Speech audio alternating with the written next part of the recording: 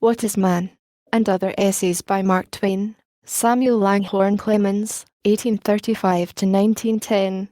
Contents. What is Man? The death of June, the turning point of my life. How to make history. Dates. The memorable assassination. A scrap of curious history. Switzerland. The cradle of liberty at the shrine of St.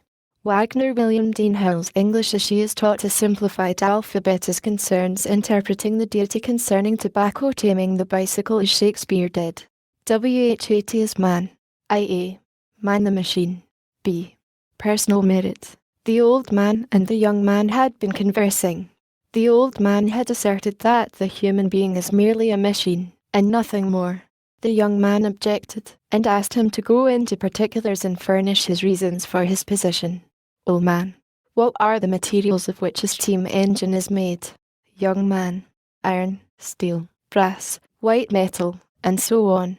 O.M. Where are these found? Y.M. In the rocks. O.M.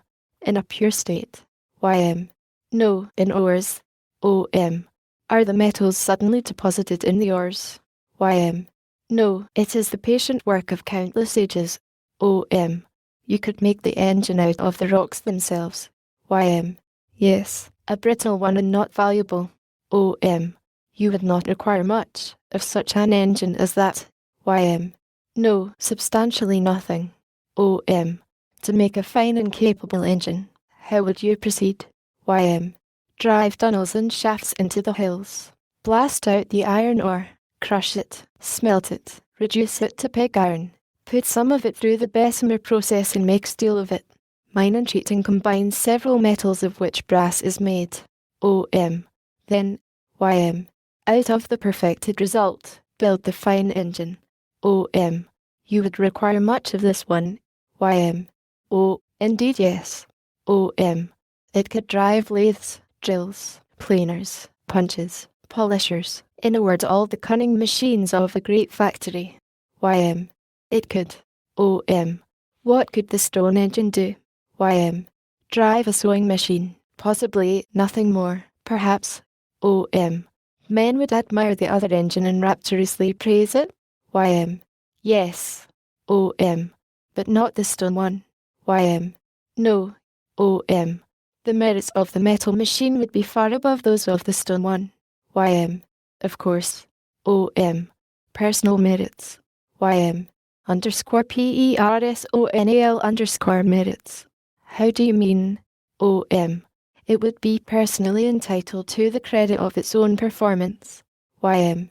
The engine. Certainly not. O.M. Why not? Y.M.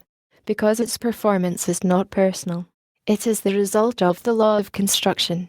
It is not a merit that it does the things which it is set to do. It can't help doing them. O.M. And it is not a personal demerit in the stone machine that it does so little. Y.M. Certainly not. It does no more and no less than the law of its make permits and compels it to do.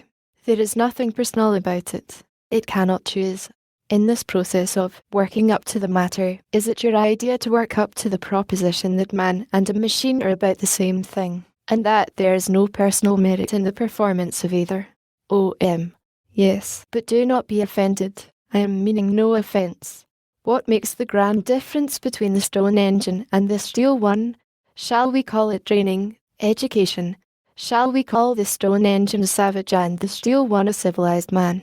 The original rock contained the stuff of which the steel one was built, but along with a lot of sulphur and stone and other obstructing inborn heredities, brought down from the old geologic ages, prejudices, let us call them. Prejudices which nothing within the rock itself had either power to remove or any desire to remove. Will you take note of that phrase? Y.M. Yes. I have written it down. Prejudices which nothing within the rock itself had either power to remove or any desire to remove.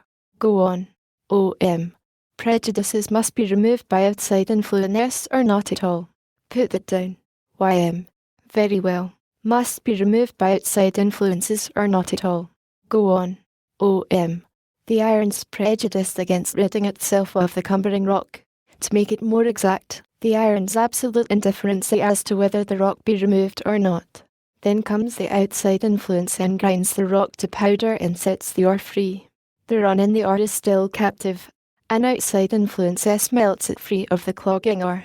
The iron is emancipated iron, now, but indifferent to further progress. An outside influence beguiles it into the Bessemer furnace and refines it into steel of the first quality. It is educated, now its training is complete. And it has reached its limit. By no possible process can it be educated into gold. Will you set that down? Y.M. Yes. Everything has its limit. Iron ore cannot be educated into gold. O.M. There are gold men, and tin men, and copper men, and leaden men, and steel men, and so on, and each has the limitations of his nature, his heredities, his training, and his environment. You can build engines out of each of these metals, and they will all perform, but you must not require the weak ones to do equal work with the strong ones. In each case, to get the best results, you must free the metal from its obstructing prejudicial ones by education, smelting, refining, and so forth. Y.M. You have arrived at man, now. O.M. Yes. Man the machine, man the impersonal engine.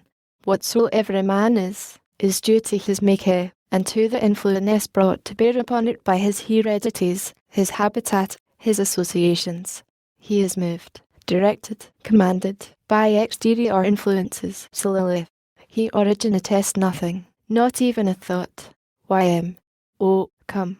Where did I get my opinion that this which you're talking is all foolishness? O.M. It is a quite natural opinion, indeed an inevitable opinion, but I did not create the materials out of which it is formed. They are odds and ends of thoughts, impressions, feelings, gathered unconsciously from 1,000 books, 1,000 conversations, and from streams of thought and feeling which have flowed down into your heart and brain out of the hearts and brains of centuries of ancestors. _PERSONALLY_ You did not create even the smallest microscopic fragment of the materials out of which your opinion is made, and personally you cannot claim even the slender merit of putting the borrowed materials together. That was done automatically by your mental machinery, in strict accordance with the law of that machinery's construction. And you not only did not make that machinery yourself, but you have not even any command over it. Y.M. This is too much. You think I could have formed no opinion but that one? O.M. Spontaneously? No. And I did not form that one. Your machinery did it for you, automatically and instantly, without reflection or the need of it. Y.M. Suppose I had reflected. How then? O.M. Suppose you try. Y.M. _EFDER a quarter of an hour. I have reflected. O.M. You mean you have tried to change your opinion as an experiment? Y.M. Yes. O.M. With success? Y.M. No. It remains the same. It is impossible to change it. O.M. I am sorry, but you see, yourself, that your mind is merely a machine, nothing more. You have no command over it. It has no command over itself. It is worked solely from the outside. That is the law of its make. It is the law of all machines. Y.M. Can't I ever change one of these automatic opinions? O.M. No. You can't yourself, but exterior influence can do it. Y.M. And exterior ones only. O.M. Yes, exterior ones only. Y.M. That position is untenable. I may say ludicrously untenable. O.M. What makes you think so? Y.M. I don't merely think it, I know it. Suppose I resolve to enter upon a course of thought, and study, and reading, with the deliberate purpose of changing that opinion, and suppose I succeed. _THAT is not the work of an exterior impulse, the whole of it is mine and personal, for I originated the project. O.M. Not a shred of it. _IT grew out of this talk with me. But for that it would not have occurred to you. No man ever originates anything. All his thoughts, all his impulses, come from the outside. Y.M. It's an exasperating subject. The first man had original thoughts. Anyway, there was nobody to draw from. O.M. It is a mistake. Adam's thoughts came to him from the outside. _YOU_ have a fear of death. You did not invent that. You got it from outside. From talking and teaching. Adam had no fear of death, none in the world. Y.M. Yes, he had. O.M. When he was created. YM. No. OM. When, then. YM. When he was threatened with it. OM. Then it came from outside. Adam is quite big enough. Let us not try to make a god of him. No any but gods have ever had a thought which did not come from the outside. Adam probably had a good head, but it was of no sort of use to him until it was filled up from the outside. He was not able to invent the triflingest little thing with it. He had not a shadow of a notion of the difference between good and evil. He had to get the idea from the outside. Neither he nor Eve was able to originate the idea that it was immodest to go naked. The knowledge came in with the apple from the outside. A man's brain is so constructed that it can originate nothing whatsoever. It can only use material obtained outside. It is merely a machine, and it works automatically, not by willpower. IT has no command over itself. Its owner has no command over it. YM. Well, never mind Adam, but certainly Shakespeare's creations. OM. No, you mean Shakespeare's imitations. Shakespeare created nothing. He correctly observed, and he marvelously painted. He exactly portrayed people whom DOD_ had created, but he created none himself. Let us spare him the slander of charging him with trying. Shakespeare could not create. He was a machine, and machines do not create. YM. Where was his excellence, then? OM. In this. He was not a sewing machine, like you and me. He was a goblin loom.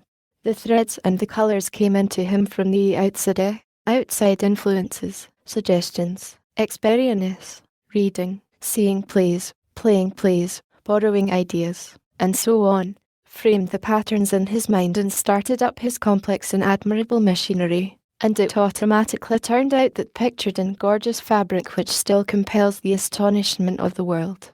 If Shakespeare had been born and bred on a barren and unvisited rock in the ocean, his mighty intellect would have had no outside material to work with, and could have invented none, and no outside influence, teachings, mouldings, persuasions, inspirations, of a valuable sort, and could have invented none, and so Shakespeare would have produced nothing. In Turkey he would have produced something up to the highest limit of Turkish influences, associations, and training. In France he would have produced something better, something up to the highest limit of the French influences and training. In England he rose to the highest limit attainable through the outside helps afforded by that land's ideals, influences, and training. You and I are but sewing machines. We must turn out what we can. We must do it and ever and care nothing at all when the unthinking reproach us for not turning out goblins. YM. And so we are mere machines. And machines may not boast, nor feel proud of their performance, nor claim personal merit for it, nor applause and praise. It is an infamous doctrine. OM. It isn't a doctrine, it is merely a fact. YM. I suppose, then, there is no more merit in being brave than in being a coward. OM. _PERSONAL_merit. No, a brave man does not create his bravery. He is entitled to no personal credit for possessing it. It is born to him. A baby born with $1 billion. Where is the personal merit in that? A baby born with nothing. Where is the personal demerit in that? The one is fawned upon, admired, worshipped, by sycophants. The other is neglected and despised. Where is the sense in it? YM. Sometimes a timid man sets himself the task of conquering his cowardice and becoming brave, and succeeds. What do you say to that? OM. That it shows the value of training in right directions over training in wrong ones.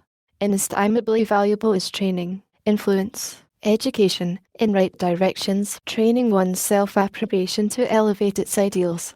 YM. But as to merit, the personal merit of the victorious coward's project and achievement. OM. There isn't any. In the world's view he is a worthier man than he was before, but he didn't achieve the change. The merit of it is not his. YM. Whose, then? OM. His make and the influences which wrought upon it from the outside. YM. His make. OM. To start with, he was not utterly and completely a coward, or the influences would have had nothing to work upon. He was not afraid of a cow, though perhaps of a bull, not afraid of a woman, but afraid of a man. There was something to build upon. There was a seed. No plant. Did he make that seed himself, or was it born in him? It was no merit of his that the seed was there. Well, anyway, the idea of cultivating it, the resolution to cultivate it, was meritorious, and he originated that. He did nothing of the kind. It came whence our impulses, good or bad, come from outside. If the timid man had lived all his life in a community of human rabbits, had never read of brave deeds, had never heard speak of them, had never heard anyone praise them nor express envy of the heroes that had done them, he would have had no more idea of bravery than Adam had of modesty, and it could never by any possibility have occurred to him to resolve to become brave. He could not originate the idea, it had to come to him from the outside. And so, when he heard bravery extolled and cowardice derided, it woke him up. He was ashamed. Perhaps his sweetheart turned up her nose and said, "I am told that you are a coward." It was not he that turned over the new leaf, she did it for him. _HE_ must not strut around in the merit of it. It is not his. But, anyway, he reared the plant after she watered the seed. No. _OUTSID influence reared it. At the command, and trembling, he marched out into the field with other soldiers and in the daytime, not alone and in the dark. He had the influence of example. He drew courage from his comrades' courage. He was afraid, and wanted to run, but he did not dare. He was afraid to run, with all those soldiers looking on. He was progressing. You see, the moral fear of shame had risen superior to the physical fear of harm. By the end of the campaign, experience will have taught him that not all who go into battle get hurt, an outside influence which will be helpful to him. And he will also have learned how sweet it is to be praised for courage and be huzzaed at with tear-choked voices as the war-worn regiment marches past the worshipping multitude with flags flying and the drums beating. After that he will be as securely brave as any veteran in the army, and there will not be a shade nor suggestion of personal merit in it anywhere. It will all have come from the outside. The Victoria Cross breeds more heroes than Hang it, where is the sense in his becoming brave if he is to get no credit for it? Your question will answer itself presently. It involves an important detail of man's make which we have not yet touched upon. What detail is that? The impulse which moves a person to do things. The only impulse that ever moves a person to do a thing. The only one. Is there but one? That is all. There is only one. Well, certainly that is a strange enough doctrine. What is the sole impulse that ever moves a person to do a thing? The impulse to content his own spirit, the necessity of contenting his own spirit and winning its approval. Come, that won't do. Why won't it? Because it puts him in the attitude of always looking out for his own comfort and advantage, whereas an unselfish man often does a thing solely for another person's good when it is a positive disadvantage to himself. It is a mistake. The act must do him good first, otherwise he will not do it. He may think he is doing it solely for the other person's sake, but it is not so. He is contenting his own spirit first. The other person's benefit has to always take second place. What a fantastic idea. What becomes of self-sacrifice? Please answer me that. What is self-sacrifice? The doing good to another person where no shadow nor suggestion of benefit to oneself can result from it. To man's sole impulse, the securing of his own approval. Man. There have been instances of it. You think, young man, _INSTANCES_, millions of them. You have not jumped to conclusions. You have examined them critically. They don't need it. The acts themselves reveal the golden impulse back of them. For instance, well, then, for instance, take the case in the book here. The man lives 3 miles uptown. It is bitter cold, snowing hard, midnight. He is about to enter the horse car when a grey and ragged old woman, a touching picture of misery, puts out her lean hand and begs for rescue from hunger and death. The man finds that he has a quarter in his pocket, but he does not hesitate. He gives a turn and trudges home through the storm. There, it is noble, it is beautiful, its grace is marred by no fleck or blemish or suggestion of self-interest. O.M. What makes you think that? Y.M. Pray what else could I think? Do you imagine that there is some other way of looking at it? O.M. Can you put yourself in the man's place and tell me what he felt and what he thought? Y.M. Easily. The sight of that suffering old face pierced his generous heart with a sharp pain. He could not bear it. He could endure the 3-mile walk in the storm, but he could not endure the tortures his conscience would suffer if he turned his back and left that poor old creature to perish. He would not have been able to sleep, for thinking of it. O.M. What was his state of mind on his way home? Y.M. It was a state of joy which only the self-sacrificer knows. His heart sang. He was unconscious of the storm. O.M. He felt well. Y.M. One cannot doubt it. O.M. Very well. Now let us add up the details and see how much he got for his 25 cents. Let us try to find out the real why of his making the investment. In the first place, he couldn't bear the pain which the old suffering face gave him. So he was thinking of his pain, this good man. He must buy a salve for it. If he did not succour the old woman, his conscience would torture him all the way home. Thinking of his pain again, he must buy relief for that. If he didn't relieve the old woman, he would not get any sleep. He must buy some sleep, still thinking of himself, you see. Thus, to sum up, he bought himself free of a sharp pain in his heart. He bought himself free of the tortures of a waiting conscience. He bought a whole night's sleep, all for 25 cents. It should make Wall Street ashamed of itself. On his way home his heart was joyful, and it sang profit on top of profit. The impulse which moved the man to succour the old woman was, first, to content his own spirit, secondly, to relieve her sufferings. Is it your opinion that men's acts proceed from one central and unchanging and inalterable impulse, or from a variety of impulses? Y.M. From a variety. Of course, some high and fine and noble, others not. What is your opinion? O.M. Then there is but one law, one source. Y.M. That both the noblest impulses and the basest proceed from that one source. O.M. Yes. Y.M. Will you put that law into words? O.M. Yes. This is the law, keep it in your mind. _FROM his cradle to his grave a man never does a single thing which has any first and foremost object but only to secure peace of mind, spiritual comfort, for himself. Y.M.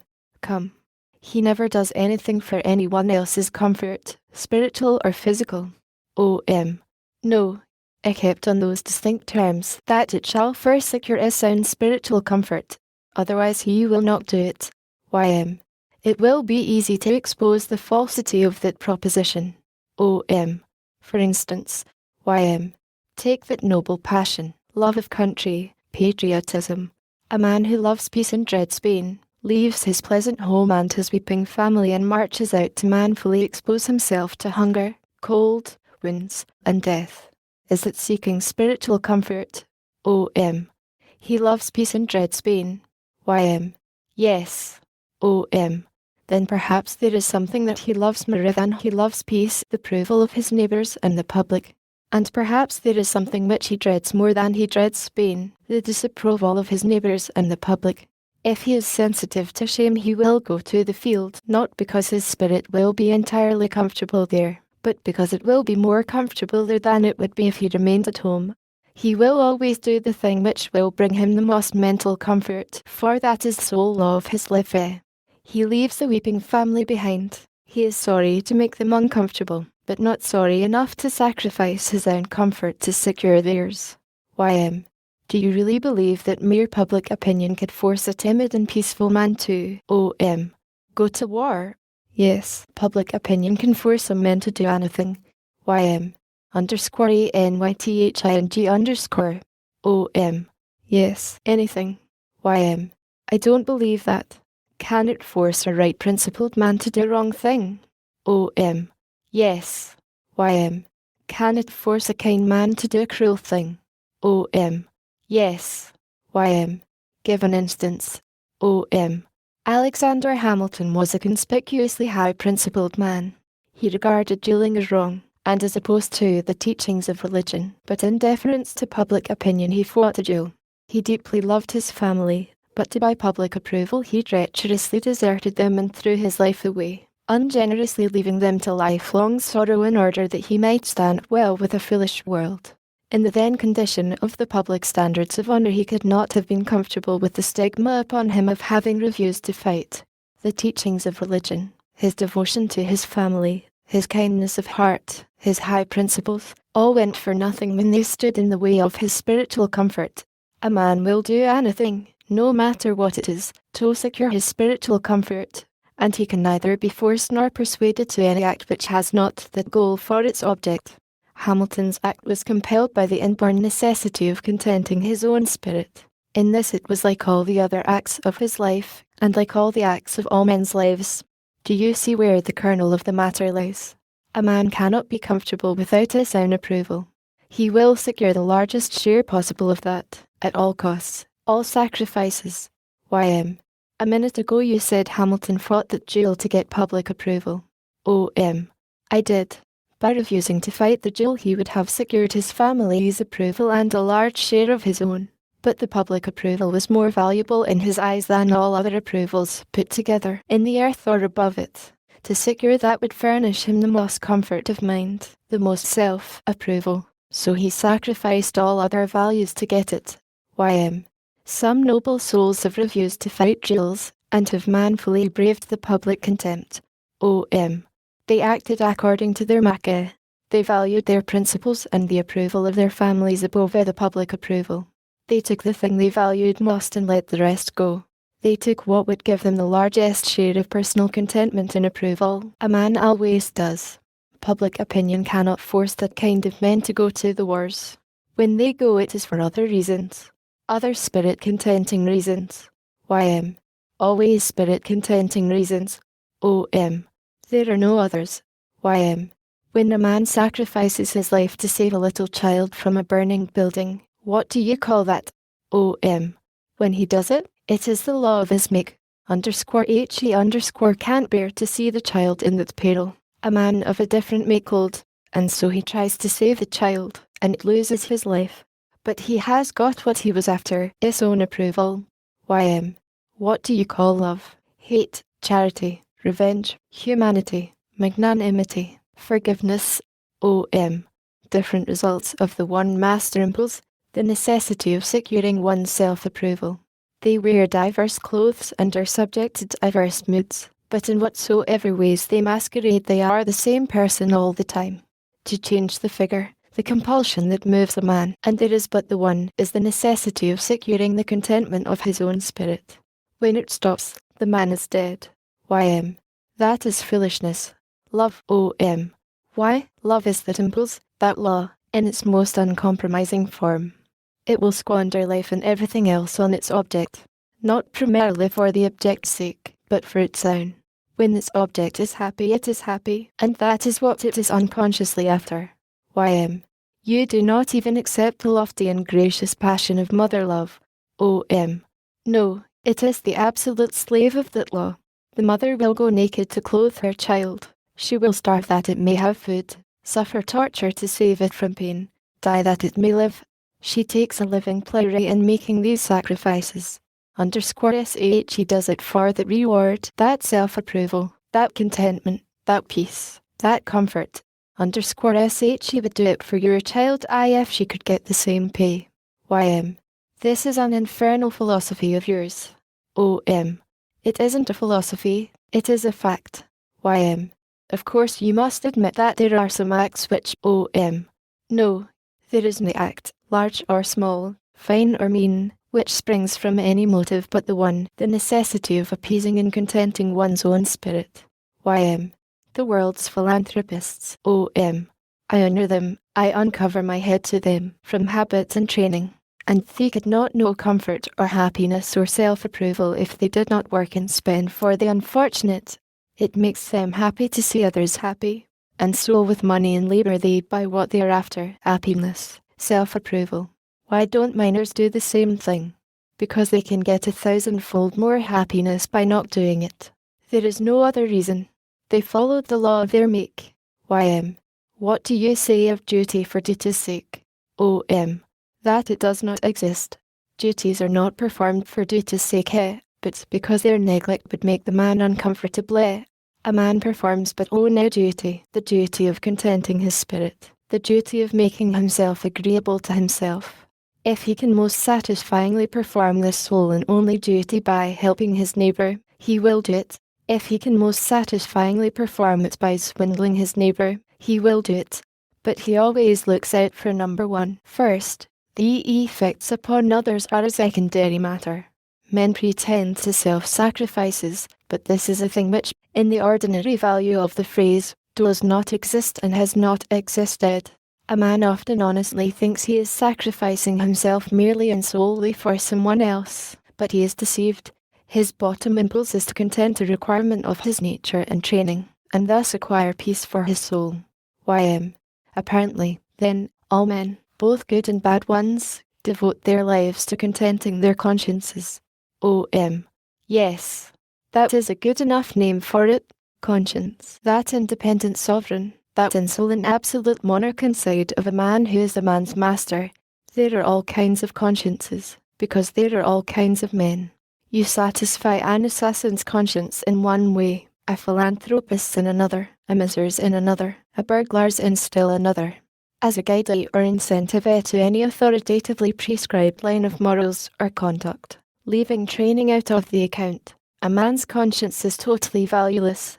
I know a kind-hearted Kentuckian whose self-approval was lacking, whose conscience was troubling him, to phrase it with exactness, because he had neglected to kill a certain man, a man whom he had never seen. The stranger had killed this man's friend in a fight. This man's Kentucky training made it a duty to kill the stranger for it. He neglected his duty, kept dodging it, shirking it, putting it off, and his unrelenting conscience kept persecuting him for this conduct. At last, to get ease of mind, comfort, self-approval, he hunted up the stranger and took his life. It was an immense act of self-sacrifice, as per the usual definition, for he did not want to do it, and he never would have done it if he could have bought a contented spirit and an unworried mind at smaller cost. But we are so made that we will pay anything for that contentment, even another man's life. Y.M. You spoke a moment ago of trained consciences. You mean that we are not born with consciences competent to guide us aright? O.M. If we were, children and savages would know right from wrong, and not have to be taught it. Y.M. But consciences can be trained. O.M. Yes. Y.M. Of course by parents, teachers, the pulpit, and books. O.M. Yes, they do their share. They do what they can. Y.M. And the rest is done by O.M. A million unnoticed influences, for good or bad, influences which work without rest during every waking moment of a man's life, from cradle to grave. Y.M. You have tabulated these. O.M. Many of them. Yes. Y.M. Will you read me the result? O.M. Another time. Yes. It would take an hour. Y.M. A conscience can be trained to shun evil and prefer good. O.M. Yes. Y.M. But will it for spirit-contenting reasons only? O.M. It can't be trained to do a thing for any other reason. The thing is impossible. Y.M. There must be a genuinely and utterly self-sacrificing act recorded in human history somewhere. O.M. You are young. You have many years before you. Search one out. Y.M. It does seem to me that when a man sees a fellow being struggling in the water and jumps in at the risk of his life to save him. O.M. Wait. Describe the man. Describe the fellow buying. State if there is an audience present, or if they are alone. Y.M. What have these things to do with the splendid act? O.M. Very much. Shall we suppose, as a beginning, that the two are alone, in a solitary place, at midnight? Y.M. If you choose. O.M. And that the fellow being is the man's daughter. Y.M.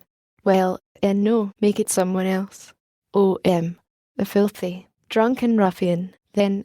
Y.M. I see. Circumstances alter cases. I suppose that if there was no audience to observe the act, the man wouldn't perform it. O.M. But there is here and there a man who'll. People, For instance, like the man who lost his life trying to save the child from the fire, and the man who gave the needy old woman his 25 cents and walked home in the storm. There are here and there men like that who would do it. And why? Because they couldn't bear to see a fellow being struggling in the water and not jump in and help. It would give them pain. They would save the fellow being on that account. _THEY wouldn't do it. Author was there. They strictly obey the law which I have been insisting upon. You must remember and always distinguish the people who can't bear things from people who can. It will throw light upon a number of apparently self-sacrificing cases. YM. Oh, dear. It's all so disgusting. OM. Yes. And so true. YM. Come, take the good boy who does things he doesn't want to do, in order to gratify his mother. OM. He does 7/10 of the act because it gratifies him to gratify his mother. Throw the bulk of advantage the other way and the good boy would not do the act. He must obey the iron law. None can escape it. YM. Well, take the case of a bad boy who, OM. You needn't mention it. It is a waste of time. It is no matter about the bad boy's act. Whatever it was, he had a spirit-contenting reason for it. Otherwise you have been misinformed, and he didn't do it. YM. It is very exasperating. A while ago you said that man's conscience is not a born judge of morals and conduct, but has to be taught and trained. Now I think a conscience can get drowsy and lazy, but I don't think it can go wrong. If you wake it up, _a little story, OM. I will tell you a little story. Once upon a time an infidel was guest in the house of a Christian widow whose little boy was ill and near to death. The infidel often watched by the bedside and entertained the boy with talk, and he used these opportunities to satisfy a strong longing in his nature, that desire which is in us all to better other people's condition by having them think as we think. He was successful, but the dying boy, in his last moments, reproached him and said, _I believed, and was happy in it. You have taken my belief away, and my comfort. Now I have nothing left, and I die miserable, for the things which you have told me do not take the place of that which I have lost. And the mother, also, reproached the infidel, and said, _my child is forever lost, and my heart is broken. How could you do this cruel thing? We have done you no harm, but only kindness. We made your house your home. You are welcome to all we had, and this is a reward. The heart of the infidel was filled with remorse for what he had done, and he said, _I was wrong. I see it now, but I was only trying to do him good. In my view he was in error. It seemed my duty to teach him the truth. Then the mother said, _I had taught him, all his little life, what I believed to be the truth, and in his believing faith both of us were happy. Now he is dead, and lost, and I am miserable. Our faith came down to us through centuries of believing ancestors. What right had you, or anyone, to disturb it? Where was your honour? Where was your shame? YM. He was a miscreant, and deserved death. OM. He thought so himself, and said so. YM. Ah, you see, his conscience was awakened. OM. Yes, his self-disapproval was. It pained him to see the mother suffer. He was sorry he had done a thing which brought him pain. It did not occur to him to think of the mother when he was misteaching the boy, for he was absorbed in providing pleasure for himself, then providing it by satisfying what he believed to be a call of duty. YM. Call it what you please. It is to me a case of awakened conscience. That awakened conscience could never get itself into that species of trouble again. A cure like that is a permanent cure. OM. Pardon, I had not finished the story. We are creatures of outside influence. We originate nothing within. Whenever we take a new line of thought and drift into a new line of belief and action, the impulse is always suggested from the outside. Remorse so preyed upon the infidel that it dissolved his harshness toward the boy's religion and made him come to regard it with tolerance, next with kindness, for the boy's sake and the mother's. Finally he found himself examining it. From that moment his progress in his new trend was steady and rapid. He became a believing Christian, and now his remorse for having robbed the dying boy of his faith and his salvation was bitterer than ever. It gave him no rest, no peace. He must have rest and peace. It is the law of nature. There seemed but one way to get it. He must devote himself to saving imperiled souls. He became a missionary. He landed in a pagan country ill and helpless. A native widow took him into her humble home and nursed him back to convalescence. Then her young boy was taken hopelessly ill, and the grateful missionary helped her tend him. Here was his first opportunity to repair a part of the wrong done to the other boy by doing a precious service for this one by undermining his foolish faith in his false gods. He was successful, but the dying boy in his last moments reproached him and said, "I believed, and was happy in it. You have taken my belief away, and my comfort. Now I have nothing left, and I die miserable, for the things which you have told me do not take the place of that which I have lost." And the mother also reproached the missionary, and said, "My child is forever lost, and my heart is broken. How could you do this cruel thing? We had done you no harm, but only kindness. We made our house your home. You are welcome to all we had, and this is a reward." The heart of the missionary was filled with remorse for what he had done, and he said, "I was wrong. I see it now, but I was only trying to do him good. In my view he was in error. It seemed my duty to teach him the truth." Then the mother said, "I had taught him, all his little life, what I believed to be the truth, and in his believing faith both of us were happy. Now he is dead and lost, and I am miserable. Our faith came down to us through centuries of believing ancestors. What right had you, or anyone, to disturb it? Where was your honour? Where was your shame?" The missionary's anguish of remorse and sense of treachery were as bitter and persecuting and unappeasable now as they had been in the former case. The story is finished. What is your comment? Y.M. The man's conscience is a fool. It was morbid. It didn't know right from wrong. O.M. I am not sorry to hear you say that. If you grant that a man's conscience doesn't know right from wrong, it is an admission that there are others like it. This single admission pulls down the whole doctrine of infallibility of judgment in consciences. Meantime, there is one thing which I ask you to notice. Y.M. What is that? O.M. That in both cases the man's act gave him no spiritual discomfort, and that he was quite satisfied with it and got pleasure out of it. But afterward, when it resulted in pain to him, he was sorry. Sorry it had inflicted pain upon the others, but for no reason under the sun except that their pain gave him pain. Our consciences take no notice of pain inflicted upon others until it reaches a point where it gives pain to us.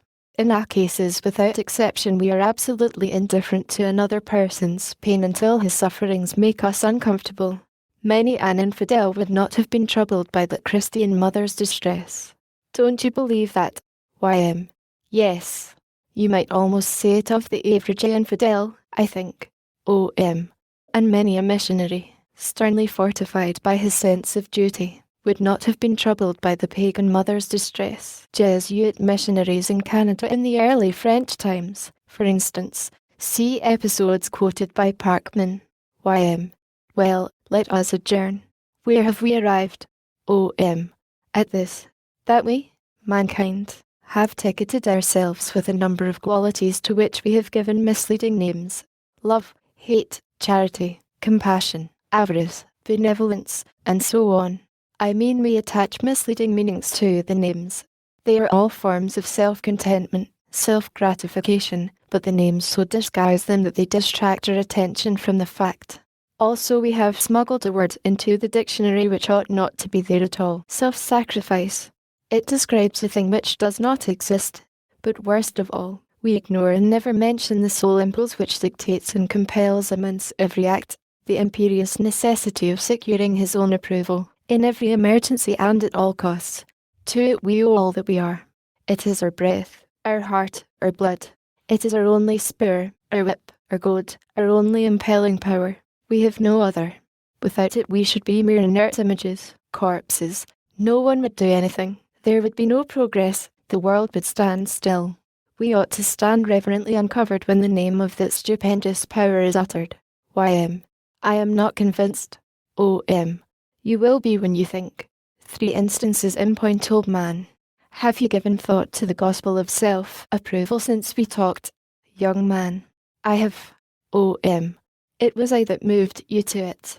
That is to say, an outside influence moved you to it, not one that originated in your head.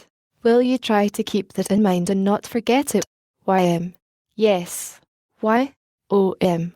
Because by and by in one of our talks, I wish to further impress upon you that neither you, nor I, nor any man ever originates a thought in his own head. Underscore the utterer of a thought always utters of second-hand YM. Oh, now OM. Wait. Reserve your remark till we get to that part of our discussion, tomorrow or next day, say. Now, then, have you been considering the proposition that no act is ever born of any but a self-contending impulse? Primarily, you have sought. What have you found? YM. I have not been very fortunate. I have examined many fine and apparently self-sacrificing deeds in romances and biographies, but OM. Under searching analysis the ostensible self-sacrifice disappeared. It naturally would. YM. But here in this novel is one which seems to promise. In the Adirondack woods is a wage-earner and lay preacher in lumber camps who is of noble character and deeply religious.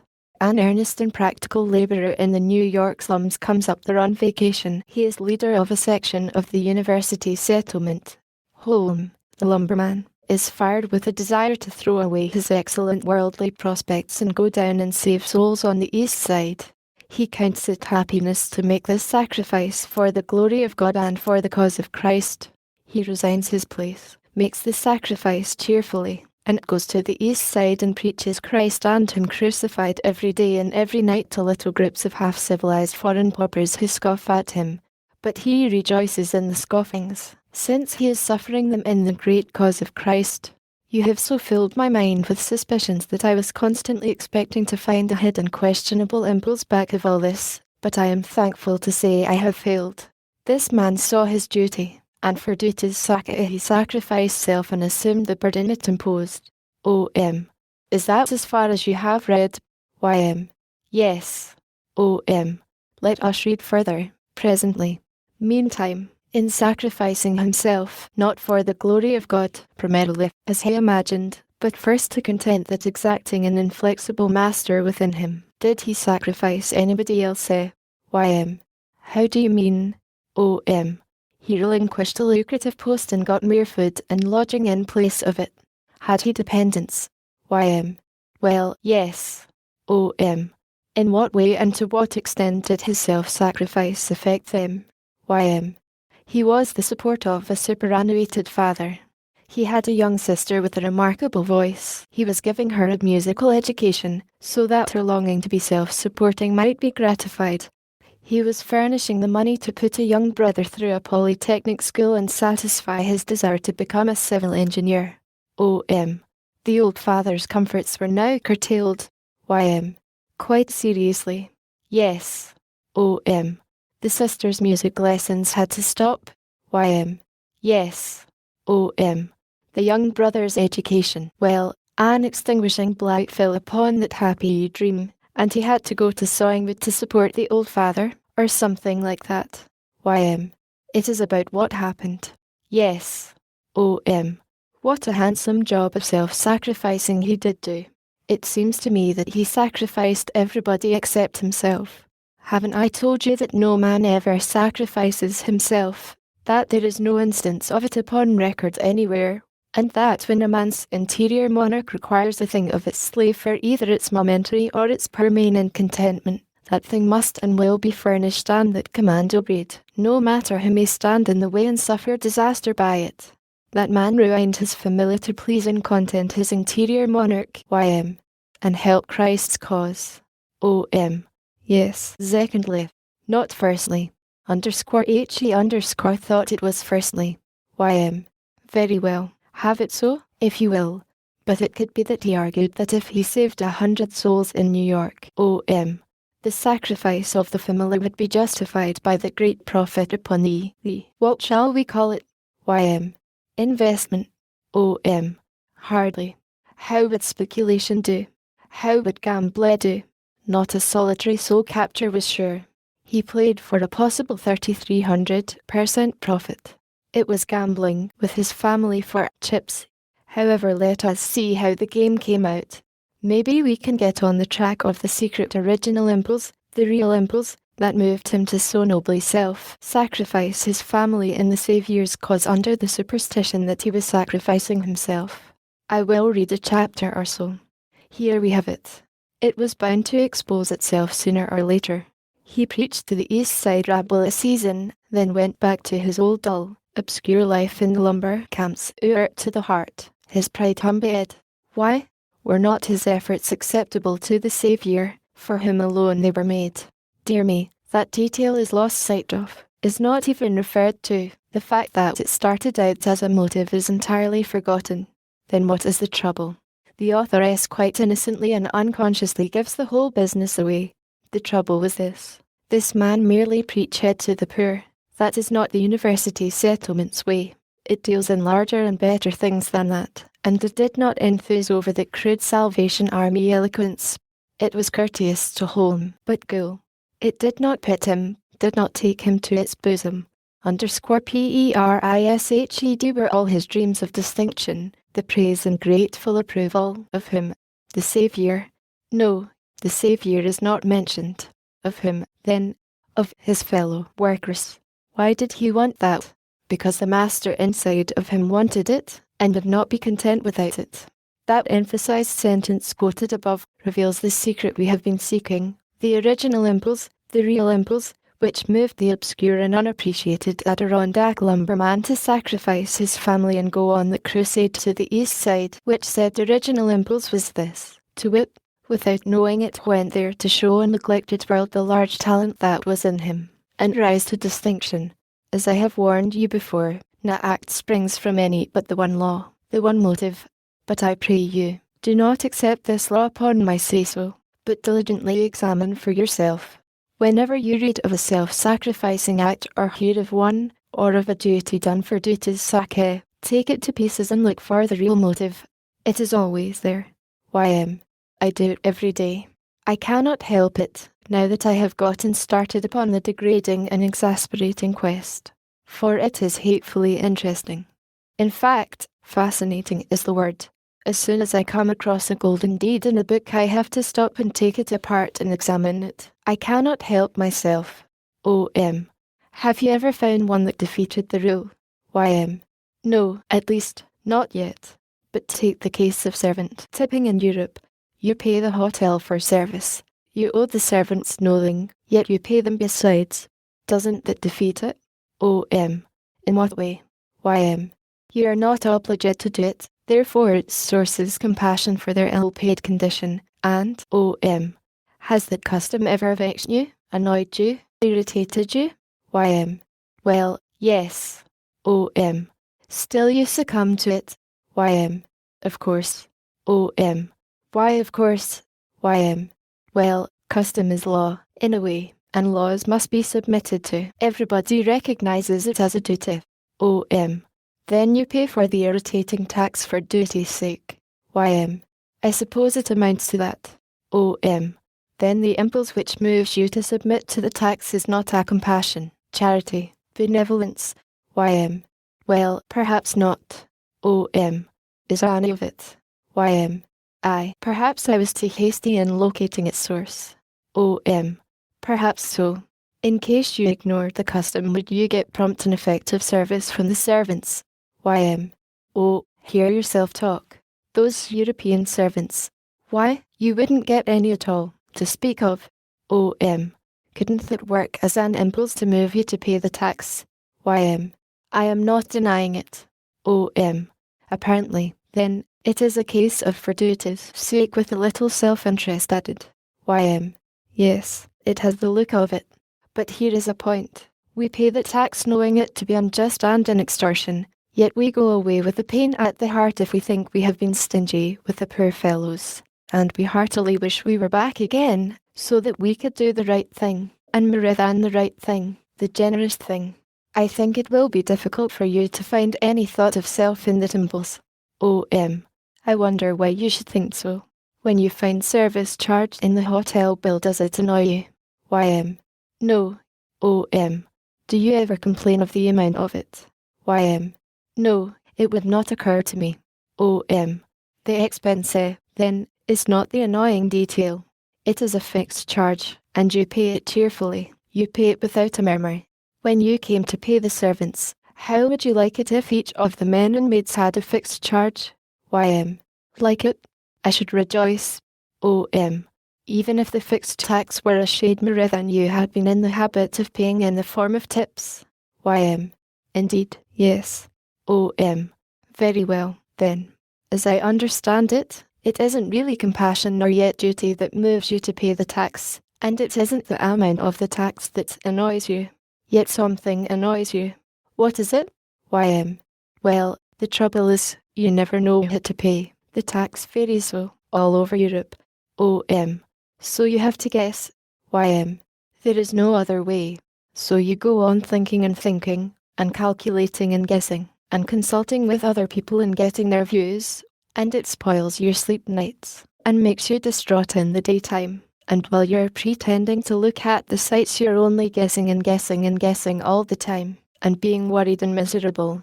And all about a debt which you don't owe and don't have to pay unless you want to. Strange. What is the purpose of the guessing? To guess out what is right to give them, and not be unfair to any of them. It is quite a noble look, taking so much pains and using up so much valuable time in order to be just and fair to a poor servant to whom you owe nothing, but who needs money and is ill paid. I think, myself, that if there is any ungracious motive back of it, it will be hard to find. How do you know when you have not paid a servant fairly? Why, he is silent, does not thank you. Sometimes he gives you a look that makes you ashamed. You're too proud to rectify your mistake there, with people looking, but afterward you keep on wishing and wishing you had done it. The shame and the pain of it. Sometimes you see, by the signs, that you have it just right, and you go away mightily satisfied. Sometimes the man is so effusively thankful that you know you have given him a good deal more than was necessary. _NECESSARY_ Necessary for what? To content him. How do you feel then? Repentant. It is my belief that you have not been concerning yourself in guessing out his just use, but only in ciphering out what would content him, and I think you have a self-deluding reason for that. What was it? If you fell short of what he was expecting and wanting, you would get a look which would shame you before folk. That would give you pain. _YOU_, for you're only working for yourself, not him. If you gave him too much you would be ashamed of yourself for it, and that would give pain. Another case of thinking of yourself, protecting yourself, saving yourself from discomfort. You never think of the servant once except to guess out how to get his approval. If you get that, you get your own approval, and that is the sole and only thing you're after. The mastering side of you is then satisfied, contented, comfortable. There was no other thing at stake, as a matter of first interest, anywhere in the transaction. _FURTHER and SYM. Well, to think of it, self-sacrifice for others, the grandest thing in man, ruled out, non-existent. Are you accusing me of saying that? Why, certainly. I haven't said it. What did you say, then? That no man has ever sacrificed himself in the common meaning of that phrase, which is self-sacrifice for another alone. Men make daily sacrifices for others, but it is for their own sake first. The act must content their own spirit first. The other beneficiaries come second. And the same with duty for duty's sake. Yes. No man performs a duty for mere duty's sake. The act must content his spirit first. He must feel better for doing the duty than he would for shirking it. Otherwise he will not do it. Take the case of the _BERKELEY castle. It was a noble duty, greatly performed.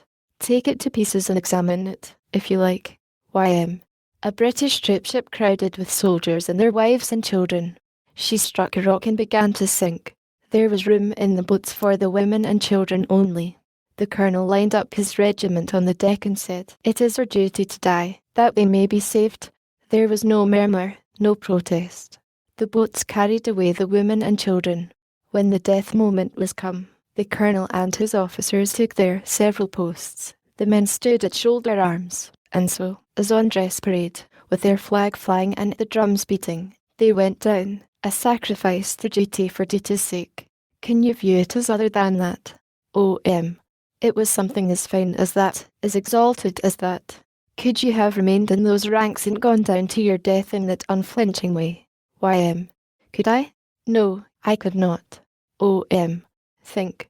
Imagine yourself there, with the watery doom creeping higher and higher around you. I can imagine it. I feel all the horror of it. I could not have endured it. I could not have remained in my place. I know it. Why? There is no why about it. I know myself, and I know I couldn't do it. But it would be your duty to do it. Yes, I know, but I couldn't. It was more than 1,000 men, yet not one of them flinched. Some of them must have been born with your temperament. If they could do the great duty for duty's sake, why not you? Don't you know that you could go out and gather together 1,000 clerks and mechanics and put them on the deck and ask them to die for duty's sake, and not 2 dozen of them would stay in the ranks to the end? Yes, I know that.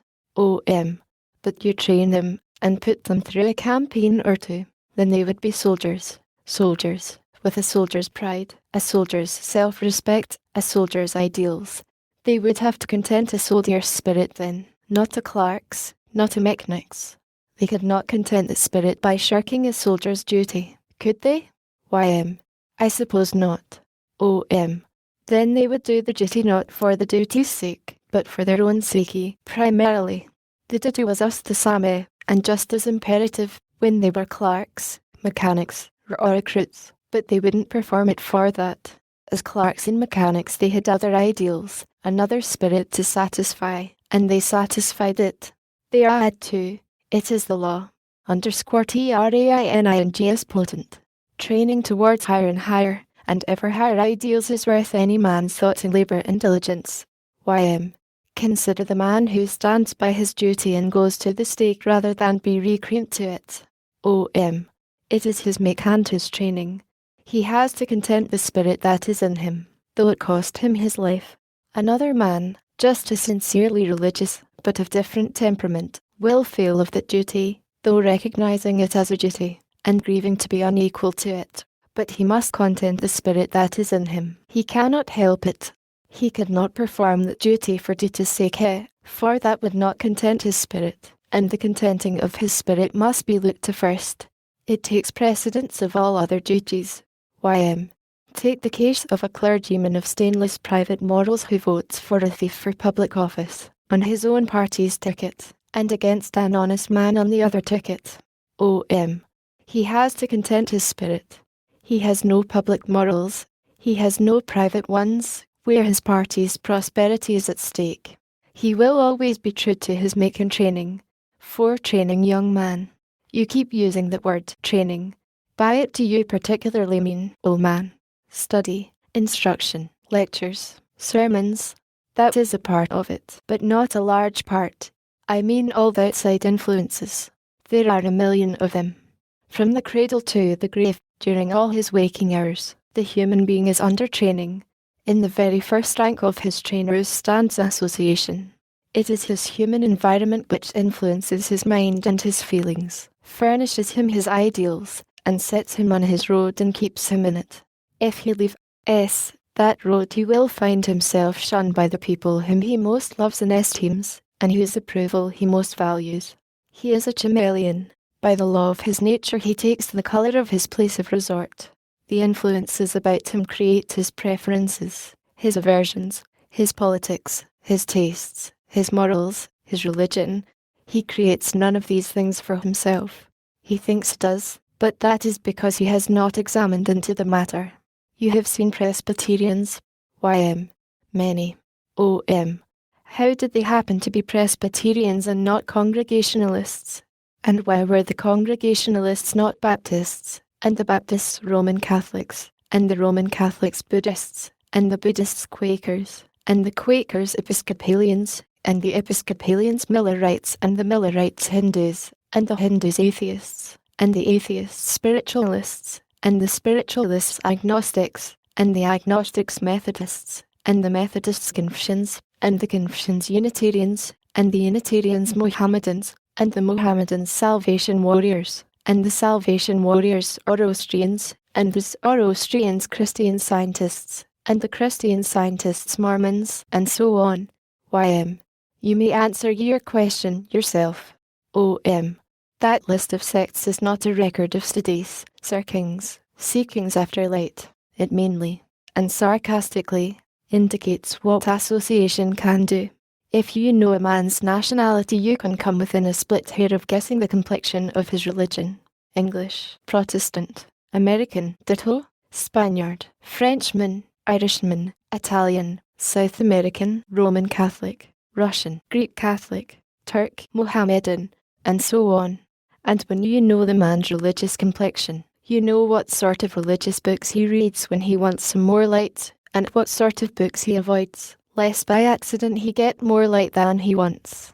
In America, if you know which party colour a voter wears, you know what his associations are, and how he came by his politics, and which breed of newspaper he reads to get light, and which breed he diligently avoids, and which breed of mass meetings he attends in order to broaden his political knowledge, and which breed of mass meetings he doesn't attend, except to refute its doctrines with brickbats. We are always hearing of people who are around seeking after truth. I have never seen a permanent specimen. I think he had never lived, but I have seen several entirely sincere people who thought they were permanent seekers after truth. They sought diligently, persistently, carefully, cautiously, profoundly, with perfect honesty and nicely adjusted judgment, until they believed that without doubt or question they had found the truth. _TH80 was the end of the search. _THE man spent the rest of his life hunting up shingles wherewith to protect his truth from the weather. If he was seeking after political truth, he found it in one or another of the 100 political gospels which govern men in the earth. If he was seeking after the only true religion, he found it in one or another of the 3,000 that are on the market. In any case, when he found the truth, sought no further, but from that day forth, with his soldering iron in one hand and his bludgeon in the other, he tinkered its leaks and reasoned with objectors. There have been innumerable temporary seekers of truth. Have you ever heard of a permanent one? In the very nature of man, such a person is impossible. However, to drop back to the text, training. All training is one form or another of outside influence, and association is the largest part of it. A man is never anything but what his outside influences have made him. They train him downward, or they train him upward, but they train him. They are at work upon him all the time. YM. Then if he happen by the accidents of life to be heavily placed, there is no help for him. According to your notions, he must train downward. OM. No help for him. No help for this chameleon. It is a mistake. It is in his chameleonship that his greatest good fortune lies. He has only to change his habitat, his associations. But the impulse to do it must come from the outside. He cannot originate it himself, with that purpose in view. Sometimes a very small and accidental thing can furnish him the initiatory impulse and start him on a new road, with a new idea. The chance remark of a sweetheart, "I hear that you are a coward," may water a seed that shall sprout and bloom and flourish, and ended in producing a surprising fruitage in the fields of war. The history of man is full of such accidents. The accident of a broken leg brought a profane and ribald soldier under religious influences and furnished him a new ideal. From that accident sprang the order of the Jesuits, and it has been shaking thrones, changing policies, and doing other tremendous work for 200 years, and will go on. The chance reading of a book or of a paragraph in a newspaper can start a man on a new track and make him renounce his old associations and seek new ones that are in sympathy with his new ideal. And the result, for that man, can be an entire change of his way of life. YM. Are you hinting at a scheme of procedure? OM. Not a new one, an old one. Old as mankind. YM. What is it? OM. Merely the laying of traps for people. Traps baited with initiatory impulses toward high ideals. _IT is what the tract distributor does. It is what the missionary does. It is what governments ought to do. YM. Don't they? OM. In one way they do, In another they don't. They separate the smallpox patients from the healthy people, but in dealing with crime they put the healthy into the pest house along with the sick. That is to say, they put the beginners in with the confirmed criminals. This would be well if man were naturally inclined to good, but he isn't, and so association makes the beginners worse than they were when they went into captivity.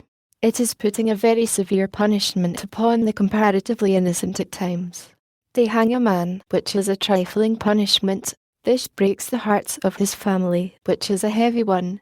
They comfortably jail and feed a wife-beater, and leave his innocent wife and family to starve. YM. Do you believe in the doctrine that man is equipped with an intuitive perception of good and evil? OM. Adam hadn't it. YM. But has man acquired it since? OM. No. I think he has no intuitions of any kind. He gets all his ideas, all his impressions, from the outside.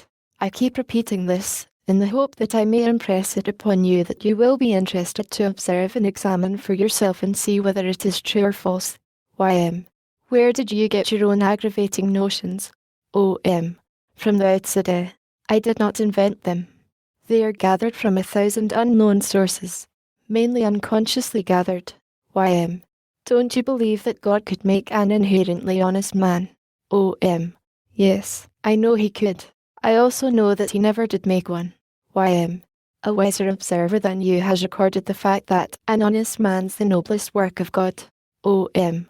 He didn't record a fact, he recorded a falsity. It is windy, and sounds well, but it is not true. God makes a man with honest and dishonest possibilities in him and stops there. The man's associations develop the possibilities, the one set or the other.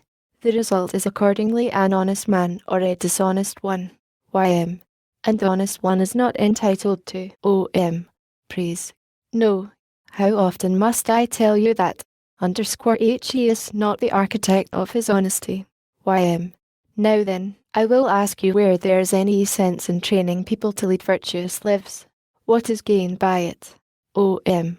The man himself gets large advantages out of it, and that is the main thing to him.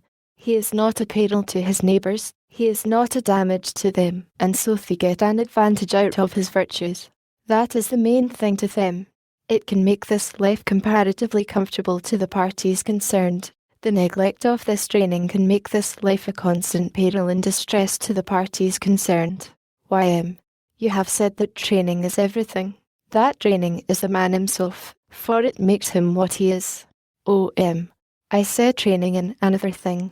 Let that other thing pass, for the moment. What were you going to say? YM.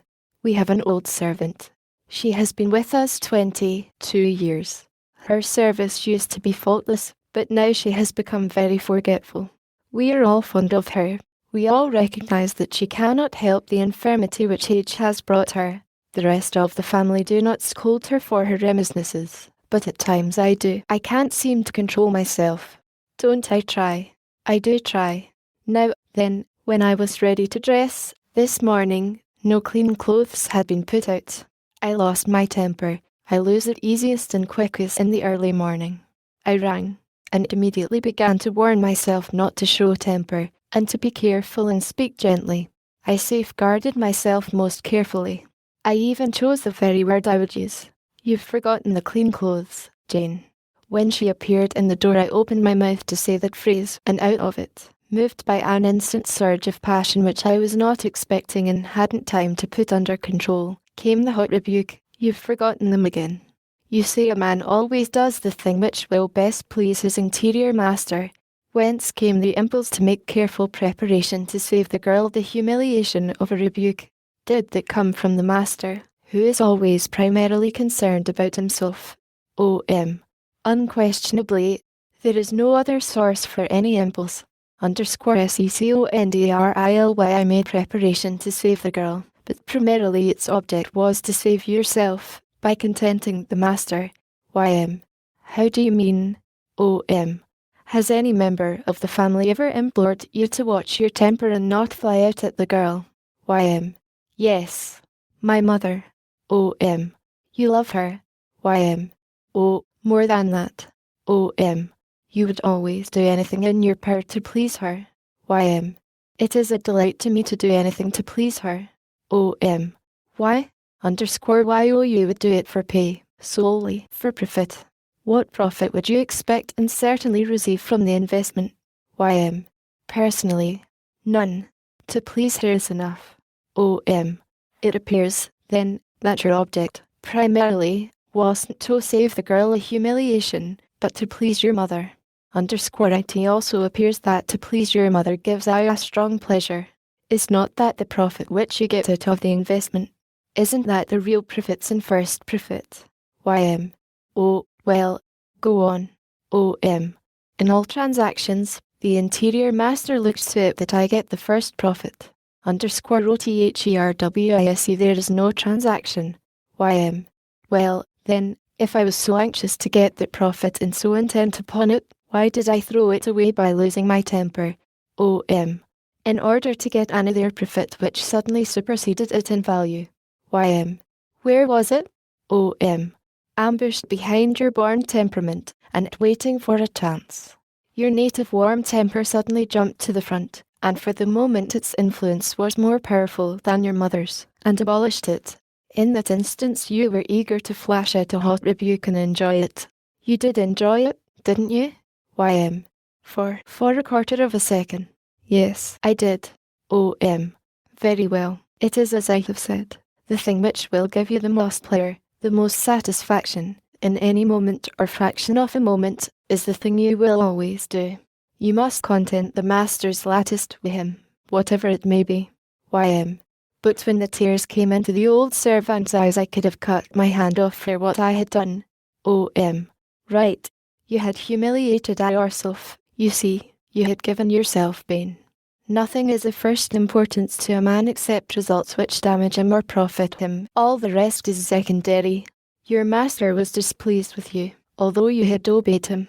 He required a prompt repentance. You obeyed again. You had there is never any escape from his commands. He is a hard master and fickle. He changes his mind in the fraction of a second, but you must be ready to obey, and you will obey, always. If he requires repentance, you content him. You will always furnish it.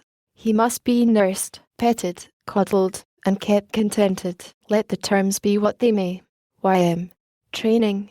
Oh, what's the use of it? Didn't I, and didn't my mother try to train me up to where I would no longer fly out at that girl? O.M. Have you never managed to keep back a scolding? Y.M. Oh, certainly, many times. O.M. More times this year than last. Y.M. Yes, a good many more. O.M. More times last year than the year before. Y.M. Yes. O.M. There is a large improvement, then, in the 2 years. Y.M. Yes, undoubtedly. O.M. Then your question is answered. You see there is use in training. Keep on. Keeping faithfully on. You're doing well. Y.M. Will my reform reach perfection? O.M. It will.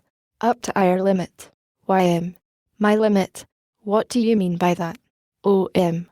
You remember that you said that I said training was everything. I corrected you, and said training in another thing. That other thing is temperament. That is, the disposition you were born with. YO you can't eradicate your disposition nor any rag of it. You can only put a pressure on it and keep it down in quiet. You have a warm temper. Y.M. Yes. O.M. You will never get rid of it, but by watching it you can keep it down nearly all the time. ITS presence is your limit. YO your reform will never quite reach perfection, for your temper will beat you now and then, but you come near enough. You have made valuable progress and can make more. There is use in training, immense use. Presently you will reach a new stage of development. Then your progress will be easier. We'll proceed on a simpler basis, anyway. Y.M. Explain. O.M. You keep back your scoldings now, to please yourself by pleasing your mother. Presently the mere triumphing over your temper will delight your vanity and confer a more delicious pleasure and satisfaction upon you than even the approbation of your mother confers upon you now. You will then labour for yourself directly and at first hand, not by the roundabout way through your mother. It simplifies the matter, and it also strengthens the impulse. Y.M. Ah, dear. But I shan't ever reach the point where I will spare the girl for her sake, primarily, not mine. Why? Yes. In heaven. YM. Underscore EFDER reflective pause. Underscore TMPEREMENT. Well, I see one must allow for temperament. It is a large factor, sure enough. My mother is thoughtful, and not hot-tempered. When I was dressed I went to her room. She was not there. I called, she answered from the bathroom. I heard the water running. I inquired. She answered, without temper, that Jane had forgotten her bath, and she was preparing it herself. I offered to ring, but she said, "No, don't do that. It would only distress her to be confronted with her lapse, and would be a rebuke. She doesn't deserve that. She is not to blame for the tricks her memory serves her." I say, "Has my mother an interior master? And where was he?" He was there, and looking out for his own peace and pleasure and contentment. The girl's distress would have pained our mother. Underscore OTHERWISE, the girl would have been rung up, distress and all. I know women who would have gotten a no. One player out of ringing Jane up, and so they would infallibly have pushed the button and obeyed the law of their make and training, which are the servants of their interior masters. It is quite likely that a part of your mother's forbearance came from training. The good kind of training, whose best and highest function is to see to it that every time it confers a satisfaction upon its pupil the benefit shall fall at second hand upon others. If you were going to condense into an admonition your plan for the general betterment of the race's condition, how would you word it? _ADMONITION_OM. Diligently train your ideals upward and still upward toward a summit where you will find your chiefest pleasure in conduct which, while contenting you, will be sure to confer benefits upon your neighbour and the community. Is that a new gospel? No. It has been taught before. For 10,000 years. By whom? All the great religions, all the great gospels. Then there is nothing new about it. Oh yes, there is. It is candidly stated, this time. That has not been done before. How do you mean? Haven't I put I first, and your neighbour and the community afterward? Well, yes, that is a difference, it is true. The difference between straight speaking and crooked. The difference between frankness and shuffling. Explain. The others offer you 100 bribes to be good, thus conceding that the master inside of you must be conciliated and contented first, and that you will do nothing at first hand but for his sake. Then they turn square around and require you to do good for others' sake chiefly, and to do your duty for duty's sake chiefly, and to do acts of self-sacrifice. Thus at the outset we all stand upon the same ground, recognition of the supreme and absolute monarch that resides in man, and we all grovel before him and appeal to him. Then those others dodge and shuffle, and face around and unfrankly and inconsistently and illogically change the form of their appeal and direct its persuasions to man's second-place powers and to powers which have no existence in him, thus advancing them to first place. Whereas in my admonition I stick logically and consistently to the original position, I place the interior master's requirements first, and keep them there. If we grant, for the sake of argument, that your scheme and the other schemes aim at and produce the same result, right living, as yours an advantage over the others? One, yes, a large one. It has no concealments, no deceptions. When a man leads a right and valuable life under it, he is not deceived as to the real chief motive which impels him to it. In those other cases he is. Is that an advantage? Is it an advantage to live a lofty life for a mean reason? In the other cases he lives the lofty life under the impression that he is living for a lofty reason. Is not that an advantage? Perhaps so. The same advantage he might get out of thinking himself a duke, and living a duke's life and parading in ducal fuss and feathers, when he wasn't a duke at all, and could find it out if he would only examine the herald's records. But anyway, he is obliged to do a duke's part. He puts his hand in his pocket and does his benevolences on as big a scale as he can stand, and it benefits the community. He could do that without being a duke. But would he? Don't you see where you're arriving? Where? At the standpoint of the other schemes, that it is good morals to let an ignorant Duke do showy benevolences for his pretty's sake, a pretty low motive, and go on doing them unwarned, lest if he were made acquainted with the actual motive which prompted them he might shut up his purse and cease to be good. But isn't it best to leave him in ignorance, as long as he thinks he's doing good for others' sake? Perhaps so. It is the position of the other schemes. They think humbug is good enough morals when the dividend on it is good deeds and handsome conduct. It is my opinion that under your scheme of a man's doing a good deed for his own sake first off, instead of first for the good deed's sake, no man would ever do one. Have you committed a benevolence lately? Yes. This morning. Give the particulars. The cabin of the old Negro woman who used to nurse me when I was a child and has saved my life once at the risk of her own, was burned last night, and she came mourning this morning, and pleading for money to build another one. You furnished it? Certainly. You were glad you had the money? Money? I hadn't. I sold my horse. You were glad you had the horse? Of course I was. For if I hadn't had the horse I should have been incapable, and my mother would have captured the chance to set old Sally up. You were cordially glad you were not caught out and incapable? I just was. Now, then, stop where you are. I know your whole catalogue of questions, and I could answer every one of them without your wasting the time to ask them. But I will summarize the whole thing in a single remark. I did the charity knowing it was because the act would give ma splendid pleasure, and because old Sally's moving gratitude and delight would give ma another one, and because the reflection that she would be happy now and out of her trouble would fill me full of happiness. I did the whole thing with my eyes open and recognizing and realizing that I was looking out for my share of the profits first. Now then, I have confessed. Go on. I haven't anything to offer. You have covered the whole ground. Can you have been any more strongly moved to help Sally out of her trouble? Could you have done the deed any more eagerly, if you had been under the delusion that you were doing it for her sake and profit only? No. Nothing in the world could have made the impulse which moved me more powerful, more masterful, more thoroughly irresistible. I played the limit. Very well. You begin to suspect, and I claim to know, that when a man is a shade more strongly moved to do enough two things or of 2 dozen things than he is to do any one of the others, he will infallibly do that one thing, be it good or be it evil. And if it be good, not all the beguilements of all the casuistries can increase the strength of the impulse by a single shade or add a shade to the comfort and contentment he will get out of the act.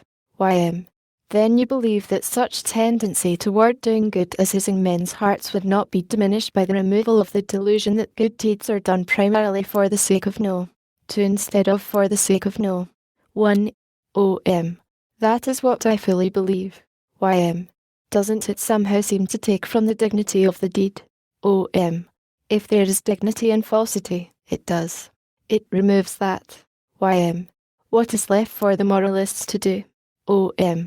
Teach unreservedly what he already teaches with one side of his mouth and takes back with the other. Do right for your own sake, and be happy in knowing that your neighbour will certainly share in the benefits resulting. Repeat your admonition. Underscore DILIGENTLY. Train your ideals upward and still upward toward a summit where you will find your chiefest pleasure in conduct which, while contenting you, will be sure to confer benefits upon your neighbour and the community. One's every act proceeds from exterior influence. You think, yes. If I conclude to rob a person, I am not the originator of the idea, but it comes in from the outside. I see him handling money, for instance, and that moves me to the crime. That, by itself? Certainly not. It is merely the latest outside influence of a procession of preparatory influences stretching back over a period of years. No single outside influence can make a man do a thing which is at war with his training. The most it can do is to start his mind on a new track and open it to the reception of new influences, as in the case of Ignatius Loyola. In time these influences can train him to a point where it will be consonant with his new character to yield to the final influence and do that thing. I will put the case in a form which will make my theory clear to you, I think. Here are 2 ingots of virgin gold. They shall represent a couple of characters which have been refined and perfected in the virtues by years of diligent right training. Suppose you wanted to break down these strong and well-compacted characters. What influence would you bring to bear upon the ingots? Y.M. Work it out yourself. Proceed. O.M. Suppose I turn upon one of them a steam jet during a long succession of hours. Will there be a result? Y.M. None that I know of. O.M. Why? Y.M. A steam jet cannot break down such a substance. O.M. Very well. The steam is an outside influence, but it is ineffective because the gold takes no interest in it. _The ingot remains as it was. Suppose we add to the steam some quicksilver in a vaporized condition, and turn the jet upon the ingot. Will there be an instantaneous result? Y.M. No. O.M. The quicksilver is an outside influence which gold, by its peculiar nature, say temperament, disposition, cannot be indifferent to. _It stirs up the interest of the gold, although we do not perceive it, but a single application of the influence works no damage. Let us continue the application in a steady stream, and call each minute a year. By the end of 10 or 20 minutes, 10 or 20 years, the little ingot is sodden with quicksilver, its virtues are gone, its character is degraded. At last it is ready to yield to a temptation which it would have taken no notice of 10 or 20 years ago. We will apply that temptation in the form of a pressure of my finger. You note the result. Y.M. Yes. The ingot has crumbled to sand. I understand. Now, it is not a single outside influence that does the work, but only the last one of a long and disintegrating accumulation of them. I see. Now, how my single impulse to rob the man is not the one that makes me do it, but only the last one of a preparatory series. You might illustrate with a parable. _A parable. O.M. I will. There was once a pair of New England boys, twins. They were alike in good dispositions, feckless morals, and personal appearance. They were the models of the Sunday school. At 15 George had the opportunity to go as cabin boy in a whale ship, and sailed away for the Pacific. Henry remained at home in the village.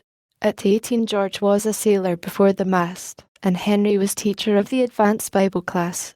At 22 George, through fighting habits and drinking habits acquired at sea and in the sailor boarding houses of the European and Oriental ports, was a common rough in Hong Kong, and out of a job, and Henry was superintendent of the Sunday school.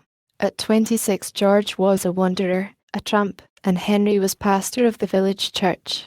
Then George came home, and was Henry's guest. One evening a man passed by and turned down the lane, and Henry said, with a pathetic smile, without intending me a discomfort, that man is always keeping me reminded of my pinching poverty, for he carries heaps of money about him, and goes by here every evening of his life. That outside influence, that remark, was enough for George, but it was not the one that made him ambush the man and rob him. It merely represented the 11 years' accumulation of such influences, and gave birth to the act for which their long gestation had made preparation. It had never entered the head of Henry to rob the man. His ingot had been subjected to clean steam only, but George's had been subjected to vaporized quicksilver. V. More about the machine note. When Mrs. W. asks how can a millionaire give $1 to colleges and museums while one human being is destitute of bread, she has answered her question herself. Her feeling for the poor shows that she has a standard of benevolence. There she has conceded the millionaire's privilege of having a standard. Since she evidently requires him to adopt her standard, she is by that act requiring herself to adopt his. The human being always looks down when he is examining another person's standard. He never finds one that he has to examine by looking up. _The man machine again young man. You really think man is a mere machine? Oh man. I do. Y.M. And that his mind works automatically and is independent of his control, carries on thought on its own hook. O.M. Yes. It is diligently at work, unceasingly at work, during every waking moment. Have you never tossed about all night, imploring, beseeching, commanding your mind to stop work and let you go to sleep? You who perhaps imagine that your mind is your servant and must obey your orders, think what you tell it to think, and stop when you tell it to stop. When it chooses to work, there is no way to keep it still for an instant. The brightest man would not be able to supply it with subjects if he had to hunt them up. If it needed the man's help, it would wait for him to give it work when he wakes in the morning. Maybe it does. No, it begins right away, before the man gets wide enough awake to give it a suggestion. He may go to sleep saying, "The moment I wake I will think upon such and such a subject," but he will fail. His mind will be too quick for him. By the time he has become nearly enough awake to be half-conscious, he will find that it is already at work upon another subject. Make the experiment and see. At any rate, he can make it stick to a subject if he wants to. Not if it find another that suits it better. As a rule, it will listen to neither a dull speaker nor a bright one. It refuses all persuasion. The dull speaker wearies it and sends it far away in idle dreams. The bright speaker throws out stimulating ideas which it goes chasing after and is at once unconscious of him and his talk. You cannot keep your mind from wandering if it wants to. It is master, not you.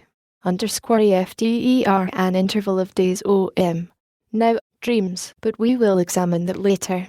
Meantime, did you try commanding your mind to wait for orders from you, and not do any thinking on its own hook?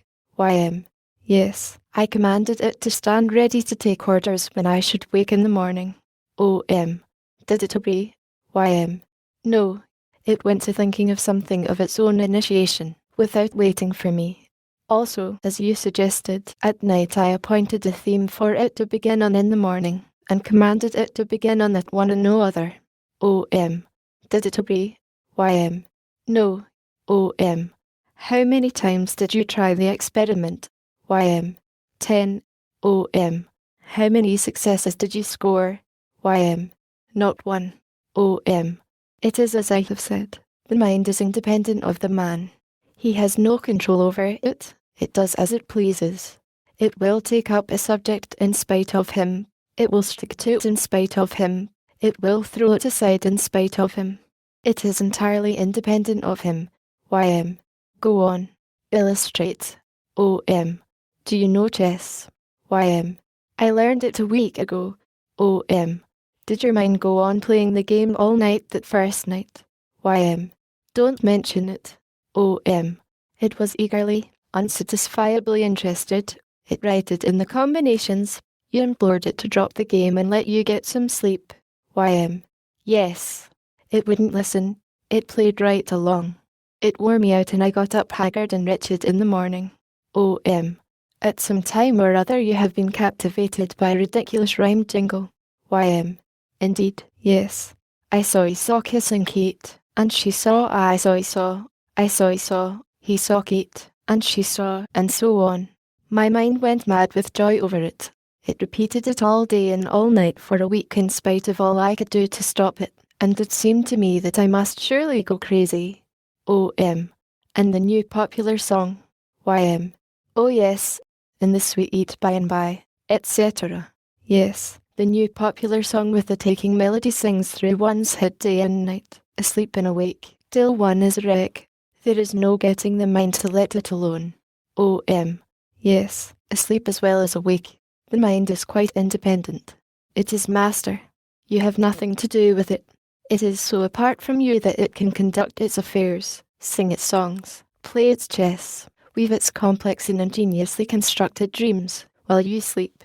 It has no use for your help, no use for your guidance, and never uses either, whether you be asleep or awake.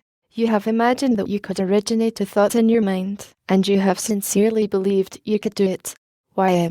Yes, I have had that idea. Yet you can't originate a dream thought for it to work out, and get it accepted. No. And you can't dictate its procedure after it has originated a dream thought for itself. No. No one can do it. Do you think the waking mind and the dream mind are the same machine? There is argument for it. We have wild and fantastic day thoughts. things that are dreamlike. YM. Yes, like Mr. Wells's man who invented the drug that made him invisible, and like the Arabian tales of the Thousand Nights. OM. And there are dreams that are rational, simple, consistent, and unfantastic. YM. Yes, I have dreams that are like that. Dreams that are just like real life. Dreams in which there are several persons with distinctly differentiated characters, inventions of my mind and yet strangers to me. A vulgar person, a refined one, a wise person, a fool, a cruel person, a kind and compassionate one, a quarrelsome person, a peacemaker, old persons and young, beautiful girls and homely ones. They talk in character, each preserves his own characteristics. There are vivid fights, vivid and biting insults, vivid love passages. There are tragedies and comedies. There are griefs that go to one's heart. There are sayings and doings that make you laugh. Indeed, the whole thing is exactly like real life. OM. Your dreaming mind originates the scheme, consistently and artistically develops it, and carries the little drama creditably through, all without help or suggestion from you. YM. Yes. OM. It is argument that it could do the like a week without help or suggestion from you, and I think it does. It is argument that it is the same old mind in both cases, and never needs your help. I think the mind is purely a machine, a thoroughly independent machine, an automatic machine. Have you tried the other experiment which I suggested to you?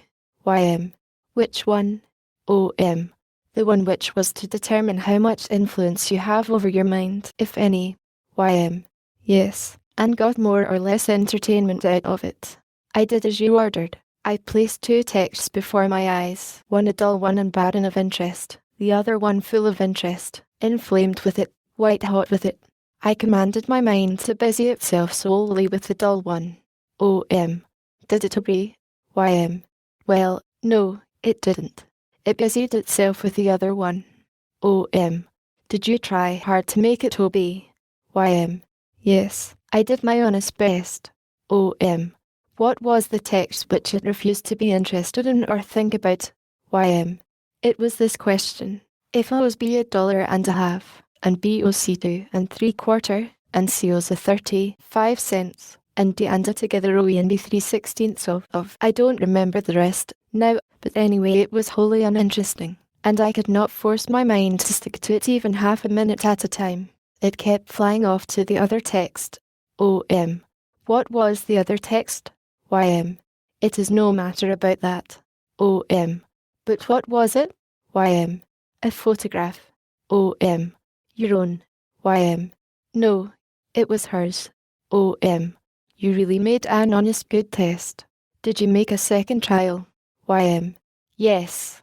I commanded my mind to interest itself in the morning paper's report of the pork market, and at the same time I reminded it of an experience of mine of 16 years ago. It refused to consider the pork and gave its whole blazing interest to the tangent incident. OM. What was the incident?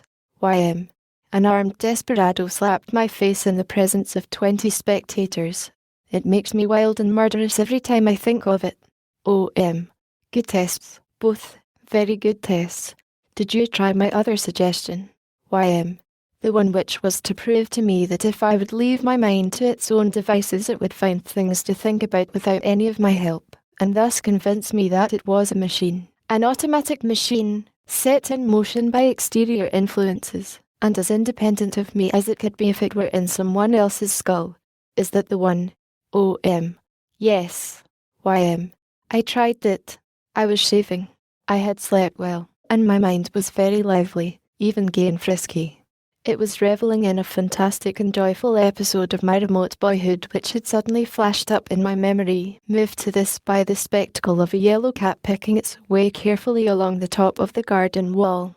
The colour of this cat brought the bygone cat before me, and I saw her walking along the side step of the pulpit, saw her walk onto a large sheet of sticky flypaper and get all her feet involved. Saw her struggle and fall down, helpless and dissatisfied, more and more urgent, more and more irreconciled, more and more mutely profane.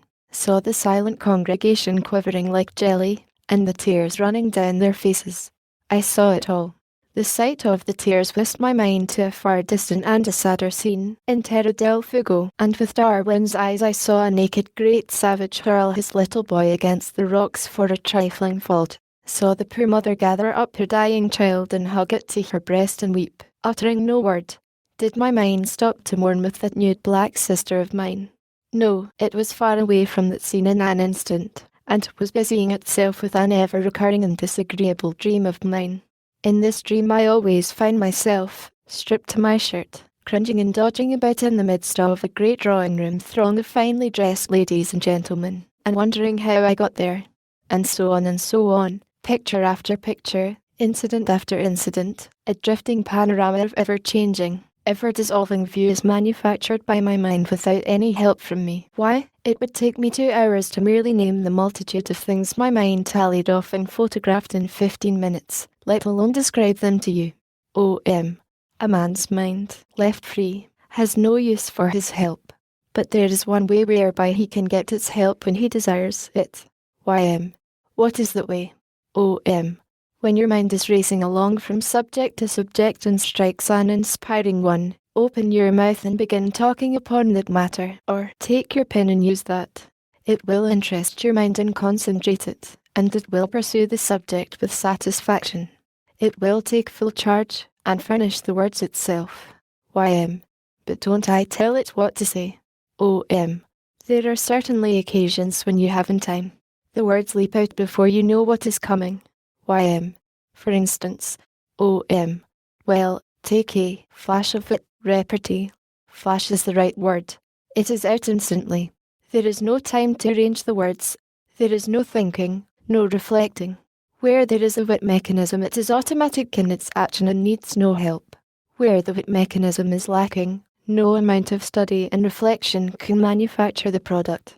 Y.M. You really think a man originates nothing, creates nothing? _THE thinking process. O.M. I do. Men perceive, and their brain machines automatically combine the things perceived. That is all. Y.M. The steam engine. O.M. It takes 50 men 100 years to invent it. One meaning of invent is discover. I use the word in that sense. Little by little they discover and apply the multitude of details that go to make the perfect engine. Watt noticed that confined steam was strong enough to lift the lid of the teapot. He didn't create the idea, he merely discovered the fact. The cat had noticed it 100 times. From the teapot he evolved the cylinder, from the displaced lid he evolved the piston rod. To attach something to the piston rod to be moved by it was a simple matter, crank and wheel. And so there was a working engine. One by one, improvements were discovered by men who used their eyes, not their creating powers, for they hadn't any, and now, after 100 years, the patient contributions of 50 or 100 observers stand compacted in the wonderful machine which drives the ocean liner. Y.M. A Shakespearean play. O.M. The process is the same. The first actor was a savage. He reproduced in his theatrical war dances, scalp dances, and so on, incidents which he had seen in real life. A more advanced civilization produced more incidents, more episodes. The actor and the storyteller borrowed them. And so the drama grew, little by little, stage by stage. It is made up of the facts of life, not creations. It took centuries to develop the Greek drama. It borrowed from preceding ages. It lent to the ages that came after. Men observe and combine, that is all. So does a rat. Y.M. How? O.M. He observes a smell, he infers a cheese, he seeks and finds. The astronomer observes this and that, adds his this and that to the this and that of 100 predecessors, infers an invisible planet, seeks it and finds it. The rat gets into a trap, gets out with trouble, infers the cheese and traps lacks value, and meddles with that trap no more. The astronomer is very proud of his achievement, the rat is proud of his. Yet both are machines. They have done machine work, they have originated nothing, they have no right to be vain. The whole credit belongs to their maker.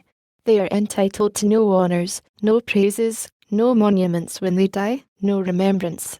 One is a complex and elaborate machine, the other a simple and limited machine, but they are alike in principle, function, and process, and neither of them works otherwise than automatically, and neither of them may righteously claim a personal superiority or a personal dignity above the other. Ym. In earned personal dignity, then, and in personal merit for what he does, it follows of necessity that he is on the same level as a rat. Om. His brother the rat, yes, that is how it seems to me. Neither of them being entitled to any personal merit for what he does, it follows of necessity that neither of them has a right to arrogate to himself, personally created, superiorities over his brother. Ym. Are you determined to go on believing in these insanities?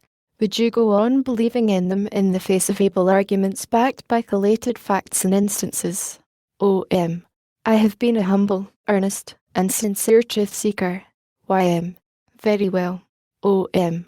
The humble, earnest, and sincere truth-seeker is always convertible by such means. Ym. I am thankful to God to hear you say this, for now I know that your conversion. Om. Wait. You misunderstand. I said I have been a truth-seeker. Ym. Well, Om. I am not that now. Have you forgotten? I told you that there are none but temporary truth-seekers. That a permanent one is a human impossibility. That as soon as the seeker finds what he is thoroughly convinced is the truth, he seeks no further, but gives the rest of his days to hunting junk to patch it and caulk it and prop it with, and make it weatherproof and keep it from caving in on him.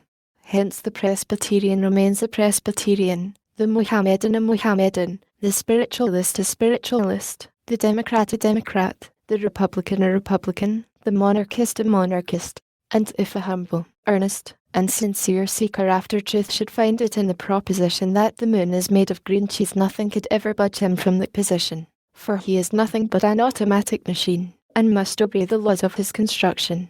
Ym. And so, Om. Having found the truth, perceiving that beyond question man has but one moving impulse, the contenting of his own spirit, and is merely a machine and entitled to no personal merit for anything he does, it is not humanly possible for me to seek further.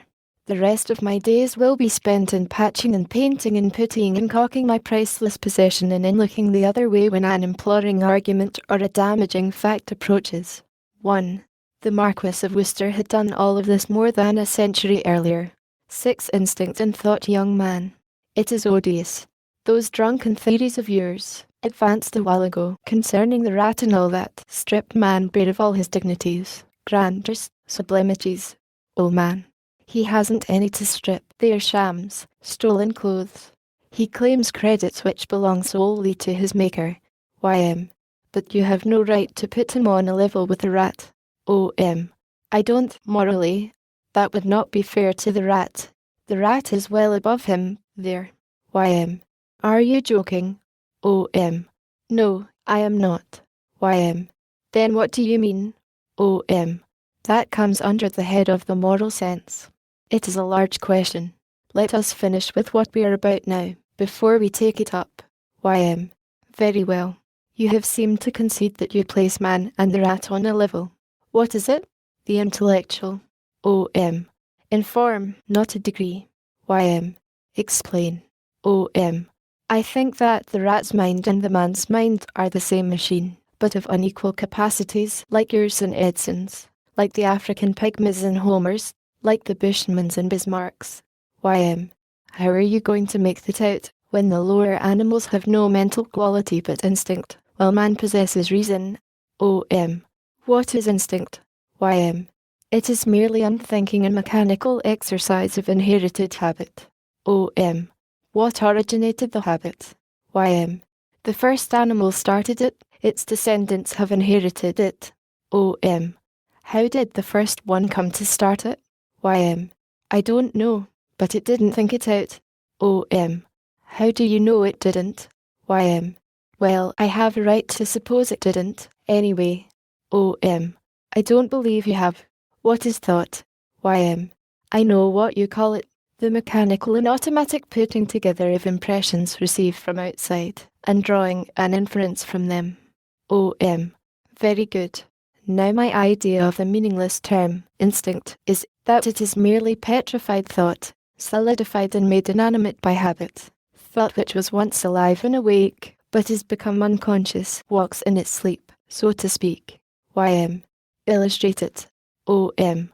Take a herd of cows, feeding in a pasture. Their heads are all turned in one direction. They do that instinctively. They gain nothing by it. They have no reason for it. They don't know why they do it. It is an inherited habit which was originally thought, that is to say, observation of an exterior fact, and a valuable inference drawn from that observation and confirmed by experience. The original wild ox noticed that with the wind in his favour he could smell his enemy in time to escape. Then he inferred that it was worthwhile to keep his nose to the wind. That is the process which man calls reasoning. Man's thought machine works just like the other animals, but it is a better one and more Edsonian.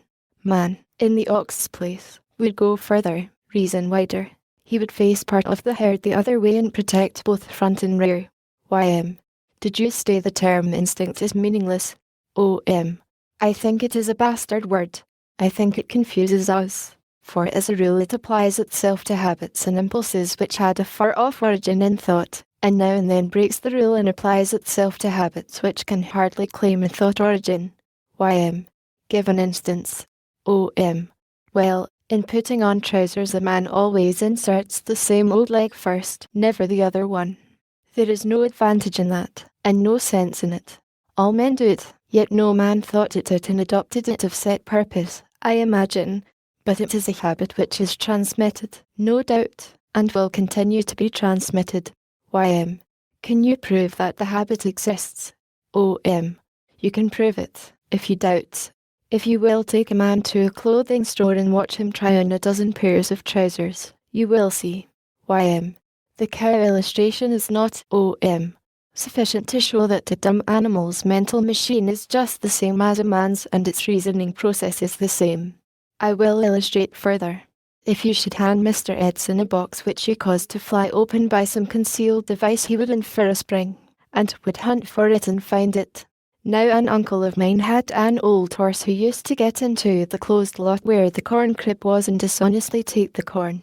I got the punishment myself, as it was supposed that I had heedlessly failed to insert the wooden pin which kept the gate closed. These persistent punishments fatigued me. They also caused me to infer the existence of a culprit somewhere, so I hid myself and watched the gate. Presently the horse came and pulled the pin out with his teeth and went in.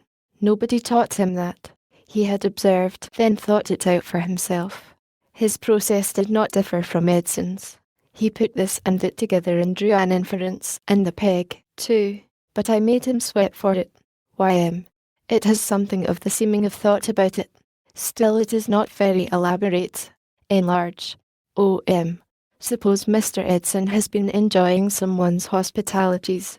He comes again by and by, and the house is vacant. He infers that his host has moved. A while afterward, in another town, he sees a man enter a house. He infers that it is the new home, and follows to inquire. Here, now, is the experience of a gull, as related by a naturalist.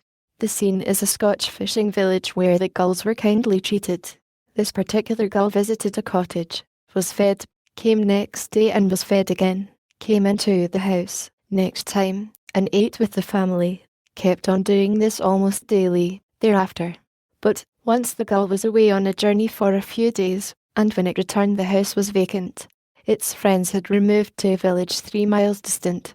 Several months later it saw the head of the family on the street there, followed him home, entered the house without excuse or apology, and became a daily guest again.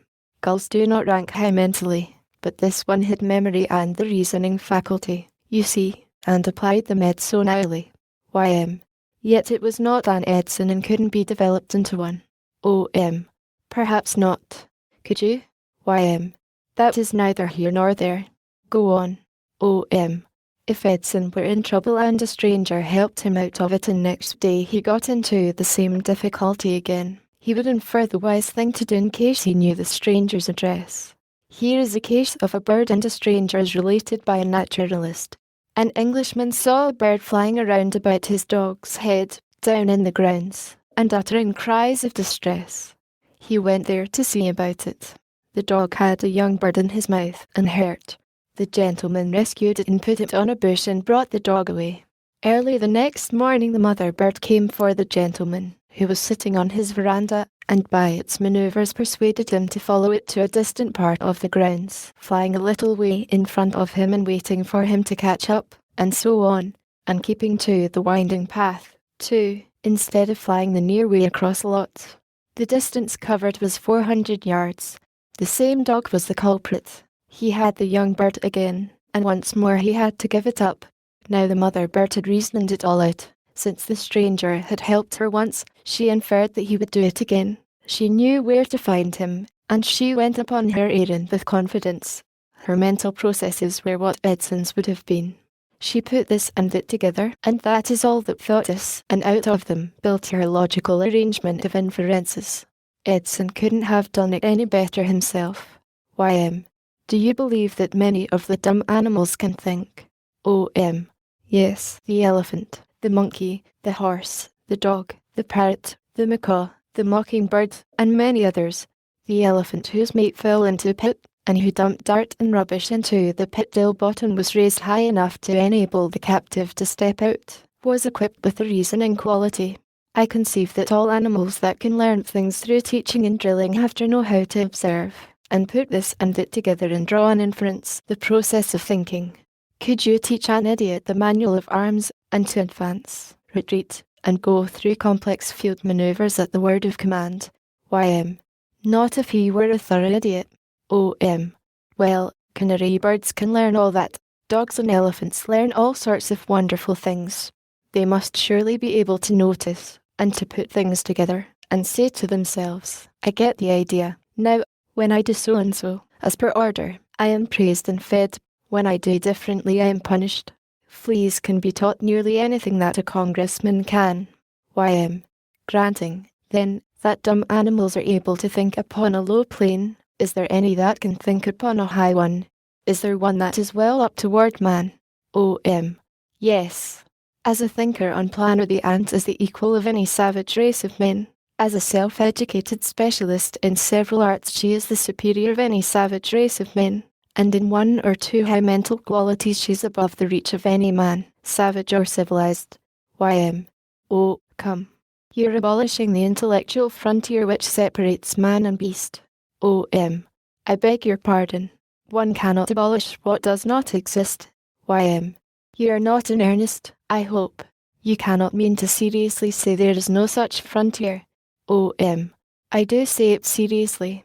The instances of the horse, the gull, the mother bird, and the elephant show that those creatures put their thoughts and thoughts together just as Edson would have done it and drew the same inferences that he would have drawn. Their mental machinery was just like his, also its manner of working.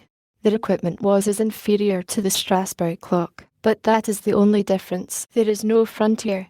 YM. It looks aspiratingly true, and is distinctly offensive. It elevates the dumb beasts to OM. Let us drop that lang phrase, and call them the unrevealed creatures. So far as we can know, there is no such thing as a dumb beast. YM. On what grounds do you make that assertion? OM. On quite simple ones. Dumb beast suggests an animal that has no thought machinery, no understanding, no speech, no way of communicating what is in its mind.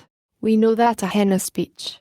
We cannot understand everything she says, but we easily learn 2 or 3 of her phrases. We know when she is saying, I have laid an egg. We know when she is saying to the chicks, run here, dears, I've found a worm. We know what she is saying when she voices a warning, quick, hurry, gather yourselves under Mama, there's a hawk coming.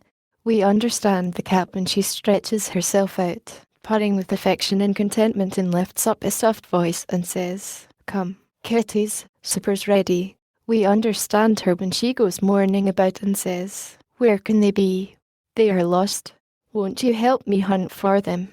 And we understand the disreputable Tom when he challenges at midnight from his shed, you come over here, you product of immoral commerce, and I'll make your fur fly. We understand a few of a dog's phrases, and we learn to understand a few of the remarks and gestures of any bird or other animal that we domesticate and observe. The clearness and exactness of the few of the hen's speeches which we understand is argument that she can communicate to her kind 100 things which we cannot comprehend. In a word, that she can converse. And this argument is also applicable in the case of others of the great army of the unrevealed. It is just like man's vanity and impertinence to call an animal dumb because it is dumb to his dull perceptions. Now as to the ant, yes, go back to the ant, the creature that, as you seem to think, sweeps away the last vestige of an intellectual frontier between man and the unrevealed. That is what she surely does. In all his history, the Aboriginal Australian never thought out a house for himself and built it. The ant is an amazing architect. She is a wee little creature, but she builds a strong and enduring house 8 feet high, a house which is as large in proportion to her size as is the largest capital or cathedral in the world compared to man's size. No savage race has produced architects who could approach the ant in genius or culture. No civilized race has produced architects who could plan a house better for the uses proposed than can hers. Her house contains a throne room, nurseries for her young, granaries, apartments for her soldiers, her workers, etc. And they and the multifarious halls and corridors which communicate with them are arranged and distributed with an educated and experienced eye for convenience and adaptability. That could be mere instinct. It would elevate the savage if he had it. But let us look further before we decide. The ant has soldiers, battalions, regiments, armies, and they have their appointed captains and generals, who lead them to battle. That could be instinct, too. We will look still further. The ant has a system of government. It is well planned, elaborate, and is well carried on. Instinct again. She has crowds of slaves, and is a hard and unjust employer of forced labour. Instinct. She has cows, and milks them. Instinct, of course. In Texas she lays out a farm 12 feet square, plants it, weeds it, cultivates it, gathers the crop and stores it away. Instinct, all the same. The ant discriminates between friend and stranger. Sir John Lubbock took ants from 2 different nests, made them drunk with whiskey and laid them, unconscious, by one of the nests, near some water. Ants from the nest came and examined and discussed these disgraced creatures, then carried their friends home and threw the strangers overboard. Sir John repeated the experiment a number of times. For a time the sober ants did as they had done at first, carried their friends home and threw the strangers overboard. But finally they lost patience, seeing that their reformatory efforts went for nothing, and threw both friends and strangers overboard. Come, is this instinct, or is it thoughtful and intelligent discussion of a thing new, absolutely new, to their experience, with the verdict arrived at, sentence passed, and judgment executed? Is it instinct, thought petrified by ages of habit, or isn't it brand new thought, inspired by the new occasion, the new circumstances? I have to concede it. It was not a result of habit. It has all the look of reflection, thought, putting this and that together, as you phrase it. I believe it was thought. I will give you another instance of thought. Franklin had a cup of sugar on a table in his room. The ants got at it. He tried several preventives, and ants rose superior to them. Finally he contrived one which shut off access, probably set the table's legs in pans of water, or drew a circle of tar around the cup. I don't remember. At any rate, he watched to see what they would do. They tried various schemes, failures, every one. The ants were badly puzzled. Finally they held a consultation, discussed the problem, arrived at a decision, and this time they beat that great philosopher. They formed in procession, crossed the floor, climbed the wall, marched across the ceiling to a point just over the cup, then one by one they let go and fell down into it. Was that instinct, thought petrified by ages of inherited habit? No, I don't believe it was. I believe it was a newly reasoned scheme to meet a new emergency. Very well.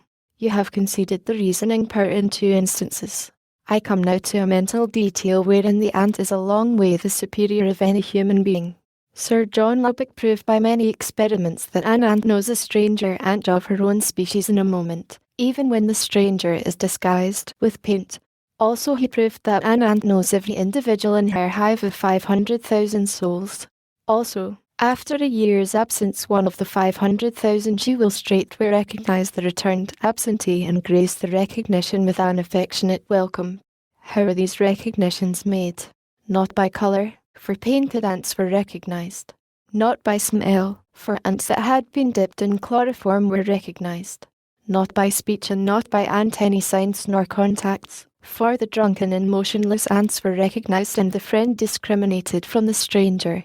The ants were all of the same species. Therefore the friends had to be recognized by form and feature, friends who formed part of a hive of 500,000.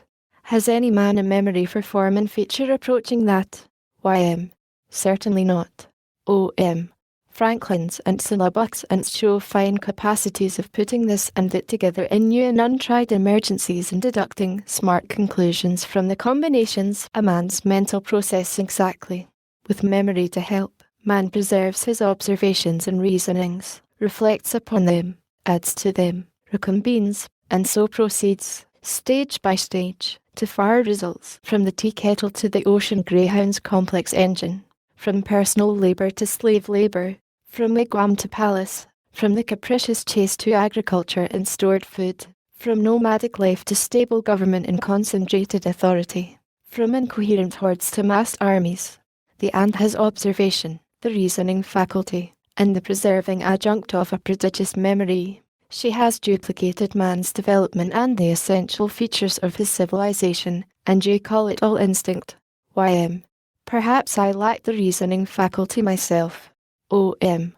Well, don't tell anybody, and don't do it again. Y.M. We have come a good way.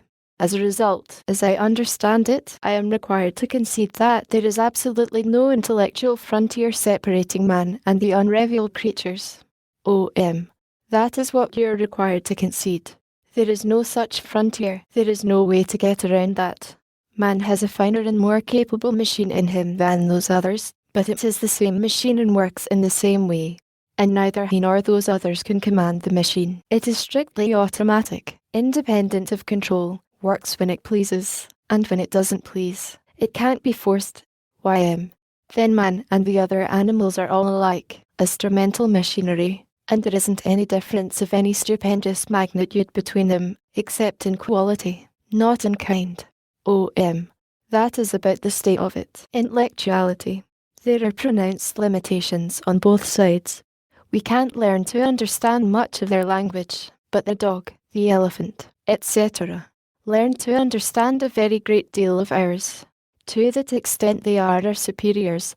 On the other hand, they can't learn reading, writing, etc., nor any of our fine and high things, and there we have a large advantage over them. Y.M. Very well, let them have what they've got, and welcome. There is still a wall, and a lofty one. They haven't got the moral sense. We have it, and it lifts us immeasurably above them. O.M. What makes you think that? Y.M. Now look here, let's call a halt.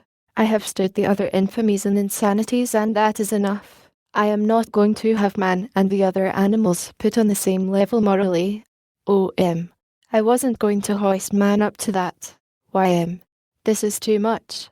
I think it is not right to jest about such things. O.M. I am not jesting. I am merely reflecting a plain and simple truth, and without untradubiness. The fact that man knows right from wrong proves his intellectual superiority to the other creatures, but the fact that he can do wrong proves his moral inferiority to any creature that cannot. It is my belief that this position is not assailable. _FRE will Y.M. What is your opinion regarding free will? O.M. That there is no such thing. Did the man possess it who gave the old woman his last shilling and trudged home in the storm? Y.M. He had the choice between serving the old woman and leaving her to suffer. Isn't it so? O.M. Yes, there was a choice to be made, between bodily comfort on the one hand and the comfort of the spirit on the other. The body made a strong appeal. Of course, the body would be quite sure to do that. The spirit made a counter-appeal. A choice had to be made between the two appeals, and was made. Who or what determined that choice? Y.M. Anyone but you would say that the man determined it, and that in doing it he exercised free will. O.M. We are constantly assured that every man is endowed with free will. and that he can and must exercise it where he is offered the choice between good conduct and less good conduct. Yet we clearly saw that in that man's case he really had no free will. His temperament, his training, and the daily influences which had moulded him and made him what he was, compelled him to rescue the old woman and thus save himself from spiritual pain, from unendurable wretchedness. He did not make the choice. It was made for him by forces which he could not control. Free will has always existed in words, but it stops there, I think, stops short of fact. I would not use those words, free will, but others. YM. What others? OM. Free choice. YM. What is the difference? OM. The one implies untrammeled power to act as you please. The other implies nothing beyond a mere mental process. The critical ability to determine which of two things is nearest right and just. YM. Make the difference clear, please. OM. The mind can freely select, choose, point out the right and just one. Its function stops there. It can go no further in the matter. It has no authority to say that the right one shall be acted upon and the wrong one discarded. That authority is in other hands. YM. The man's. OM. In the machine which stands for him. In his born disposition and the character which has been built around it by training and environment. YM. It will act upon the right one of the two. OM. It will do as it pleases in the matter. George Washington's machine would act upon the right one. Pizarro would act upon the wrong one. YM. Then as I understand it, a bad man's mental machinery calmly and judicially points out which of two things is right and just. OM. Yes, and his moral machinery will freely act upon the one or the other, according to its make, and be quite indifferent to the man's feeling concerning the matter. That is, if the mind had any feelings, which it hasn't. It is merely a thermometer. It registers the heat and the cold, and cares not a farthing about either. YM. Then we must not claim that if a man knows which of two things is right, he is absolutely bound to do that thing. OM. His temperament and training will decide what he shall do, and he will do it. He cannot help himself. He has no authority over the matter.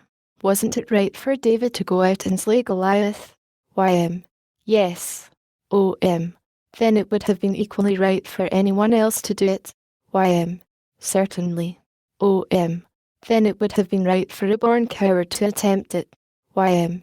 It would. Yes. OM. You know that no born coward ever would have attempted it, don't you? YM. Yes. OM.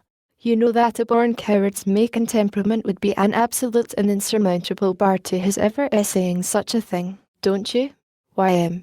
Yes, I know it. OM. He clearly perceives that it would be right to try it? YM. Yes. OM. His mind has free choice in determining that it would be right to try it? YM. Yes. OM.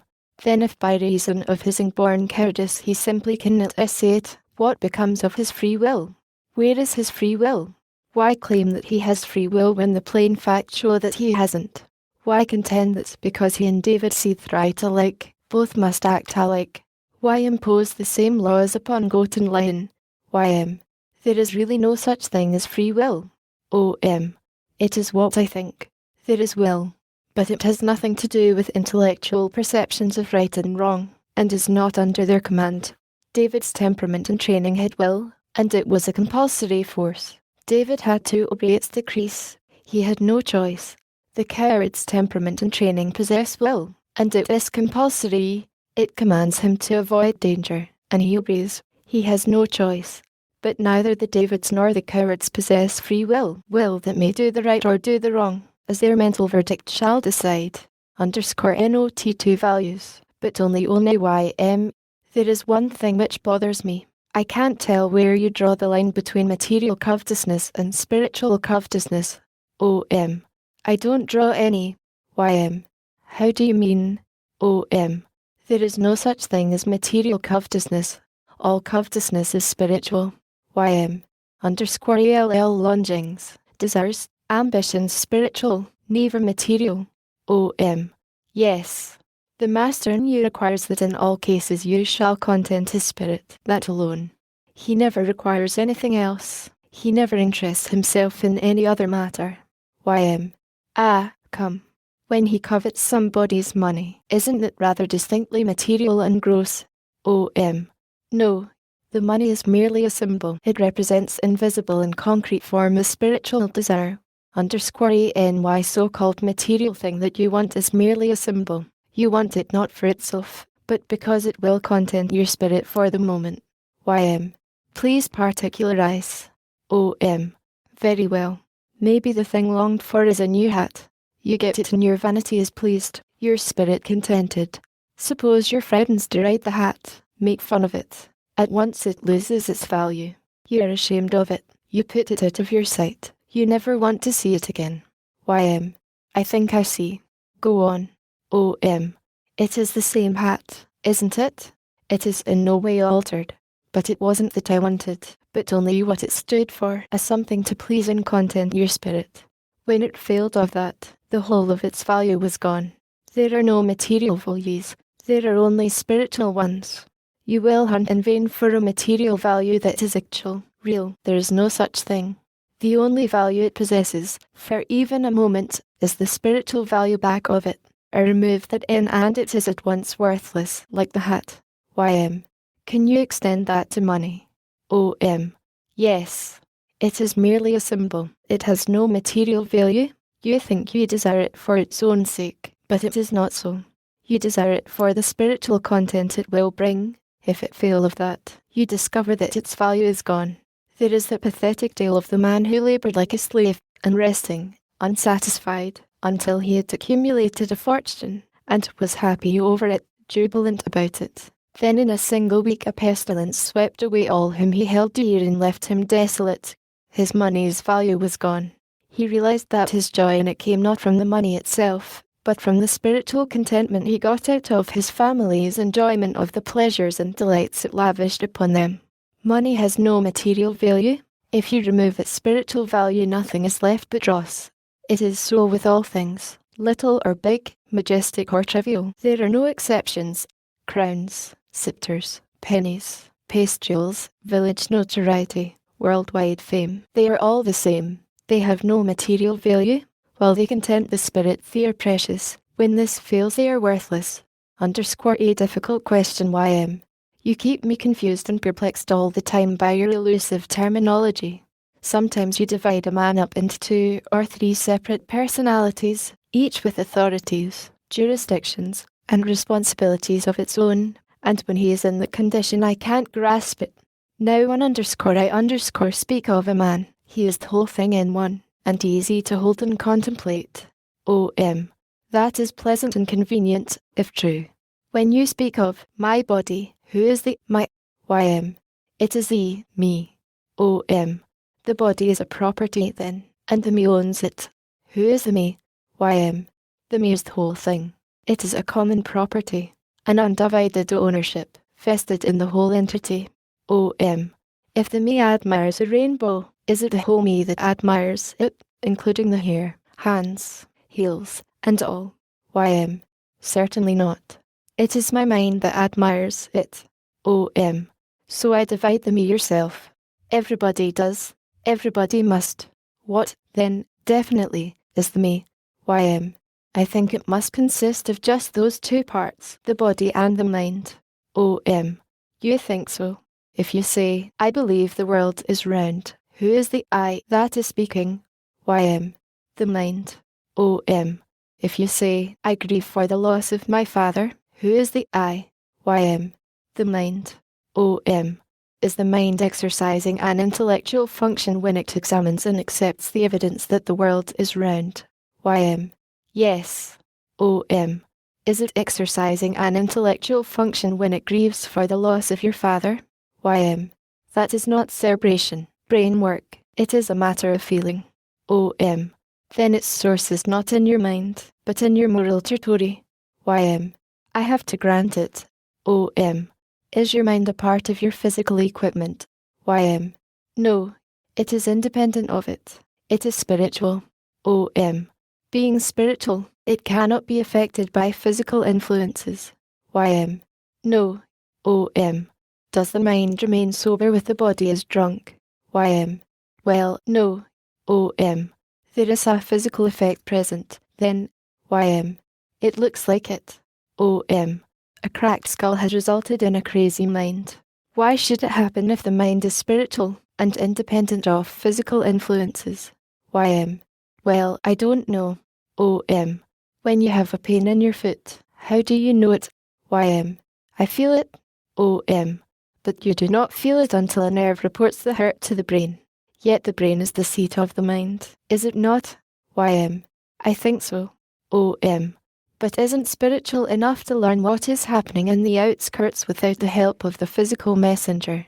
You perceive that the question of who or what the me is not a simple one at all. You say, I admire the rainbow, and I believe the world is round. And in these cases we find that the me is not speaking, but only the mental part. You say, I grieve, and again the me is not all speaking, but only the moral part. You say the mind is wholly spiritual. Then you say, I have a pain, and find that this time the me is mental and spiritual combined. We all use the I in this indeterminate fashion. There is no help for it. We imagine a master and king over what you call the whole thing, and we speak of him as I, but when we try to define him we find we cannot do it. The intellect and the feelings can act quite independently of each other. We recognize that, and we look around for a ruler who is master over both, and can serve as a definite and indisputable I, and enable us to know what we mean and who or what we are talking about when we use that pronoun. But we have to give it up and confess that we cannot find him.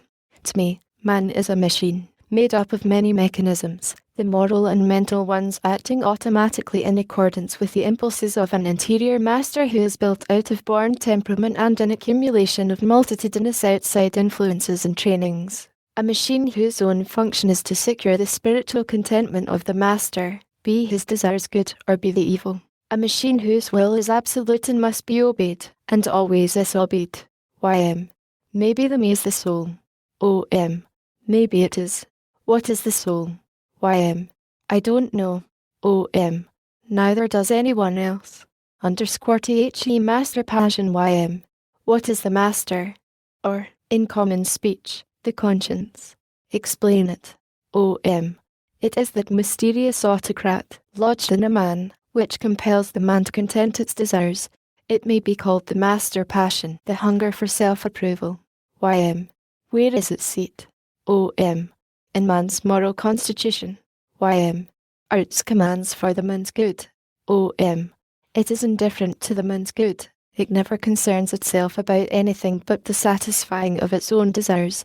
It can be trained to prefer things which will be for the man's good, but it will prefer them only because they will content it better than other things would. YM. Then even when it is trained to high ideals it is still looking out for its own contentment, and not for the man's good. OM. True. Trained or untrained, it cares nothing for the man's good, and never concerns itself about it. YM. It seems to be an emerald first seated in the man's moral constitution. OM. It is a colourless first seated in the man's moral constitution. Let us call it an instinct, a blind, unreasoning instinct, which cannot and does not distinguish between good morals and bad ones, and cares nothing for results to the man provided its own contentment be secured, and it will always secure that. YM. It seeks money, and it probably considers that there is an advantage for the man. OM. It is not always seeking money. It is not always seeking power, nor office, nor any other material advantage. In all cases it seeks a spiritual contentment, let them be what they may. Its desires are determined by the man's temperament, and it is lord over that. Temperament, conscience, susceptibility, spiritual appetite, are, in fact, the same thing. Have you ever heard of a person who cared nothing for money? YM. Yes. A scholar who would not leave his garret and his books to take a place in a business house at a large salary. OM. He had to satisfy his master, that is to say, his temperament, his spiritual appetite, and it preferred books to money. Are there other cases? YM. Yes, the hermit. OM. It is a good instance. The hermit endures solitude, hunger, cold, and manifold perils, to content his autocrat, who prefers these things, and prayer and contemplation, to money or to any shower luxury that money can buy. Are there others? YM. Yes. The artist, the poet, the scientist. OM. Their autocrat prefers the deep pleasures of these occupations, either well paid or ill paid, to any others in the market, at any price. You realize that the master passion, the contentment of the spirit, concerns itself with many things besides so-called material advantage, material prosperity, cash, and all that. YM. I think I must concede it. OM. I believe you must. There are perhaps as many temperaments that would refuse the burdens and vexations and distinctions of public office as there are that hunger after them. The one set of temperaments seek the contentment of the spirit, and that alone. And this is exactly the case with the other set. Neither set seeks anything but contentment of the spirit. If the one is sordid, both are sordid, and equally so, since the end in view is precisely the same in both cases. And in both cases temperament decides the preference, and temperament is born, not made. _CONCLUSION_OM. You have been taking a holiday. YM. Yes. A mountain tramp covering a week. Are you ready to talk? OM. Quite ready. What shall we begin with? YM. Well, lying abed resting up, todays and nights, I have thought over all these talks, and passed them carefully in review. With this result, that. Are you intending to publish your notions about man some day? OM. Now and then, in these past 20 years, the master inside of me has half intended to order me to set them to paper and publish them. Do I have to tell you why the order has remained unissued, or can you explain so simple a thing without my help? YM. By your doctrine, it is simplicity itself. Outside influences moved your interior master to give the order. Stronger outside influences deterred him. Without the outside influences, neither of these impulses could ever have been born, since a person's brain is incapable of originating an idea within itself. OM. Correct. Go on. YM. The matter of publishing or withholding is still in your master's hands. If someday an outside influence shall determine him to publish, he will give the order, and it will be obeyed. OM. That is correct. Well, YM. Upon reflection I have arrived at the conviction that the publication of your doctrines would be harmful. Do you pardon me? OM. Pardon I? You have done nothing. You are an instrument, a speaking trumpet. Speaking trumpets are not responsible for what is said through them. Outside influences, in the form of lifelong teachings, trainings, notions, prejudices, and other second-hand importations, have persuaded the master within you that the publication of these doctrines would be harmful. Very well, this is quite natural, and was to be expected. In fact, was inevitable.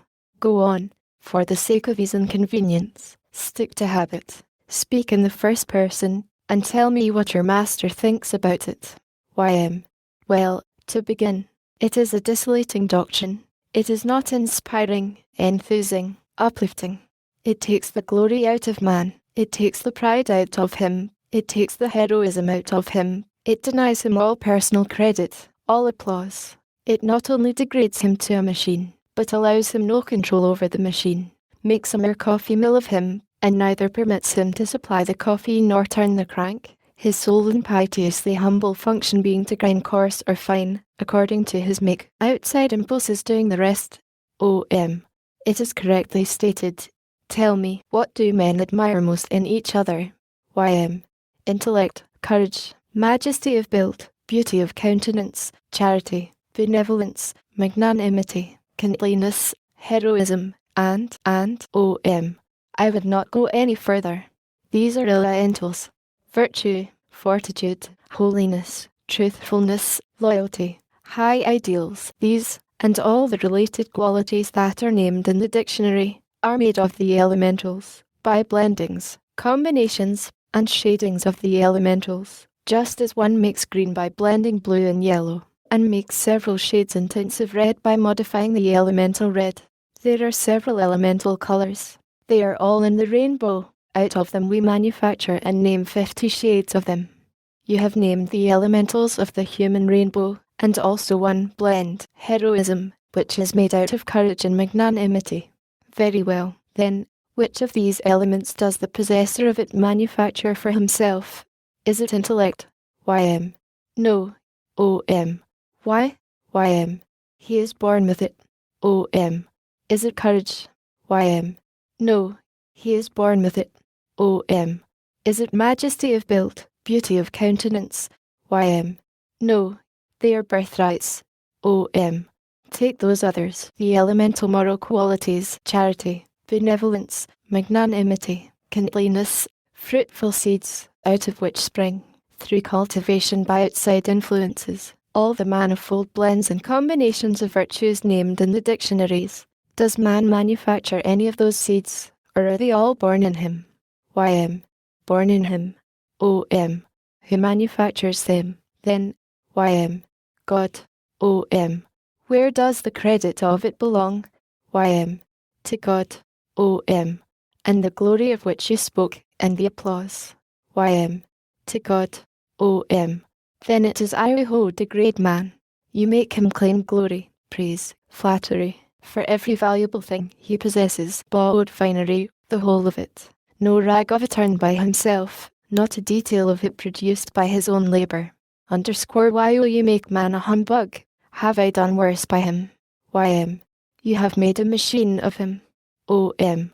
Who devised that cunning and beautiful mechanism, a man's hand? Ym. God. Om. Who devised the law by which it automatically hammers out of a piano an elaborate piece of music, without error, while the man is thinking about something else, or talking to a friend? Ym. God. Om. Who devised the blood? Who devised the wonderful machinery which automatically drives its renewing and refreshing streams through the body, day and night, without assistance or advice from the man? Who devised the man's mind, whose machinery works automatically, interests itself in what it pleases, regardless of its will or desire, labours all night when it likes, deaf to his appeals for mercy? God devised all these things. I have not made man a machine. God's made him a machine. I am merely calling attention to the fact, nothing more. Is it wrong to call attention to the fact? Is it a crime? Ym. I think it is wrong to expose a fact when harm can come of it. Om. Go on. Ym. Look at the matter as it stands now. Man has been taught that he is the supreme marvel of the creation. He believes it. In all the ages he has never doubted it, whether he was a naked savage, or clothed in purple and fine linen, and civilized. This has made his heart buoyant, his life cheery, his pride in himself, his sincere admiration of himself, his joy in what he supposed were his own and unassisted achievements, and his exultation over the praise and applause which they evoked. These have exalted him, enthused him, ambitioned him to higher and higher flights, in a word, made his life worth the living. But by your scheme, all this is abolished. He is degraded to a machine. He is a nobody. His noble prides wither to mere vanities. Let him strive as he may, he can never be any better than his humblest and stupidest neighbour. He would never be cheerful again. His life would not be worth the living. Om. You really think that? Ym. I certainly do. Om. Have you ever seen me uncheerful, unhappy? Ym. No. Om. Well, I believe these things. Why have they not made me unhappy? Ym. Oh, well, temperament, of course. You never let that escape from your scheme. Om. That is correct. If a man is born with an unhappy temperament, nothing can make him happy. If he is born with a happy temperament, nothing can make him unhappy. Ym. What? Not even a degrading and heart-chilling system of beliefs? Om. Beliefs. Mere convictions. They are powerless. They strive in vain against inborn temperament. Ym. I can't believe that, and I don't. Om. Now you are speaking hastily. It shows that you have not studiously examined the facts. Of all your intimates, which one is the happiest? Isn't it Burgess? Ym. Easily. Om.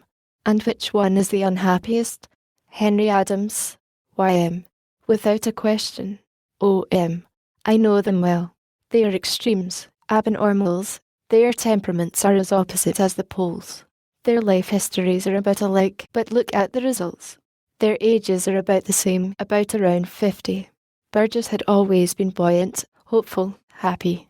Adams has always been cheerless, hopeless, despondent. As young fellows both tried country journalism and failed.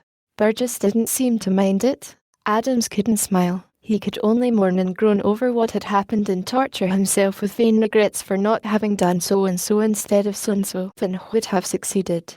They tried the law and failed. Burgess remained happy because he couldn't help it. Adams was wretched because he couldn't help it. From that day to this, those two men have gone on trying things and failing.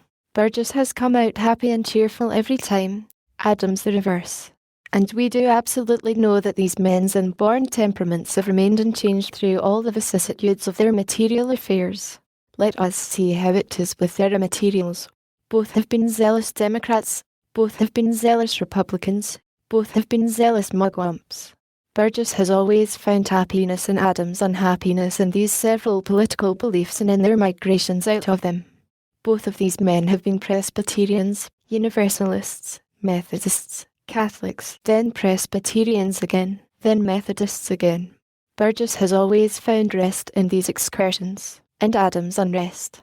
They are trying Christian Science, now, with the customary result, the inevitable result. No political or religious belief can make Burgess unhappy or the other man happy. I assure you it is purely a matter of temperament. Beliefs are acquired ents, temperaments are born. Beliefs are subject to change. Nothing whatever can change temperament. Y.M. You have instanced extreme temperaments. O.M. Yes, the half-dozen others are modifications of the extremes. But the law is the same. Where the temperament is 2/3 happy, or 2/3 unhappy, no political or religious beliefs can change the proportions. The vast majority of temperaments are pretty equally balanced. The intensities are absent, and this enables a nation to learn to accommodate itself to its political and religious circumstances and like them, be satisfied with them, at last prefer them. Nations do not think, they only feel. They get their feelings at second hand through their temperaments, not their brains. A nation can be brought, by force of circumstances, not argument, to reconcile itself to any kind of government or religion that can be devised. In time it will fit itself to the required conditions. Later, it will prefer them and will fiercely fight for them.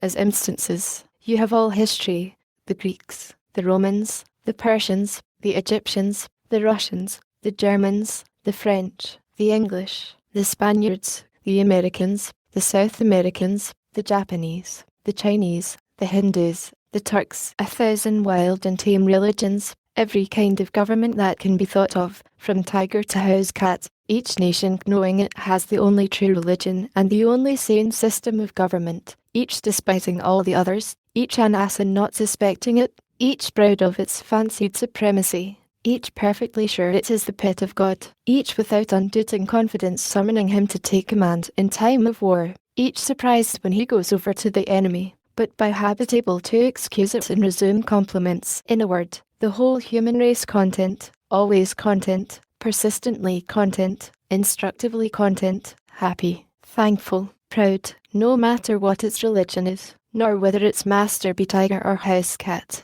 Am I stating facts? You know I am. Is the human race cheerful? You know it is, considering what it can stand, and be happy. You do me too much honour when you think that I can place before it a system of plain cold facts that can take the cheerfulness out of it. Nothing can do that. Everything has been tried, without success. I beg you not to be troubled. The death of J.A. and the death of Jean Clemens occurred early in the morning of December the 24th, 1909. Mr. Clemens was in great stress of mind when I first saw him, but a few hours later I found him writing steadily. I'm setting it down, he said, everything. It is a relief to me to write it. It furnishes me an excuse for thinking. At intervals during that day and the next I looked in, and usually found him writing. Then on the evening of the 26th, when he knew that Jean had been laid to rest in Elmira, he came to my room with the manuscript in his hand. I have finished it, he said. Read it. I can form no opinion of it myself. If you think it worthy, some day, at the proper time, it can end my autobiography. It is the final chapter. 4 months later, almost to the day, April the 21st, he was with Jean. Albert Bigelow Paine. Stormfield, Christmas Eve, 11 a.m. 1909. Jean is dead. Has anyone ever tried to put upon paper all the little happenings connected with a dear one, happenings of the 24 hours preceding the sudden and unexpected death of the dear one? Would a book contain them? Would 2 books contain them? I think not. They pour into the mind in a flood. They are little things that have been always happening every day, and were always so unimportant and easily forgettable before. But now, how different. How precious they are, how dear, how unforgettable, how pathetic, how sacred, how clothed with dignity.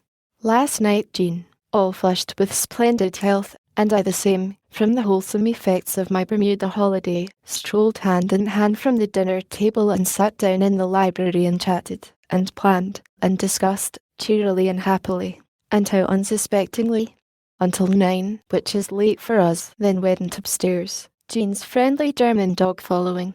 At my door Jean said, "I can't kiss you good night, father. I have a cold, and you could catch it." I bent and kissed her hand. She was moved. I saw it in her eyes, and she impulsively kissed my hand in return.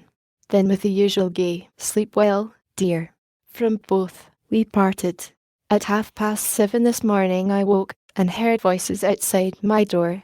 I said to myself, Jean is starting on her usual horseback flight to the station for the mail. Then Katie, 1, entered, stood quaking and gasping at my bedside a moment, then found her tongue. "Miss Jean is dead. Possibly I know now what the soldier feels when a bullet crashes through his heart." In her bathroom there she lay, the fair young creature, stretched upon the floor and covered with a sheet, and looking so placid, so natural, and as if asleep. We knew what had happened. She was an epileptic. She had been seized with a convulsion and heart failure in her bath. The doctor had to come several miles. His efforts, like her previous ones, failed to bring her back to life. It is noon. Now, how lovable she looks, how sweet and how tranquil. It is a noble face, and full of dignity. And that was a good heart that lies there so still. In England, 13 years ago, my wife and I were stabbed to the heart with a cablegram which said, "Susie was mercifully released today." I had to send a like shot to Clara, in Berlin, this morning, with the peremptory addition, "You must not come home." Clara and her husband sailed from here on the 11th of this month. How will Clara bear it? Jean, from her babyhood, was a worshipper of Clara. 4 days ago I came back from a month's holiday in Bermuda in perfected health, but by some accident the reporters failed to perceive this. Day before yesterday, letters and telegrams began to arrive from friends and strangers which indicated that I was supposed to be dangerously ill. Yesterday Jean begged me to explain my case through the Associated Press. I said it was not important enough, but she was distressed and said I must think of Clara.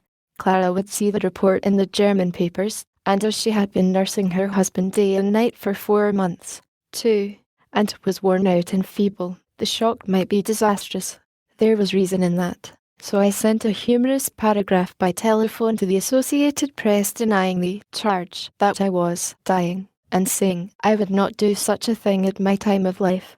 Jean was a little troubled, and did not like to see me treat the matter so lightly, but I said it was best to treat it so, for there was nothing serious about it. This morning I sent the sorrowful facts of this day's irremediable disaster to the Associated Press. Will both appear in this evening's papers.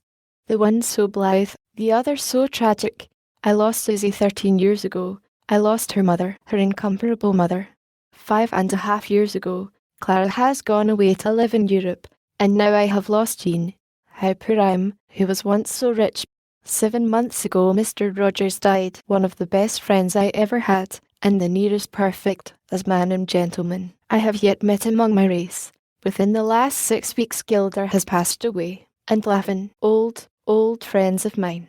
Jean lies yonder, I sit here. We are strangers under our own roof.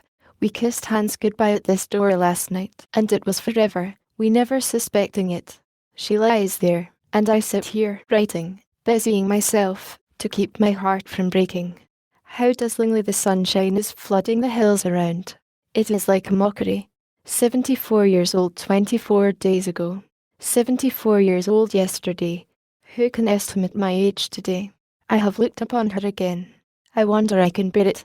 She looks just as her mother looked when she lay dead in that Florentine villa so long ago. The sweet placidity of death. It is more beautiful than sleep. I saw her mother buried. I said I would never endure that horror again, that I would never again look into the grave of anyone dear to me. I have kept to that. They will take Jean from this house tomorrow and bear her to Elmira, New York, where lie those of us that have been released, but I shall not follow. Jean was on the dock when the ship came in, only 4 days ago. She was at the door, beaming a welcome, when I reached this house the next evening. We played cards, and she tried to teach me a new game called Mark Twain. We sat chatting cheerily in the library last night, and she wouldn't let me look into the loggia, where she was making Christmas preparations. She said she would finish them in the morning, and then her little French friend would arrive from New York. The surprise would follow. The surprise she had been working over for days. While she was out for a moment, I disloyally stole a look. The loggia floor was clothed with rugs and furnished with chairs and sofas, and the uncompleted surprise was there, in the form of a Christmas tree that was drenched with silver film in a most wonderful way, and on the table was a prodigal profusion of bright things which she was going to hang upon it today. What desecrating hand will ever banish that eloquent unfinished surprise from that place? Not mine, surely. All these little matters have happened in the last 4 days. Little. Yes, THEN, but not now. Nothing she said or thought or did is little now, and all the lavish humour. What is become of it? It is pathos, now pathos, and the thought of it brings tears.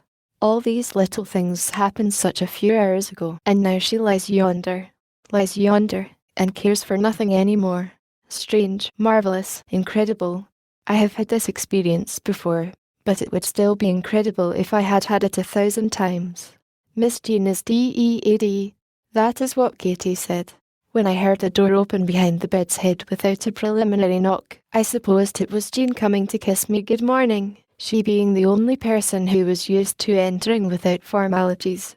And so I have been to Jean's parlour. Such a turmoil of Christmas presents for servants and friends. They are everywhere. Tables, chairs, sofas, the floor, everything is occupied, and over-occupied. It is many and many a year since I have seen the like.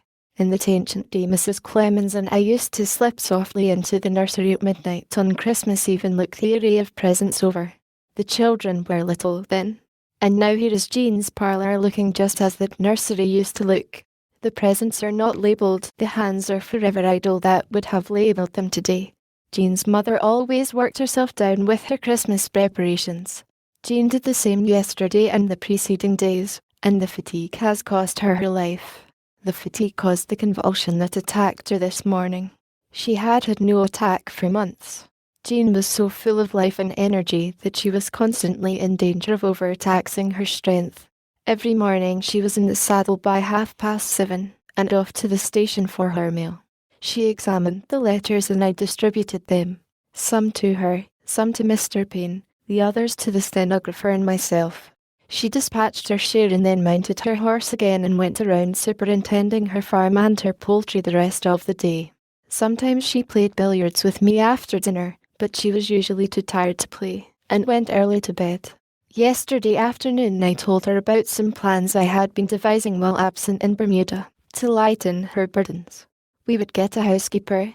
Also we would put her share of the secretary work into Mr. Payne's hands. No, she wasn't willing. She had been making plans herself. The matter ended in a compromise. I submitted. I always did.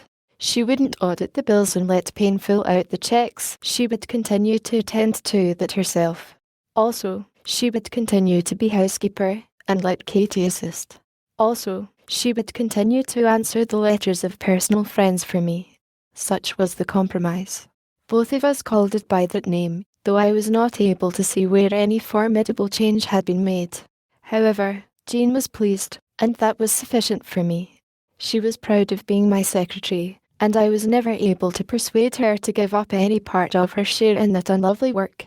In the talk last night I said I found everything going so smoothly that if she were willing I would go back to Bermuda in February and get blessedly out of the clash and turmoil again for another month.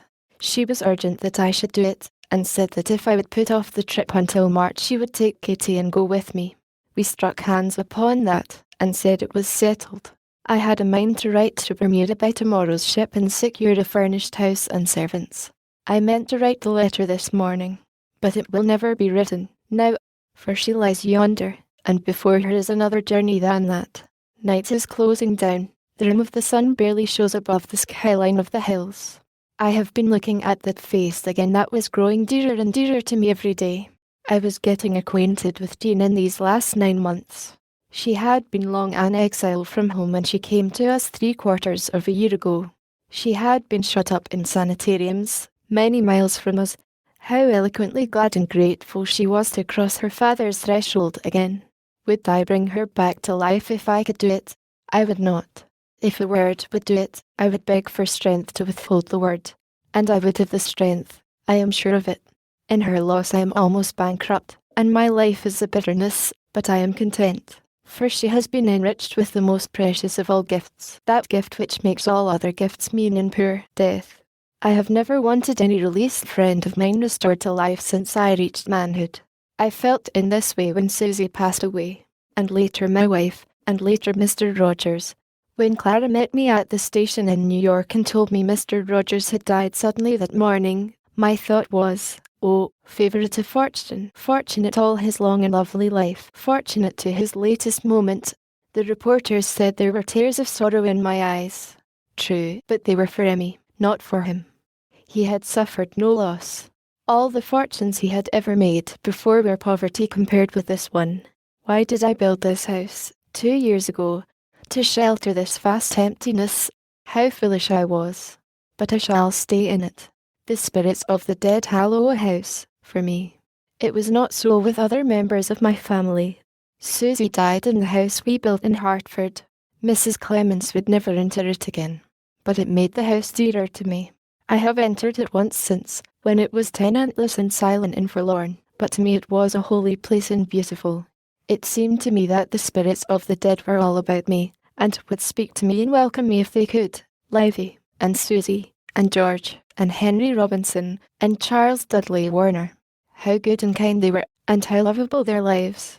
In fancy I could see them all again. I could call the children back and hear them romp again with George, that peerless black ex-slave and children's idol who came one day, a flitting stranger, to wash windows, and stayed 18 years. Until he died.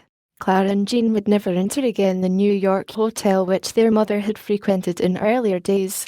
They could not bear it. But I shall stay in this house. It is dearer to me tonight than ever it was before. Jean's spirit will make it beautiful for me always. Her lonely and tragic death, but I will not think of that now. Jean's mother always devoted 2 or 3 weeks to Christmas shopping, and was always physically exhausted when Christmas Eve came. Jean was her very own child. She wore herself out present, hunting in New York these latter days. Bain has just found on her desk a long list of names, 50, he thinks, people to whom she sent presents last night. Apparently she forgot no one, and Katie found there a roll of banknotes for the servants. Her dog has been wandering about the grounds today, comradeless and forlorn. I have seen him from the windows. She got him from Germany. He has tall ears and looks exactly like a wolf. He was educated in Germany, and knows no language but the German. Jean gave him no orders save in that tongue.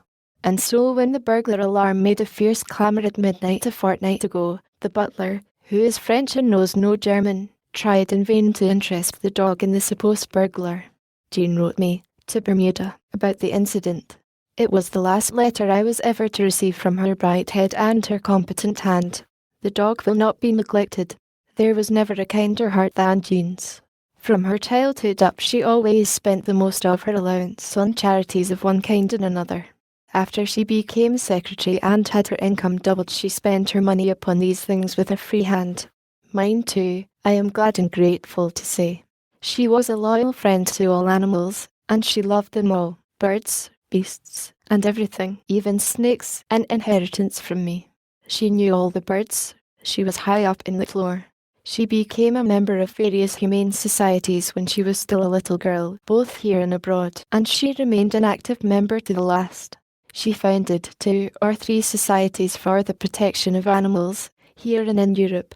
She was an embarrassing secretary, for she fished my correspondence out of the wastebasket and answered the letters. She thought all letters deserved the courtesy of an answer. Her mother brought her up in the kindly error. She could write a good letter, and was swift with her pen. She had but an indifferent ear for music, but her tongue took to languages with an easy facility. She never allowed her Italian, French, and German to get rusty through neglect. The telegrams of sympathy are flowing in, from far and wide, now, just as they did in Italy 5 years and a half ago, when this child's mother laid down her blameless life. They cannot heal the heart, but they take away some of the pain. When Jean and I kissed hands and parted at my door last, how little did we imagine that in 22 hours the telegraph would be bringing words like these. From the bottom of our hearts we send our sympathy, dearest of friends. For many and many a day to come, wherever I go in this house, remembrances of Jean will mutely speak to me of her. Who can count the number of them? She was in exile 2 years with the hope of healing her malady, epilepsy. There are no words to express how grateful I am that she did not meet her fate in the hands of strangers, but in the loving shelter of her own home. Miss Jean is dead. It is true. Jean is dead. A month ago I was writing bubbling and hilarious articles for magazines yet to appear, and now I am writing this Christmas Day. Noon. Last night I went to Jean's room at intervals, and turned back the sheet and looked at the peaceful face, and kissed the cold brow, and remembered that heart-breaking night in Florence so long ago, in the cavernous and silent vast villa, when I crept downstairs so many times, and turned back a sheet and looked at a face just like this one, Jean's mother's face, and kissed a brow that was just like this one. And last night I saw again what I had seen then, that strange and lovely miracle, the sweet, soft contours of early maidenhood restored by the gracious hand of death. When Jean's mother lay dead, all trace of care, and trouble, and suffering, and the corroding years had vanished out of the face, and I was looking again upon it as I had known and worshipped it in its young bloom and beauty a whole generation before. About 3 in the morning, while wandering about the house in the deep silences, as one does in times like these, when there is a dumb sense that something has been lost that will never be found again, yet must be sought, if only for the employment the useless seeking gives, I came upon Jean's dog in the hall downstairs, and noted that he did not spring to greet me, according to his hospitable habit, but came slow and sorrowfully. Also I remembered that he had not visited Jean's apartment since the tragedy. Poor fellow. Did he know? I think so. Always when Jean was abroad in the open he was with her.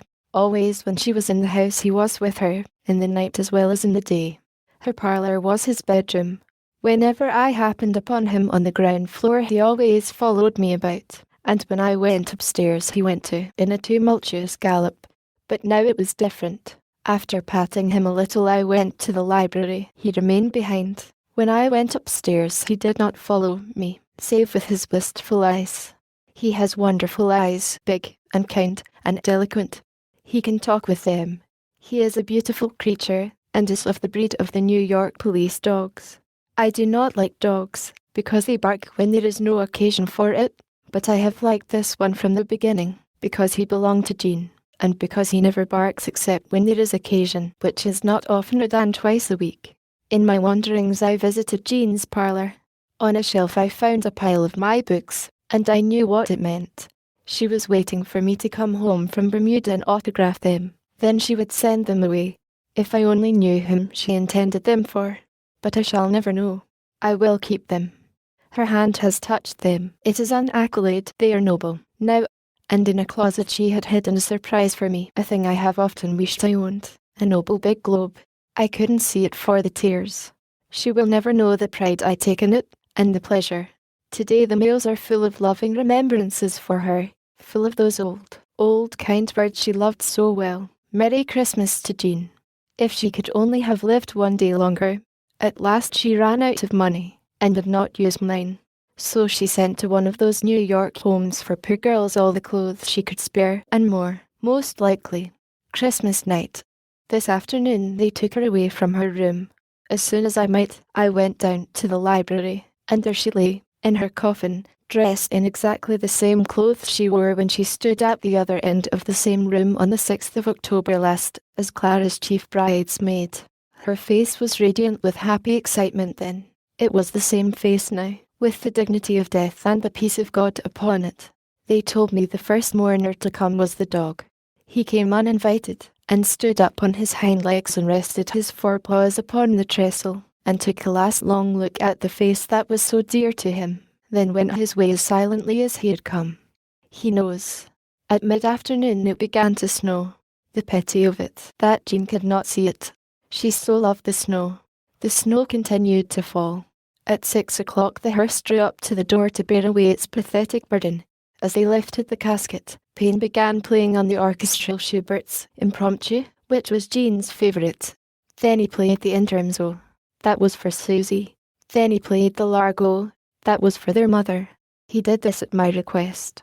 Elsewhere in my autobiography I have told how the Intermezzo and the Largo came to be associated in my heart with Susie and Livy in their last hours in this life.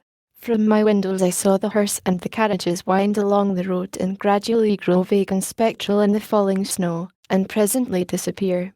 Jean was gone out of my life, and did not come back any more. Jervis, the cousin she had played with when they were babies together, he and her beloved old Katie were conducting her to her distant childhood home, where she will lie by her mother's side once more, in the company of Susie and Langdon. December the 26th. The dog came to see me at 8 o'clock this morning. He was very affectionate, poor orphan. My room will be his quarters hereafter. The storm raged all night. It has raged all the morning. The snow drives across the landscape in vast clouds, superb, sublime, and Jean not here to see. 2:30 p.m. It is the time appointed. The funeral has begun. 400 miles away, but I can see it all, just as if I were there. The scene is the library in the Langdon homestead. Jean's coffin stands where her mother and I stood 40 years ago, and were married, and where Sus's coffin stood 13 years ago, where her mother's stood 5 years and a half ago, and where mine will stand after a little time. 5 o'clock. It is all over. When Clara went away 2 weeks ago to live in Europe, it was hard, but I could bear it, for I had Jean left. I said we would be a family. We said we would be close comrades and happy, just we two. That fair dream was in my mind when Jean met me at the steamer last Monday. It was in my mind when she received me at the door last Tuesday evening. We were together. We were a family. The dream had come true. Oh, precisely true. Contentedly true. Satisfyingly true. And remained true to Holdies. And now Jean is in her grave. In the grave, if I can believe it. God rest her sweet spirit. 1. Katie Leary, who had been in the service of the Clemens family for 29 years. 2. Mr. Gabrilowitsch had been operated on for appendicitis. The turning point of my life. If I understand the idea, the bazaar invites several of us to write upon the above text. It means the change in my life's course which introduced what must be regarded by me as the most important condition of my career. But it also implies, without intention, perhaps, that the turning point itself was the creator of the new condition. This gives it too much distinction, too much prominence, too much credit. It is only the LASD link in a very long chain of turning points commissioned to produce the cardinal result. It is not any more important than the humblest of its 10,000 predecessors. Each of the 10,000 did its appointed share, on its appointed date, in forwarding the scheme. And they were all necessary. To have left out any one of them would have defeated the scheme and brought about some other result. I know we have a fashion of saying, such and such an event was the turning point in my life, but we shouldn't say it. We should merely grant that its place as LASD link in the chain makes it the most conspicuous link. In real importance it has no advantage over any one of its predecessors. Perhaps the most celebrated turning point recorded in history was the crossing of the Rubicon. Suetonius says, coming up with his troops on the banks of the Rubicon, he halted for a while, and, revolving in his mind the importance of the step he was on the point of taking, he turned to those about him and said, "We may still retreat, but if we pass this little bridge, nothing is left for us but to fight it out in arms." This was a stupendously important moment. And all the incidents, big and little, of Caesar's previous life had been leading up to it, stage by stage, link by link. This was the LASD link, merely the last one, and no bigger than the others. But as we gaze back at it through the inflating mists of our imagination, it looks as big as the orbit of Neptune. You, the reader, have a personal interest in that link, and so have I, so has the rest of the human race. It was one of the links in your life chain, and it was one of the links in mine. We may wait, now, with bated breath, while Caesar reflects. Your fate and mine are involved in his decision. While he was thus hesitating, the following incident occurred. A person remarked for his noble mien and graceful aspect appeared close at hand, sitting and playing upon a pipe, when not only the shepherds, but a number of soldiers also, flocked to listen to him, and some trumpeters among them. He snatched a trumpet from one of them, ran to the river with it, and, sounding the advance with a piercing blast, crossed to the other side. Upon this, Caesar exclaimed, "Let us go whither the omens of the gods and the iniquity of our enemies call us." The diacast. So he crossed, and changed the future of the whole human race, for all time. But that stranger was a link in Caesar's life chain, too, and a necessary one. We don't know his name, we never hear of him again. He was very casual. He acts like an accident, but he was no accident. He was there by compulsion of HIS life chain, to blow the electrifying blast that was to make up Caesar's mind for him, and thence go piping down the aisles of history forever, if the stranger hadn't been there. But he was, and Caesar crossed, with such results, such vast events, each a link in the human race's life chain, each event producing the next one, and that one the next one, and so on. The destruction of the Republic, the founding of the Empire, the breaking up of the Empire, the rise of Christianity upon its ruins, the spread of their religion to other lands, and so on. Link by link took its appointed place at its appointed time, the discovery of America being one of them, a revolution another, the inflow of English and other immigrants another, their drift westward, my ancestors among them, another, the settlement of certain of them in Missouri, which resulted in M.E. For I was one of the unavoidable results of the crossing of the Rubicon. If the stranger, with his trumpet blast, had stayed away, which he couldn't, for he was an appointed link, Caesar would not have crossed. What would have happened, in that case, we can never guess. We only know that the things that did happen would not have happened.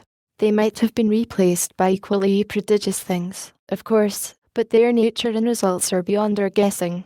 But the matter that interests me personally is that I would not be here now, but somewhere else, and probably black. There is no telling. Very well, I am glad he crossed. And very really and thankfully glad, too, though I never cared anything about it before. To me, the most important feature of my life is its literary feature. I have been professionally literary something more than 40 years. There have been many turning points in my life, but the one that was the last link in the chain appointed to conduct me to the Literary Guild is the most conspicuous link in that chain, because it was the last one. It was not any more important than its predecessors. All the other links have an inconspicuous look, except the crossing of the Rubicon, but as factors in making me literary they are all of the one size, the crossing of the Rubicon included. I know how I came to be literary, and I will tell the steps that lead up to it and brought it about. The crossing of the Rubicon was not the first one, it was hardly even a recent one. I should have to go back ages before Caesar's day to find the first one. To save space I will go back only a couple of generations and start with an incident of my boyhood. When I was 12.5 years old, my father died. It was in the spring. The summer came, and brought with it an epidemic of measles. For a time a child died almost every day. The village was paralyzed with fright, distress, despair. Children that were not smitten with the disease were imprisoned in their homes to save them from the infection. In the homes there were no cheerful faces, there was no music, there was no singing but of solemn hymns, no voice but of prayer, no romping was allowed, no noise, no laughter. The family moved spectrally about on tiptoe, in a ghostly hush. I was a prisoner. My soul was steeped in this awful dreariness, and in fear. At some time or other every day and every night a sudden shiver shook me to the marrow. And I said to myself, there, I've got it. And I shall die? Life on these miserable terms was not worth living, and at last I made up my mind to get the disease and have it over, one way or the other. I escaped from the house and went to the house of a neighbour where a playmate of mine was very ill with the malady. When the chance offered, I crept into his room and got into bed with him. I was discovered by his mother and sent back into captivity. But I had the disease. They could not take that from me. I came near to dying. The whole village was interested and anxious, and sent for news of me every day, and not only once a day, but several times. Everybody believed I would die, but on the 14th day a change came for the worse and they were disappointed. This was a turning point of my life. Link number 1.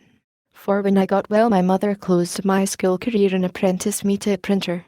She was tired of trying to keep me out of mischief, and the adventure of the measles decided her to put me into more masterful hands than hers. I became a printer, and began to add one link after another to the chain which was to lead me into the literary profession. A long road, but I could not know that, and as I did not know what its goal was, or even that it had one, I was indifferent, also contented. A young printer wanders around a good deal, seeking and finding work, and seeking again, when necessity commands. NB necessity is a circumstance. Circumstance is man's master, and when circumstance commands, he must obey. He may argue the matter. That is his privilege, just as it is the honourable privilege of a falling body to argue with the attraction of gravitation. But it won't do any good. He must obey. I wandered for 10 years, under the guidance and dictatorship of circumstance, and finally arrived in the city of Iowa, where I worked several months. Among the books that interested me in those days was one about the Amazon. The traveller told an alluring tale of his long voyage up the great river from Para to the sources of the Madeira, through the heart of an enchanted land, a land wastefully rich in tropical wonders, a romantic land where all the birds and flowers and animals were of the museum varieties, and where the alligator and the crocodile and the monkey seemed as much at home as if they were in the zoo. Also, he told an astonishing tale about COCA, a vegetable product of miraculous powers, asserting that it was so nourishing and so strength-giving that the native of the mountains of the Madeira region would tramp uphill and down all day on a pinch of powdered coca and require no other sustenance. I was fired with a longing to ascend the Amazon, also with a longing to open up a trade in coca with all the world. During months I dreamed that dream, and tried to contrive ways to get to Para and spring that splendid enterprise upon an unsuspecting planet. But all in vain. A person may plan as much as he wants to, but nothing of consequence is likely to come of it until the magician Circumstance steps in and takes the matter off his hands. At last Circumstance came to my help. It was in this way. Circumstance, to help or hurt another man, made him lose a $50 bill in the street, and to help or hurt me, made me find it. I advertised the find, and left for the Amazon the same day. This was another turning point, another link. Could Circumstance have ordered another dweller in the town to go to the Amazon and open up a world trade in coke on a $50 basis and been obeyed? No, I was the only one. There were other fools there, shoals and shoals of them, but they were not of my kind. I was the only one of my kind. Circumstance is powerful, but it cannot work alone. It has to have a partner. Its partner is man's temperament, his natural disposition. His temperament is not his invention, it is born in him, and he has no authority over it, neither is he responsible for its acts. He cannot change it, nothing can change it, nothing can modify it, except temporarily. But it won't stay modified. It is permanent, like the colour of the man's eyes and the shape of his ears. Blue eyes are grey in certain unusual lights, but they resume their natural colour when the stress is removed. A circumstance that will coerce one man will have no effect upon a man of a different temperament. If Circumstance had thrown the banknote in Caesar's way, his temperament would not have made him start for the Amazon. His temperament would have compelled him to do something with the money, but not that. It might have made him advertise the note and wait. We can't tell. Also, it might have made him go to New York and buy into the government, with results that would leave Tweed nothing to learn when it came his turn. Very well, Circumstance furnished the capital, and my temperament told me what to do with it. Sometimes a temperament is an ass. When that is the case, the owner of it is an ass, 2, and is going to remain 1. Training, experience, association can temporarily so polish him, improve him, exalt him that people will think he is a mule, but they will be mistaken. Artificially he is a mule, for the time being, but at bottom he is an ass yet, and will remain one. By temperament I was the kind of person that does things, does them, and reflects afterward. So I started for the Amazon without reflecting and without asking any questions. That was more than 50 years ago. In all that time my temperament has not changed, by even a shade. I have been punished many and many a time, and bitterly, for doing things and reflecting afterward, but these tortures have been of no value to me. I still do the thing commanded by circumstance and temperament, and reflect afterward, always violently. When I am reflecting, on those occasions, even deaf persons can hear me think. I went by the way of Cincinnati, and down the Ohio and Mississippi. My idea was to take ship, at New Orleans, for Para. In New Orleans I inquired, and found there was no ship leaving for Para. Also, that there never had been one leaving for Para. I reflected. A policeman came and asked me what I was doing, and I told him. He made me move on, and said if he caught me reflecting in the public street again he would run me in. After a few days I was out of money. Then circumstance arrived, with another turning point of my life, a new link. On my way down, I had made the acquaintance of a pilot. I begged him to teach me the river, and he consented. I became a pilot. By and by circumstance came again, introducing the Civil War, this time, in order to push me ahead another stage or two toward the literary profession. The boats stopped running, my livelihood was gone. Circumstance came to the rescue with a new turning point and a fresh link. My brother was appointed secretary to the new territory of Nevada, and he invited me to go with him and help him in his office. I accepted. In Nevada, circumstance furnished me the silver fever and I went into the mines to make a fortune, as I supposed. But that was not the idea. The idea was to advance me another step toward literature. For amusement I scribbled things for the Virginia City Enterprise. One isn't a printer 10 years without setting up acres of good and bad literature, and learning, unconsciously at first, consciously later, to discriminate between the two, within his mental limitations, and meantime he is unconsciously acquiring what is called a style. One of my efforts attracted attention, and the Enterprise sent for me and put me on its staff. And so I became a journalist, another link. By and by circumstance and the Sacramento Union sent me to the Sandwich Islands for 5 or 6 months, to write up sugar. I did it, and threw in a good deal of extraneous matter that hadn't anything to do with sugar.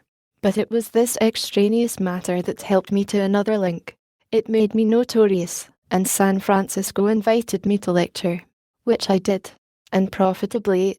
I had long had a desire to travel and see the world, and now circumstance had most kindly and unexpectedly hurled me upon the platform and furnished me the means.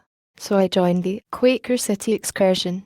When I returned to America, circumstance was waiting on the pier with the LASD link, the conspicuous, the consummating, the victorious link. I was asked to write a BOK, and I did it, and called it The Innocents Abroad. Thus I became at last a member of the Literary Guild. That was 42 years ago, and I have been a member ever since. Leaving the Rubicon incident away back where it belongs, I can say with truth that the reason I am in the literary profession is because I had the measles when I was 12 years old. 3. Now what interests me, as regards these details, is not the details themselves, but the fact that none of them was foreseen by me, none of them was planned by me. I was the author of none of them. Circumstance, working in harness with my temperament, created them all and compelled them all. I often offered help, and with the best intentions, but it was rejected, as a rule, uncourteously. I could never plan a thing and get it to come out the way I planned it. It came out some other way, some way I had not counted upon. And so I do not admire the human being as an intellectual marvel as much as I did when I was young, and got him out of books, and did not know him personally. When I used to read that such and such a general did a certain brilliant thing, I believed it, whereas it was not so. Circumstance did it by help of his temperament. The circumstance would have failed of effect with a general of another temperament. He might see the chance, but lose the advantage by being by nature too slow or too quick or too doubtful. Once General Grant was asked a question about a matter which had been much debated by the public and the newspapers. He answered the question without any hesitancy. General, who planned the march through Georgia? The enemy. He added that the enemy usually makes your plans for you. He meant that the enemy, by neglect or through force of circumstances, leaves an opening for you, and you see your chance and take advantage of it. Circumstances do the planning for us all, no doubt, by help of our temperaments. I see no great difference between a man and a watch, except that the man is conscious and the watch isn't, and the man tries to plan things and the watch doesn't. The watch doesn't wind itself and doesn't regulate itself. These things are done exteriorly. Outside influences, outside circumstances, when the man and regulate him, left to himself, he wouldn't get regulated at all, and the sort of time he would keep would not be valuable.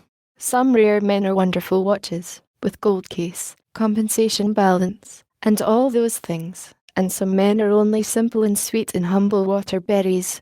I am a waterberry of the kind, some say. A nation is only an individual multiplied.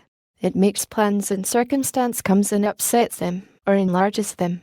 Some patriots throw the tea overboard, some other patriots destroy a Bastille. The plans stop there, then circumstance comes in, quite unexpectedly, and turns these modest riots into a revolution. And there was poor Columbus. He elaborated a deep plan to find a new route to an old country. Circumstance revised his plan for him, and he found a new world. And he gets the credit of it to this day. He hadn't anything to do with it. Necessarily the scene of the real turning point of my life, and of yours, was the Garden of Eden. It was there that the first link was forged of the chain that was ultimately to lead to the emptying of me into the literary guild. Adam's temperament was the first command the deity ever issued to a human being on this planet, and it was the only command Adam would never be able to disobey.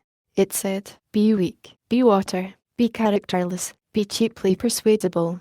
The latter command, to let the fruit alone, was certain to be disobeyed, not by Adam himself, but by his temperament, which he did not create and had no authority over. For the temperament is the man. The thing tricked out with clothes and named man is merely its shadow, nothing more.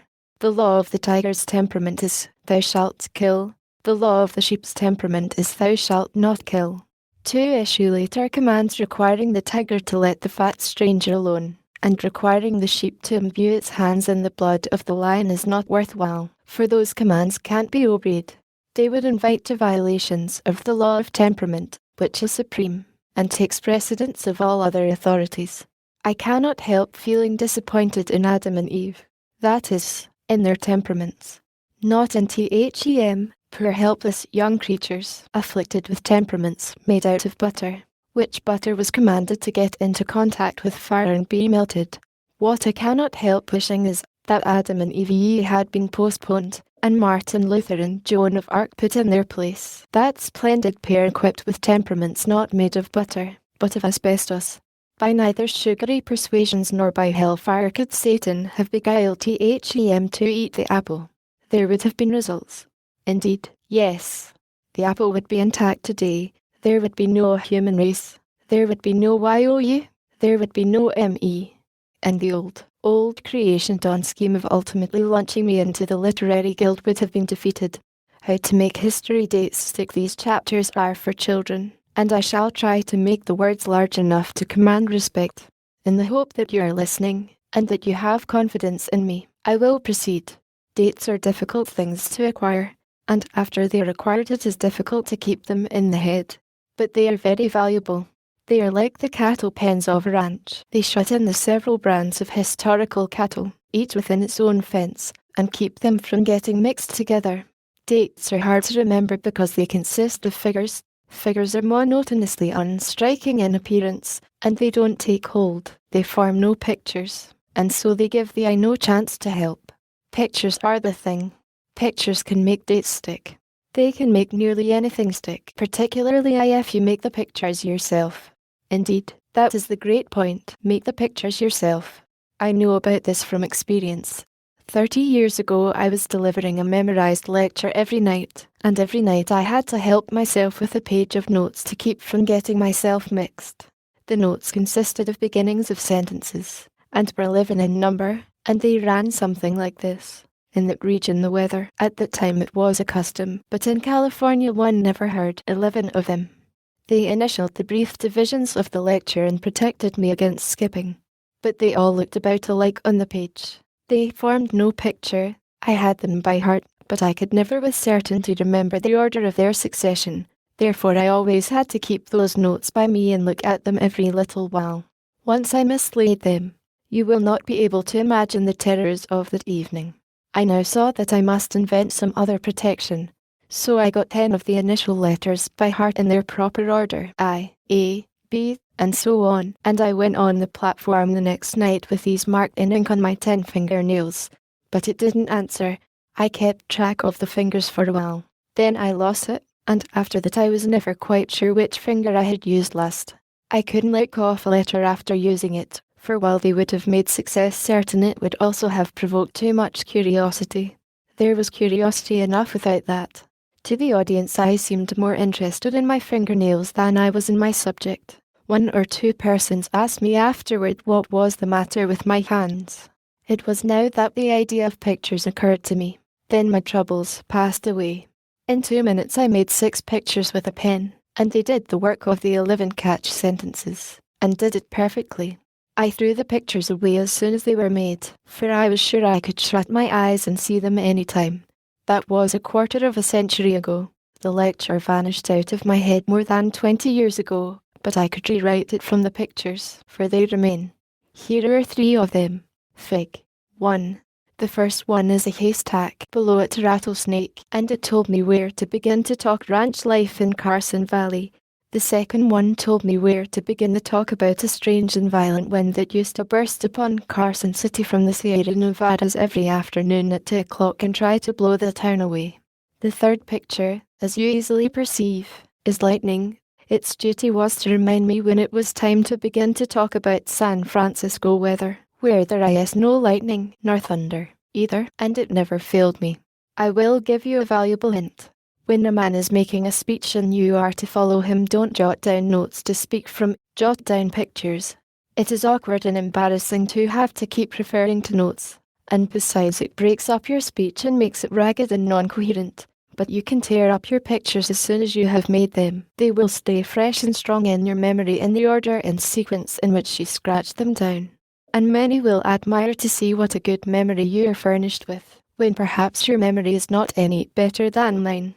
16 years ago, when my children were little creatures, the governess was trying to hammer some primer histories into their heads.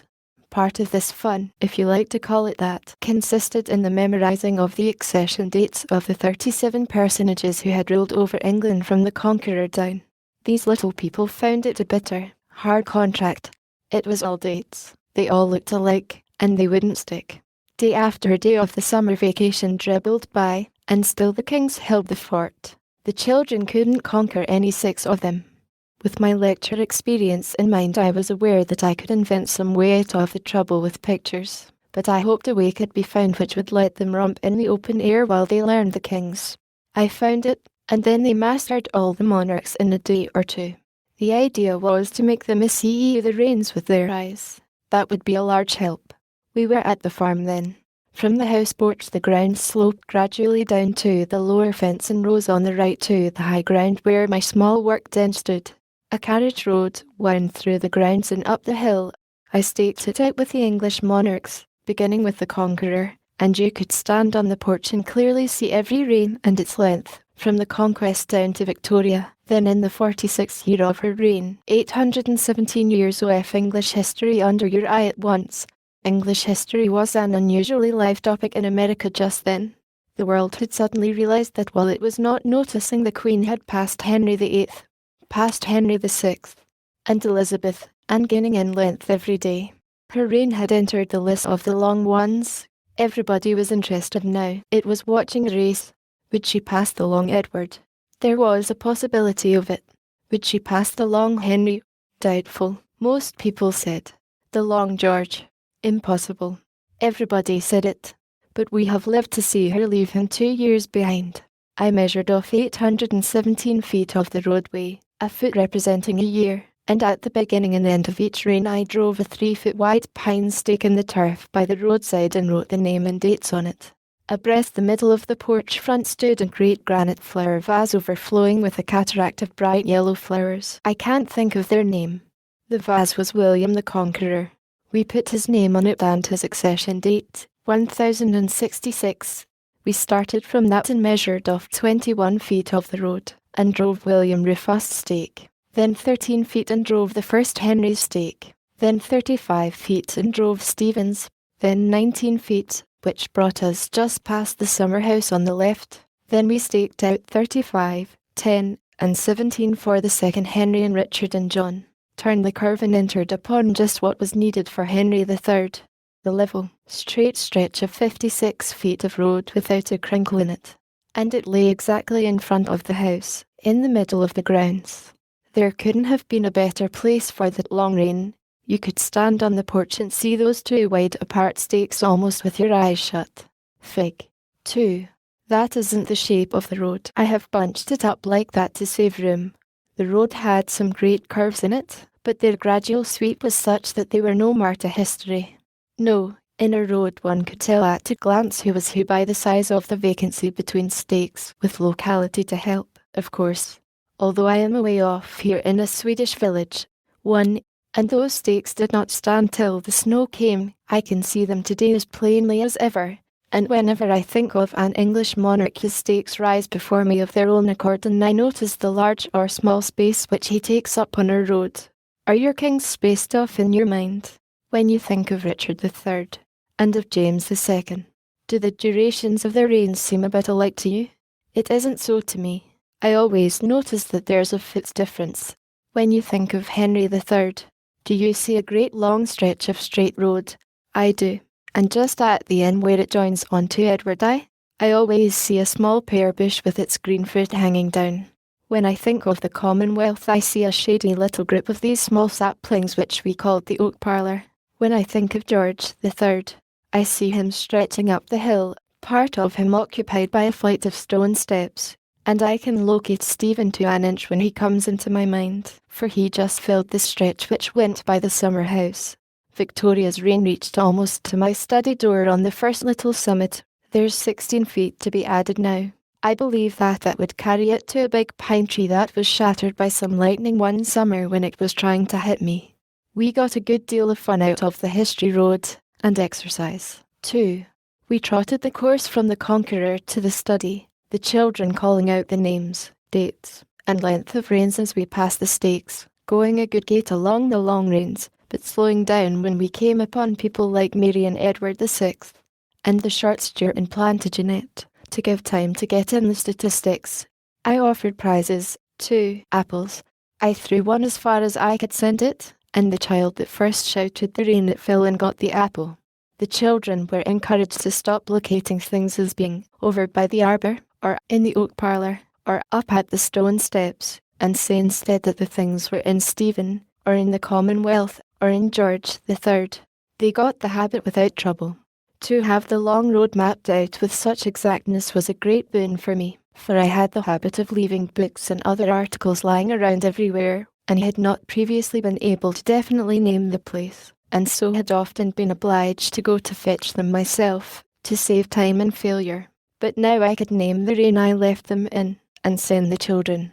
Next I thought I would measure off the French reigns, and peg them alongside the English ones, so that we could always have contemporaneous French history under our eyes as we went our English rounds. We pegged them down to the 100 Years' War, then threw the idea aside. I do not now remember why. After that we made the English pegs fence in European and American history as well as English, and that answered very well.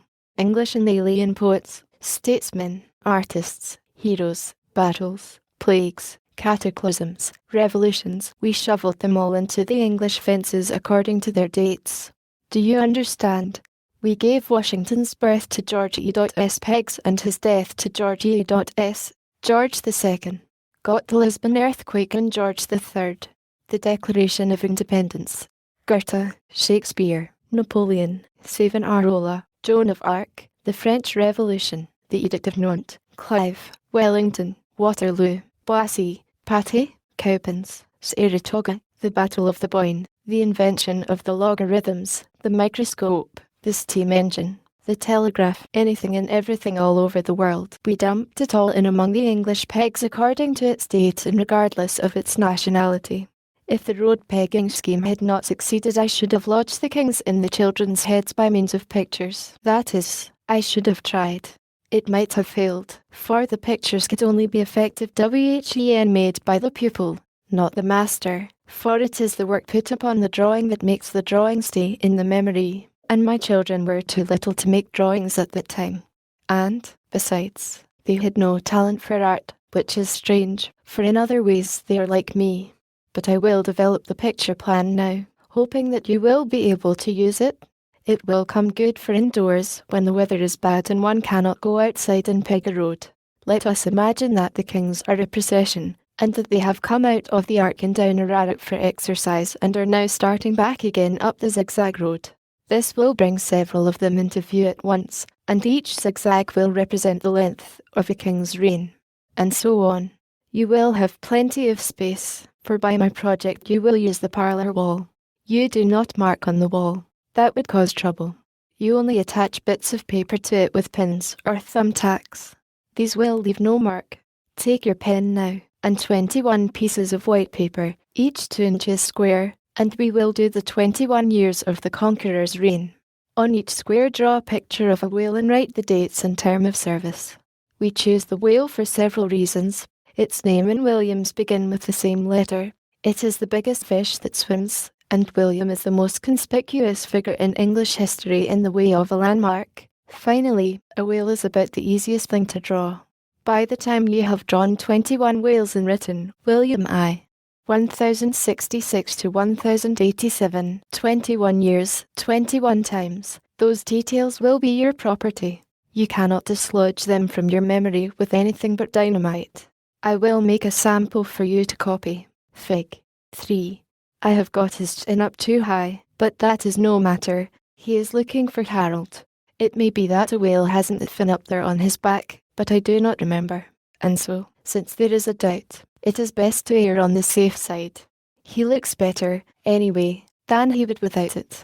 Be very careful and attentive while you're drawing your first whale from my sample and writing the word and figures under it, so that you will not need to copy the sample anymore. Compare your copy with the sample. Examine closely. If you find you have got everything right and can shut your eyes and see the picture and call the words and figures, then turn the sample and copy upside down and make the next copy from memory, and also the next, and so on, always drawing and writing from memory until you have finished the whole 21. This will take you 20 minutes, or 30, and by the time you will find that you can make a whale in less time than an unpracticed person can make a sardine. Also, up to the time you die you will always be able to furnish William's dates to any ignorant person that inquires after them. You will now take 13 pieces of blue paper, each 2 inches square, and do William II. Fig. 4. Make him spout his water forward instead of backward. Also make him small, and stick a harpoon in him and give him that sick look in the eye. Otherwise you might seem to be continuing the other William, and that would be confusing and a damage. It is quite right to make him small. He was only about 11 whale, or along there somewhere. There wasn't room in him for his father's great spirit. The barb of the harpoon ought not to show like that, because it is down inside the whale and ought to be out of sight. But it cannot be helped. If the barb were removed, people would think someone had stuck a whipstock into the whale. It is best to leave the barb the way it is, then everyone will know it is a harpoon and attending to business. Remember, draw from the copy only once. Make your other 12 and the inscription from memory. Now the truth is that whenever you have copied a picture and its inscription once from my sample and 2 or 3 times from memory, the details will stay with you and be hard to forget. After that, if you like, you may make merely the whales HEAD in water spout for the conqueror till you end his reign, each time saying the inscription in place of writing it, and in the case of William II, make the harpoon alone, and say over the inscription each time you do it. You see, It will take nearly twice as long to do the first set as it will to do the second, and that will give you a marked sense of the difference in length of the two reins. Next to Henry I. On 35 squares of red paper, Fig. 5. That is a hen, and suggests Henry by furnishing the first syllable. When you have repeated the hen and the inscription until you're perfectly sure of them, draw merely the hen's head the rest of the 35 times, saying over the inscription each time. Thus, Fig. 6. You begin to understand now how this procession is going to look when it is on the wall.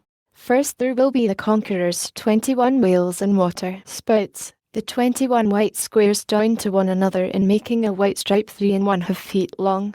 The 13 blue squares of William II will be joined to that a blue stripe 2 feet, 2 inches long, followed by Henry's red stripe 5 feet, 10 inches long, and so on. The coloured divisions will smartly show to the eye the difference in the length of the reins and impress the proportions on the memory and the understanding. Fig. 7. Stephen of Blois comes next. He requires 19 2-inch squares of yellow paper. Fig. 8. That is the steer. The sound suggests the beginning of Stephen's name. I choose it for that reason. I can make a better steer than that when I am not excited, but this one will do. It is a good enough steer for history. The tail is defective, but it only wants straightening out. Next comes Henry II. Give him 35 squares of red paper. These hens must face west, like the former ones. Fig. 9. This hen differs from the other one. He is on his way to inquire what has been happening in Canterbury. Now we arrive at Richard I, called Richard of the Lion Heart because he was a brave fighter and was never so contented as when he was leading crusades in Palestine and neglecting his affairs at home. Give him 10 squares of white paper. Fig. 10. That is a lion. His office is to remind you of the lion-hearted Richard. There is something the matter with his legs, but I do not quite know what it is. They do not seem right. I think the hind ones are the most unsatisfactory. The front ones are well enough, though it would be better if they were rights and lefts. Next comes King John, and he was a poor circumstance. He was called Lackland. He gave his realm to the Pope. Let him have 17 squares of yellow paper. Fig. 11. That creature is a jamboree. It looks like a trademark, but that is only an accident and not intentional. It is prehistoric and extinct. It used to roam the earth in the old Silurian times, and lay eggs and catch fish and climb trees and live on fossils, for it was of a mixed breed, which was the fashion then.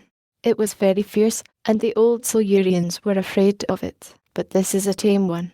Physically it has no representative now, but its mind has been transmitted. First I drew it sitting down, but have turned it the other way now because I think it looks more attractive and spirited when one end of it is galloping. I love to think that in this attitude it gives us a pleasant idea of John coming all in a happy excitement to see what the barons have been arranging for him at Runnymede, while the other one gives us an idea of him sitting down to wring his hands and grieve over it. We now come to Henry III. red squares again, of course, 56 of them. We must make all the Henrys the same colour. It will make their long range show up handsomely on the wall. Among all the 8 Henrys there were but 2 short ones. A lucky name, as far as longevity goes. The reigns of 6 of the Henrys cover 227 years. It might have been well to name all the royal princes Henry, but this was overlooked until it was too late. Fig. 12. This is the best one yet. He is on his way, 1265, to have a look at the first House of Commons in English history. It was a monumental event, the situation of the House, and was the second great Liberty landmark which the century had set up. I have made Henry looking glad, but this was not intentional. Edward I comes next, light brown paper, 35 squares. Fig. 13. That is an editor. He is trying to think of the word. He props his feet on the chair, which is the editor's way. Then he can think better. I do not care much for this one. His ears are not alike. Still, editor suggests the sound of Edward, and he will do. I could make him better if I had a model, but I made this one from memory. But it is no particular matter. They all look alike, anyway. They are conceited and troublesome, and don't pay enough. Edward was the first really English king that had yet occupied the throne. The editor in the picture probably looks just as Edward looked when it was first borne in upon him that this was so. His whole attitude expressed gratification and pride mixed with stupefaction and astonishment. Edward II. Now, 20 BLUE squares. Fig. 14. Another editor. That thing behind his ear is his pencil. Whenever he finds the bright thing in your manuscript he strikes it out with that. That does him good, and makes him smile and show his teeth, the way he is doing in the picture. This one has just been striking out a smart thing, and now he is sitting there with his thumbs in his vest holes, gloating. They are full of envy and malice, editors are. This picture will serve to remind you that Edward II was the first English king who was deposed. Upon demand, he signed his deposition himself. He had found kingship a most aggravating and disagreeable occupation, and you can see by the look of him that he is glad he resigned. He has put his blue pencil up for good now. He had struck out many a good thing with it in his time. Edward III. Next, 50 red squares. Fig. 15. This editor is a critic. He has pulled out his carving knife and his tomahawk and is starting after a book which he is going to have for breakfast. This one's arms are put on wrong. I did not notice it at first, but I see it now. Somehow he has got his right arm on his left shoulder, and his left arm on the right shoulder, and this shows us the back of his hands in both instances. It makes him left-handed all around, which is a thing which has never happened before, except perhaps in a museum. That is the way with art. When it is not acquired but born to you, you start in to make some simple little thing, not suspecting that your genius is beginning to work and swell and strain in secret, and all of a sudden there is a convulsion and you fetch out something astonishing. This is called inspiration. It is an accident. You never know when it is coming. I might have tried as much as a year to think of such a strange thing as an all-around left-handed man and I could not have done it, for the more you try to think of an unthinkable thing the more it eludes you. But it can't elude inspiration. You have only to bait with inspiration and you will get it every time. Look at Botticelli's Spring. Those snaky women were unthinkable, but inspiration secured them for us, thanks to goodness. It is too late to reorganize this editor-critic now. We will leave him as he is. He will serve to remind us. Richard II. Next, 22 white squares. Fig. 16. We use the lion again because this is another Richard. Like Edward II. He was deposed. He is taking a last sad look at his crown before they take it away. There was not room enough and I have made it too small, but it never fitted him, anyway. Now we turn the corner of the century with a new line of monarchs, the Lancastrian kings. Henry IV. 14 squares of yellow paper. Fig. 17. This hen has laid the egg of a new dynasty and realizes the imposing magnitude of the event. She is giving notice in the usual way. You notice I am improving in the construction of hens. At first I made them too much like other animals, but this one is orthodox. I mention this to encourage you. You will find that the more you practice, the more accurate you will become. I could always draw animals, but before I was educated I could not tell what kind they were when I got them done. But now I can. Keep up your courage. It will be the same with you, although you may not think it. This Henry died the year after Joan of Arc was born. Henry v. 9 BLUE squares. Fig. 18. There you see him lost in meditation over the monument which records the amazing figures of the Battle of Agincourt. French history says 20,000 Englishmen routed 80,000 Frenchmen there, and English historians say that the French loss, in killed and wounded, was 60,000. Henry VI. 39 red squares. Fig. 19. This is poor Henry VI, who reigned long and scored many misfortunes and humiliations. Also 2 great disasters. He lost France to Joan of Arc and he lost the throne and ended the dynasty which Henry IV had started in business with such good prospects. In the picture we see him sad and weary and downcast, with the sceptre falling from his nerveless grasp. It is a pathetic quenching of a sun which had risen in such splendour. Edward IV. 22 light brown squares. Fig. 20. That is a society editor, sitting there elegantly dressed, with his legs crossed in that indolent way, observing the clothes the ladies wear, so that he can describe them for his paper and make them out finer than they are and get bribes for it and become wealthy. That flower which he is wearing in his buttonhole is a rose, a white rose, a York rose, and will serve to remind us of the War of the Roses, and that the white one was their winning colour when Edward got the throne and dispossessed the Lancastrian dynasty. Edward v. 1/3 of a black square. Fig. 21. His uncle Richard had him murdered in the Tower. When you get the reigns displayed upon the wall, this one will be conspicuous and easily remembered. It is the shortest one in English history except Lady Jane Grey's, which was only 9 days. She is never officially recognised as a monarch of England, but if you or I should ever occupy a throne, we should like to have proper notice taken of it, and it would be only fair and right, too, particularly if we gained nothing by it and lost our lives besides. Richard III. 2 white squares. Fig. 22. That is not a very good lion, but Richard was not a very good king. You would think that this lion has 2 heads, but that is not so. One is only a shadow.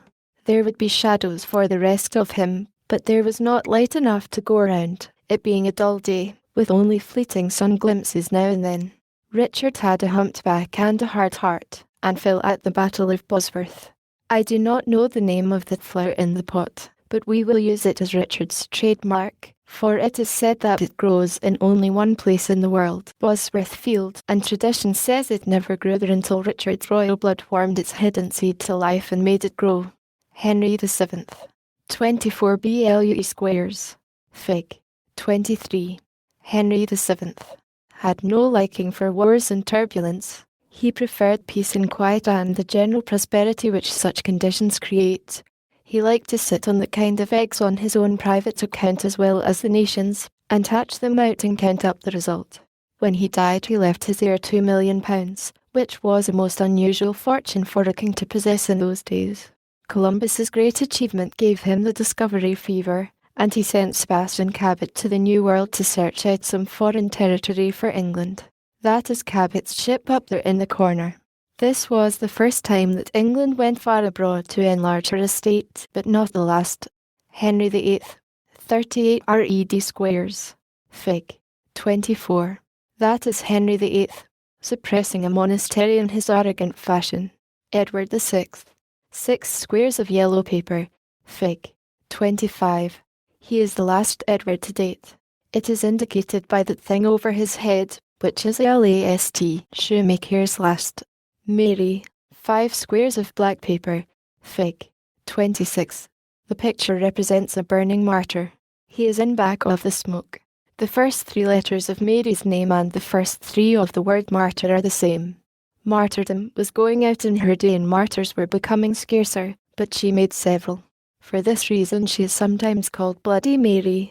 This brings us to the reign of Elizabeth, after passing through a period of nearly 500 years of England's history, 492 to be exact. I think you may now be trusted to go the rest of the way without further lessons in art or inspirations in the matter of ideas. You have the scheme now, and something in the ruler's name or career will suggest the pictorial symbol.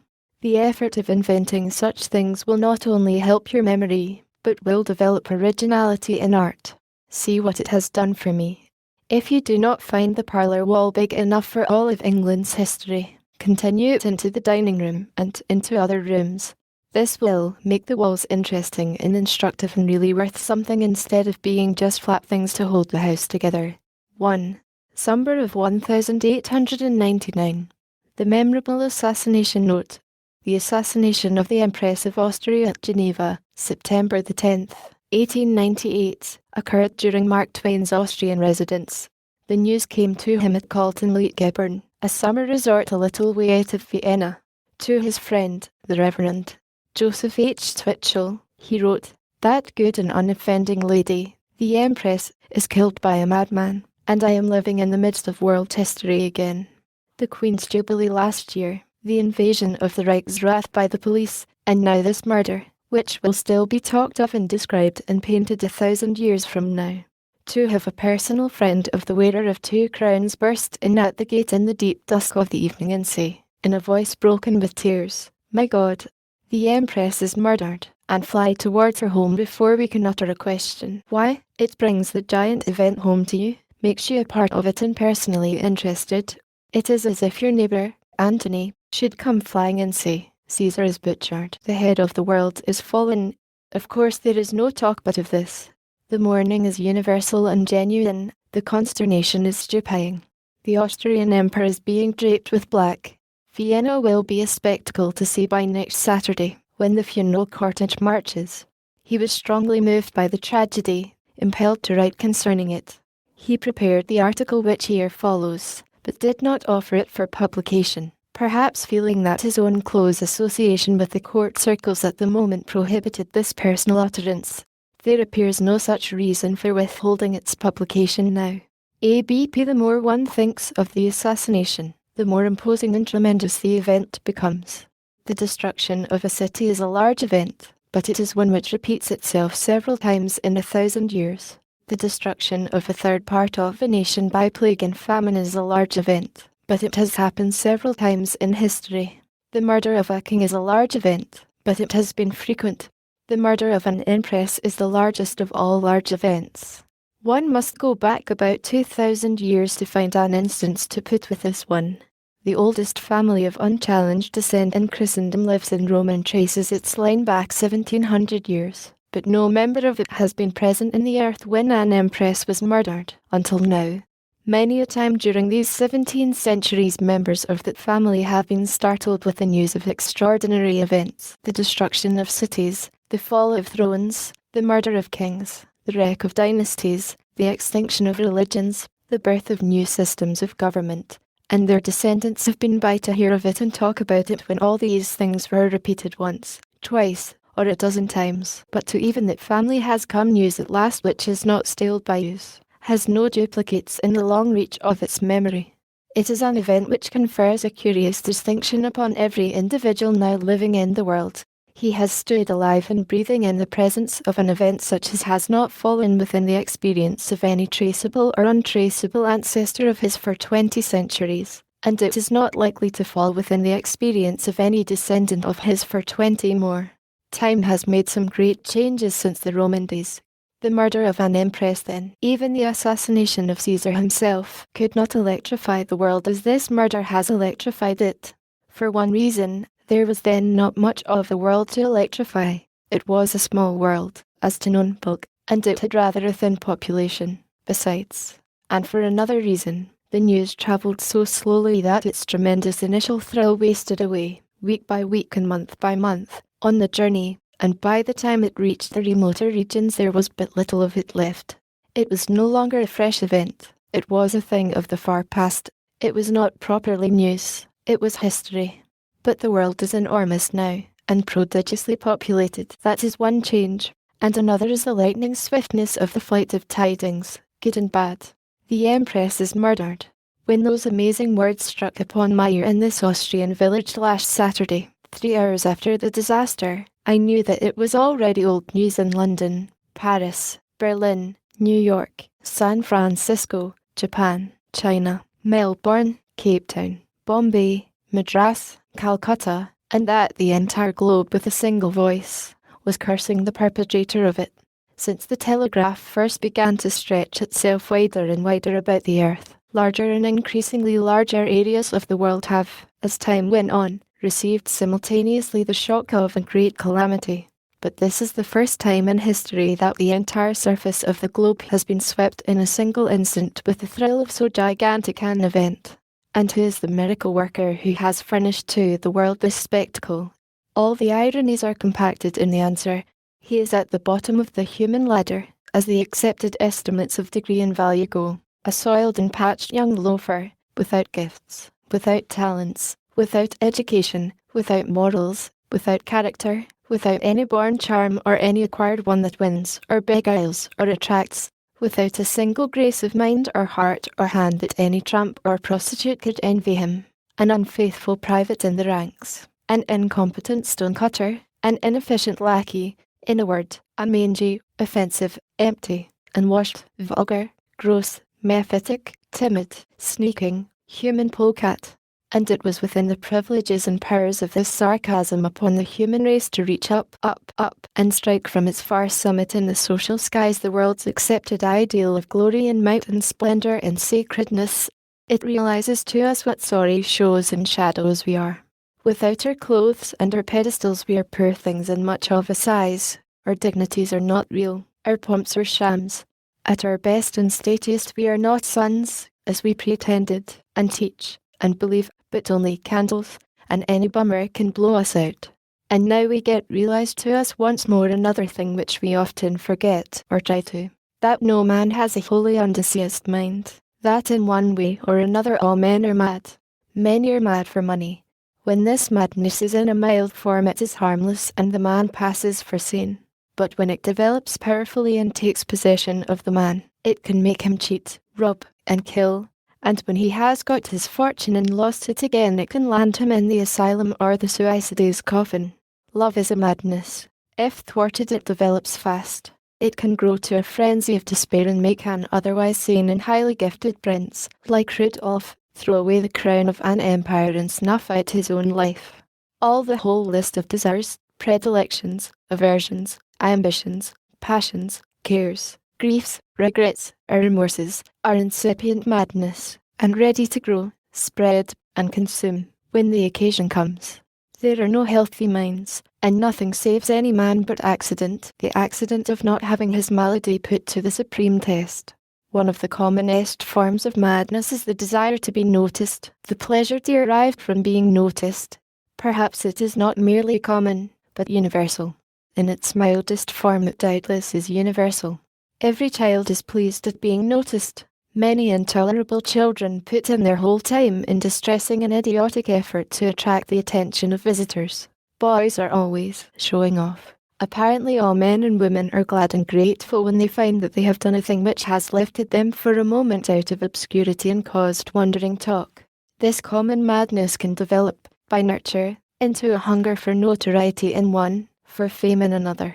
It is this madness for being noticed and talked about which has invented kingship and the 1,000 other dignities, and tricked them out with pretty and showy fineries. It has made kings pick one another's pockets, scramble for one another's crowns and estates, slaughter one another's subjects. It has raised up prize fighters, and poets, and village mayors, and little and big politicians, and big and little charity founders, and bicycle champions, and banditti chiefs, and frontier desperados, and Napoleons. Anything to get notoriety, anything to set the village, or the township, or the city, or the state, or the nation, or the planet shouting, "Look, there he goes, that is the man." And in 5 minutes' time, at no cost of brain, or labour, or genius, this mangy Italian tramp has beaten them all, transcended them all, outstripped them all, for in time their names will perish. But by the friendly help of the insane newspapers and courts and kings and historians, his is safe to live and thunder in the world all down the ages as long as human speech shall endure. Oh, if it were not so tragic how ludicrous it would be. She was so blameless, the Empress, and so beautiful, in mind and heart, in person and spirit, and whether with a crown upon her head or without it and nameless, a grace to the human race, and almost a justification of its creation, would be, indeed, but that the animal that struck her down re-establishes the doubt. In her character was every quality that in woman invites and engages respect, esteem, affection, and homage. Her tastes, her instincts, and her aspirations were all high and fine, and all her life her heart and brain were busy with activities of a noble sort.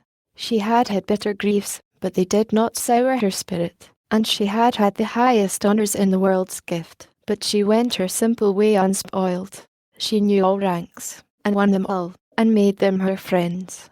An English fisherman's wife said, when a body was in trouble she didn't send her help, she brought it herself. Crowns have adorned others, but she adorned her crowns.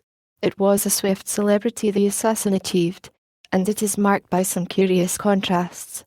At noon last Saturday there was no one in the world who would have considered acquaintanceship with him a thing worth claiming or mentioning.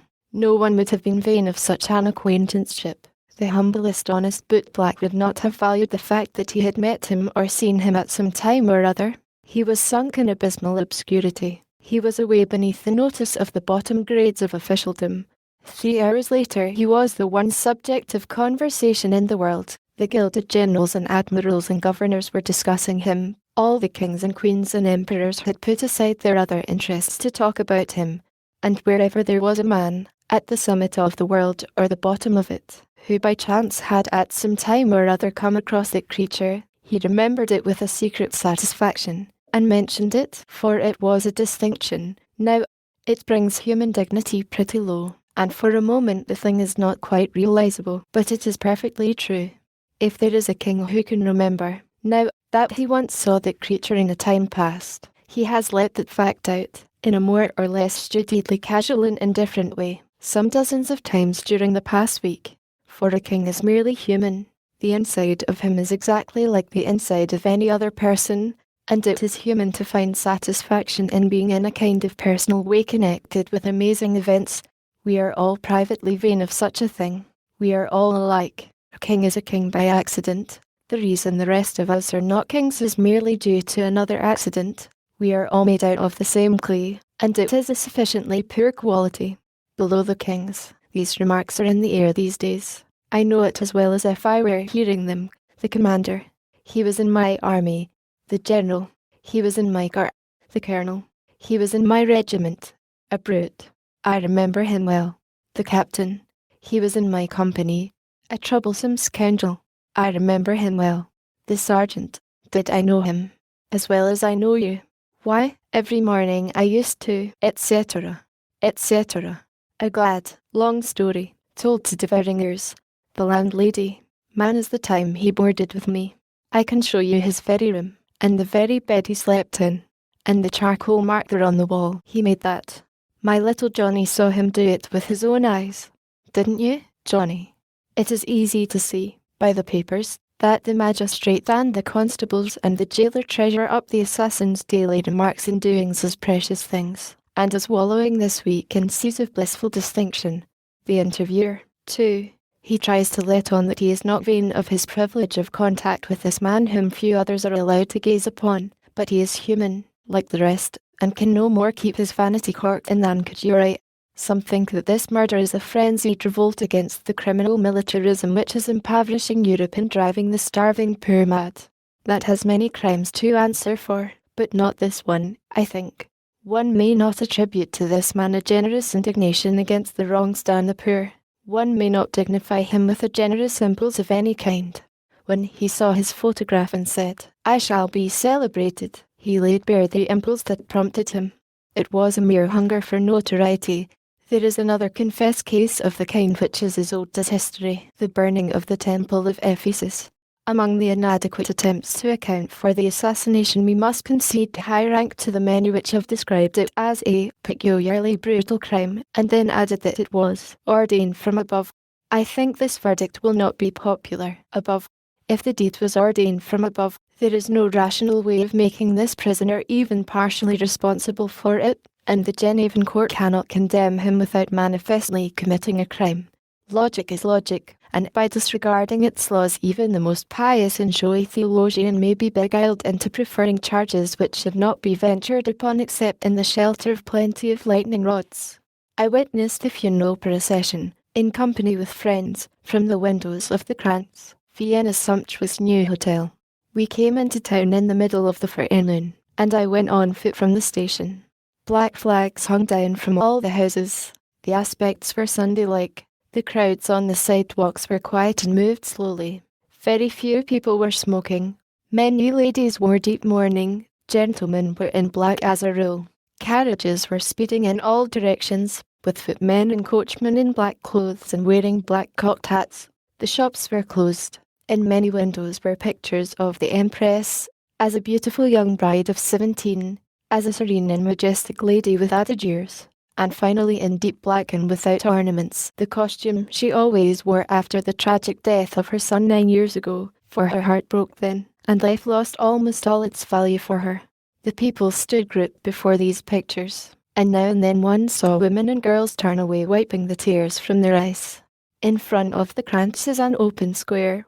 Over the way was the church where the funeral services would be held. It is small and old and severely plain, plastered outside and whitewashed or painted, and with no ornament but a statue of a monk in a niche over the door, and above that a small black flag. But in its crypt lay several of the great dead of the House of Habsburg, among them Maria Theresa and Napoleon's son, the Duke of Reichstadt. Hereabouts was a Roman camp, once, and in it the Emperor Marcus Aurelius died 1,000 years before the first Habsburg ruled in Vienna, which was 600 years ago and more. The little church is packed in among great modern stores and houses, and the windows of them were full of people. Behind the vast plate glass windows of the upper floors of a house on the corner one glimpsed terraced masses of fine-clothed men and women, dim and shimmery, like people under water. Under us the square was noiseless, but it was full of citizens. Officials in fine uniforms were flitting about on errands, and in a doorstep sat a figure in the uttermost raggedness of poverty, the feet bare, the head bent humbly down. A youth of 18 or 20, he was, and through the field glass one could see that he was tearing apart and munching riffraff that he had gathered somewhere.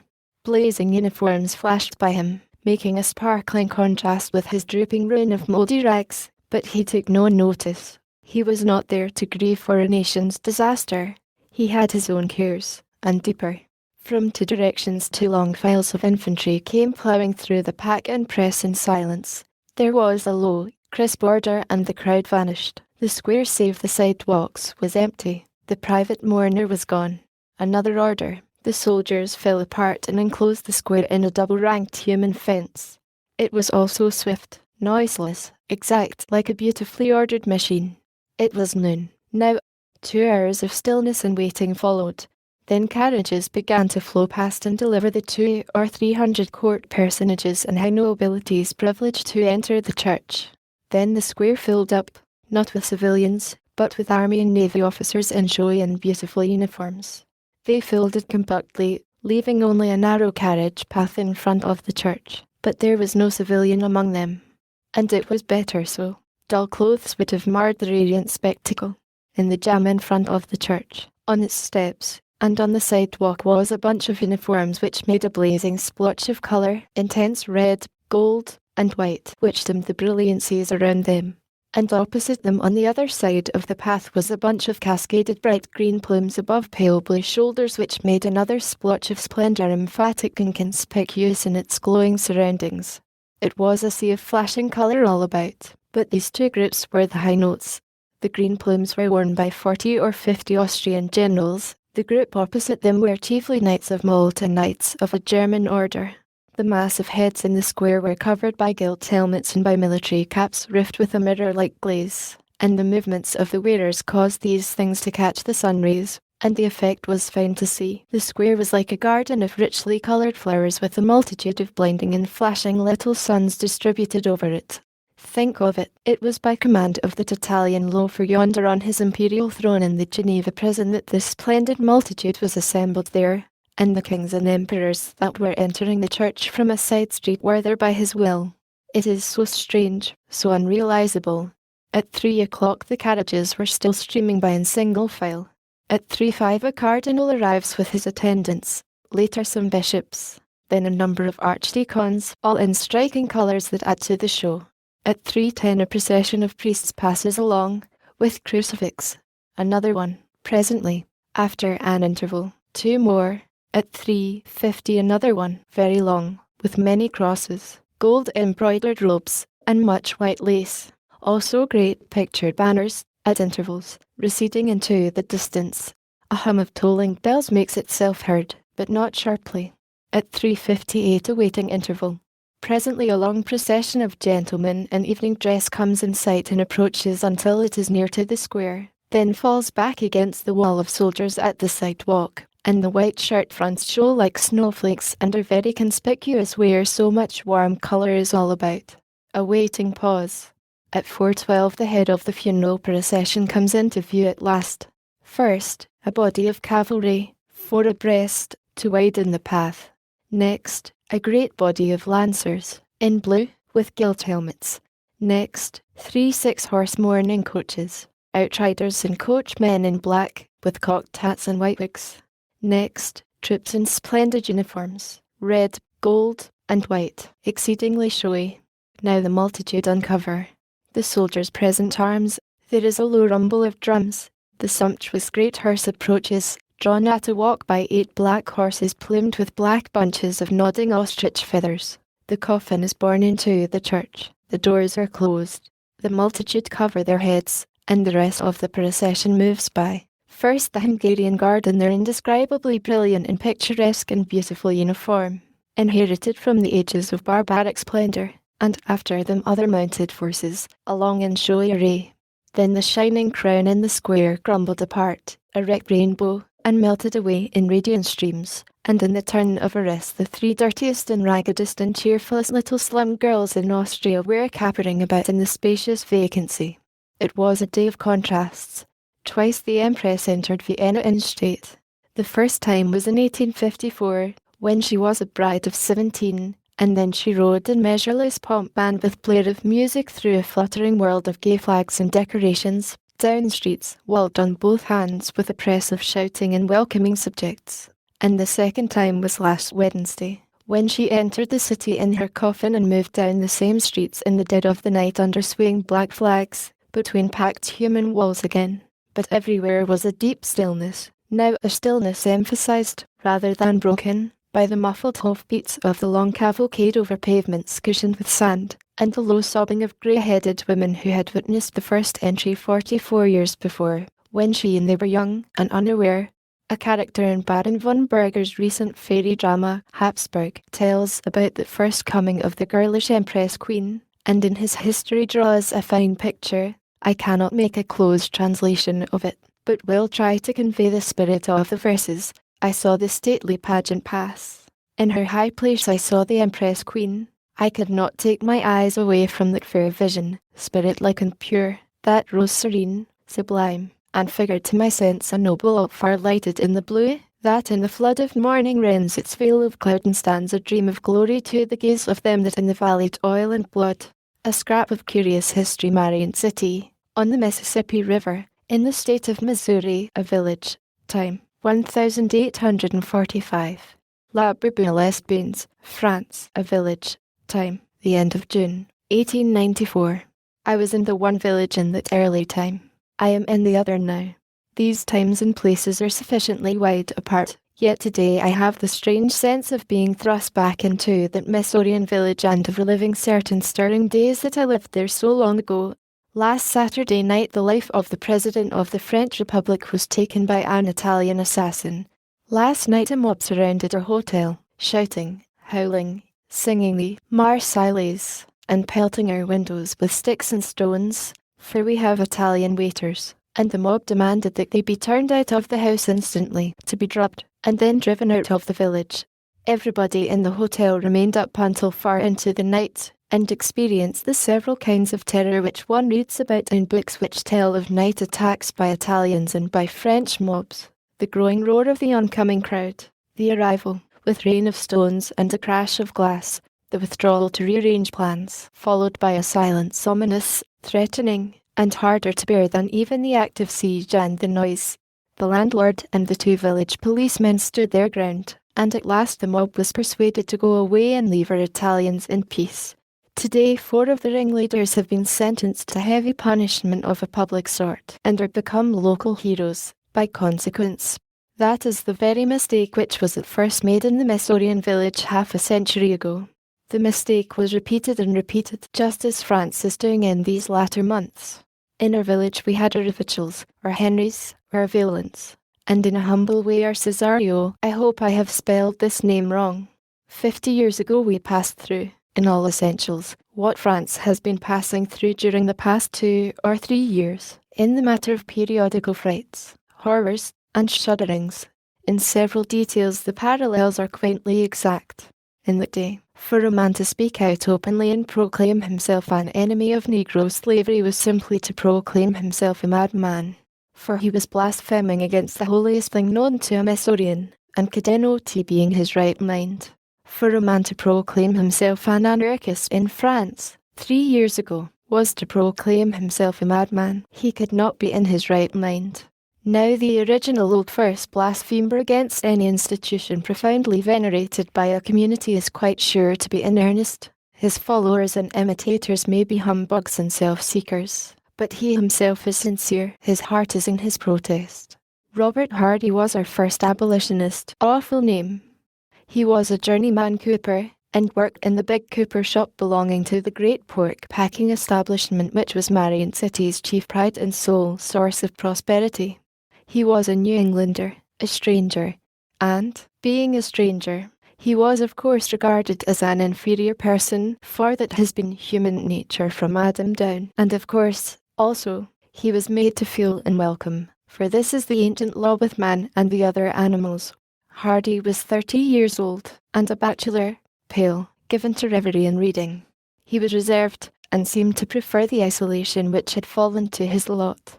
He was treated to many side remarks by his fellows, but as he did not resent them, it was decided that he was a coward. All of a sudden he proclaimed himself an abolitionist, straight out and publicly. He said that Negro slavery was a crime, an infamy. For a moment the town was paralyzed with astonishment. Then it broke into a fury of rage and swarmed toward the cooper shop to lynch Hardy. But the Methodist minister made a powerful speech to them and stayed their hands. He proved to them that Hardy was insane and not responsible for his words, that no man could be sane and utter such words. So Hardy was saved. Being insane, he was allowed to go on talking. He was found to be good entertainment. Several nights running he made abolition speeches in the open air, and all the town flocked to hear and laugh. He implored them to believe him sane and sincere, and have pity on the poor slaves, and take measures for the restoration of their stolen rights, or in no long time blood would flow. Blood, blood, rivers of blood.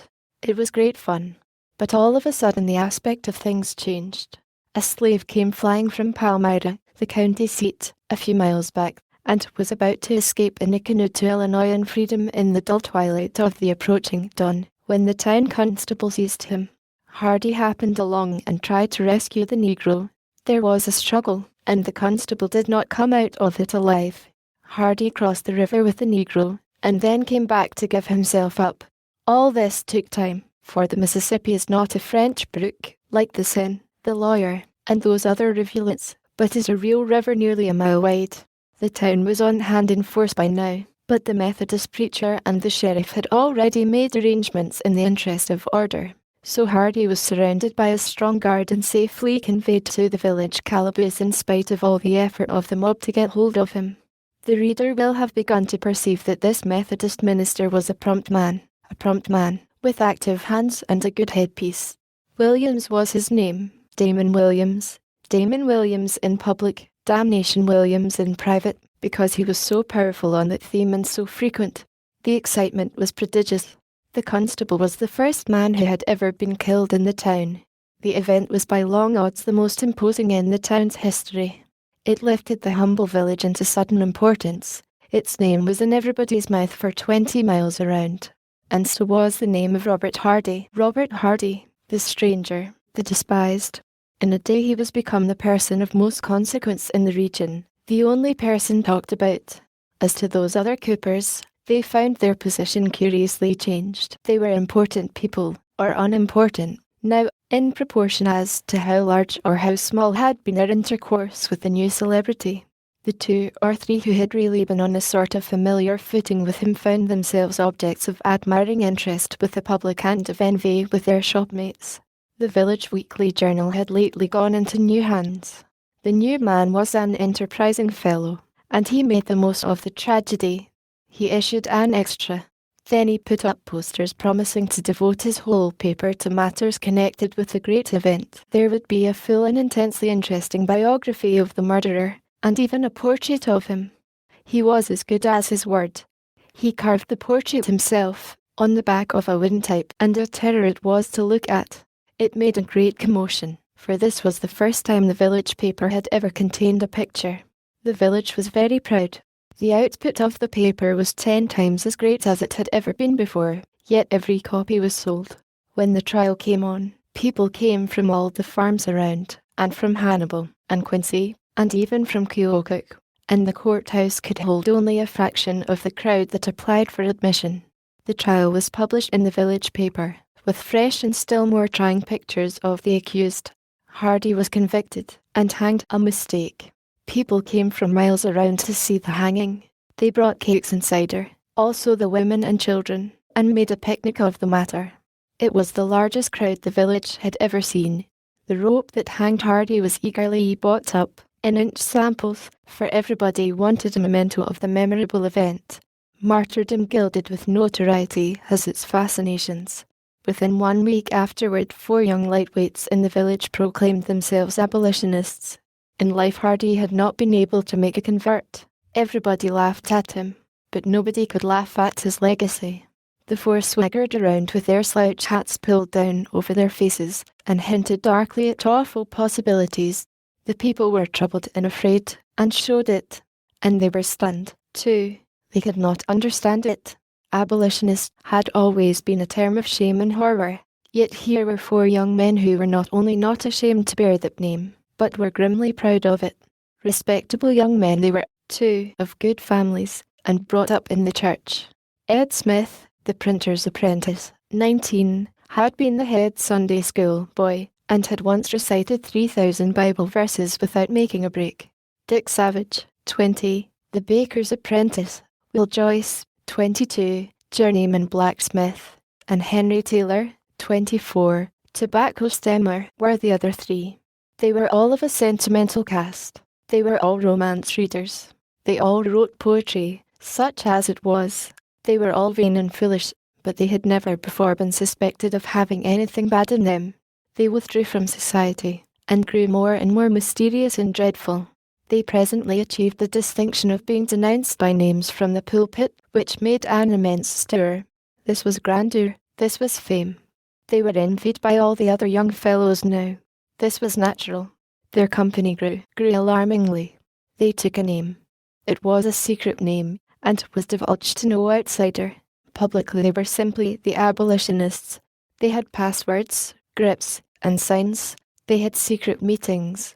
Their initiations were conducted with gloomy pomps and ceremonies. At midnight, they always spoke of Hardy as the martyr, and every little while they moved through the principal street in procession. At midnight, black-robed, masked, to the measured tap of the solemn drum, on pilgrimage to the martyr's grave, where they went through with some majestic full reason swore vengeance upon his murderers. They gave previous notice of the pilgrimage by small posters, and it warned everybody to keep indoors and darken all houses along the route, and leave the road empty. These warnings were obeyed, for there was a skull and crossbones at the top of the poster. When this kind of thing had been going on about 8 weeks, a quite natural thing happened. A few men of character and grit woke up out of the nightmare of fear which had been stupefying their faculties, and began to discharge scorn and scoffings at themselves and the community for enduring this child's play, and at the same time they proposed to end it straightway. Everybody felt an uplift. Life was breathed into their dead spirits. Their courage rose and they began to feel like men again. This was on a Saturday. All day the new feeling grew and strengthened. It grew with a rush. It brought inspiration and cheer with it. Midnight saw a united community, full of zeal and pluck, and with a clearly defined and welcome piece of work in front of it. The best organizer and strongest and bitterest talker on that great Saturday was the Presbyterian clergyman who had denounced the original 4 from his pulpit, Rev. Hiram Fletcher, and he promised to use his pulpit in the public interest again now. On the morrow he had revelations to make, he said, secrets of the dreadful society. But the revelations were never made. At 2:30 in the morning the dead silence of the village was broken by a crashing explosion, and the town patrol saw the preacher's house spring in a wreck of whirling fragments into the sky. The preacher was killed, together with a Negro woman, his only slave and servant. The town was paralyzed again, and with reason. To struggle against a visible enemy is a thing worthwhile, and there is a plenty of men who stand always ready to undertake it. But to struggle against an invisible one who sneaks in and does his awful work in the dark and leaves no trace, that is another matter. That is a thing to make the bravest tremble and hold back. The cowed populace were afraid to go to the funeral. The man who was to have had a packed church to hear him expose and denounce the common enemy had but a handful to see him buried. The coroner's jury had brought in a verdict of death by the visitation of God, for no witness came forward. If any existed, they prudently kept out of the way. Nobody seemed sorry. Nobody wanted to see the terrible secret society provoked into the commission of further outrages. Everybody wanted the tragedy hushed up, ignored, forgotten, if possible. And so there was a bitter surprise and an unwelcome one when Will Joyce, the blacksmith's journeyman, came out and proclaimed himself the assassin. Plainly he was not minded to be robbed of his glory. He made his proclamation, and stuck to it, and insisted upon a trial. Here was an ominous thing. Here was a new and peculiarly formidable terror, for a motive was revealed here which society could not hope to deal with successfully: vanity, thirst for notoriety. If men were going to kill for notoriety's sake, and to win the glory of newspaper renown, a big trial, and a showy execution, what possible invention of man could discourage or deter them? The town was in a sort of panic. It did not know what to do. However, the grand jury had to take hold of the matter. It had no choice. It brought in a true bill, and presently the case went to the county court. The trial was a fine sensation. The prisoner was the principal witness for the prosecution. He gave a full account of the assassination. He furnished even the minutest particulars. How he deposited his keg of powder and laid his train from the house to such and such a spot. How George Ronalds and Henry Hart came along just then, smoking, and he borrowed Hart's cigar and fired the train with it, shouting, "Down with all slave tyrants!" And how Hart and Ronalds made no effort to capture him, but ran away, and had never come forward to testify yet. But they had to testify now, and they did, and pitiful it was to see how reluctant they were, and how scared. The crowded house listened to Joyce's fearful tale with a profound and breathless interest, and in a deep hush which was not broken till he broke it himself, in concluding, with the roaring repetition of his "Death to all slave tyrants," which came so unexpectedly and so startlingly that it made everyone present catch his breath and gasp. The trial was put in the paper, with biography in large portrait, with other slanderous and insane pictures, and the edition sold beyond imagination. The execution of Joyce was a fine and picturesque thing. It drew a vast crowd. Good places and trees and seats on rail fences sold for $50 apiece. Lemonade and gingerbread stands had great prosperity. Joyce recited a furious and fantastic and denunciatory speech on the scaffold which had imposing passages of schoolboy eloquence in it, and gave him a reputation on the spot as an orator, and his name, later, in the Society's records, of the Martyr Orator. He went to his death breathing slaughter and charging his society to avenge his murder. If he knew anything of human nature, he knew that to plenty of young fellows present in that great crowd he was a grand hero, and enviably situated. He was hanged. It was a mistake. Within a month from his death, the society which he had honoured had 20 new members, some of them earnest, determined men. They did not court distinction in the same way, but they celebrated his martyrdom. The crime which had been obscure and despised had become lofty and glorified. Such things were happening all over the country. Wild-brain martyrdom was succeeded by uprising and organisation. Then, in natural order, followed riot, insurrection, and the rack and restitutions of war. It was bound to come, and it would naturally come in that way. It has been the manner of reform since the beginning of the world. Switzerland, the cradle of liberty. Interlaken, Switzerland, 1891. It is a good many years since I was in Switzerland last. In that remote time there was only one ladder railway in the country. That state of things has all changed. There isn't a mountain in Switzerland now that hasn't a ladder railroad or two up its back like suspenders. Indeed, some mountains are latticed with them, and 2 years hence all will be. In that day the peasant of the high altitudes will have to carry a lantern when he goes visiting in the night to keep from stumbling over railroads that have been built since his last round. And also in that day, if there shall remain a high altitude peasant whose potato patch hasn't a railroad through it, it will make him as conspicuous as William Tell. However, there are only two best ways to travel through Switzerland. The first best is afoot. The second best is by open two-horse carriage. One can come from Lucerne to Interlaken over the Brunig by ladder railroad in an hour or so now, but you can glide smoothly in a carriage in 10, and have 2 hours for luncheon at noon. For luncheon, not for rest. There is no fatigue connected with the trip. One arrives fresh in spirit and in person in the evening. No fret in his heart, no grime on his face, no grit in his hair, not a cinder in his eye. This is the ripe condition of mind and body, the right and due preparation for the solemn event which closed the day, stepping with metaphorically uncovered head into the presence of the most impressive mountain mass that the globe can show, the Jungfrau.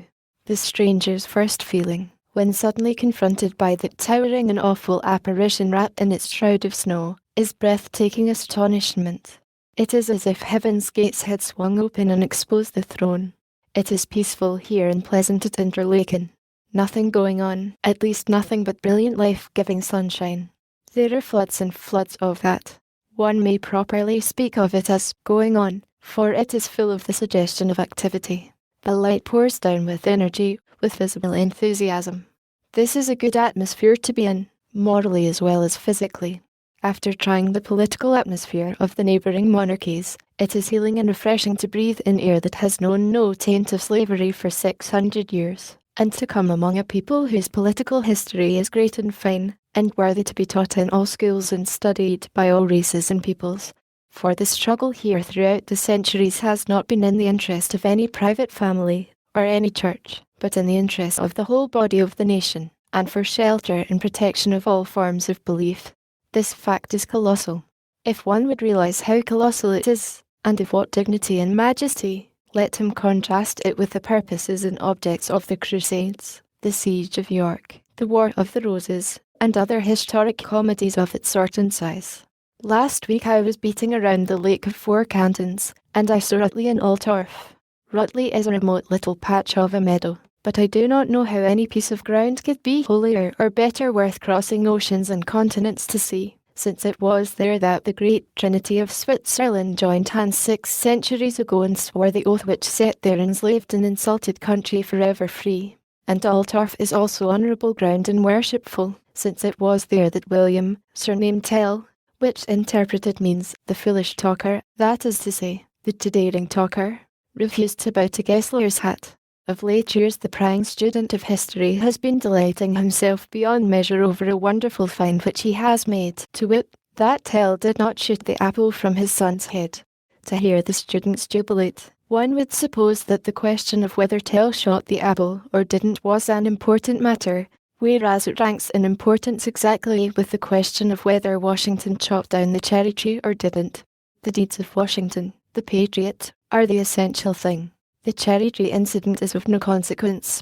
To prove that Tell did shoot the apple from his son's head would merely prove that he had better nerve than most men and was as skilful with a bow as a million others who preceded and followed him, but not one whit more so. But Tell was more and better than a mere marksman, more and better than a mere cool head. He was a type. He stands for Swiss patriotism. In his person was represented a whole people. His spirit was their spirit, the spirit which would bow to none but God, the spirit which said this in words and confirmed it with deeds. There have always been Tells in Switzerland, people who would not bow. There was a sufficiency of them at Rutley. There were plenty of them at Merton, plenty of grandson. There are plenty today. And the first of them all, the very first, earliest banner-bearer of human freedom in this world, was not a man, but a woman, Stuyvesant's wife. There she looms dim and great, through the haze of the centuries, delivering into her husband's ear that gospel of revolt which was to bear fruit in the conspiracy of Rutley and the birth of the first free government the world had ever seen. From this Victoria Hotel one looks straight across a flat of trifling wood to a lofty mountain barrier, which has a gateway in it shaped like an inverted pyramid. Beyond this gateway arises the vast bulk of the Jungfrau, a spotless mass of gleaming snow, into the sky. The gateway, in the dark-coloured barrier, makes a strong frame for the great picture. The sombre frame and the glowing snow pile are startlingly contrasted. It is this frame which concentrates and emphasises the glory of the Jungfraus and makes it the most engaging and beguiling and fascinating spectacle that exists on the earth. There are many mountains of snow that are as lofty as the Jungfrau and as nobly proportioned, but they lack the frame. They stand at large. They are intruded upon and elbowed by neighbouring domes and summits, and their grandeur is diminished and fails of effect. It is a good name, Jungfrau, virgin. Nothing could be whiter, nothing could be purer, nothing could be saintlier of aspect. At 6 yesterday evening the great intervening barrier seen through a faint bluish haze seemed made of air and substanceless, so soft and rich it was, so shimmering where the wandering lights touched it and so dim where the shadows lay. Apparently it was a dream stuff, a work of the imagination, nothing real about it. The tint was green, slightly varying shades of it, but mainly very dark. The sun was down as far as its barrier was concerned, but not for the Jungfrau, towering into the heavens beyond the gateway. She was a roaring conflagration of blinding white. It is said the Fridolin, the old Fridolin, a new saint, but formerly a missionary, gave the mountain its gracious name. He was an Irishman, son of an Irish king. There were 30,000 kings reigning in County Cork alone in his time, 1500 years ago. It got so that they could not make a living. There was so much competition and wages got cut so. Some of them were out of work months at a time, with wife and little children to feed, and not a crust in the place. At last a particularly severe winter fell upon the country, and hundreds of them were reduced to mendicancy and were to be seen day after day in the bitterest weather, standing barefoot in the snow, holding out their crowns for alms. Indeed, they would have been obliged to emigrate or starve but for a fortunate idea of Prince Fridolin's, who started a labour union, the first one in history, and got the great bulk of them to join it. He thus won the general gratitude, and they wanted to make him emperor over them all, emperor of County Cork. But he said, no, walking delegate was good enough for him. For behold, he was modest beyond his years, and keen as a whip. To this day, in Germany and Switzerland, where St. Fridolin is revered and honoured, the peasantry speak of him affectionately as the first walking delegate. The first walk he took was into France and Germany, missionarying, for missionarying was a better thing in those days than it is in ours. All you had to do was to cure the head savage's sick daughter by a miracle like the miracle of Lourdes in our day, for instance, and immediately that head savage was your convert, and filled to the eyes with a new convert's enthusiasm. You could sit down and make yourself easy. Now, he would take an axe and convert the rest of the nation himself. Charlemagne was that kind of a walking delegate. Yes, there were great missionaries in those days, for the methods were sure and the rewards great. We have no such missionaries now, and no such methods. But to continue the history of the first walking delegate, if you're interested. I am interested myself because I have seen his relics in Sakinen, and also the very spot where he worked his great miracle, the one which won him his sainthood in the papal court a few centuries later. To have seen these things makes me feel very near to him, almost like a member of the family. In fact, while wandering about the continent he arrived at the spot on the Rhine which is now occupied by Sakinen, and proposed to settle there, but the people warned him off. He appealed to the king of the Franks, who made him a present of the whole region, people and all. He built a great cloister there for women and proceeded to teach in it and accumulate more land. There were 2 wealthy brothers in the neighbourhood, Urso and Landulf. Urso died and Fridolin claimed his estates. Landulf asked for documents and papers. Fridolin had none to show. He said the bequest had been made to him by word of mouth. Landulf suggested that he produce a witness and said it in a way which he thought was very witty, very sarcastic. This shows that he did not know the walking delegate. Fridolin was not disturbed. He said, appoint your court. I will bring a witness. The court thus created consisted of 15 counts and barons. A day was appointed for the trial of the case. On that day the judges took their seats in state, and proclamation was made that the court was ready for business. 5 minutes, 10 minutes, 15 minutes passed, and yet no Fridolin appeared. Landulf rose, and was in the act of claiming judgment by default when a strange clacking sound was heard coming up the stairs. In another moment Fridolin entered at the door and came walking in a deep hush down the middle aisle, with a tall skeleton stalking in his rear. Amazement and terror sat upon every countenance, for everybody suspected that the skeleton was Ursus. It stopped before the chief judge and raised its bony arm aloft and began to speak, while all the assembly shuddered, for they could see the words leak out between its ribs. It said, Brother, why dost thou disturb my blessed rest and withhold by robbery the gift which I gave thee for the honour of God? It seems a strange thing and most irregular, but the verdict was actually given against Landulf on the testimony of this wandering rat heap of unidentified bones. In our day, a skeleton would not be allowed to testify at all, for a skeleton has no moral responsibility, and its word could not be believed on oath, and this was probably one of them. Most skeletons are not to be believed on oath, and this was probably one of them. However, the incident is valuable as preserving to us a curious sample of the quaint laws of evidence of that remote time, a time so remote, so far back toward the beginning of original idiocy, that the difference between a bench of judges and a basket of vegetables was as yet so slight that we may say with all confidence that it didn't really exist. During several afternoons I have been engaged in an interesting, maybe useful, piece of work. That is to say, I have been trying to make the mighty Jungfrau earn her living, earn it in a most humble sphere, but on a prodigious scale. On a prodigious scale of necessity, for she couldn't do anything in a small way with her size and style. I have been trying to make her do service on a stupendous style and check off the errors as they glide along her pallid face up there against the sky, until the time of day to the populations lying within 50 miles of her and to the people in the moon, if they have a good telescope there. Until late in the afternoon the Jungfrau's aspect is that of a spotless desert of snow set upon edge against the sky. But by mid-afternoon some elevations which rise out of the western border of the desert, whose presence you perhaps had not detected or suspected up to that time, began to cast black shadows eastwards across the gleaming surface. At first there is only one shadow, later there are two. Toward 4 p.m. the other day I was gazing and worshipping as usual when I chanced to notice that shadow no. One was beginning to take itself something of the shape of the human profile. By 4 the back of the head was good, the military cap was pretty good, the nose was bold and strong, the upper lip sharp, but not pretty, and there was a great goatee that shot straight aggressively forward from the chin.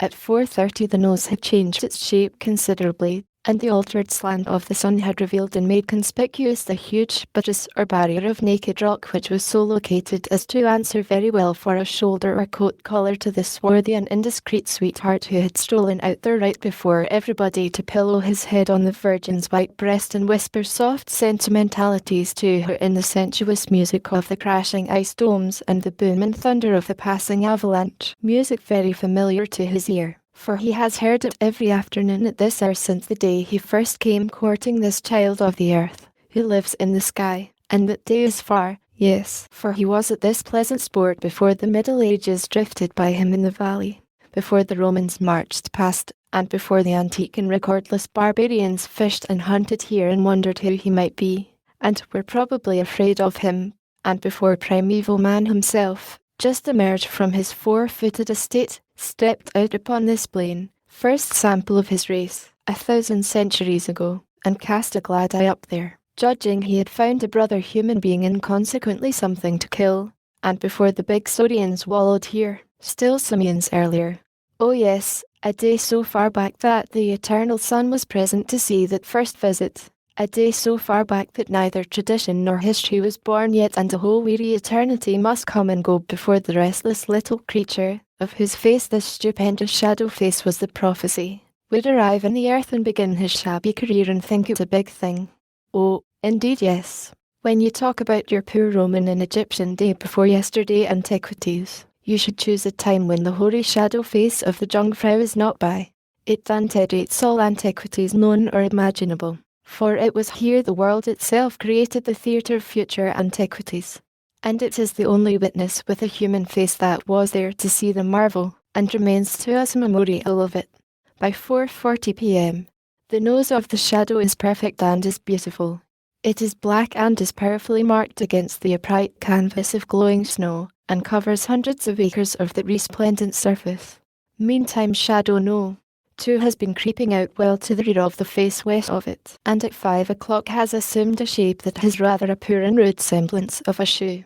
Meantime, also, the great shadow face has been gradually changing for 20 minutes, and now, 5 p.m. It is becoming a quite fair portrait of Roscoe Conkling. The likeness is there, and is unmistakable. The goatee is shortened, now, and has an end. Formerly it hadn't any, but ran off eastward and arrived nowhere. By 6 p.m., the face has dissolved and gone, and the goatee has become what looks like the shadow of a tower with a pointed roof, and the shoe had turned into what the printers call a fist with a finger pointing. If I were now imprisoned on the mountain summit 100 miles northward of this point, and was denied a timepiece, I could get along well enough from 4 till 6 on clear days, for I could keep trace of the time by the changing shapes of these mighty shadows on the Virgin's front, the most stupendous dial I am acquainted with, the oldest clock in the world by a couple of million years.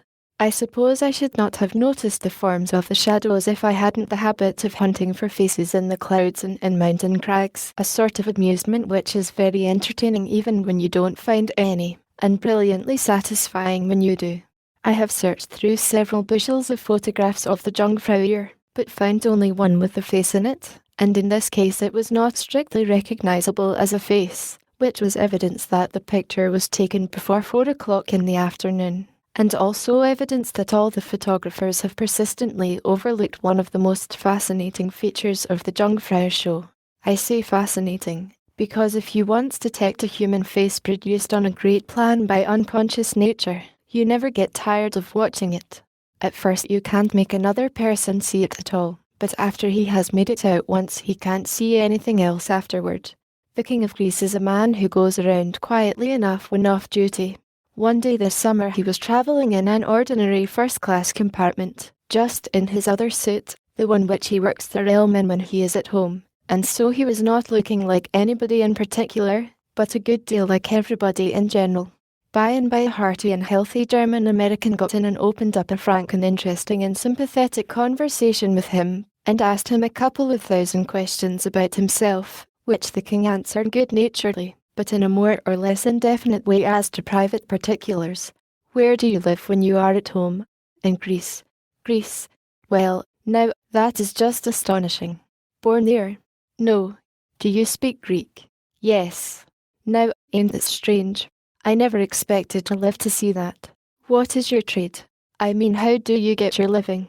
What is your line of business? Well, I hardly know how to answer. I am only a kind of foreman, on a salary. And the business, well, is a very general kind of business. Yes, I understand. General jobbing, little of everything, anything that there is money in. That's about it. Yes. Are you travelling for the house now? Well, partly, but not entirely. Of course I do a stroke of business if it falls in the way. Good. I like that in you. That's me every time. Go on. I was only going to say I am off on my vacation now. Well, that's all right. No harm in that. A man works all the better for a little let up now and then. Not that I've been used to having it myself, for I haven't. I reckon this is my first. I was born in Germany, and when I was a couple of weeks old shipped for America, and I've been there ever since, and that's 64 years by the watch. I'm an American in principle and a German at heart, and it's the boss combination. Well, how do you get along? As a rule, pretty fair. I've a rather large family there. That's it, big family and trying to raise them on a salary. Now, what did you go to do that for? Well, I thought, of course you did. You were young and confident and thought you could branch out and make things go with the whirl, and here you are, you see. But never mind about that. I'm not trying to discourage you. Dear me, I've been just where you're myself. You've got good grip. There's good stuff in you, I can see that. You got a wrong start, that's the whole trouble. But you hold your grip, and we'll see what can be done. Your case ain't half as bad as it might be. You're going to come out all right, I'm bail for that. Boys and girls. My family. Yes, some of them are boys, and the rest girls. It's just as I expected. But that's all right, and it's better so. Anyway, what are the boys doing, learning a trade? Well, no, I thought, it's a great mistake. It's the biggest mistake you ever made. You see that in your own case. A man ought always to have a trade to fall back on. Now, I was harness maker at first. Did that prevent me from becoming one of the biggest brewers in America? Oh no, I always had the harness trick to fall back on in rough weather. Now, if you had learned how to make harness, however, it's too late now. Too late. But it's no good plan to cry over spilled milk. But as to the boys, you see, what's to become of them if anything happens to you? It has been my idea to let the eldest one succeed me. Oh, Come. Suppose the firm don't want him. I hadn't thought of that, but now, look here. You want to get right down to business and stop dreaming. You're capable of immense things, man. You can make a perfect success in life. All you want is somebody to steady you and boost you along on the right road. Do you own anything in the business? No, not exactly. But if I continue to give satisfaction, I suppose I can keep your place. Yes. Well, don't you depend on anything of the kind. They'll bounce you the minute you get a little old and worked out. They'll do it, sure. Can't you manage somehow to get into the firm? That's the great thing, you know. I think it is doubtful, very doubtful. That's bad. Yes, and unfair, too. Do you suppose that if I should go there and have a talk with your people? Look here, do you think you could run a brewery? I have never tried, but I think I could do it after I got a little familiarity with the business. The German was silent for some time. He did a good deal of thinking, and the king waited with curiosity to see what the result was going to be. Finally the German said, "My mind's made up. You leave the crowd. You'll never amount to anything there. In these old countries they never give a fellow a show. Yes, you come over to America. Come to my place in Rochester. Bring the family along.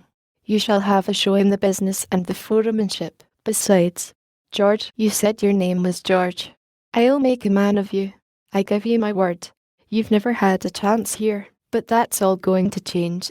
By gracious, I'll give you a lift that'll make your hair curl. 80 The Shine of St.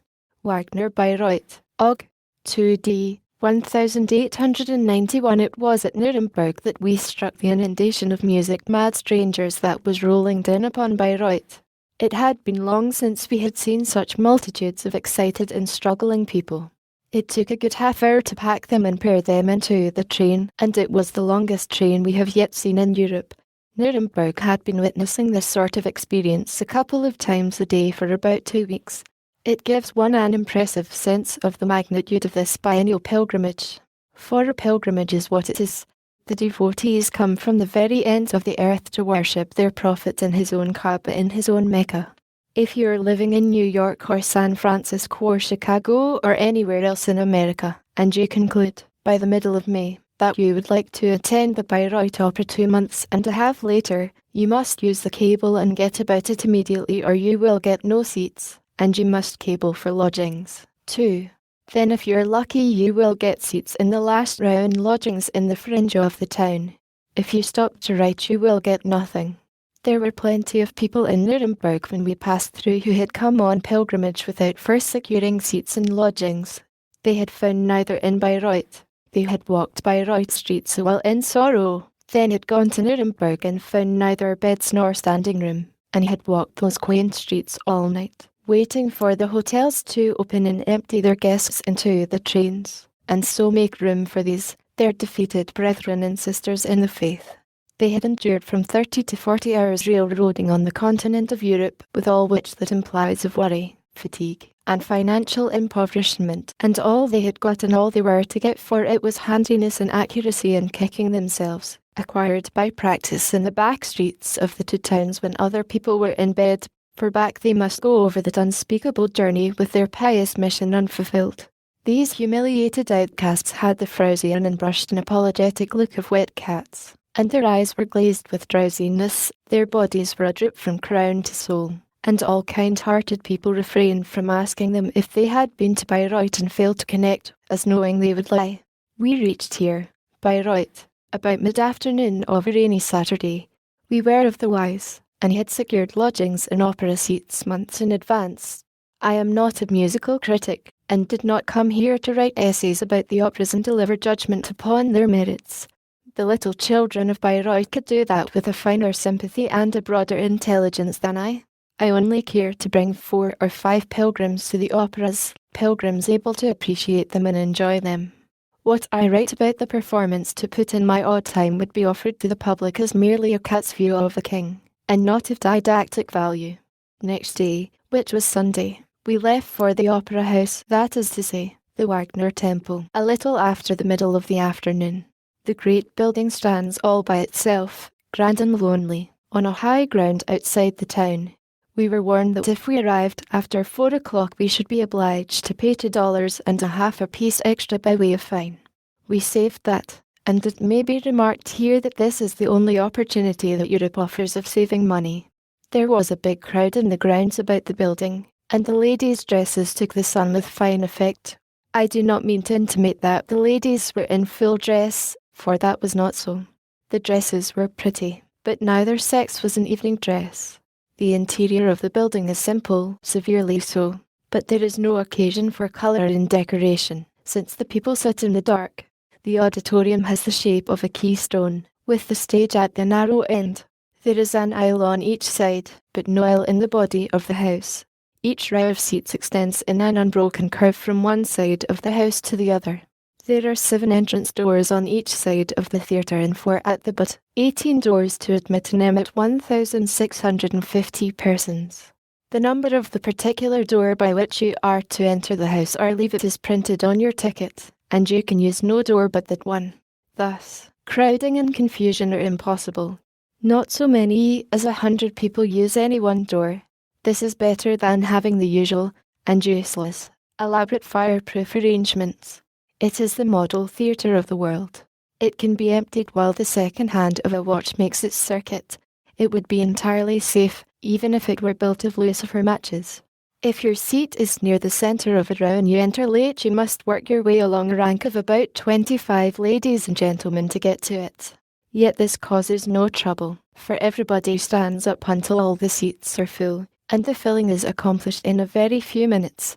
Then all sit down, and you have a solid mass of 1,500 heads, making a steep cellar door slant from the rear of the house down to the stage. All the lights were turned low, so low that the congregation sat in a deep and solemn gloom. The funereal rustling of dresses and the low buzz of conversation began to die swiftly down, and presently not the ghost of a sound was left. This profound and increasingly impressive stillness endured for some time, the best preparation for music, spectacle, or speech conceivable. I should think our show people would have invented or imported that simple and impressive device for securing and solidifying the attention of an audience long ago, instead of which they continue to this day to open a performance against a deadly competition in the form of noise, confusion, and a scattered interest. Finally, out of darkness and distance and mystery soft rich notes rose upon the stillness, and from his grave the dead magician began to weave his spells about his disciples and steep their souls in his enchantments. There was something strangely impressive in the fancy which kept intruding itself that the composer was conscious in his grave of what was going on here, and that these divine sounds were the clothing of thoughts which were at this moment passing through his brain, and not recognized in familiar ones which had issued from it at some former time. The entire overture, long as it was played to a dark house with the curtain down. It was exquisite, it was delicious, but straightway thereafter, of course, came the singing, and it does seem to me that nothing can make a Wagner opera absolutely perfect and satisfactory to the untutored but to leave out the vocal parts. I wish I could see a Wagner opera done in pantomime once. Then one would have the lovely orchestration unvexed to listen to and bathe his spirit in, and the bewildering beautiful scenery to intoxicate his eyes with, and the dumb acting couldn't mar these pleasures, because there isn't often anything in the Wagner opera that one would call by such a violent name as acting. As a rule all you would see would be a couple of silent people, one of them standing still, the other catching flies. Of course I do not really mean that he would be catching flies. I only mean that the usual operatic gestures which consist in reaching first one hand out into the air and then the other might suggest the sport I speak of if the operator attended strictly to business and uttered no sound. This present opera was Parsifal. Madame Wagner does not permit its representation anywhere but in Bayreuth. The first act of the 3 occupied 2 hours, and I enjoyed that in spite of the singing. I trust that I know as well as anybody that singing is one of the most entrancing and bewitching and moving and eloquent of all the vehicles invented by man for the conveying of feeling. But it seems to me that the chief virtue in song is melody, air, tune, rhythm, or what you please to call it, and that when this feature is absent what remains is a picture with the colour left out. I was not able to detect in the vocal parts of Parsifal anything that might with confidence be called rhythm or tune or melody. One person performed at a time, and a long time, too, often in a noble and always in a high-toned voice, but he only pulled out long notes, then some short ones, then another long one, then a sharp, quick, peremptory bark or two, and so on and so on. And when he was done you saw that the information which he had conveyed had not compensated for the disturbance. Not always, but pretty often. If two of them would but put in a duet occasionally and blend the voices. But no, they don't do that.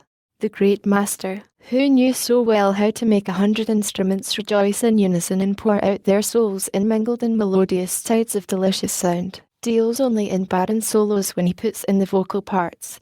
It may be that he was deep, and only added the singing to his operas for the sake of the contrast it would make with the music. Singing, it does seem the wrong name to apply to it. Strictly described, it is a practicing of difficult and unpleasant intervals, mainly. An ignorant person gets tired of listening to gymnastic intervals in the long run, no matter how pleasant they may be. In Parsifal, there is a hermit named Gernmans who stands on the stage in one spot and practices by the hour, while first one and then another character of the cast endures what he can of it and then retires to die. During the evening there was an intermission of 3/4 of an hour after the first act and 1 hour long after the second. In both instances the theatre was totally emptied. People who had previously engaged tables in the one sole eating house were able to put in their time very satisfactorily. The other 1,000 went hungry. The opera was concluded at 10 in the evening or a little later. When we reached home we had been gone more than 7 hours. 7 hours at $5 a ticket is almost too much for the money. While browsing about the front yard among the crowd between the acts I encountered 12 or 15 friends from different parts of America, and those of them who were most familiar with Wagner said that Parsifal seldom pleased at first, but that after one had heard it several times it was almost sure to become a favourite. It seemed impossible, but it was true, for the statement came from people whose word was not to be doubted. And I gathered some further information. On the ground I found part of a German musical magazine, and in it a letter written by Ulick 33 years ago, in which he defends the scorned and abused Wagner against people like me, who found fault with the comprehensive absence of what our kind regards as singing.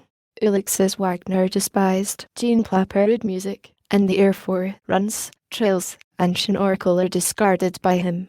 I don't know what a Schnorkel is, but now that I know it has been left out of these operas I never have missed so much in my life. And Ulick further says that Wagner's song is true. That is simply emphasized in tone speech. That certainly describes it in Parsifal and some of the other operas. And if I understand Ulick's elaborate German he apologizes for the beautiful airs in Tannhäuser. Very well. Now that Wagner and I understand each other, perhaps we shall get along better. And I shall stop calling Wagner on the American plan, and thereafter call him Wagner as per German custom, for I feel entirely friendly now. The minute we get reconciled to a person, how willing we are to throw aside little needless punctilios and pronounce his name right. Of course I came home wondering why people should come from all corners of America to hear these operas, when we have lately had a season or two of them in New York with these same singers in the several parts, and possibly this same orchestra. I resolved to think that out at all hazards. Tuesday. Yesterday they played the only operatic favourite I have ever had, an opera which has always driven me mad with ignorant delight whenever I have heard it, Tannhäuser. I heard it first when I was a youth. I heard it last in the last German season in New York. I was busy yesterday and I did not intend to go, knowing I should have another Tannhäuser opportunity in a few days. But after 5 o'clock I found myself free and walked out to the opera house and arrived about the beginning of the second act. My opera ticket admitted me to the grounds in front, past the policeman and the chain, and I thought I would take a rest on a bench for an hour and two and wait for the third act. In a moment or so the first bugles blew, and the multitude began to crumble apart and melt into the theatre. I will explain that this bugle call is one of the pretty features here. You see, the theatre is empty, and hundreds of the audience are a good way off in the feeding house. The first bugle call is blown about a quarter of an hour before time for the curtain to rise.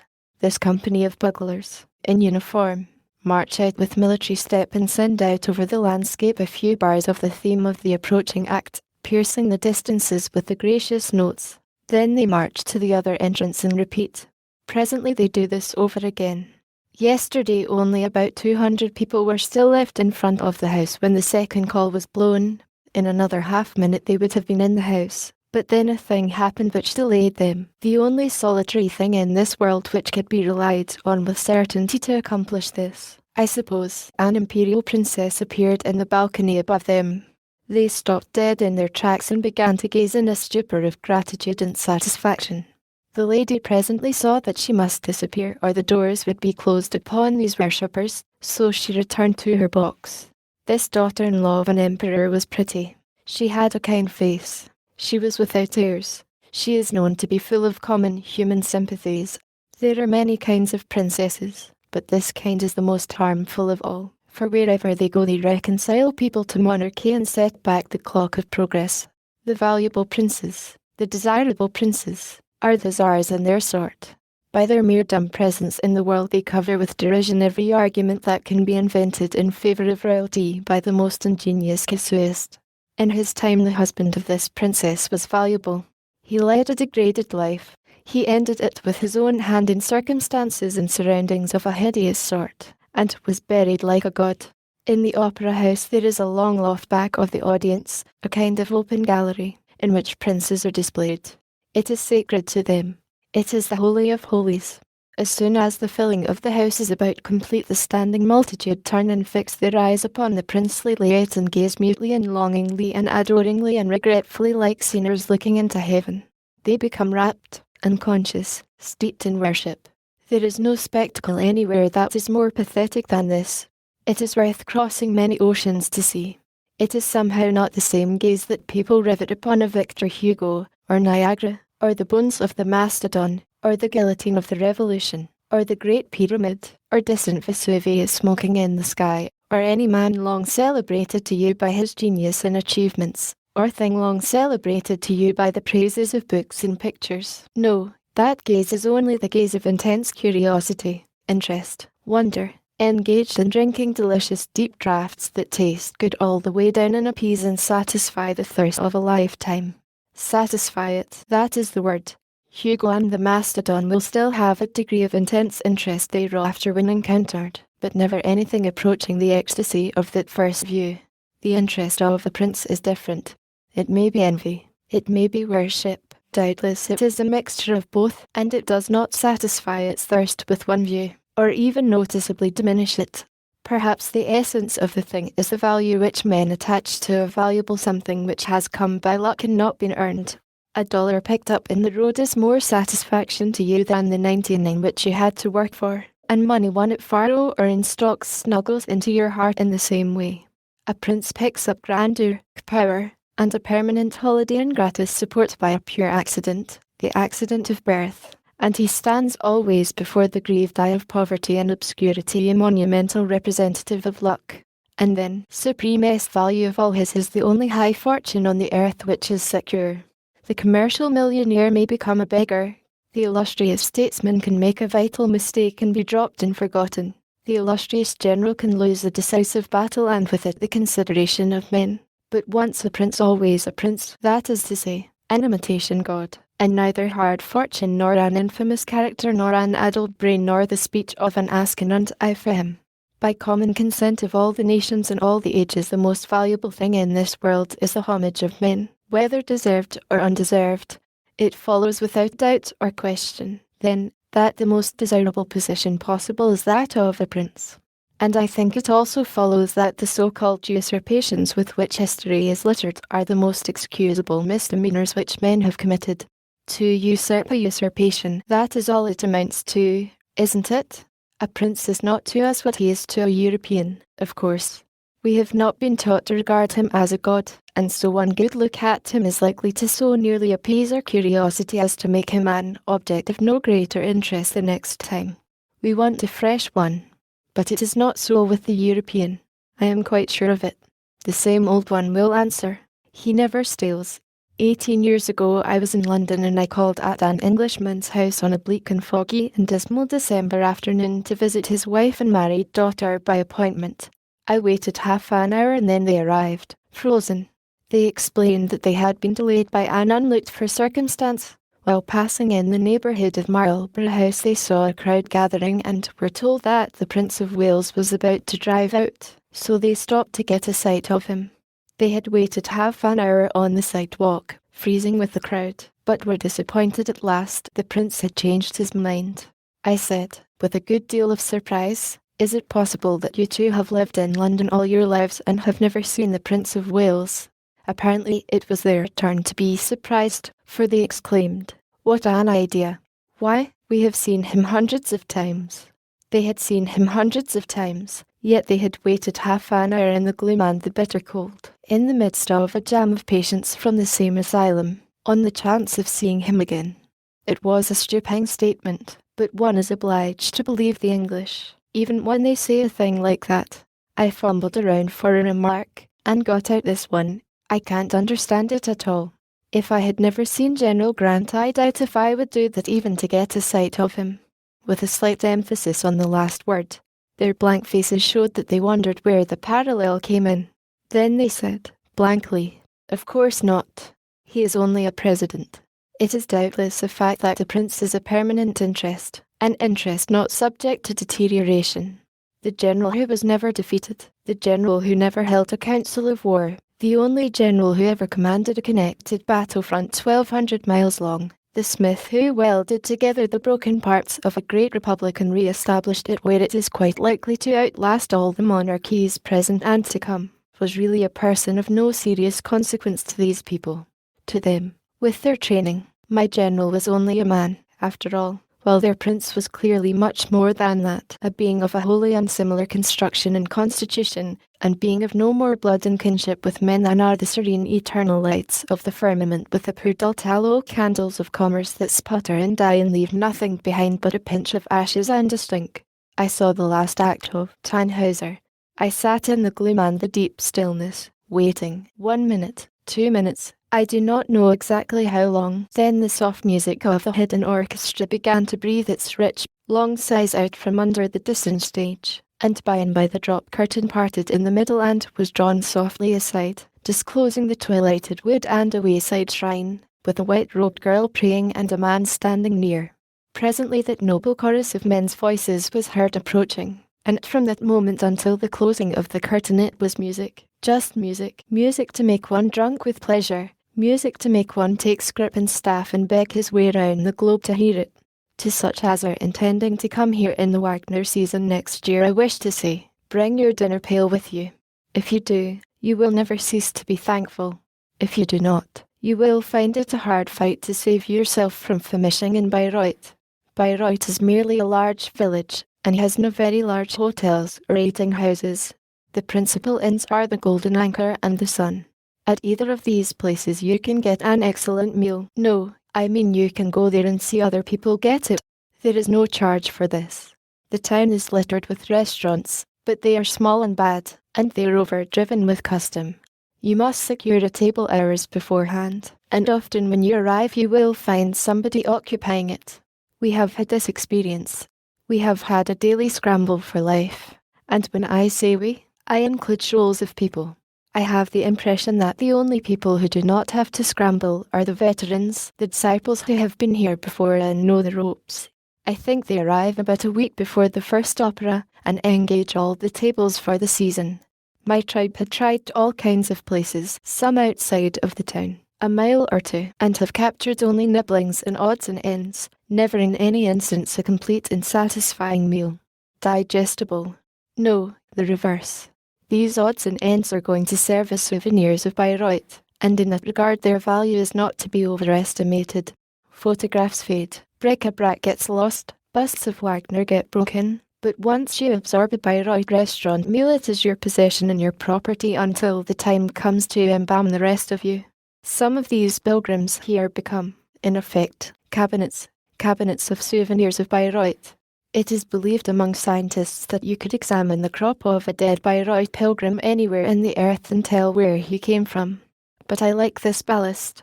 I think a hermitage scrap up at 8 in the evening, when all the famine breeders have been there and laid in their mementos and gone, is the quietest thing you can lay on your kelson except gravel. Thursday. They keep 2 teams of singers in stock for the chief roles, and one of these is composed of the most renowned artists in the world, with Maturana and Alvari in the lead. I suppose a double team is necessary. Doubtless a single team would die of exhaustion in a week, for all the plays last from 4 in the afternoon till 10 at night. Nearly all the labour falls upon the half-dozen head singers, and apparently they are required to furnish all the noise they can for the money. If they feel a soft, whispery, mysterious feeling, they are required to open out and let the public know it. Operas are given only on Sundays, Mondays, Wednesdays, and Thursdays, with 3 days of ostensible rest per week, and 2 teams to do the 4 operas, but the ostensible rest is devoted largely to rehearsing. It is said that the off days are devoted to rehearsing from some time in the morning till 10 at night. Are there 2 orchestras also? It is quite likely, since there are 110 names in the orchestra list. Yesterday the opera was Tristan and Isolde. I have seen all sorts of audiences at theatres, operas, concerts, lectures, sermons, funerals, but none which was twin to the Wagner audience of Bayreuth for fixed and reverential attention. Absolute attention and petrified retention to the end of an act of the attitude assumed at the beginning of it. You detect no movement in the solid mass of heads and shoulders. You seem to sit with the dead in the gloom of a tomb. You know that they are being stirred to their profoundest depths, that there are times when they want to rise and wave handkerchiefs and shout their approbation, and times when tears are running down their faces, and it would be a relief to free their pent emotions in sobs or screams. Yet you hear not one utterance till the curtain swings together and the closing strains have slowly faded out and died. Then the dead rise with one impulse and shake the building with their applause. Every seat is full in the first act. There is not a vacant one in the last. If a man would be conspicuous, let him come here and retire from the house in the midst of an act. It would make him celebrated. This audience reminds me of nothing I have ever seen and of nothing I have read about except the city in the Arabian tale where all the inhabitants have been turned to brass and the traveller finds them after centuries mute, motionless, and still retaining the attitudes which they last knew in life. Here the Wagner audience dress as they please, and sit in the dark and worship in silence. At the Metropolitan in New York they sit in a glare, and wear their showiest harness. They hum airs, they squeak fans. They titter, and they gabble all the time. In some of the boxes the conversation and laughter are so loud as to divide the attention of the house with the stage. In large measure the Metropolitan is a showcase for rich fashionables who are not trained in Wagnerian music and have no reverence for it, but who like to promote art and show their clothes. Can it be an agreeable atmosphere to persons in whom this music produces a sort of divine ecstasy and to whom its creator is a very deity, his stage a temple, the works of his brain and hands consecrated things, and the partaking of them with eye near a sacred solemnity? Manifestly, no. Then, perhaps the temporary expatriation, the tedious traversing of seas and continents, the pilgrimage to Bayreuth stands explained.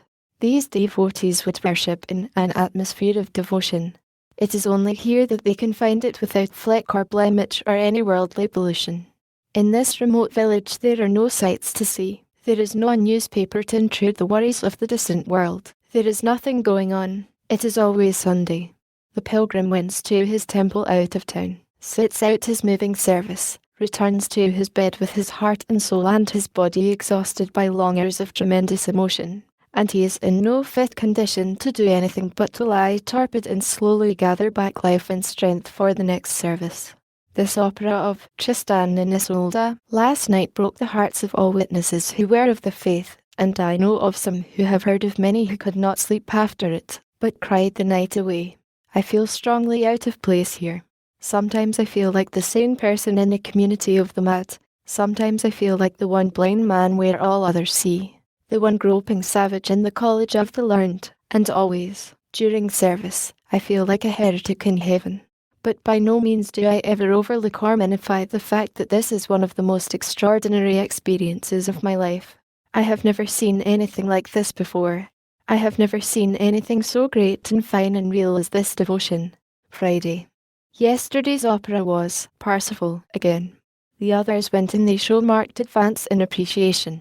But I went hunting for relics and reminders of the Margravine Wilhelmina, she of the imperishable memoirs.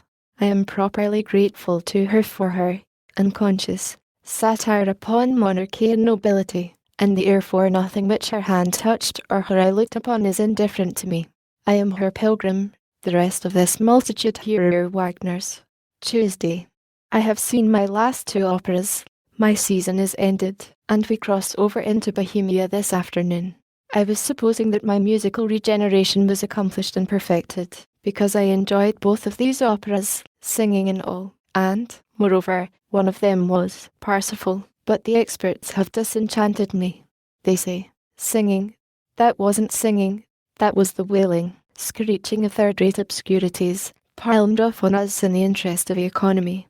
Well, I ought to have recognized the sign, the old, sure sign that has never failed me in matters of art. Whenever I enjoy anything in art, it means that it is mighty poor. The private knowledge of this fact has saved me from going to pieces with enthusiasm in front of many and many a chromo.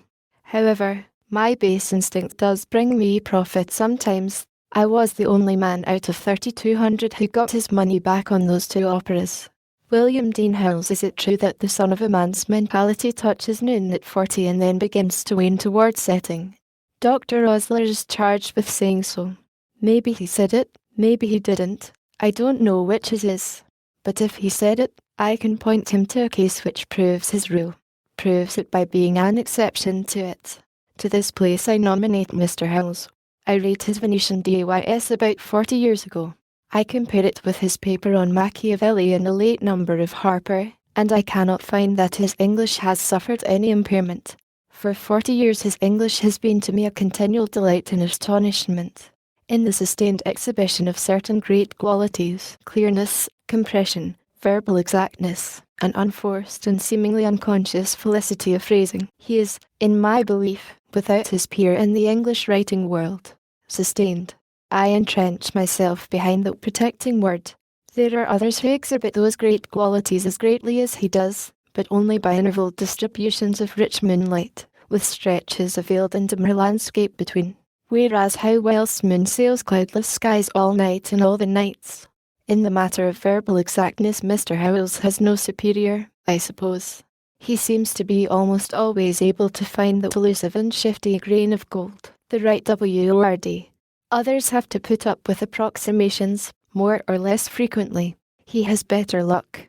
To me, the others are miners working with the gold pan. Of necessity some of the gold washes over and escapes, whereas, in my fancy, he is quicksilver raiding down a riffle. No grain of the metal stands much chance of eluding him. A powerful agent is the right word. It lights the reader's way and makes it plain. A close approximation to it will answer, and much travelling is done in a well enough fashion by its help. But we do not welcome it and applaud it and rejoice in it as we do when right one blazes out on us. Whenever we come upon one of those intensely right words in a book or a newspaper, the resulting effect is physical as well as spiritual, and electrically prompt. It tingles exquisitely around through the walls of the mouth and tastes as tart and crisp and good as the autumn butter that creams the sumac berry. One has no time to examine the word and vote upon its rank and standing. The automatic recognition of its supremacy is so immediate. There is a plenty of acceptable literature which deals largely in approximations, but it may be likened to a fine landscape seen through the rain. The right word would dismiss the rain, then you would see it better. It doesn't rain when Howells is at work. And where does he get the easy and effortless flow of his speech, and its cadenced and undulating rhythm, and its architectural felicities of construction, its graces of expression, its Bemican quality of compression, and all that? Born to him, no doubt, all in shining good order in the beginning, all extraordinary, and all just as shining, just as extraordinary today, after 40 years of diligent wear and tear in youth. He passed his 40th year long and long ago, but I think his English of today, his perfect English, I wish to say, can throw down the glove before his English of that antique time and not be afraid. I will go back to the paper on Machiavelli now, and ask the reader to examine this passage from it which I append. I do not mean examine it in a bird's eye way. I mean search it, study it, and, of course, read it aloud. I may be wrong. Still it is my conviction that one cannot get out of finely wrought literature all that is in it by reading it mutely. Mr. Dyer is rather of the opinion, first luminously suggested by Macaulay, that Machiavelli was in earnest, but must not be judged as a political moralist over time and race would be judged. He thinks that Machiavelli was in earnest, as none but an idealist can be, and he is the first to imagine him an idealist immersed in realities, who involuntarily transmutes the events under his eye into something like the visionary issues of reverie. The Machiavelli whom he depicts does not cease to be politically republican and socially a just man because he holds up an atrocious despot like Caesar Borgia as a mirror for rulers. What Machiavelli beheld round him in Italy was a civic disorder in which there was oppression without statecraft, and revolt without patriotism. When a miscreant like Borgia appeared upon the scene and reduced both tyrants and rebels to an apparent quiescence, he might very well seem to such a dreamer the saviour of society whom a certain sort of dreamers are always looking for. Machiavelli was no less honest when he honoured the diabolical force of Caesar Borgia than Carlyle was when at different times he extolled the strong man who destroys liberty in creating order. But Carlyle has only just ceased to be mistaken for a reformer, while it is still Machiavelli's hard fate to be so trammelled in his material that his name stands for whatever is most malevolent and perfidious in human nature. You see how easy and flowing it is, how unvexed by ruggednesses, clumsinesses, broken meters, how simple and, so far as your eye can make out, unstudied, how clear, how limpid, how understandable, how unconfused by cross-currents, eddies, undertows, how seemingly unadorned, yet is all adornment, like the lily of the valley, and how compressed, how compact, without a complacency signal hung out anywhere to call attention to it. There are 23 lines in the quoted passage. After reading it several times aloud, one perceives that a good deal of matter is crowded into that small space. I think it is a model of compactness. When I take its materials apart and work them over and put them together in my way, I find I cannot crowd the result back into the same hole, there not being room enough. I find it a case of a woman packing a man's trunk. He can get the things out, but he can't ever get them back again. The proffered paragraph is a just and fair sample. The rest of the article is as compact as it is. There are no waste words. The sample is just in other ways, limpid, fluent, graceful, and rhythmical as it is. It holds no superiority in these respects over the rest of the essay. Also, the choice phrasing noticeable in the sample is not lonely. There is a plenty of its kin distributed through the other paragraphs. This is claiming much when that kin must face the challenge of a phrase like the one in the middle sentence. An idealist immersed in realities who involuntarily transmutes the events under his eye into something like the visionary issues of reverie. With 100 words to do it with, the literary artisan could catch the airy thought and tie it down and reduce it to a concrete condition, visible, substantial, understandable and all right, like a cabbage. But the artist does it with 20, and the result is a flower. The quoted phrase, like 1,000 others that have come from the same source, has the quality of certain scraps of verse which take hold of us and stay in our memories. We do not understand why, at first, all the words being the right words, none of them is conspicuous, and so they all seem inconspicuous. Therefore we wonder what it is about them that makes their message take hold. The mossy marbles rest on the lips that he has pressed in their bloom, and the names he loved to hear have been carved for many a year on the tomb. Oliver Wendell Holmes, Sr. It is like a dreamy strain of moving music, with no sharp notes in it. The words are all right words, and all the same size. We do not notice it at first. We get the effect, it goes straight home to us, but we do not know why. It is when the right words are conspicuous that they thunder. The glory that was Greece and the grandeur that was Rome. When I go back from Howells Old to Howells Young, I find him arranging and clustering English words well, but not any better than now. He is not more felicitous in concreting abstractions now than he was in translating then the visions of the eyes of flesh into words that reproduce their forms and colours. In Venetian streets they give the fallen snow no rest. It is at once shovelled into the canals by hundreds of half-naked facchini. And now in St. Mark's Place the music of innumerable shovels smote upon my ear, and I saw the shivering legion of poverty as it engaged the elements in a struggle for the possession of the piazza. But the snow continued to fall, and through the twilight of the descending flakes all this toil and encounter looked like the weary kind of effort in dreams, when the most determined industry seems only to renew the task. The lofty crest of the bell tower was hidden in the folds of falling snow, and I could no longer see the golden angel upon its summit, but looked at across the piazza. The beautiful outline of St. Mark's Church was perfectly penciled in the air, and the shifting threads of the snowfall were woven into a spell of novel enchantment around the structure that always seemed to me too exquisite in its fantastic loveliness to be anything but the creation of magic. The tender snow had compassionated the beautiful edifice for all the wrongs of time, and so hid the stains and ugliness of decay that it looked as if just from the hand of the builder, or, better said, just from the brain of the architect. There was marvellous freshness in the colours of the mosaics in the great arches of the facade, and all that gracious harmony into which the temple rises, of marble scrolls and leafy exuberance airily supporting the statues of the saints, was 100 times etherealized by the purity and whiteness of the drifting flakes. The snow lay lightly on the golden globes that tremble like peacocks' crests above the vast domes, and plumed them with softest white. It robed the saints in ermine, and it danced over all its works, as if exulting in its beauty which filled me with subtle, selfish yearning to keep such evanescent loveliness for the little while longer of my whole life, and with despair to think that even the poor lifeless shadow of it could never be fairly reflected in picture or poem. Through the wavering snowfall, the St. Theodore upon one of the granite pillars of the Piazzetta did not show so grim as his wont is, and the winged lion on the other might have been a winged lamb, so gentle and mild he looked by the tender light of the storm. The towers of the island churches loomed faint and far away in the dimness. The sailors in the rigging of the ships that lay in the basin wrought like phantoms among the shrouds. The gondolas stole in and out of the opaque distance more noiselessly and dreamily than ever, and a silence, almost palpable, lay upon the mutest city in the world.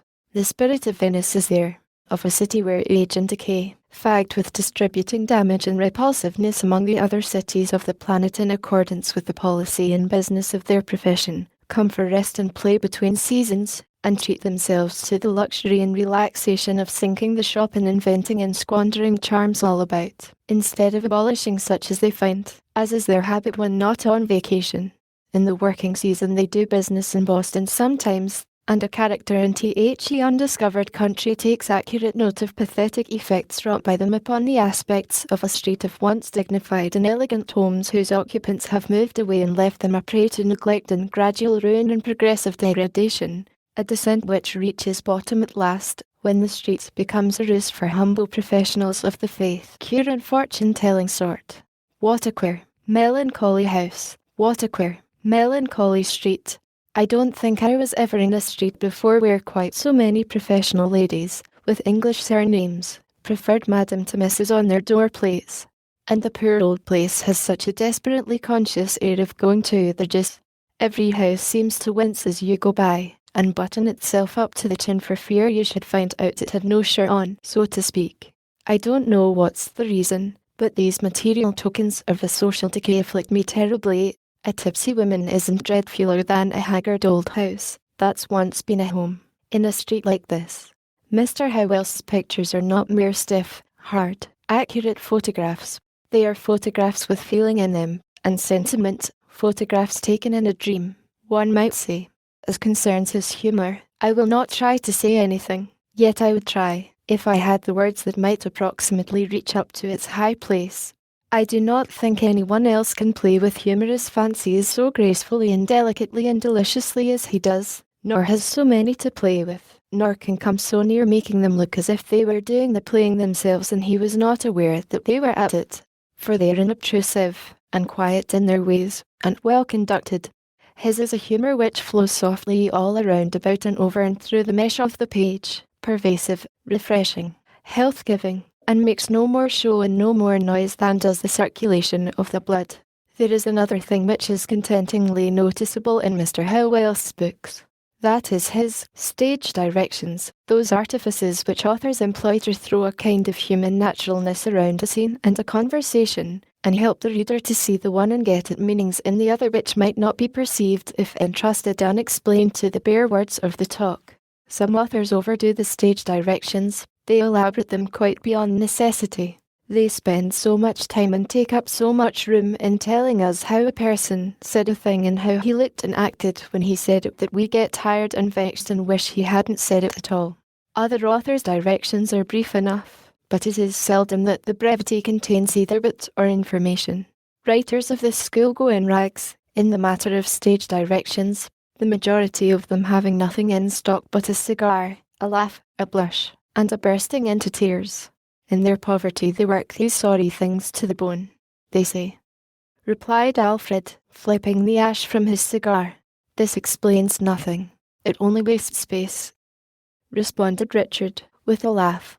"There was nothing to laugh about. There never is. The writer puts it in from habit, automatically. He is paying no attention to his work, or he would see that there is nothing to laugh at. Often, when a remark is unusually and poignantly flat and silly, he tries to deceive the reader by enlarging the stage direction and making Richard break into frenzies of uncontrollable laughter. This makes the reader sad," murmured Gladys, blushing. "This poor old short-worn blush is a tiresome thing. We get so we would rather Gladys would fall out of the book and break her neck than do it again. She is always doing it, and usually irrelevantly.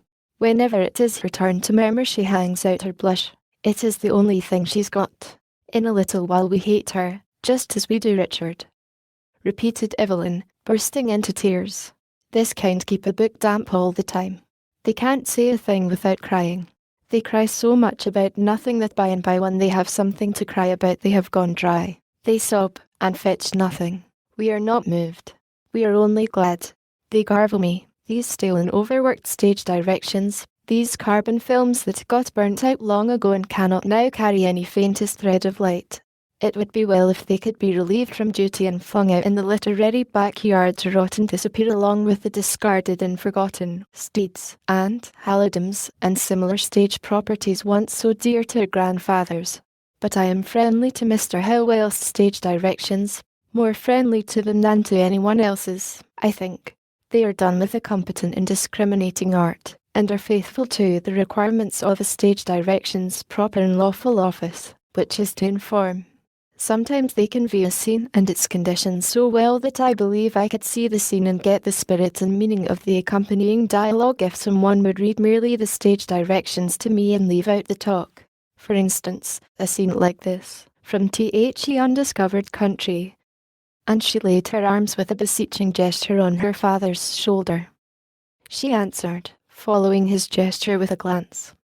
She said, laughing nervously. She asked, turning swiftly upon him that strange, searching glance. She answered, vaguely. She reluctantly admitted. But her voice died wearily away, and she stood looking into his face with puzzled entreaty. Mr. Howells does not repeat his forms, and does not need to. He can invent fresh ones without limit. It is mainly the repetition over and over again, by the third rates, of worn and commonplace and useless forms that makes their novels such a weariness and vexation to us, I think. We do not mind one or two deliveries of their wares, but as we turn the pages over and keep on meeting them we presently get tired of them and wish they would do other things for a change," replied Alfred, flipping the ash from his cigar. Responded Richard, with a laugh. Murmured Gladys, blushing. Repeated Evelyn, bursting into tears. Replied the Earl, flipping the ash from his cigar. Responded the undertaker, with a laugh. Murmured the chambermaid, blushing. Repeated the burglar, bursting into tears. Replied the conductor, flipping the ash from his cigar. Responded Arkwright, with a laugh. Murmured the chief of police, blushing. Repeated the house cat, bursting into tears. And so on, till at last it ceases to excite. I always notice stage directions, because they fret me and keep me trying to get out of their way, just as the automobiles do. At first, then by and by they become monotonous and I get run over. Mr. Howells has done much work, and the spirit of it is as beautiful as the make of it. I have held him in admiration and affection so many years that I know by the number of those years that he is old now. But his heart isn't, nor his pen, and years do not count. Let him have plenty of them. There is profit in them for us. English as she is taught in the appendix to Croker's Boswell's Johnson. One finds this anecdote. Kate, a soliloquy.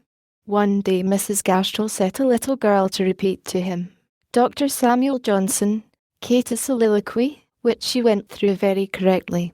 The doctor, after a pause, asked the child, what was to bring Cato to an end? She said it was a knife. No, my dear, it was not so. My Aunt Polly said it was a knife. Why, Aunt Polly's knife MAYDO, but it was a dagger, my dear.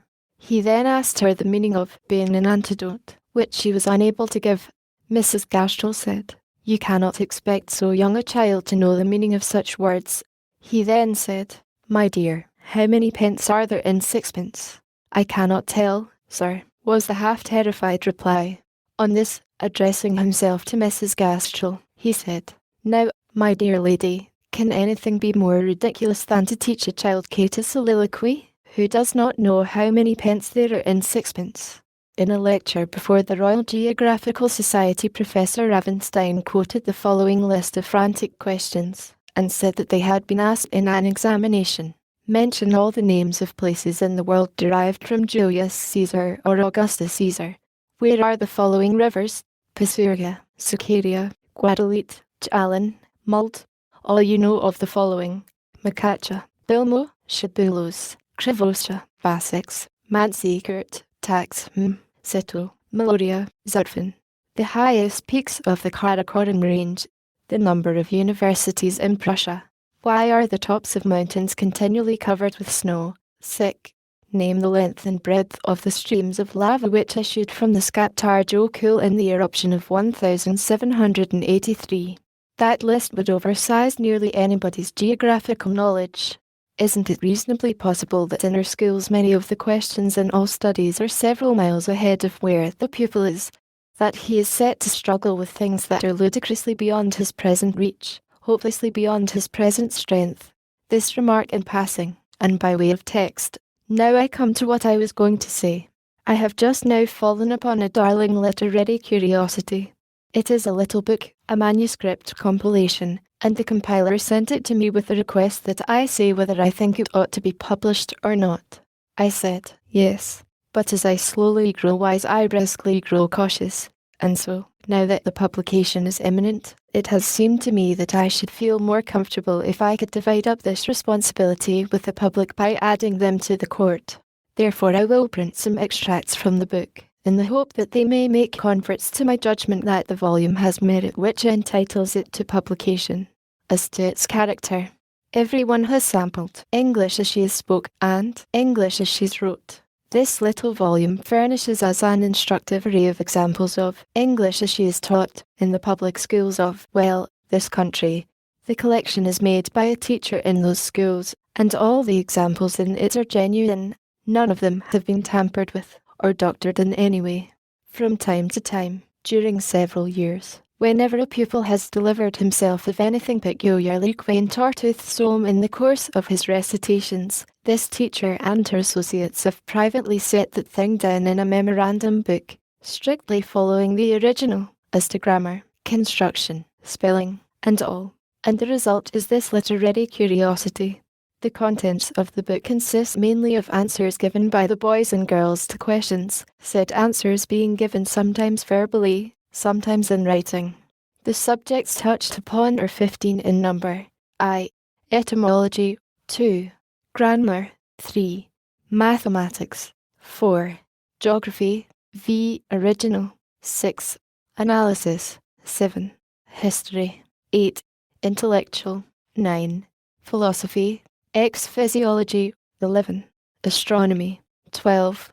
Politics, 13. Music, 14. Oratory, 15. Metaphysics. You perceive that the poor little young idea has taken a shot at a good many kinds of game in the course of the book. Now as to results. Here are some quaint definitions of words. It will be noticed that in all of these instances the sound of the word, or the look of it on paper, has misled the child. Aborigines, a system of mountains. Alias, a good man in the Bible. Amenable, anything that is mean. Ammonia, the food of the gods. Assiduity, state of being an acid. Auriferous, pertaining to an orifice. Capillary, a little caterpillar. Corniferous, rocks in which fossil corn is found. Emolument, a headstone to engrave. Equestrian, one who asks questions. Eucharist, one who plays euchre. Franchise, anything belonging to the French. Idolater, a very idle person. Ipecac, a man who likes a good dinner. Irrigate, to make fun of. Mendacious, what can be mended. Mercenary, one who feels for another. Parasite, a kind of umbrella. Parasite, the murder of an infant. Publican, a man who does his prayers in public. Tenacious, 10 acres of land. Here's one where the phrase publicans and sinners has got mixed up in the child's mind with politics, and the result is a definition which takes one in a sudden and unexpected way. Republican, a sinner mentioned in the Bible, also in Democratic newspapers now and then. Here are two where the mistake has resulted from sound assisted by remote fact. Plagiarist, a writer of plays. Demagogue, a vessel containing beer and other liquids. I cannot quite make out what it was that misled the pupil in the following instances. It would not seem to have been the sound of the word, nor the look of it in print. Asphyxia, a grumbling, fussy temper. Quaternions, a bird with a flat beak and no bill, living in New Zealand. Quaternions, the name given to a style of art practiced by the Venetians. Quaternions, a religious convention held every 100 years. Sibilant, the state of being idiotic. Crosier, a staff carried by the deity. In the following sentences the pupil's ear has been deceiving him again. The marriage was illegible. He was totally dismasted with the whole performance. He enjoys riding on a philosopher. She was very quick at repertoire. He prayed for the waters to subsidize.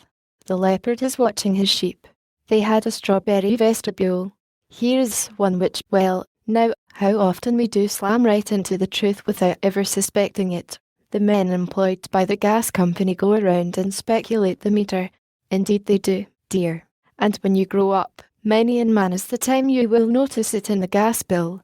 In the following sentences the little people have some information to convey, every time, but in my case they fail to connect. The light always went out on the keystone word. The coercion of some things is remarkable, as bread and molasses.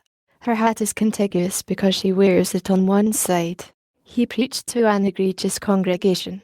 The captain eliminated a bullet through the man's heart. You should take caution and be precarious. The supercilious girl acted with vicissitude when the perennial time came.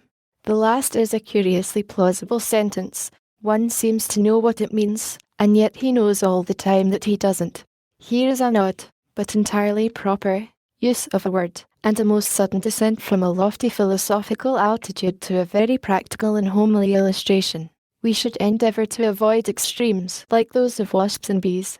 And here, with zoological and geological in his mind, but not ready to his tongue, the small scholar has innocently gone and let out a couple of secrets which ought never to have been divulged in any circumstances. There are a good many donkeys in theological gardens. Some of the best fossils are found in theological cabinets. Under the head of grammar, the little scholars furnish the following information. Genders the distinguishing nouns without regard to sex. A verb is something to eat. Adverbs should always be used as adjectives and adjectives as adverbs. Every sentence in name of God must begin with a caterpillar. Caterpillar is well enough, but capital letter would have been stricter. The following is a brave attempt at a solution, but it failed to liquefy. When they are going to say some prose or poetry before they say the poetry or prose, they must put a semicolon just after the introduction of the prose or poetry. The chapter on mathematics is full of fruit. From it I take a few samples, mainly in an unripe state. A straight line is any distance between two places. Parallel lines are lines that can never meet until they are untogether. A circle is a round straight line with a hole in the middle. Things which are equal to each other are equal to anything else. To find the number of square feet in a room, you multiply the room by the number of the feet. The product is the result. Right you are. In the matter of geography, this little book is unspeakably rich. The questions do not appear to have applied the microscope to the subject, as did those quoted by Professor Ravenstein. Still, they proved plenty difficult enough without that. These pupils did not hunt with a microscope. They hunted with a shotgun. This is shown by the crippled condition of the game they brought in. America is divided into the Pacific Slope and the Mississippi Valley. North America is separated by Spain. America consists from north to south about 500 miles. The United States is quite a small country compared with some other countries, but is about as industrious. The capital of the United States is Long Island. The 5 seaports of the U.S. are Newfoundland and San Francisco. The principal products of the U.S. is earthquakes and volcanoes. The Alleghenies are mountains in Philadelphia. The Rocky Mountains are on the western side of Philadelphia. Cape Hatteras is a vast body of water surrounded by land and flowing into the Gulf of Mexico. Mason and Dixon's line is the equator. One of the leading industries of the United States is molasses, book covers, numbers, gas, teaching, lumber, manufacturers, paper-making, publishers, coal. In Austria the principal occupation is gathering ostrich feathers. Gibraltar is an island built on a rock. Russia is very cold and tyrannical. Sicily is one of the Sandwich Islands. Hindustan flows through the Ganges and empties into the Mediterranean Sea. Ireland is called the Emigrant Isle because it is so beautiful and green. The width of the different zones Europe lies in depend upon the surrounding country. The imports of a country are the things that are paid for. The exports are the things that are not. Climate lasts all the time and weather only a few days. The 2 most famous volcanoes of Europe are Sodom and Gomorrah. The chapter headed Analysis shows us that the pupils in our public schools are not merely loaded up with those showy facts about geography, mathematics, and so on, and left in that incomplete state. No, there's machinery for clarifying and expanding their minds. They are required to take poems and analyze them, dig out their common sense, reduce them to statistics, and reproduce them in a luminous prose translation which shall tell you at a glance what the poet was trying to get at. One sample will do. Here is a stanza from The Lady of the Lake, followed by the pupil's impressive explanation of it. Alone, but with unbated zeal, the horseman plied with scourge and steel, for jaded now and spent with toil, embossed with foam and dark with soil, while every gasp with sobs he drew, the labouring stag strained full in view. The man who rode on the horse performed the whip hand, an instrument made of steel alone, with strong ardour not diminishing, for, being tired from the time passed with hard labour, overworked with anger and ignorant with weariness, while every breath for labour he drew with cries full of sorrow, the young dear made imperfect who worked hard filtered in sight. I see, now, that I never understood that poem before. I have had glimpses of its meaning, in moments when I was not as ignorant with weariness as usual, but this is the first time the whole spacious idea of it ever filtered in sight. If I were a public school pupil I would put those other studies aside and stick to analysis, for, after all, it is the thing to spread your mind. We come now to historical matters, historical remains, one might say.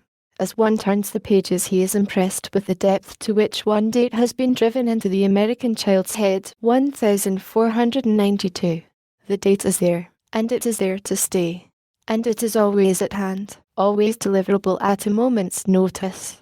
But the fact that belongs with it, that is quite another matter. Only the date itself is familiar and sure. Its vast fact has failed of lodgment. It would appear that whenever you ask a public school pupil when a thing, anything, no matter what, happened, and he is in doubt, he always rips out his 1492. He applies it to everything, from the landing of the ark to the introduction of the horse car. Well, after all, it is our first date, and so it is right enough to honour it, and pay the public schools to teach our children to honour it. George Washington was born in 1492. Washington wrote the Declaration of Independence in 1492. St. Bartholomew was massacred in 1492.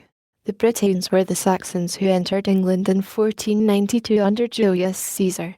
The earth is 1,492 miles in circumference. To proceed with history, Christopher Columbus was called the father of his country. Queen Isabella of Spain sold her watch and chain and other millinery so that Columbus could discover America. The Indian Wars were very desecrating to the country. The Indians pursued their warfare by hiding in the bushes and then scalping them. Captain John Smith has been styled the father of his country. His life was saved by his daughter Pocahontas. The Puritans found an insane asylum in the wilds of America. The Stamp Act was to make everybody stamp all materials so they should be null and void. Washington died in Spain almost broken-hearted. His remains were taken to the cathedral in Havana. Guerrilla warfare was where men rode on guerrillas. John Brown was a very good insane man who tried to get fugitive slaves into Virginia. He captured all the inhabitants, but was finally conquered and condemned to his death. The Confederacy was formed by the fugitive slaves. Alfred the Great reigned 872 years. He was distinguished for letting some buckwheat cakes burn, and the ladies scolded him. Henriette was famous for being a great widower, having lost several wives. Lady Jane Grey studied Greek and Latin and was beheaded after a few days. John Bright is noted for an incurable disease. Lord James Gordon Bennett instigated the Gordon riots. The Middle Ages come in between antiquity and posterity. Luther introduced Christianity into England a good many thousand years ago.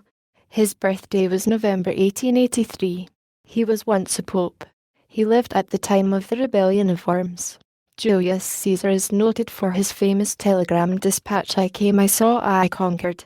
Julius Caesar was really a very great man. He was a very great soldier and wrote a book for beginners in the Latin. Cleopatra was caused by the death of an asp which she dissolved in a wine cup. The only form of government in Greece was a limited monarchy. The Persian War lasted about 500 years. Greece had only 7 wise men. Socrates destroyed some statues and had to drink shamrock. Here is a fact correctly stated, and yet it is phrased with such ingenious infelicity that it can be depended upon to convey misinformation every time it is uncarefully read. By the Salic law, no woman or descendant of a woman could occupy the throne.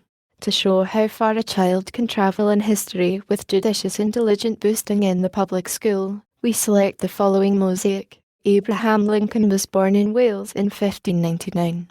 In the chapter headed Intellectual, I found a great number of most interesting statements. A sample or two may be found not amiss. Bridge Hall was written by Henry Irving. Snowbound was written by Peter Cooper.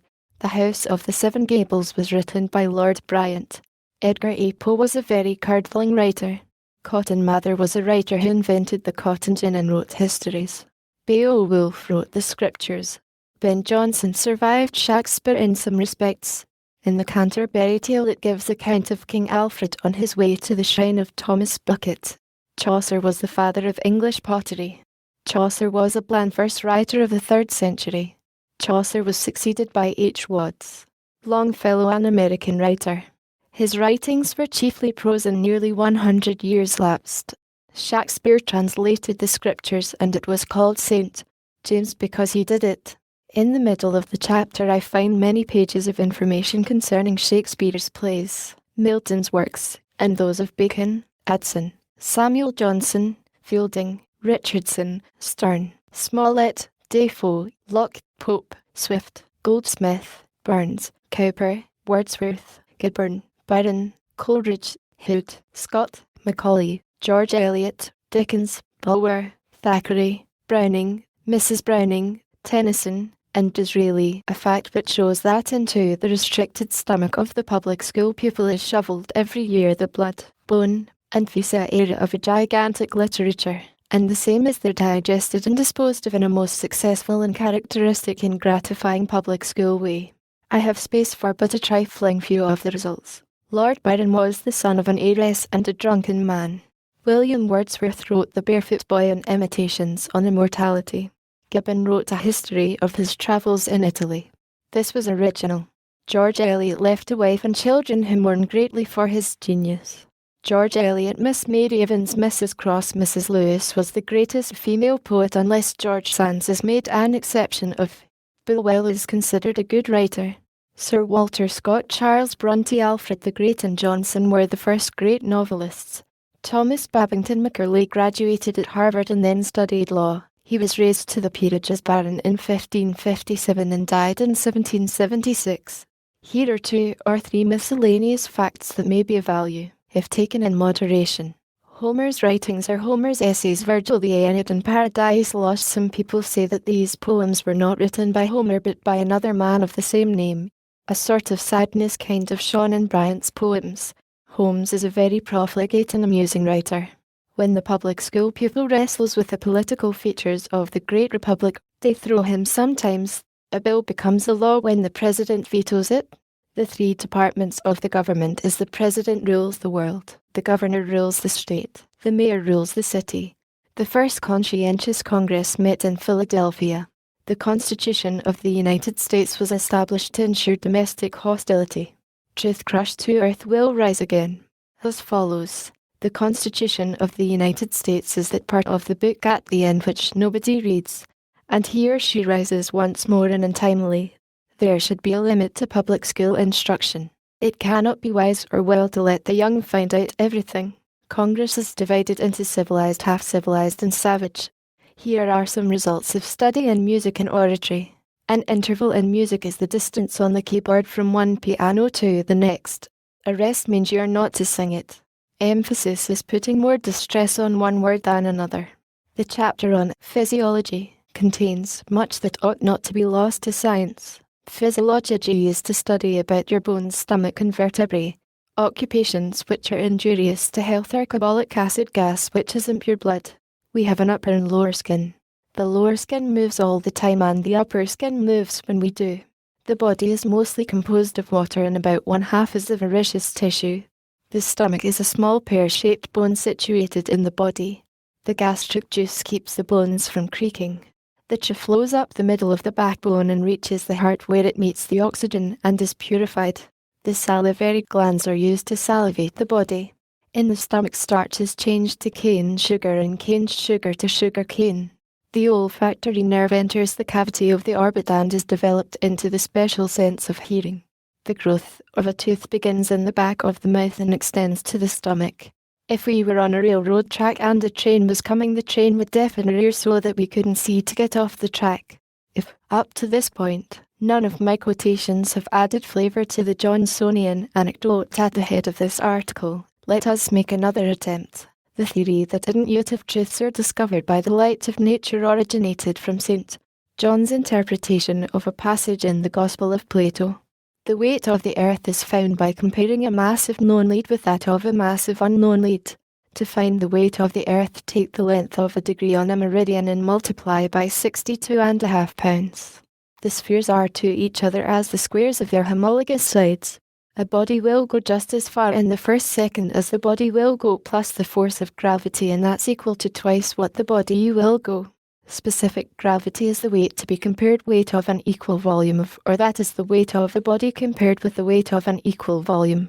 The law of fluid pressure divides the different forms of organized bodies by the form of attraction, and the number increased will be the form.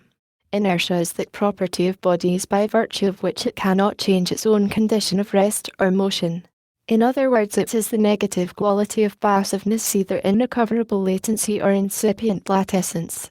If a laugh is fair here, not the struggling child, nor the unintelligent teacher, or rather the unintelligent boards, committees, and trustees, are the proper target for it.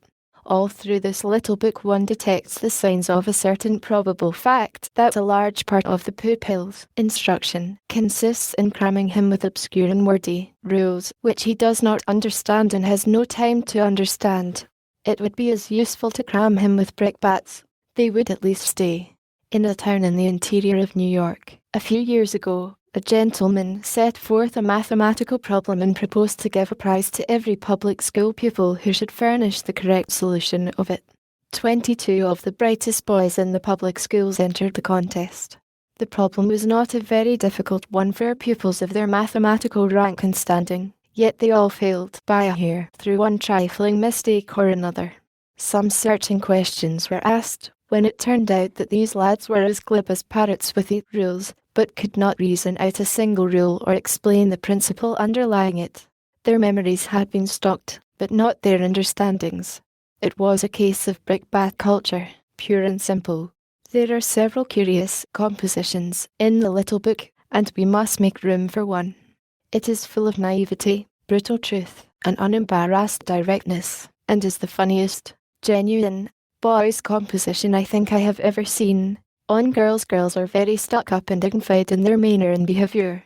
They think more of dress than anything and like to play with dolls and rags. They cry if they see a cow in a far distance and are afraid of guns. They stay at home all the time and go to church on Sunday.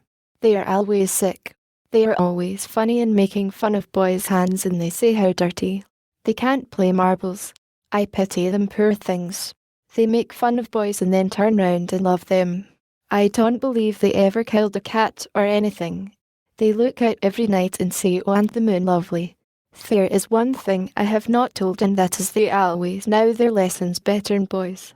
From Mr. Edward Channing's recent article in Science, the marked difference between the books now being produced by French, English, and American travellers, on the one hand, and German explorers, on the other, is too great to escape attention.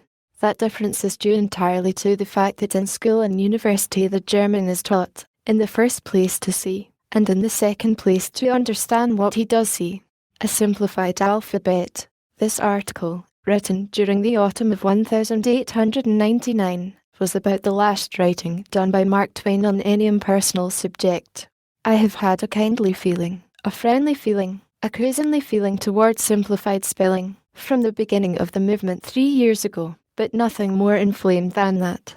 It seemed to me to merely propose to substitute one inadequacy for another, a sort of patching and plugging poor old dental relics with cement and gold and porcelain paste. What was really wanted was a new set of teeth.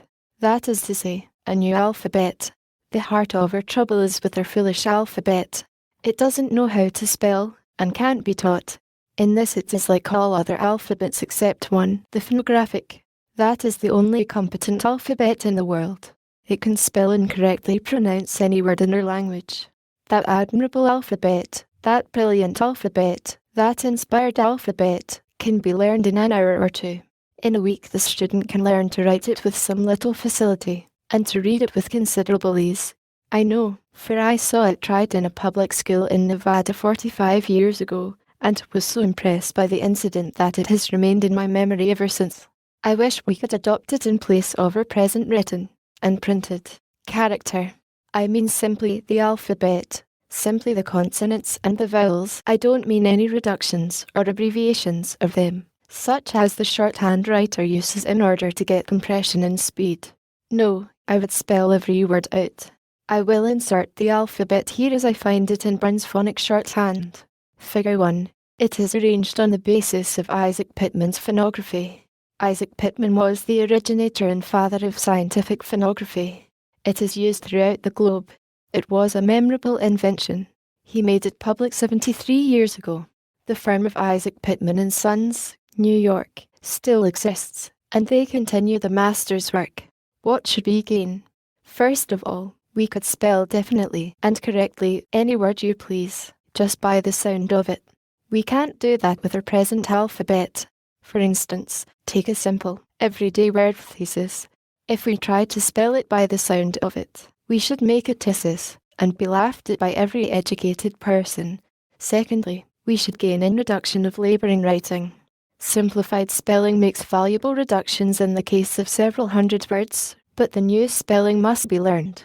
You can't spell them by the sound. You must get them out of the book. But even if we knew the simplified form for every word in the language, the phonographic alphabet would still beat the simplified speller, hands down, in the important matter of economy of labour.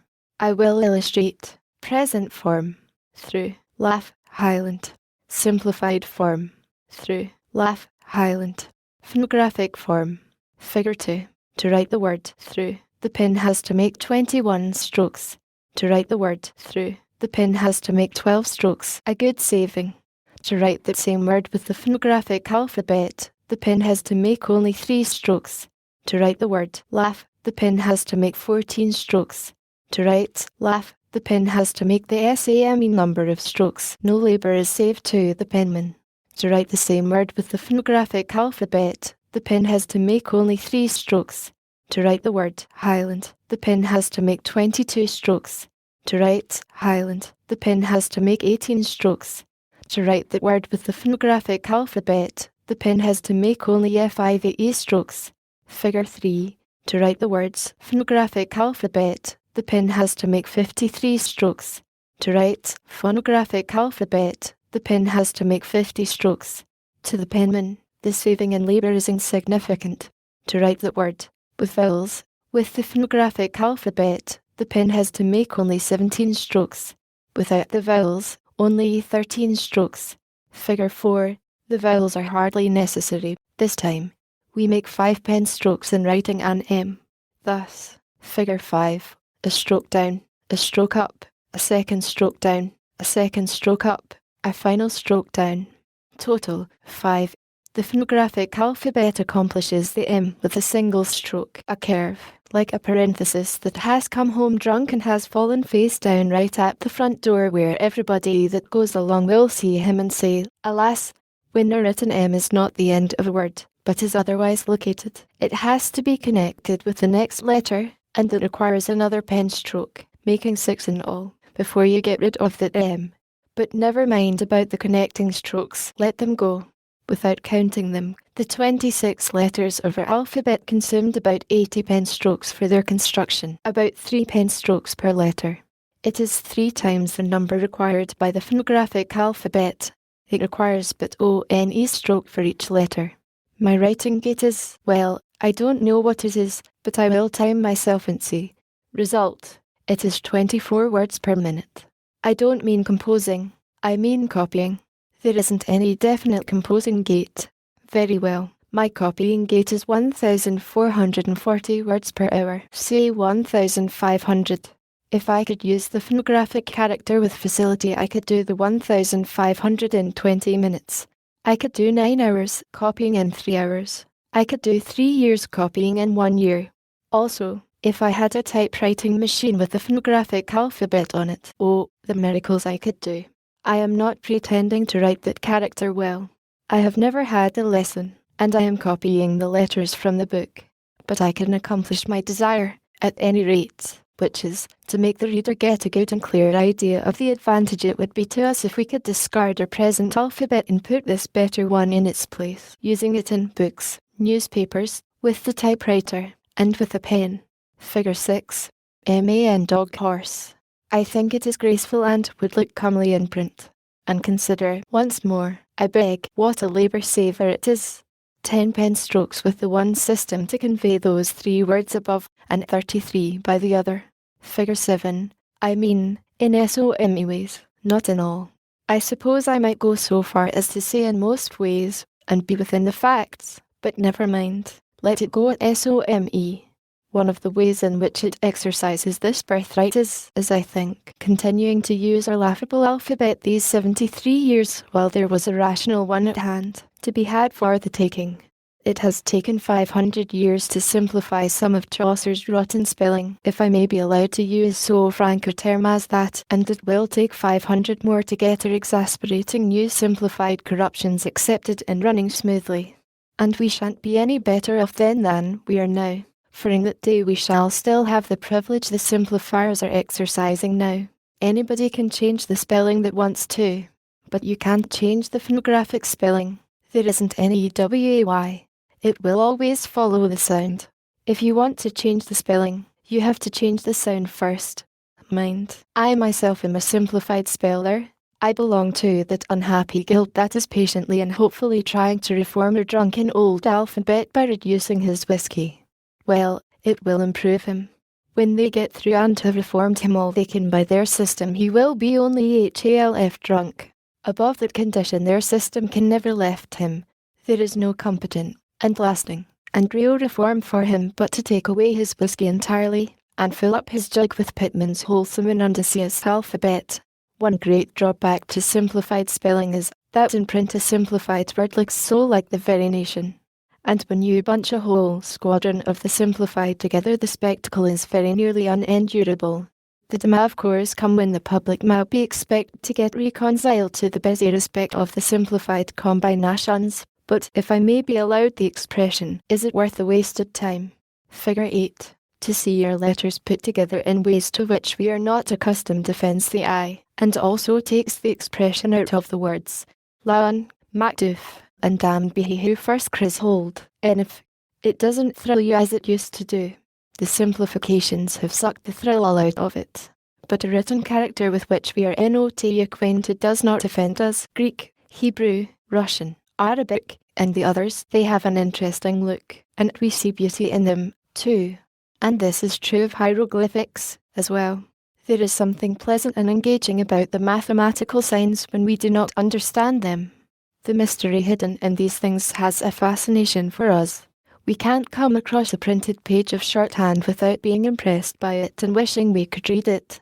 Very well, what I am offering for acceptance and adoption is not shorthand, but longhand, written with the shorthand alphabet unread used. You can write 3 times as many words in a minute with it as you can write with their alphabet. And so, in a way, it is properly a shorthand. It has a pleasant look, too, a beguiling look, an inviting look. I will write something in it, in my rude and untaught way. Figure 9. Even one underscore I underscored it comes out prettier than it does in simplified spelling. Yes, and in the simplified it costs 123 pen strokes to write it, whereas in the phonographic it costs only 29. Figure 9 is probably figure 10. Let us hope so, anyway. As concerns interpreting the deity of this line of hieroglyphs was for 14 years the despair of all the scholars who laboured over the mysteries of the Rosetta Stone. Figure 1. After 5 years of study, Champollion translated it thus: Therefore let the worship of Epiphanes be maintained in all the temples, this upon pain of death. That was the 24th translation that had been furnished by scholars. For a time it stood, but only for a time.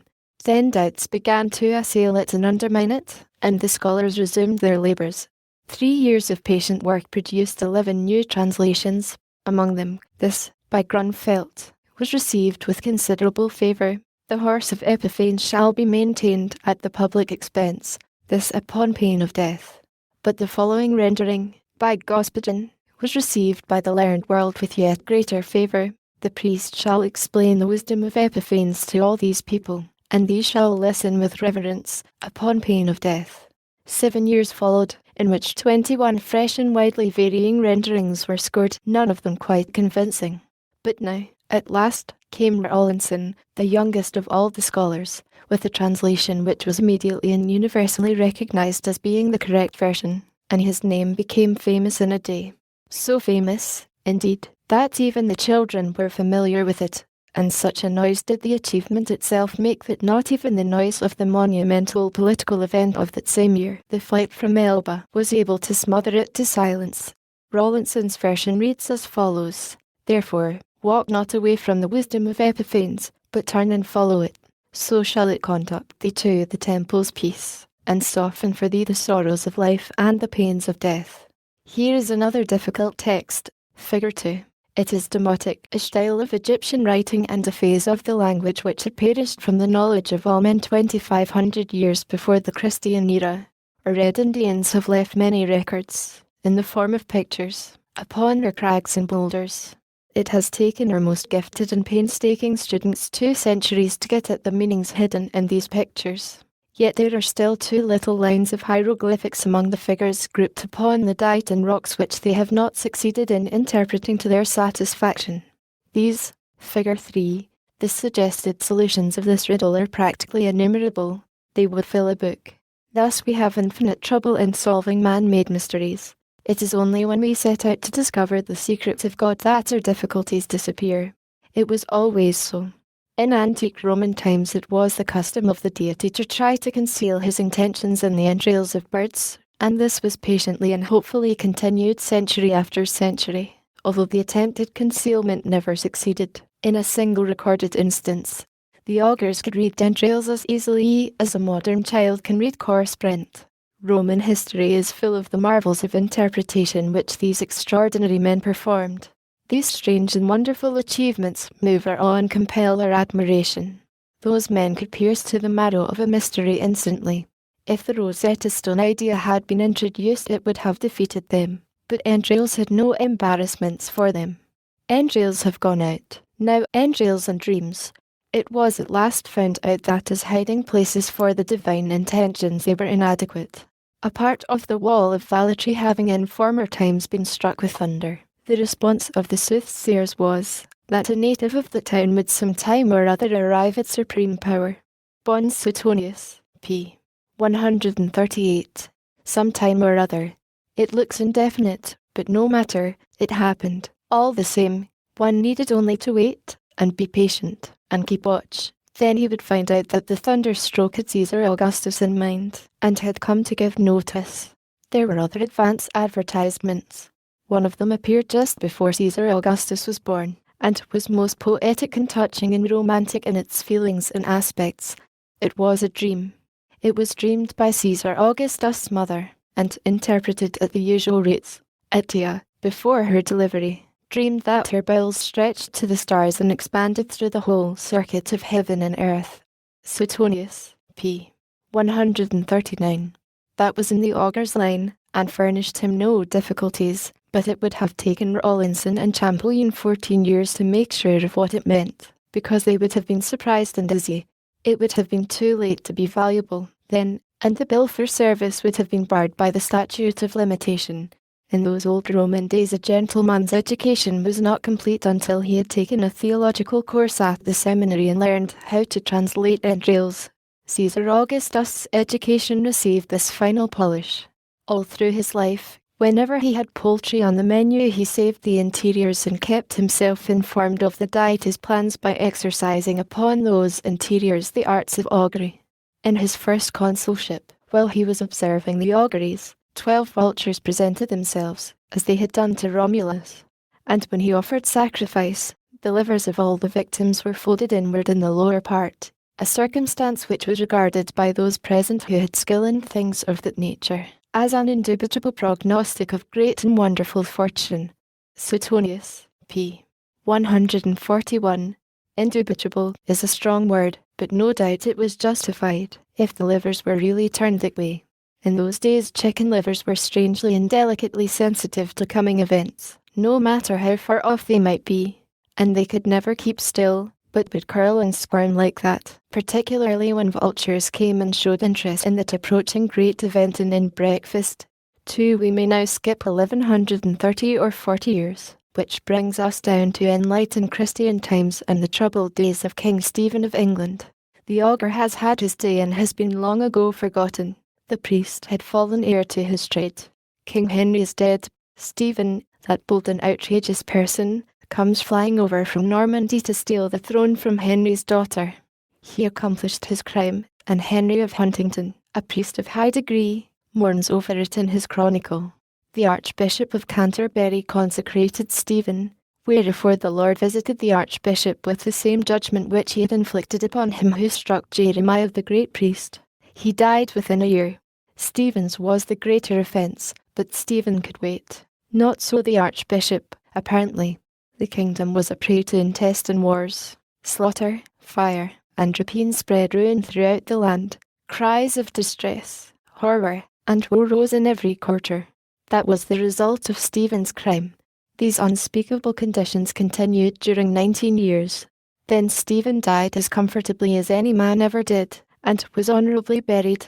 It makes one pity the poor Archbishop, and wish that he, too, could have been let off as leniently. How did Henry of Huntingdon know that the Archbishop was sent to his grave by judgment of God for consecrating Stephen? He does not explain. Neither does he explain why Stephen was awarded a pleasanter death than he was entitled to, while the aged King Henry, his predecessor, who had ruled England 35 years to the people's strongly worded satisfaction, was condemned to close his life in circumstances most distinctly unpleasant, inconvenient, and disagreeable. His was probably the most uninspiring funeral that is set down in history. There is not a detail about it that is attractive.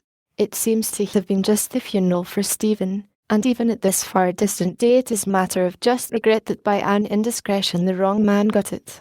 Whenever God punishes a man, Henry of Huntingdon knows why it was done, and tells us, and his pen is eloquent with admiration. But when a man has earned punishment, and escapes, he does not explain. He is evidently puzzled, but he does not say anything.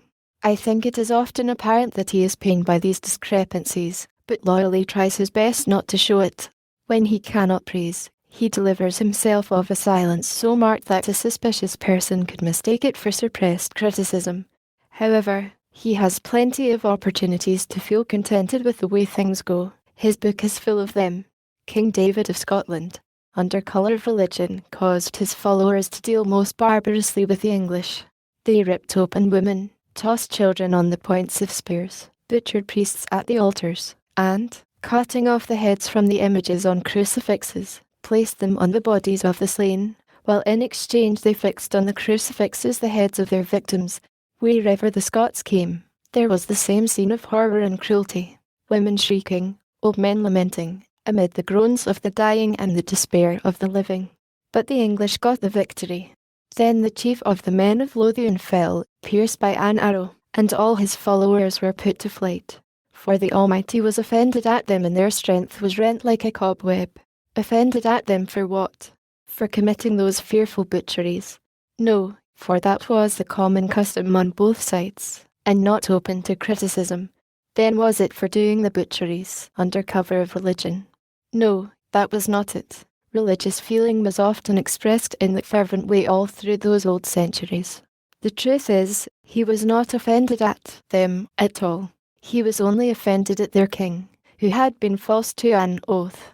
Then why did not he put the punishment upon the king instead of upon them? It is a difficult question.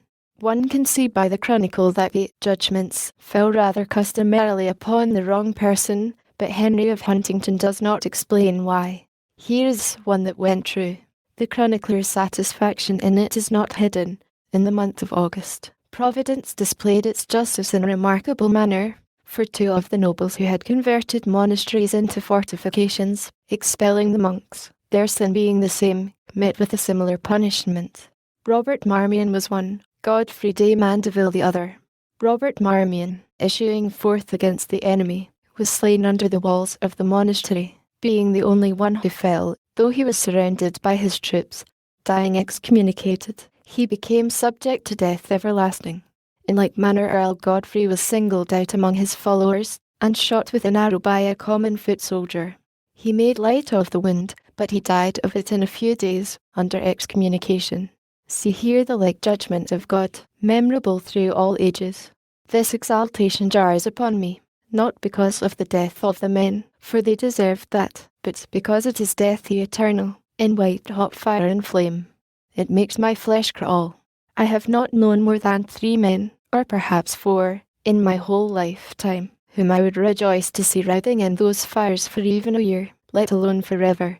I believe I would relent before the year was up, and get them out if I could. I think that in the long run, if a man's wife and babies, who had not harmed me, should come crying and pleading, I couldn't stand it. I know I should forgive him and let him go, even if he had violated a monastery.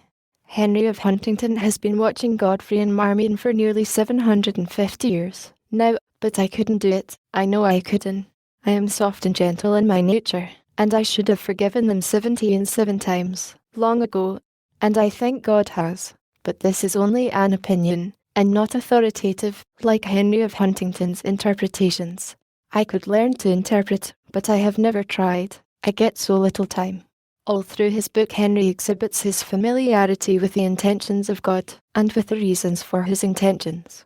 Sometimes, very often, in fact, the act follows the intention after such a wide interval of time that one wonders how Henry could fit one act out of 100 to one intention out of 100 and get the thing right every time when there was such abundant choice among acts and intentions. Sometimes a man offends the deity with a crime, and is punished for it 30 years later. Meantime he has committed 1,000,000 other crimes. No matter, Henry can pick out the one that brought the worms. Worms were generally used in those days for the slaying of particularly wicked people. This has gone out now, but in old times it was a favourite. It always indicated a case of wrath. For instance, the just God avenging Robert Fitzhildebrand's perfidy, a worm grew in his victuals, which gradually gnawing its way through his intestines fattened on the abandoned man till, tortured with excruciating sufferings and venting himself in bitter moans, he was by a fitting punishment brought to his end. p. 400. It was probably an alligator, but we cannot tell. We only know it was a particular breed, and only used to convey wrath. Some authorities think it was an ichthyosaurus, but there is much doubt. However, one thing we do know, and that is that the worm had been due years and years. Robert F. had violated a monastery once.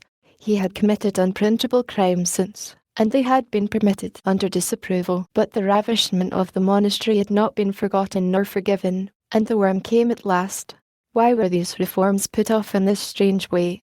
What was to be gained by it? Did Henry of Huntingdon really know his facts, or was he only guessing? Sometimes I am half persuaded that he is only a guesser, and not a good one.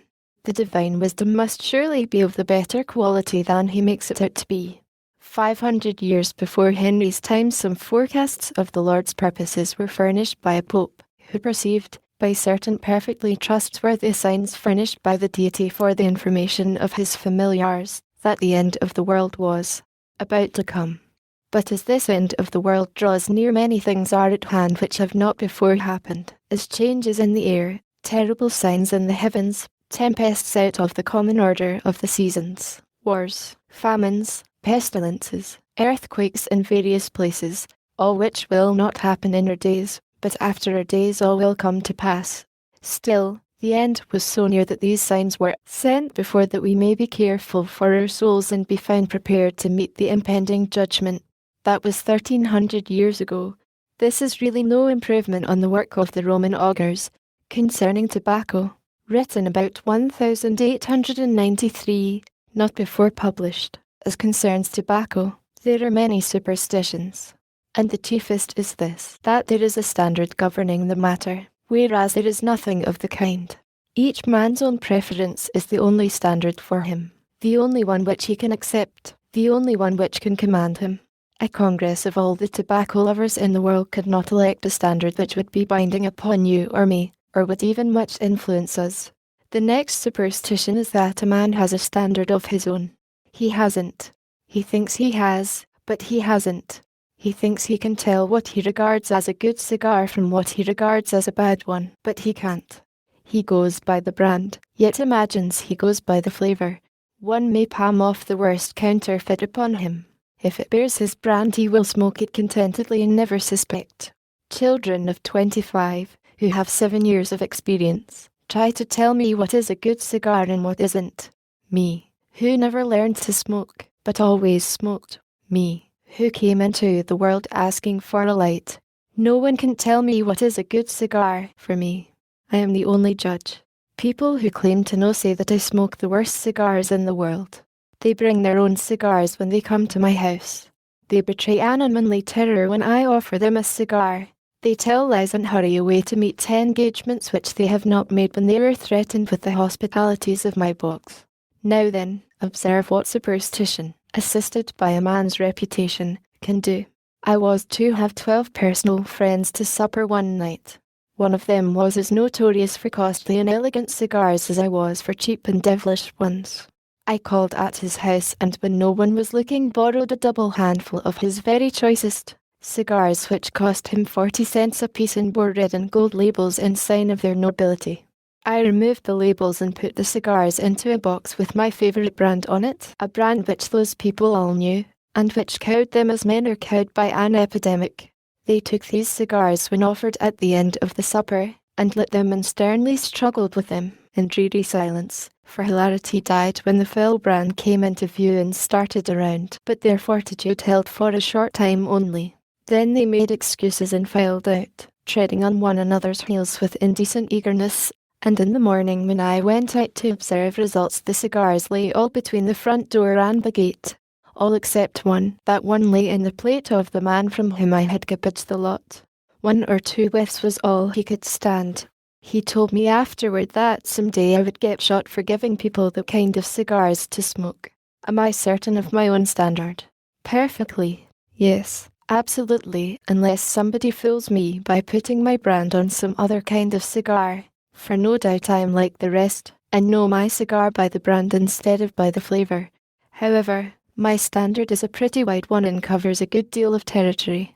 To me, almost any cigar is good that nobody else will smoke, and to me almost all cigars are bad that other people consider good. Nearly any cigar will do me, except a Havana. People think they hurt my feelings when they come to my house with their life preservers on, I mean, with their own cigars in their pockets. It is an error. I take care of myself in a similar way. When I go into danger, that is, into rich people's houses, where, in the nature of things, they will have high tariff cigars, red and gilt-guarded and nested in a rosewood box along with a damp sponge, cigars which develop a dismal black ash and burn down the side and smell, and will grow hot to the fingers, and will go on growing hotter and hotter, and go on smelling more and more infamously and unendurably the deeper the fire tunnels down inside below the thimbleful of honest tobacco that is in the front end, the furnisher of it praising it all the time and telling you how much the deadly thing cost. Yes, when I go into that sort of peril I carry my own defence along. I carry my own brand, 27 cents a barrel, and I live to see my family again. I may seem to light his red gartered cigar, but that is only for courtesy's sake. I smuggle it into my pocket for the poor, of whom I know many, and light one of my own, and while he praises it I join in, but when he says it cost 45 cents I say nothing, for I know better. However, to say true, my tastes are so catholic that I have never seen any cigars that I really could not smoke, except those that cost $1 apiece. I have examined those and know that they are made of dog hair, and not good dog hair at that. I have a thoroughly satisfactory time in Europe, for all over the continent one finds cigars which not even the most hardened newsboys in New York would smoke. I brought cigars with me, the last time. I will not do that any more. In Italy, as in France, the government is the only cigar peddler. Italy has 3 or 4 domestic brands, the Minghiti, the Trabuco, the Virginia, and a very coarse one which is a modification of the Virginia. The Minghitis are large and comely, and cost $3.60 a hundred. I can smoke 107 days and enjoy every one of them. The Trabucos suit me, too. I don't remember the price. But one has to learn to like the Virginia. Nobody is born friendly to it. It looks like a rat tail file, but smokes better, some think. It has a straw through it. You pull this out, and it leaves a flue. Otherwise there would be no draught, not even as much as there is to a nail. Some prefer a nail at first. However, I like all the French, Swiss, German, and Italian domestic cigars, and have never cared to inquire what they are made of, and nobody would know, anyhow, perhaps. There is even a brand of European smoking tobacco that I like. It is a brand used by the Italian peasants. It is loose and dry and black, and looks like tea grounds. When the fire is applied it expands, and climbs up and towers above the pipe, and presently tumbles off inside of one's vest. The tobacco itself is cheap, but it raises the insurance.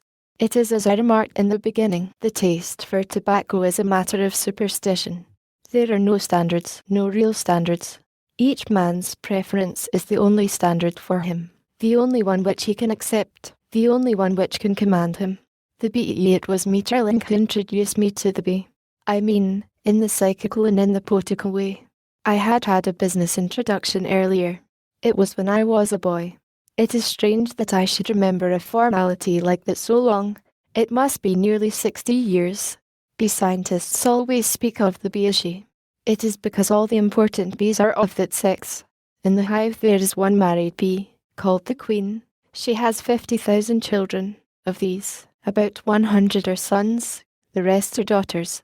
Some of the daughters are young maids, some are old maids, and all are virgins and remain so. Every spring the queen comes out of the hive and flies away with one of her sons and marries him. The honeymoon lasts only an hour or two. Then the queen divorces her husband and returns home competent to lay 2 million eggs. This will be enough to last the year, but not more than enough, because hundreds of bees get drowned every day, and other hundreds are eaten by birds, and it is the queen's business to keep the population up to standard, say, 50,000. She must always have that many children on hand and efficient during the busy season, which is summer, or winter would catch the community short of food. She lays from 2,000 to 3,000 eggs a day, according to the demand, and she must exercise judgment, and not lay more than are needed in a slim flower harvest, nor fewer than are required in a prodigal one, or the board of directors will dethrone her and elect a queen that has more sense. There are always a few royal heirs in stock and ready to take her place, ready and more than anxious to do it, although she is their own mother. These girls are kept by themselves, and are regally fed and tended from birth. No other bees get such fine food as they get, or live such a high and luxurious life. By consequence they are larger and longer and sleeker than their working sisters, and they have a curved sting, shaped like a scimitar, while the others have a straight one. A common bee will sting anyone or anybody, but a royalty stings royalties only. A common bee will sting and kill another common bee, for cause, but when it is necessary to kill the queen other ways are employed. When a queen has grown old and slack and does not lay eggs enough, one of her royal daughters is allowed to come to attack her, the rest of the bees looking on at the duel and seeing fair play. It is a duel with the curved stings.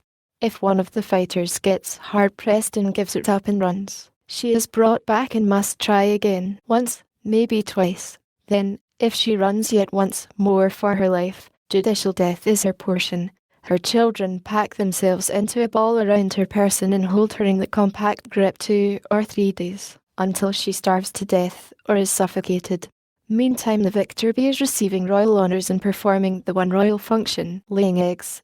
As regards the ethics of the judicial assassination of the queen, that is a matter of politics, and will be discussed later, in its proper place. During substantially the whole of her short life of 5 or 6 years, the queen lives in the Egyptian darkness and stately seclusion of the royal apartments, with none about her but plebeian servants, who give her empty lip affection in place of the love which her heart hungers for, who spy upon her in the interest of her waiting heirs, and report and exaggerate her defects and deficiencies to them, who fawn upon her and flatter her to her face and slander her behind her back, who grovel before her in the day of her power and forsake her in her age and weakness. There she sits, friendless, upon her throne through the long night of her life, cut off from the consoling sympathies and sweet companionship and loving endearments which she craves, by the gilded barriers of her awful rank, a forlorn exile in her own house and home, weary object of formal ceremonies and machine-made worship, winged child of the sun, native to the free air and the blue skies and the flowery fields, doomed by the splendid accident of her birth to trade this priceless heritage for a black captivity, a tinsel grandeur, and a loveless life, with shame and insult at the end and a cruel death, and condemned by the human instinct in her to hold the bargain valuable.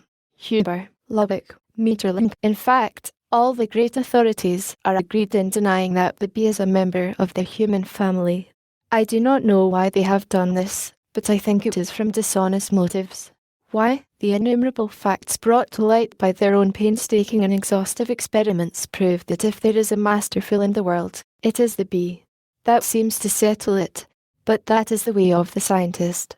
He will spend 30 years in building up a mountain range of facts with the intent to prove a certain theory. Then he is so happy in his achievement that as a rule he overlooks the main chief fact of all, that his accumulation proves an entirely different thing.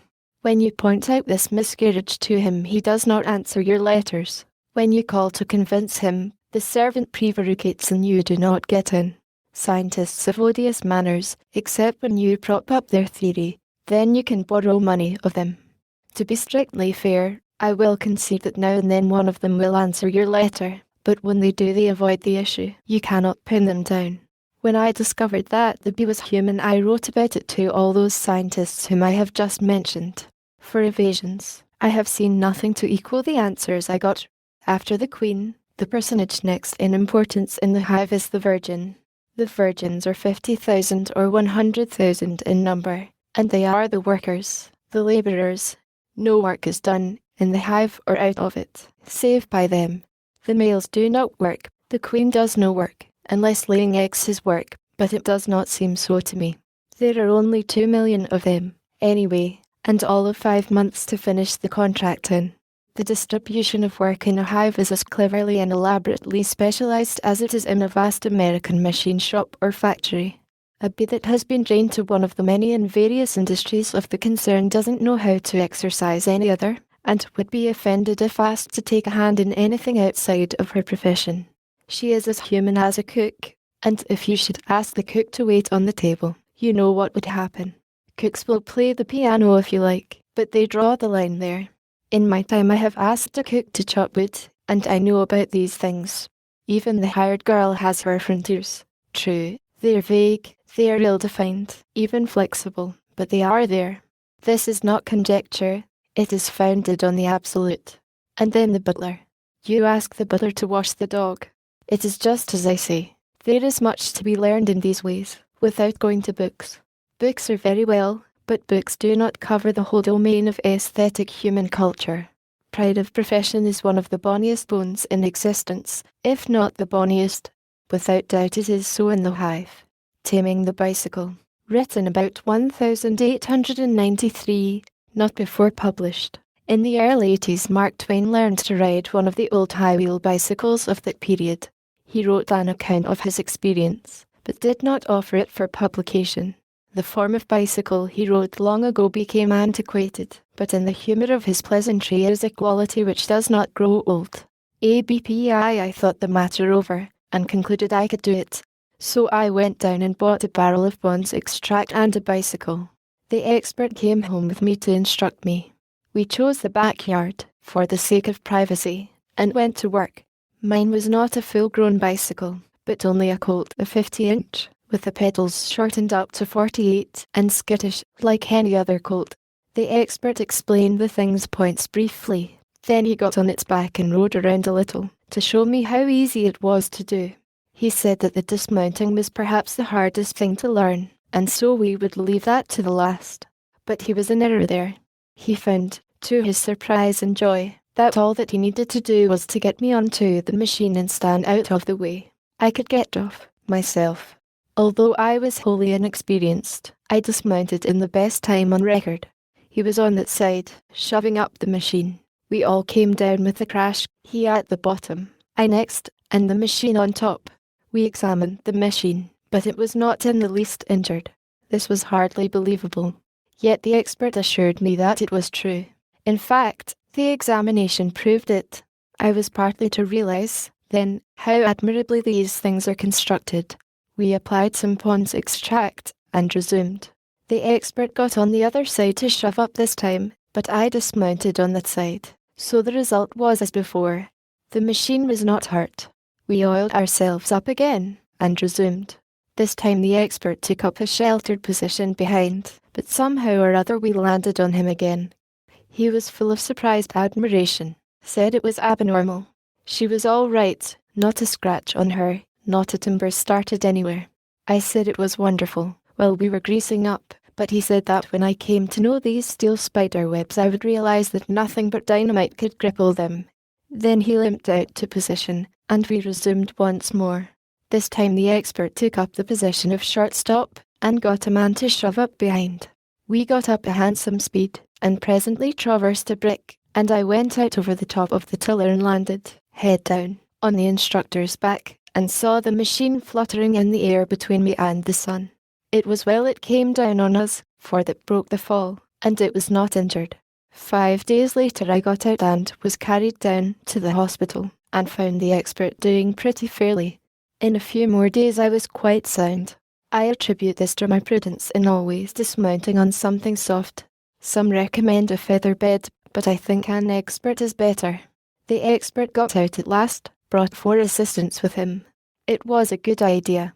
These 4 held the graceful cobweb upright while I climbed into the saddle. Then they formed in column and marched on either side of me while the expert pushed behind. All hands assisted at the dismount. The bicycle had what is called the wobbles, and had them very badly. In order to keep my position, a good many things were required of me, and in every instance the thing required was against nature. Against nature, but not against the laws of nature. That is to say, that whatever the needed thing might be, my nature, habit, and breeding moved me to attempt it in one way, while some immutable and unsuspected law of physics required that it be done in just the other way.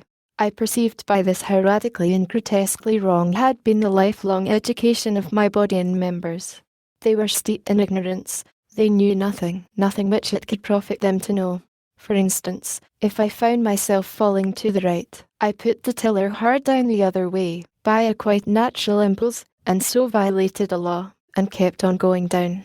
The law required the opposite thing. The big wheel must be turned in the direction in which you are falling. It is hard to believe this, when you're told it, and not merely hard to believe it, but impossible. It is opposed to all your notions, and it is just as hard to do it, after you do come to believe it. Believing it, and knowing by the most convincing proof that it is true, does not help it. You can't any more do it than you could before. You can neither force nor persuade yourself to do it at first. The intellect has to come to the front. Now, it has to teach the limbs to discard their old education and adopt the new. The steps of one's progress are distinctly marked. At the end of each lesson, he knows he has acquired something, and he also knows what that something is, and likewise that it will stay with him. It is not like studying German, where you mull along, in a groping, uncertain way, for 30 years, and at last, just as you think you've got it, they spring the subjunctive on you, and there you are. No, and I see now, plainly enough, that the great pity about the German language is that you can't fall off it and hurt yourself. There is nothing like that feature to make you attend strictly to business. But I also see, by what I have learned of bicycling, that the right and only sure way to learn German is by the bicycling method. That is to say, take a grip on one villainy of it at a time, and learn it, not ease up and shirk to the next, leaving that one have learned. When you have reached the point in bicycling where you can balance the machine tolerably fairly and propel it and steer it, then comes your next task, how to mount it. You do it in this way. You hop along behind it on your right foot, resting the other on the mounting peg, and grasping the tiller with your hands. At the word, you rise on the peg, stiffen your left leg, hang your other one around in the air in a general and indefinite way, lean your stomach against the rear of the saddle, and then fall off, maybe on one side, maybe on the other, but you fall off.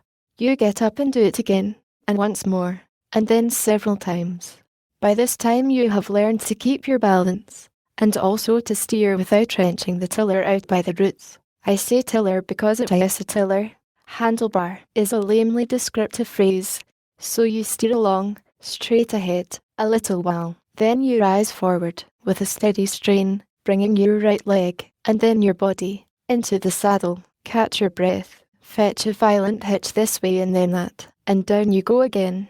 But you have ceased to mind the going down by this time. You're getting to light on one foot or the other with considerable certainty. 6 more attempts and 6 more falls make you perfect.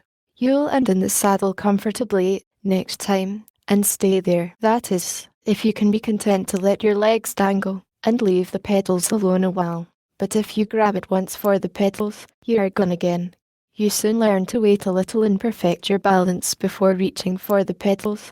Then the mounting art is acquired, is complete, and a little practice will make it simple and easy to you. Those spectators ought to keep off a rod or two to one side, along at first, if you have nothing against them.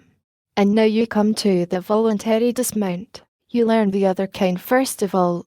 It is quite easy to tell one how to do the voluntary dismount. The words are few, the requirement simple, and apparently undifficult. Let your left pedal go down till your left leg is nearly straight, turn your wheel to the left, and get off as you would from a horse. It certainly does sound exceedingly easy, but it isn't. I don't know why it isn't, but it isn't. Try as you may, you don't get down as you would from a horse, you get down as you would from a house of fire. You make a spectacle of yourself every time. 2. During the 8 days I took a daily lesson of Anarandahave. At the end of this 12 working hours apprenticeship I was graduated in the rough. I was pronounced competent to paddle my own bicycle without outside help. It seems incredible, this celerity of acquirement. It takes considerably longer than that to learn horseback riding in the rough. Now it is true that I could have learned without a teacher, but it would have been risky for me, because of my natural clumsiness. The self-taught man seldom knows anything accurately, and he does not know a tenth as much as he could have known if he had worked under teachers. And, besides, he brags, and is the means of fooling other thoughtless people into going and doing as he himself has done. There are those who imagine that the unlucky accidents of life's experiences, are in some way useful to us. I wish I could find out how. I never knew one of them to happen twice. They always change off and swap around and catch you on your inexperienced side. If personal experience can be worth anything as an education, it wouldn't seem likely that you could trip Methuselah. And yet if that old person could come back here, it is more than likely that one of the first things he would do would be to take hold of one of these electric wires and tie himself all up in a knot. Now the surer thing and the wiser thing would be for him to ask somebody whether it was a good thing to take hold of, but that would not suit him. He would be one of the self-taught kind that go by experience. He would want to examine for himself, and he would find, for his instruction, that the coiled patriarch shuns the electric wire, and it would be useful to him, too, and would leave his education in quite a complete and rounded out condition, till he should come again, some day, and go to bouncing a dynamite can around to find out what was in it. But we wander from the point. However, get a teacher. It saves much time in Pond's extract. Before taking final leave of me, my instructor inquired concerning my physical strength, and I was able to inform him that I hadn't any. He said that that was a defect which would make uphill wheeling pretty difficult for me at first, but he also said the bicycle would soon remove it. The contrast between his muscles and mine was quite marked. He wanted to test mine, so I offered my biceps, which was my best. It almost made him smile. He said, "It is pulpy, and soft, and yielding, and rounded. It evades pressure, and glides from under the fingers. In the dark a body might think it was an oystering rag." Perhaps this made me look grieved, for he added, briskly, "Oh, that's all right, you needn't worry about that. In a little while you can't tell it from a petrified kidney. Just go right along with your practice. You're all right." Then he left me, and I started out alone to seek adventures. You don't really have to seek them. That is nothing but a phrase. They come to you. I chose a reposeful Sabbath day sort of a back street which was about 30 yards wide between the curbstones. I knew it was not wide enough. Still, I thought that by keeping strict watch and wasting no space unnecessarily I could crowd through. Of course I had trouble mounting the machine, entirely on my own responsibility, with no encouraging moral support from the outside, no sympathetic instructor to say, "Good. Now you're doing well. Good again. Don't hurry. There. Now, you're all right. Brace up. Go ahead." In place of this I had some other support. This was a boy who was perched on a gatepost munching a hunk of maple sugar. He was full of interest and comment. The first time I failed and went down he said that if he was me he would dress up in pillows. That's what he would do. The next time I went down he advised me to go and learn to ride a tricycle first. The third time I collapsed he said he didn't believe I could stay on a horse car. But the next time I succeeded, and got clumsily underway in a weaving, tottering, uncertain fashion, and occupying pretty much all of the street. My slow and lumbering gait filled the boy to the chin with scorn, and he sung out, but don't he rip along." Then he got down from his post and loafed along the sidewalk, still observing and occasionally commenting. Presently he dropped into my wake and followed along behind. A little girl passed by, balancing a washboard on her head, and giggled, and seemed about to make a remark, but the boy said, rebukingly, "Let him alone. He's going to a funeral." I have been familiar with the street for years, and had always supposed it was a dead level, but it was not, as the bicycle now informed me, to my surprise. The bicycle, in the hands of a novice, is as alert and acute as a spirit level in the detecting of delicate and vanishing shades of difference in these matters. It notices a rise where urine drained I would not observe that one existed. It notices any decline which water will run down. I was toiling up a slight rise, but was not aware of it. It made me tug and pant and perspire, and still, labour as I might, the machine came almost to a standstill every little while. At such times the boy would say, "That's it. Take a rest. There ain't no hurry. They can't hold the funeral without you." Stones were a bother to me. Even the smallest ones gave me a panic when I went over them. I could hit any kind of a stone, no matter how small, if I tried to miss it, and of course at first I couldn't help trying to do that. It is but natural. It is part of the ass that is put in us all, for some inscrutable reason. I was at the end of my course, at last, and it was necessary for me to round to. This is not a pleasant thing, when you undertake it for the first time on your own responsibility, and neither is it likely to succeed. Your confidence oozes away, you fill steadily up with nameless apprehensions. Every fibre of you is tense with a watchful strain. You start a cautious and gradual curve, but your squirmy nerves are all full of electric anxieties, so the curve is quickly demoralized into a jerky and perilous zigzag. Then suddenly the nickel-clad horse takes the bit in its mouth and goes slanting for the curbstone, defying all prayers and all your powers to change its mind. Your heart stands still, your breath hangs fire, your legs forget to work, straight on you go. And there are but a couple of feet between you and the curb now. And now is the desperate moment, the last chance to save yourself. Of course all your instructions fly out of your head, and you whirl your wheel away from the curb instead of toward it, and so you go sprawling on that granite-bound inhospitable shore. That was my luck. That was my experience. I dragged myself out from under the indestructible bicycle and sat down on the curb to examine. I started on the return trip. It was now that I saw a farmer's wagon poking along down toward me, loaded with cabbages. If I needed anything to perfect the precariousness of my steering, it was just that. The farmer was occupying the middle of the road with his wagon, leaving barely 14 or 15 yards of space on either side. I couldn't shout at him. A beginner can't shout. If he opens his mouth, he is gone. He must keep all his attention on his business. But in this grisly emergency, the boy came to the rescue, and for once I had to be grateful to him. He kept a sharp lookout on the swiftly varying impulses and inspirations of my bicycle, and shouted to the man accordingly. To the left. Turn to the left, or this jackass, I'll run over you. The man started to do it. No, to the right, to the right. Hold on. TH80 won't do. To the left, to the right. To the left, right, left. Stay where you are, or you're a gunner. And just then I caught the off horse in the starboard and went down in a pile. I said, hang it, couldn't you see I was coming? Yes, I see you was coming, but I couldn't tell which way you was coming. Nobody could. Now, could they? You couldn't yourself. Now, could you? So what could I do? There was something in that, and so I had the magnanimity to say so. I said I was no doubt as much to blame as he was. Within the next 5 days I achieved so much progress that the boy couldn't keep up with me. He had to go back to his gatepost, and content himself with watching me fall at long range. There was a row of low stepping stones across one end of the street, a measured yard apart. Even after I got so I could steer pretty fairly, I was so afraid of those stones that I always hit them. They gave me the worst falls I ever got in that street, except those which I got from dogs.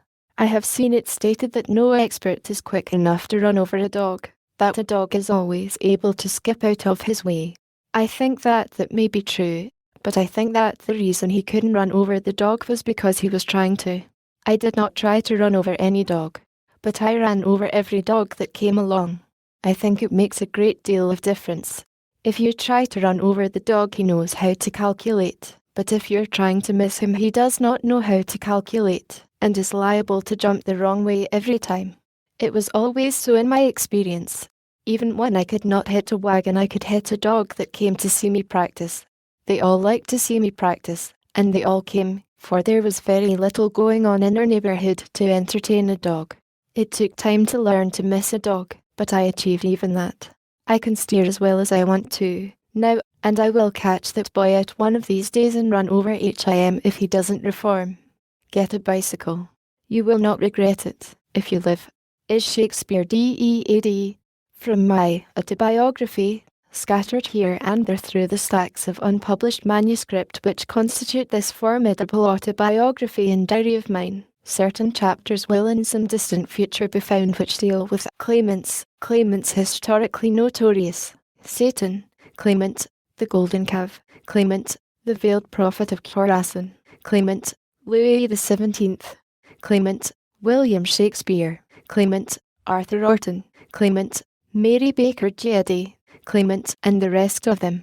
Eminent claimants, successful claimants, defeated claimants, royal claimants, flip claimants, showy claimants, shabby claimants, revered claimants, despised claimants, twinkle star-like here and there and yonder through the mists of history and legend and tradition, and, oh, all the darling tribe are clothed in mystery and romance, and we read about them with deep interest and discuss them with loving sympathy or with rancorous resentment, according to which side we hitch ourselves to. It has always been so with the human race. There was never a claimant that couldn't get a hearing, nor one that couldn't accumulate a rapturous following, no matter how flimsy and apparently unauthentic his claim might be. Arthur Orton's claim that he was the Lustig-born baronet come to life again was as flimsy as Mrs. Eddy's that she wrote Science and Health from the direct dictation of the deity.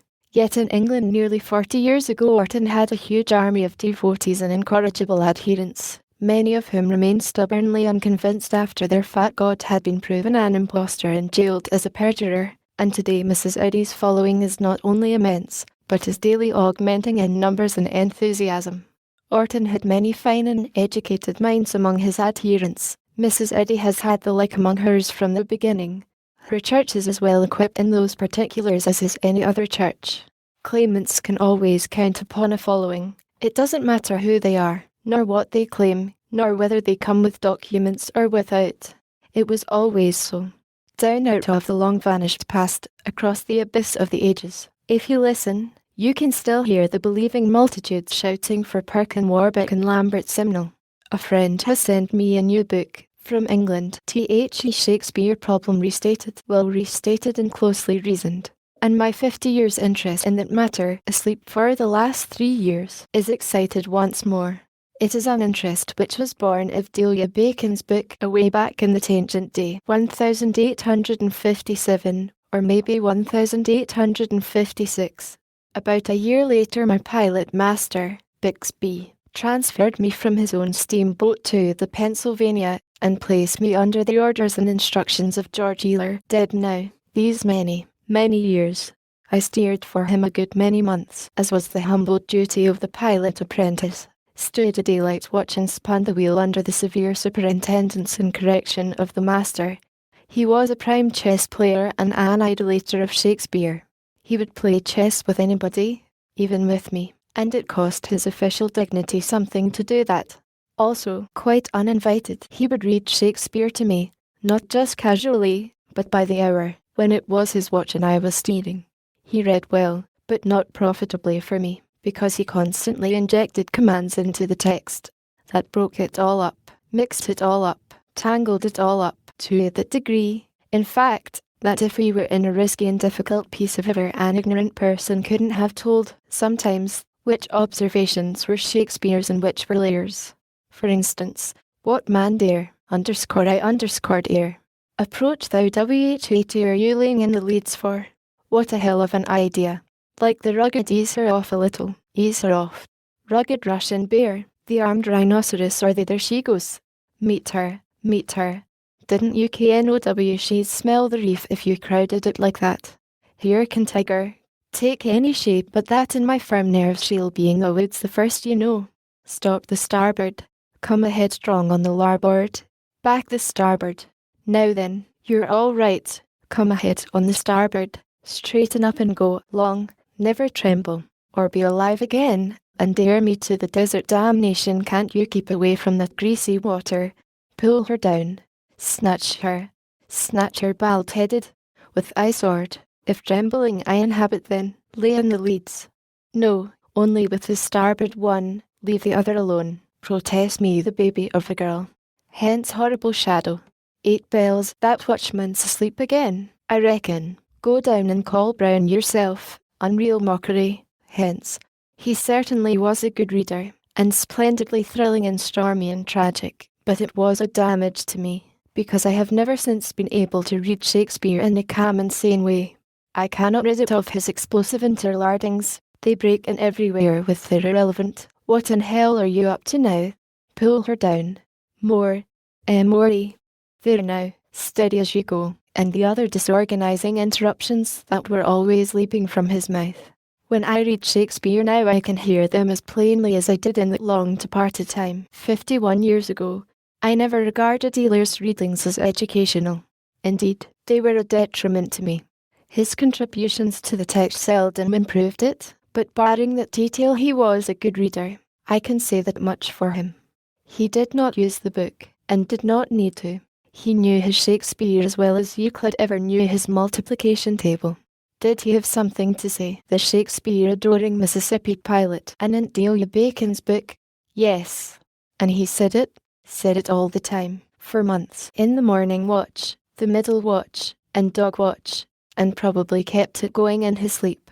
He bought the literature of the dispute as fast as it appeared, and we discussed it all through 1,300 miles of ever 4 times traversed in every 35 days, the time required by that swift boat to achieve 2 round trips.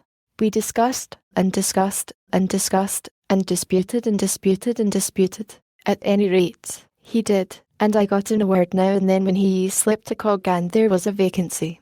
He did his arguing with heat, with energy, with violence, and I did mine with the reserve and moderation of a subordinate who does not like to be flung out of a pilot house that is perched 40 feet above the water.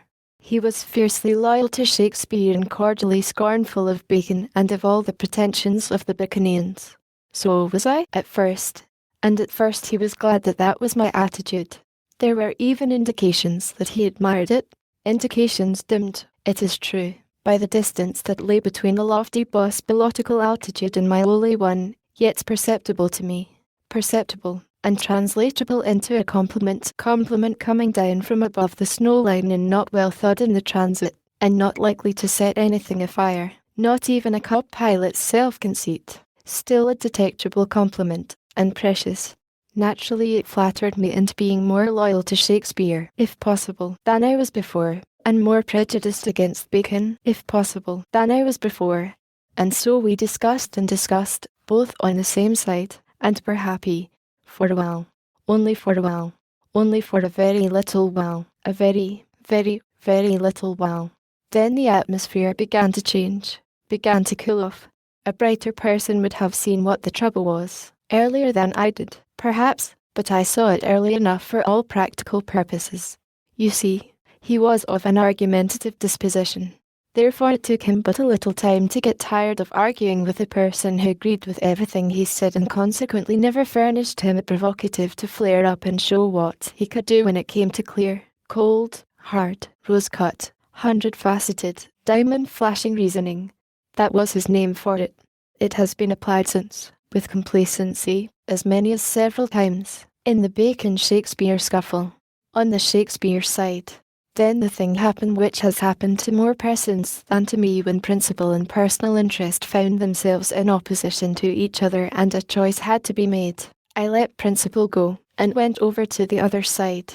Not the entire way, but far enough to answer the requirements of the case. That is to say, I took this attitude, to wit, I only believed Bacon wrote Shakespeare, whereas IKNEW Shakespeare didn't. Euler was satisfied with that, and the war broke loose. Study, practice, experience in handling my end of the matter presently enabled me to take my new position almost seriously. A little bit later, utterly seriously. A little later still, lovingly, gratefully, devotedly. Finally, fiercely, rapidly, uncompromisingly. After that I was welded to my faith. I was theoretically ready to die for it, and I looked down with compassion not unmixed with scorn upon everybody else's faith that didn't tally with mine. That faith, imposed upon me by self-interest in the tangent day, remains my faith today, and in it I find comfort, solace, peace, and never-failing joy. You see how curiously theological it is. The rice Christian of the Orient goes through the very same steps when he is after rice and the missionary is after HIM. He goes for rice and remains to worship. Euler did a lot of our reasoning, not to say substantially all of it. The slaves of his cult have a passion for calling it by that large name. We others do not call our inductions and deductions and reductions by any name at all. They show for themselves what they are, and we can with tranquil confidence leave the world to ennoble them with a title of its own choosing. Now and then when Euler had to stop to cough, I pulled my induction talents together and hove the controversial lead myself, always getting 8 feet, 8.5, often 9, sometimes even quarter less twain, as I believed, but always no bottom, as H.E. said. I got the best of him only once. I prepared myself. I wrote out a passage from Shakespeare. It may have been the very one I quoted a while ago. I don't remember, and riddled it with his wild steamboatful interlardings. When an unrisky opportunity offered, one lovely summer day, when we had sounded and buoyed a tangled patch of crossings known as Hell's Half Acre, and were aboard again and he had sneaked the Pennsylvania triumphantly through it without once scraping sand, and the A.T. Lacey had followed in her wake and got stuck, and he was feeling good, I showed it to him. It amused him. I asked him to fire it off, or idiot. Read it, I diplomatically added, as only H.E. could read dramatic poetry. The compliment touched him where he lived. He did read it with surpassing fire and spirit. Read it as it will never be read again. For H.E. knew how to put the right music into those thunderous interlardings and make them seem a part of the text, make them sound as if they were bursting from Shakespeare's own soul, each one of them a golden inspiration and not to be left out without damage to the vast and magnificent whole. I waited a week to let the incident fade, waited longer, waited until he brought up for reasonings and vituperation my pet position, my pet argument, the one which I was fondest of, the one which I prized far above all others in my ammunition wagon, to wit, that Shakespeare couldn't have written Shakespeare's works, for the reason that the man who wrote them was limitlessly familiar with the laws, and the law courts, and law proceedings, and lawyer talk, and lawyer ways. And if Shakespeare was possessed of the infinitely divided stardust that constituted this vast wealth, how did he get it? And where in WHEN? From books. From books. That was always the idea. I answered as my readings of the champions of my side of the great controversy had taught me to answer. That a man can't handle glibly and easily and comfortably and successfully the argot of a trade at which he has not personally served. He will make mistakes. He will not, and cannot, get the trade phrasings precisely and exactly right. And the moment he departs, by even a shade, from a common trade form, the reader who has served that trade will know the writer hasn't. Euler would not be convinced. He said a man could learn how to correctly handle the subtleties and mysteries and freemasonries of a NY trade by careful reading and studying. But when I got him to read again the passage from Shakespeare with the interlardings, he perceived, himself, that books couldn't teach a student a bewildering multitude of pilot phrases so thoroughly and perfectly that he could talk them off in book and play or conversation and make no mistake that a pilot would not immediately discover. It was a triumph for me.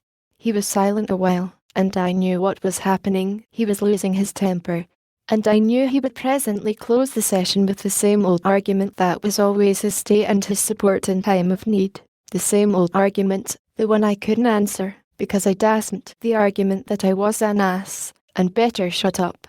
He delivered it, and I obeyed. Oh dear, how long ago it was, how pathetically long ago.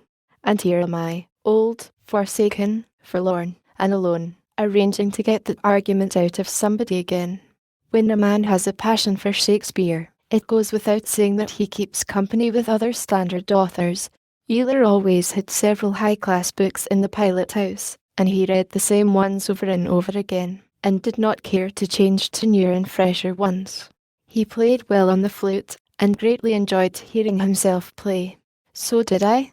He had a notion that a flute would keep its health better if you took it apart when it was not standing watch, and so, when it was not on duty it took its rest, disjointed, on the compass shelf under the breastboard. When the Pennsylvania blew up and became a drifting wreck heap freighted with wounded and dying poor souls, my young brother Henry among them, Pilot Brown had the watch below, and was probably asleep and never knew what killed him. But Euler escaped unhurt. He and his pilot house were shot up into the air. Then they fell, and Euler sank through the ragged cavern where the hurricane deck and the boiler deck had been, and landed in a nest of ruins on the main deck, on top of one of the unexploded boilers, where he lay prone in a fog of scald and deadly steam. But not for long. He did not lose his head. Long familiarity with danger had taught him to keep it, in any and all emergencies. He held his coat lapels to his nose with one hand, to keep out the steam, and scrabbled around with the other till he found the joints of his flute. Then he took measures to save himself alive, and was successful. I was not on board. I had been put ashore in New Orleans by Captain Klinefelter. The reason, however, I have told all about it in the book called OLD Times on the Mississippi, and it isn't important. Anyway, it is so long ago, too, when I was a Sunday school scholar, something more than 60 years ago, I became interested in Satan, and wanted to find out all I could about him. I began to ask questions, but my class teacher, Mr. Barkley, the stonemason, was reluctant about answering them, it seemed to me. I was anxious to be praised for turning my thoughts to serious subjects when there wasn't another boy in the village who could be hired to do such a thing. I was greatly interested in the incident of Eve and the serpent, and thought Eve's calmness was perfectly noble. I asked Mr. Barkley if he had ever heard of another woman who, being approached by a serpent, would not excuse herself and break for the nearest timber. He did not answer my question, but rebuked me for inquiring into matters above my age and comprehension. I will say for Mr. Barclay that he was willing to tell me the facts of Saturn's history, but he stopped there. He wouldn't allow any discussion of them. In the course of time we exhausted the facts. There were only 5 or 6 of them. You could set them all down on a visiting card. I was disappointed. I had been meditating a biography, and was grieved to find that there were no materials. I said as much, with the tears running down. Mr. Barclay's sympathy and compassion were aroused, for he was a most kind and gentle-spirited man, and he patted me on the head and cheered me up by saying there was a whole vast ocean of materials. I can still feel the happy thrill which these blessed words shot through me. Then he began to bail out that ocean's riches for my encouragement and joy. Like this, it was conjectured, though not established, that Satan was originally an angel in heaven, that he fell, that he rebelled, and brought on the war, that he was defeated, and banished to perdition. Also, we have reason to believe that later he did so and so, that we are warranted in supposing that at a subsequent time he travelled extensively, seeking whom he might devour, that a couple of centuries afterward, as tradition instructs us, he took up the cruel trade of tempting people to their ruin, with vast and fearful results, that by and by, as the probabilities seem to indicate, he may have done certain things, he might have done certain other things, he must have done still other things, and so on and so on. We set down the 5 known facts by themselves on a piece of paper, and numbered it page 1. Then on 1,500 other pieces of paper we set down the conjectures, and suppositions, and maybes, and perhapses, and doubtlesses, and rumours, and guesses, and probabilities, and likelihoods, and we are permitted to thinks, and we are warranted in believings, and might have beens, and could have beens, and must have beens, and unquestionablys, and without a shadow of doubts, and behold, materials. Why, we had enough to build a biography of Shakespeare. Yet he made me put away my pen. He would not let me write the history of Satan. Why? Because, as he said, he had suspicions that my attitude in that matter was not reverent, and that a person must be reverent when writing about the sacred characters. He said anyone who spoke flippantly of Satan would be frowned upon by the religious world and also be brought to account. I assured him, in earnest and sincere words, that he had wholly misconceived my attitude, that I had the highest respect for Satan, and that my reverence for him equalled, and possibly even exceeded, that of any member of any church. I said it wounded me deeply to perceive by his words that he thought I would make fun of Satan, and deride him, laugh at him, scoff at him, whereas in truth I had never thought of such a thing, but had only a warm desire to make fun of those others and laugh at them. What others? Why, the supposers, the perhapsers, the might-have-beeners, the could-have-beeners, the must-have-beeners, the without a shadow of doubters, the we're warranted in believingers, and all that funny crop of solemn architects who have taken a good solid foundation of 5 indisputable and unimportant facts and built upon it a conjectural Satan 30 miles high. What did Mr. Barclay do then? Was he disarmed? Was he silenced? No. He was shocked. He was so shocked that he visibly shuddered. He said the satanic traditioners and perhapsers and conjecturers were themselves sacred, as sacred as their work, so sacred that whoso ventured to mock them or make fun of their work could not afterward enter any respectable house, even by the back door. How true were his words, and how wise! How fortunate it would have been for me if I had heeded them. But I was young. I was but 7 years of age, and vain, foolish, and anxious to attract attention. I wrote the biography, and have never been in a respectable house since. See how curious and interesting is the parallel, as far as poverty of biographical details is concerned, between Satan and Shakespeare.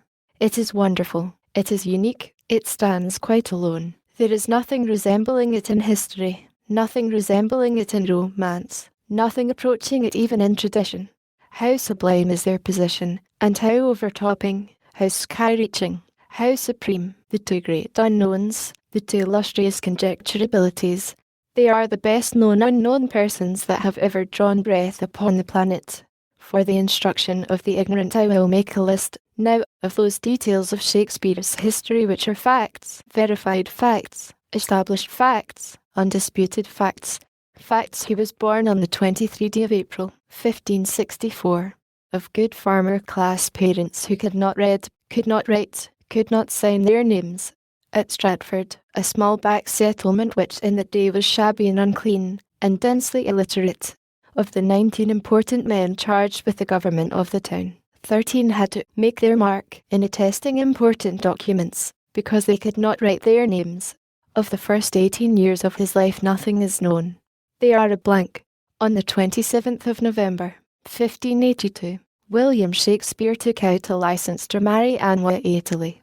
Next day William Shakespeare took out a license to marry Anne Hathaway. She was 8 years his senior. William Shakespeare married Anne Hathaway. In a hurry. By grace of reluctantly granted dispensation the heir was but one publication of the banns. Within 6 months the first child was born. About 2 years followed, during which period nothing at all happened to Shakespeare, so far as anybody knows. Then came twins, 1585, February. 2 years follow. Then, 1587, he makes a 10-year visit to London, leaving the family behind. 5 years follow. During this period nothing happened to H.I.M., as far as anybody actually knows. Then, 1592, there is mention of him as an actor. Next year, 1593, his name appears in the official list of players. Next year, 1594, he played before the Queen. A detail of no consequence. Other obscurities did it every year of the 45 of her reign, and remained obscure. 3 pretty full years follow, full of play acting. Then in 1597 he bought New Place, Stratford. 13 or 14 busy years follow, years in which he accumulated money, and also reputation as actor and manager. Meantime his name, liberally and variously spelt, had become associated with a number of great plays and poems, as, ostensibly, author of the same. Some of these, in these years and later, were pirated, but he made no protest. Then, 1610 to 11, he returned to Stratford and settled down for good and all, and busied himself in lending money, trading in tithes, trading in land and houses, shirking a debt of 41 shillings, borrowed by his wife during his long desertion of his family, suing debtors for shillings and coppers, being sued himself for shillings and coppers, and acting as confederate to a neighbour who tried to rob the town of its rights in a certain common, and did not succeed. He lived 5 or 6 years, till 1616, in the joy of these elevated pursuits. Then he made a will, and signed each of its 3 pages with his name. A thoroughgoing businessman's will. It named in minute detail every item of property he owned in the world, houses, lands, sword, silver gilt bowl, and so on, all the way down to his second-best bed and its furniture. It carefully and calculatingly distributed his riches among the members of his family, overlooking no individual of it, not even his wife, the wife he had been enabled to marry in a hurry by urgent grace of a special dispensation before he was 19, the wife whom he had left husbandless so many years, the wife who had had to borrow 41 shillings in her need, and which the lender was never able to collect of the prosperous husband, but died at last with the money still lacking. No, even this wife was remembered in Shakespeare's will. He left her that second-best bed, and not another thing, not even a penny to bless her lucky widowhood with. It was eminently and conspicuously a businessman's will, not a poet's. It mentioned not a single book. Books were much more precious than swords and silver gilt bowls and second-best beds in those days, and when a departing person owned one he gave it a high place in his will. The will mentioned not a play, not a poem, not an unfinished literary work, not a scrap of manuscript of any kind.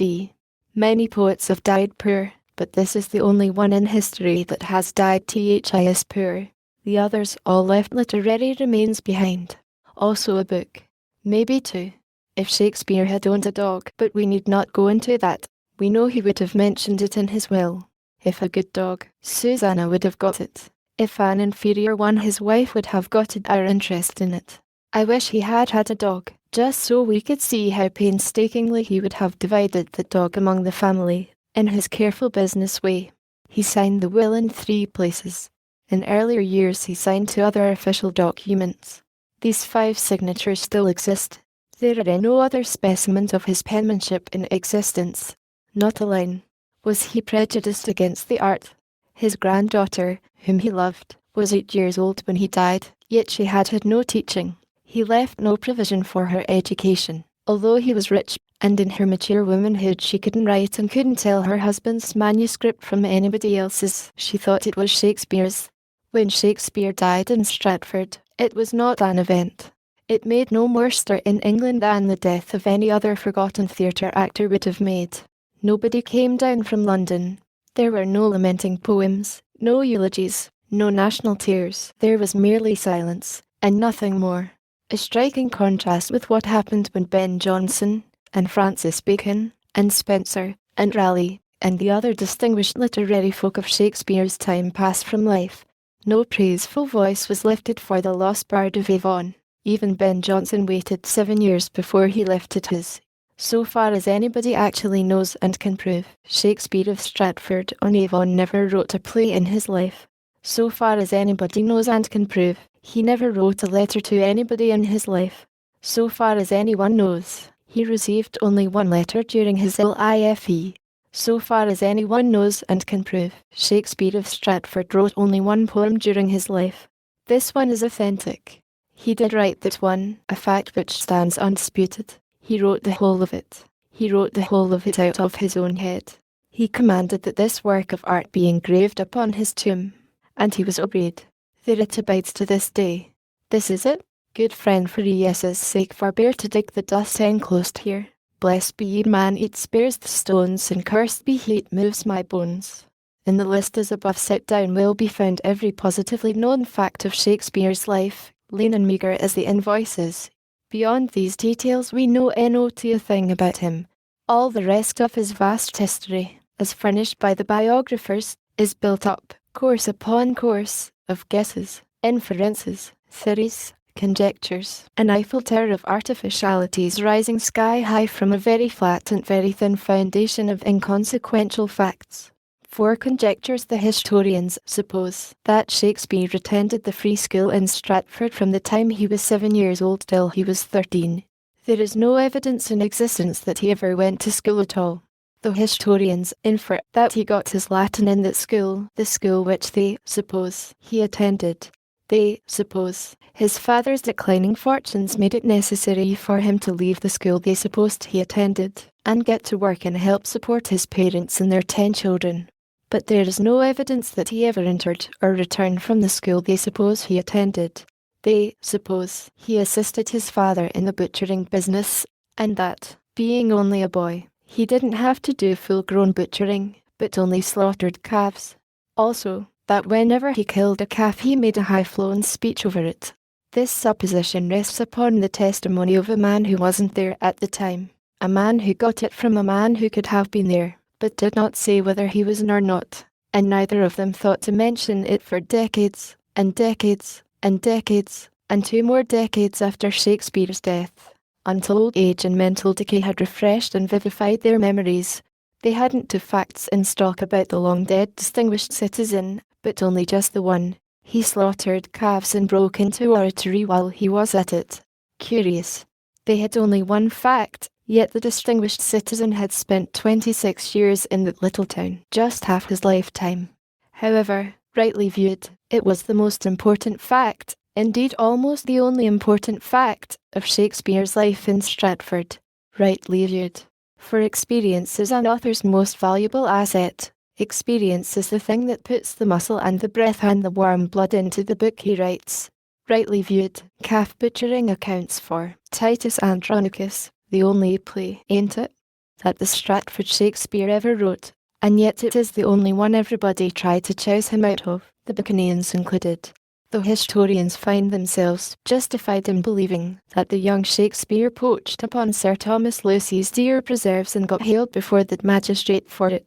But there is no shred of respect-worthy evidence that anything of the kind happened.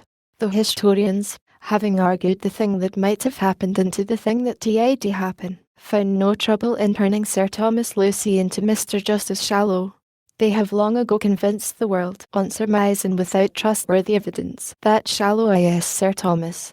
The next addition to the young Shakespeare's Stratford history comes easy. The historian builds it out of the surmise deer stealing, and the surmise trial before the magistrate, and the surmise vengeance prompted satire upon the magistrate in the play. Result, the young Shakespeare was a wild, a wild young scamp, and the gratuitous slander is established for all time. It is the very way Professor Osborne and I built the colossal skeleton brontosaur that stands 57 feet long and 16 feet high in the Natural History Museum, the awe and admiration of all the world, the statiest skeleton that exists on the planet. We had 9 bones, and we built the rest of him out of plaster of Paris. We ran short of plaster of Paris, or we'd have built a brontosaur that could sit down beside the Stratford Shakespeare and none but an expert could tell which was biggest or contained the most plaster. Shakespeare pronounced Venus and Adonis the first heir of his invention, apparently implying that it was his first effort at literary composition. He should not have said it. It has been an embarrassment to his historians these many, many years. They have to make him write the graceful and polished and flawless and beautiful poem before he escaped from Stratford and his family. 1586 or 87, age 22, or along there, because within the next 5 years he wrote 5 great plays, and could not have found time to write another line. It is sorely embarrassing. If he began to slaughter calves, and poach deer, and rollick around, and learn English, at the earliest likely moment, say at 13, when he was supposedly wrenched from that school where he was supposedly storing up Latin for future literary use, he had his youthful hands full, and much more than full. He must have had to put aside his Warwickshire dialect, which wouldn't be understood in London, and study English very hard indeed, incredibly hard, almost, if the result of that labour was to be the smooth and rounded and flexible and letter-perfect English of the Venus and Adonis in the space of 10 years, and at the same time learn great and fine and unsurpassable literary form. However, it is conjectured that he accomplished all this and more, much more, learned law and its intricacies, and the complex procedure of the law courts, and all about soldiering, and sailoring, and the manners and customs and ways of royal courts and aristocratic society, and likewise accumulated in his one head every kind of knowledge the learned then possessed, and every kind of humble knowledge possessed by the lowly and the ignorant, and added thereto wider and more intimate knowledge of the world's great literatures, ancient and modern, than was possessed by any other man of his time, for he was going to make brilliant and easy and admiration-compelling use of these splendid treasures the moment he got to London. And according to the surmisers, that is what he did. Yes, although there was no one in Stratford able to teach him these things, and no library in the little village to dig them out of. His father could not read, and even the surmisers surmised that he did not keep a library.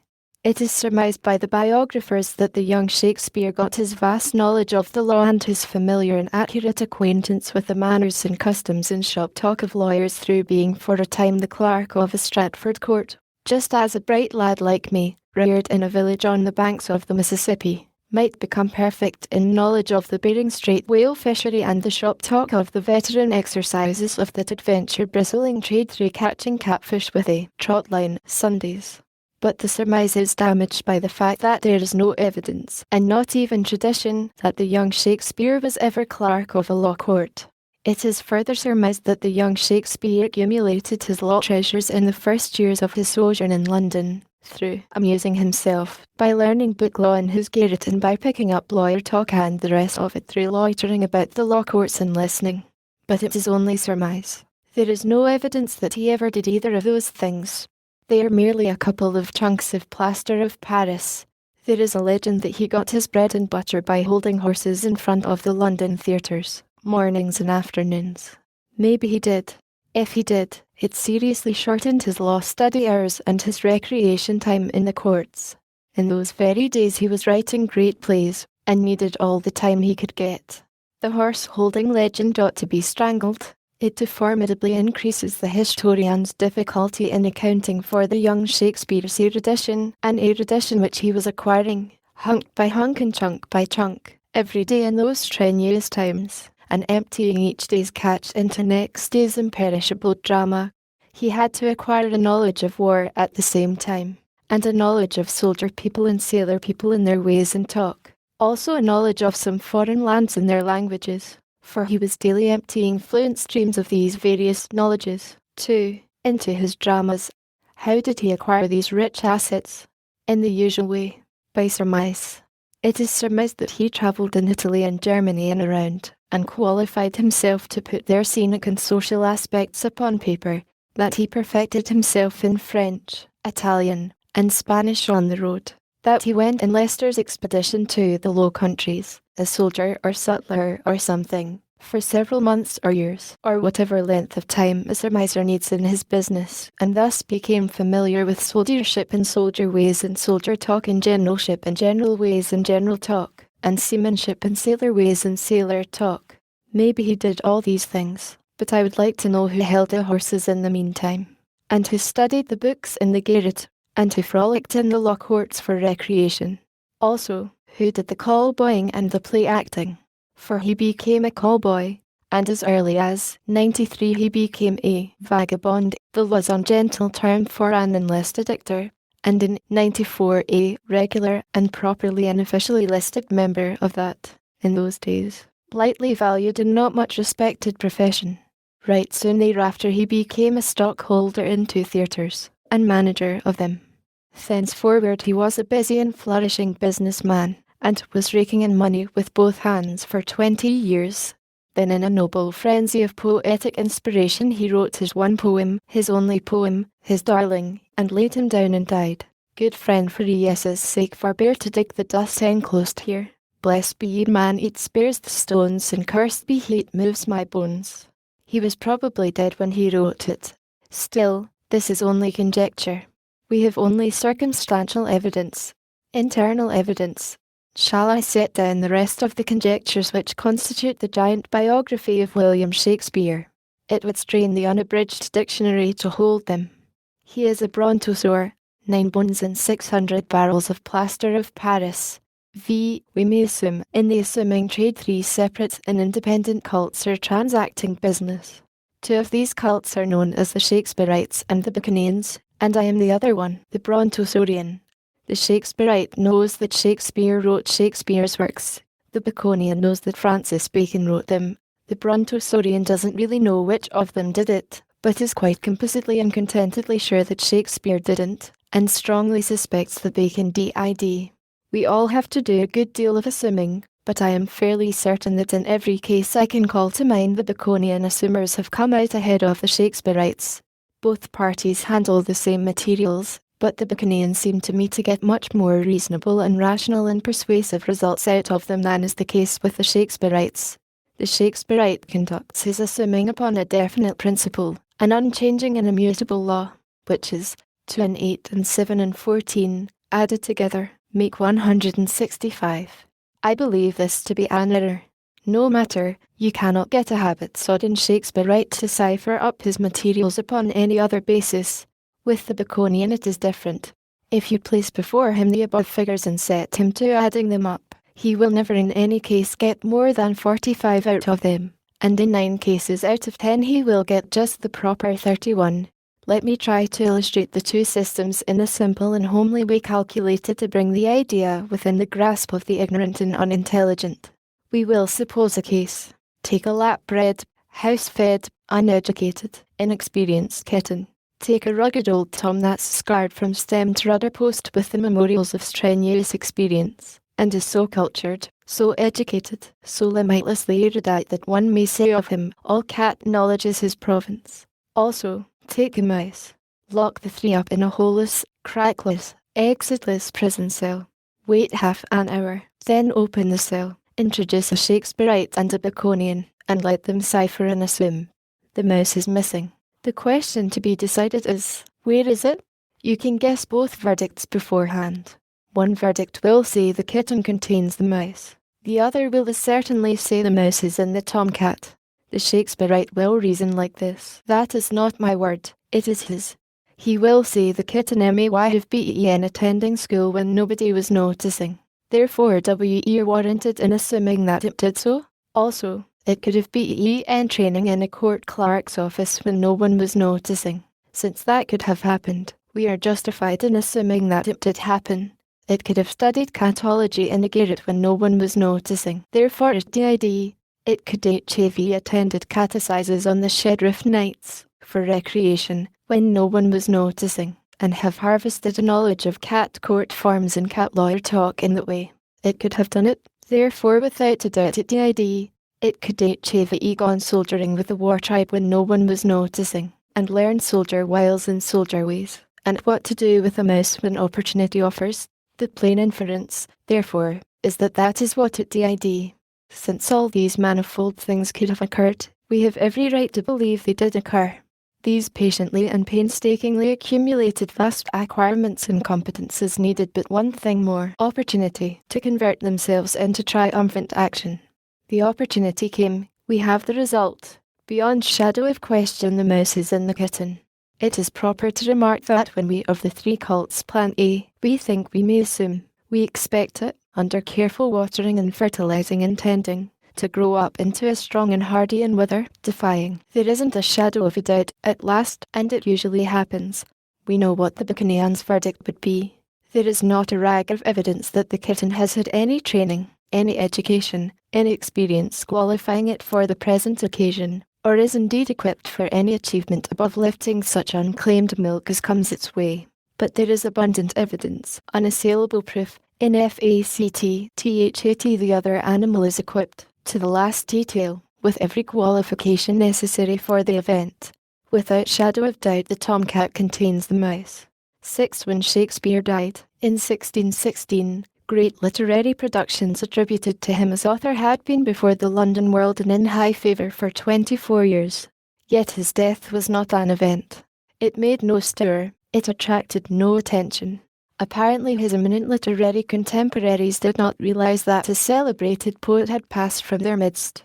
Perhaps they knew a play actor of minor rank had disappeared, but did not regard him as the author of his works. We are justified in assuming this. His death was not even an event in the little town of Stratford. Does this mean that in Stratford he was not regarded as a celebrity of any kind? We are privileged to assume, no, we are indeed obliged to assume that such was the case. He had spent the first 22 or 23 years of his life there, and of course knew everybody and was known by everybody of that day in the town, including the dogs and the cats and the horses. He had spent the last 5 or 6 years of his life there, diligently trading in every big and little thing that had money in it, so we are compelled to assume that many of the folk there in those said latter days knew him personally, and the rest by sight and hearsay, but not as a celebrity. Apparently not, for everybody soon forgot to remember any contact with him or any incident connected with him. The dozens of townspeople, still alive, who had known of him or known about him in the first 23 years of his life were in the same unremembering condition. If they knew of any incident connected with that period of his life, they didn't tell about it. Would they if they had been asked? It is most likely. Were they asked? It is pretty apparent that they were not. Why weren't they? It is a very plausible guess that nobody there or elsewhere was interested to know. For 7 years after Shakespeare's death nobody seems to have been interested in him. Then the quarto was published, and Ben Jonson awoke out of his long indifference and sang a song of praise and put it in the front of the book. Then silence fell again. For 60 years. Then inquiries into Shakespeare's Stratford life began to be made, of Stratfordians who had known Shakespeare or had seen him. No, then of Stratfordians who had seen people who had known or seen people who had seen Shakespeare. No. Apparently the inquiries were only made of Stratfordians who were not Stratfordians of Shakespeare's day, but later comers, and what they had learned had come to them from persons who had not seen Shakespeare, and what they had learned was not claimed as fact, but only as legend, dim and fading and indefinite legend of the calf slaughtering rank, and not worth remembering either as history or fiction. Has it ever happened before or since that a celebrated person who had spent exactly half of a fairly long life in the village where he was born and reared was able to slip out of this world and leave that village voiceless and gossipless behind him, utterly voiceless, utterly gossipless, and permanently so? I don't believe it has happened in any case except Shakespeare's, and couldn't and wouldn't have happened in his case if he had been regarded as a celebrity at the time of his death. When I examine my own case, but let us do that, and see if it will not be recognizable as exhibiting a condition of things quite likely to result, most likely to result, indeed substantially yes to result in the case of a celebrated person, a benefactor of the human race, like me. My parents brought me to the village of Hannibal, Missouri, on the banks of the Mississippi, when I was 2.5 years old. I entered school at 5 years of age, and drifted from one school to another in the village during 9.5 years. Then my father died, leaving his family in exceedingly straitened circumstances, wherefore my book education came to a standstill forever, and I became a printer's apprentice, on board and clothes, and when the clothes failed I got a hymn book in place of them. This for summer where, probably, I lived in Hannibal 15.5 years altogether, then ran away, according to the custom of persons who are intending to become celebrated. I never lived there afterward. 4 years later I became a cub on a Mississippi steamboat in the St.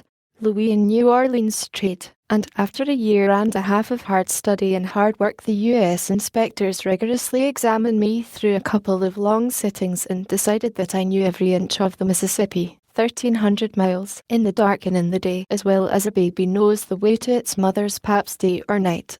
So they licensed me as a pilot, knighted me, so to speak, and I rose up clothed with authority, a responsible servant of the United States government.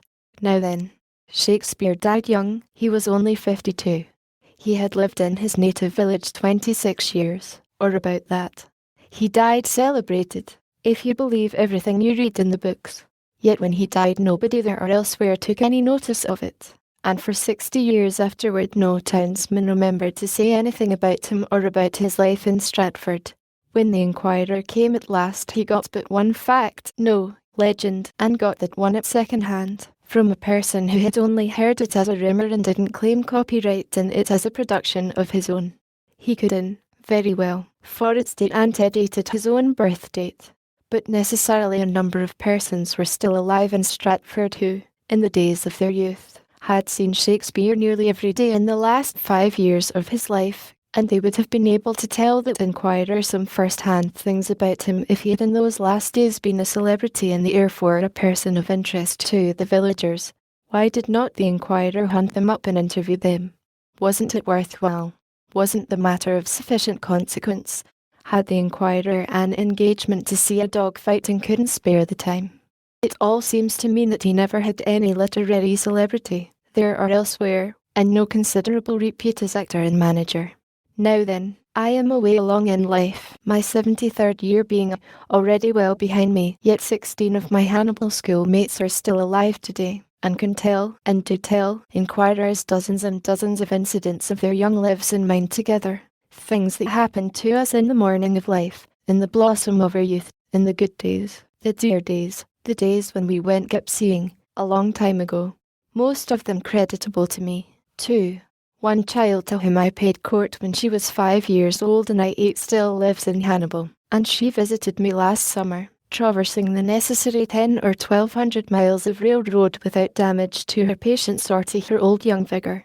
Another little lassie to whom I paid attention in Hannibal when she was 9 years old and I the same, is still alive, in London, and hale and hearty, just as I am.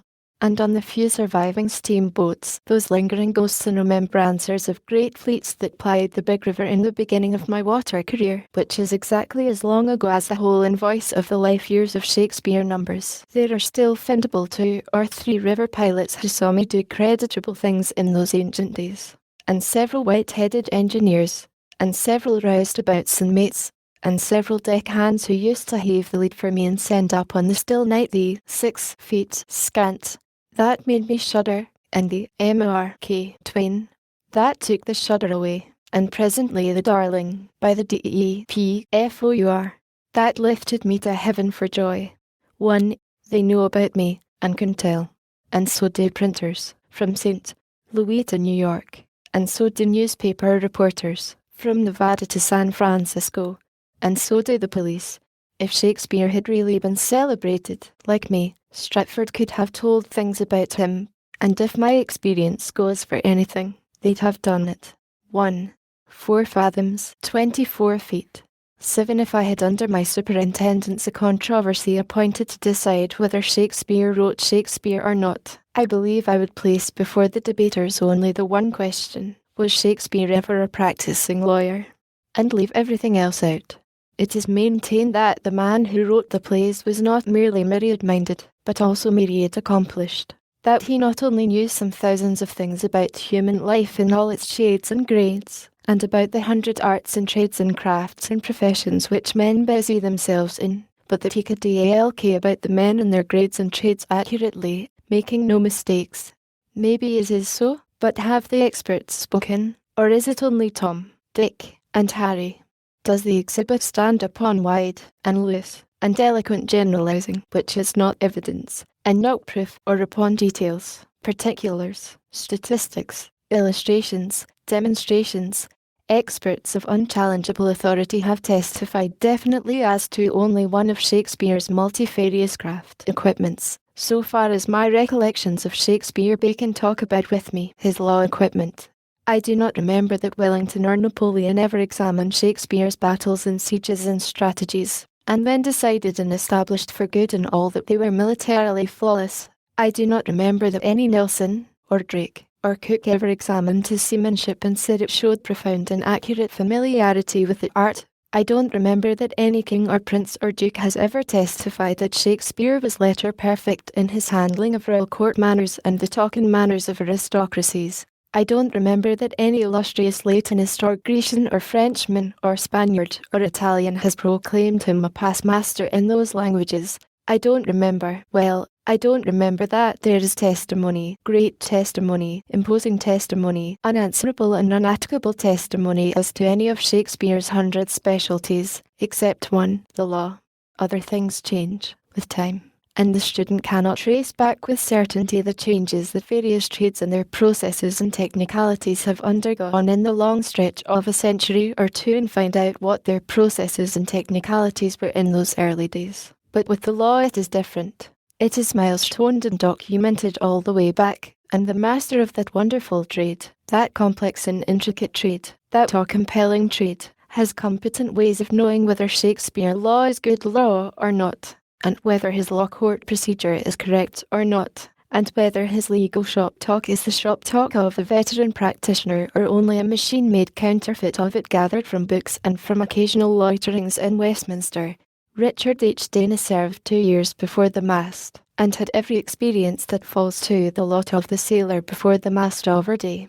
His sailor talk flows from his pen with the sure touch and the ease and confidence of a person who has lived what he is talking about, not gathered it from books and random listenings. Hear him. Having hove short, cast off the gaskets, and made the bun of each sail fast by the jigger, with a man on each yard, at the word the whole canvas of the ship was loosed, and with the greatest rapidity possible everything was sheeted home and hoisted up, the anchor tripped and cat-headed, and the ship under headway. Again, the royal yards were all crossed at once, and royals and skysail set, and, as we had the wind free, the booms were run out, and all were aloft, active as cats, laying out on the yards and booms, reeving the studding sail gear, and sail after sail the captain piled upon her, until she was covered with canvas, her sails looking like a great white cloud resting upon a black speck. Once more, race in the Pacific, our antagonist was in her best trim. Being clear of the point, the breeze became stiff, and the royal mast spent under our sails, but we would not take them in until we saw 3 boys spring into the rigging of the California. Then they were all furled at once, but with orders to our boys to stay aloft at the top-gallant mastheads and loose them again at the word. It was my duty to furl the foreroyal, and while standing by to loose it again, I had a fine view of the scene. From where I stood, the 2 vessels seemed nothing but spars and sails, while their narrow decks, far below, slanting over by the force of the wind aloft, appeared hardly capable of supporting the great fabrics raised upon them. The California was to windward of us, and had every advantage, yet, while the breeze was stiff we held our own. As soon as it began to slacken she ranged a little ahead, and the order was given to loose the royals. In an instant the gaskets were off and the bun dropped. Sheet home the fore royal. Weather sheets home. Lee sheets home. Hoist away, sir, is bawled from the loft. Overhaul your clew-lines, shouts the mate. Aye, aye, sir, all clear. Taut leech. Belly. Will the lee brace. Haul taut to windward. And the royals are set. What would the captain of any sailing vessel over time say to that? He would say, the man that wrote that didn't learn his trade out of a book. He has been there. But would this same captain be competent to sit in judgment upon Shakespeare's seamanship, considering the changes in ships and ship talk that have necessarily taken place, unrecorded, unremembered, and lost to history in the last 300 years? It is my conviction that Shakespeare's sailor talk would be Choctaw to him. For instance, from The Tempest. Master, boatswain, boatswain. Here, master, what cheer? Master, good, speak to the mariners, fall to tea, yarly, or we run ourselves to ground. Best dear, enter mariners, boatswain. Hey, my hearts, cheerly, cheerly, my hearts. Year, take in the topsail, tend to the master's whistle, down with the topmast. Year, lower, bring her to tryway the main course, lay her a hold, set her to courses, off to sea again, lay her off, that will do, for the present, let us share a little, now, for a change. If a man should write a book and in it make one of his characters say, here, devil, empty the coins into the standing galley and the imposing stone into the help box, assemble the comps around the frisket and let them jeff for takes and be quick about it, I should recognise a mistake or two in the phrasing, and would know that the writer was only a printer theoretically, not practically. I have been a quartz miner in the silver regions, a pretty hard life. I know all the palaver of that business. I know all about discovery claims and the subordinate claims. I know all about lodes, ledges, outcroppings, dips, spurs, angles, shafts, drifts, inclines, levels, tunnels, air shafts, horses, clay casings, granite casings, quartz mills in their batteries, arastras, and how to charge them with quicksilver and sulphate of copper, and how to clean them up, and how to reduce the resulting amalgam in the retorts, and how to cast the bullion into picks. And finally I know how to screen tailings, and also how to hunt for something less robust to do, and find it. I know the argot of the quartz mining and milling industry familiarly, and so whenever Bret Hart introduces that industry into a story, the first time one of his miners opens his mouth I recognise from his phrasing that Hart got the phrasing by listening, like Shakespeare. I mean the Stratford one, not by experience. No one can talk the quartz dialect correctly without learning it with pick and shovel and drill and fuse. I have been a surface miner, gold, and I know all its mysteries, and the dialect that belongs with them. And whenever Hart introduces that industry into a story I know by the phrasing of his characters that neither he nor they have ever served that trade.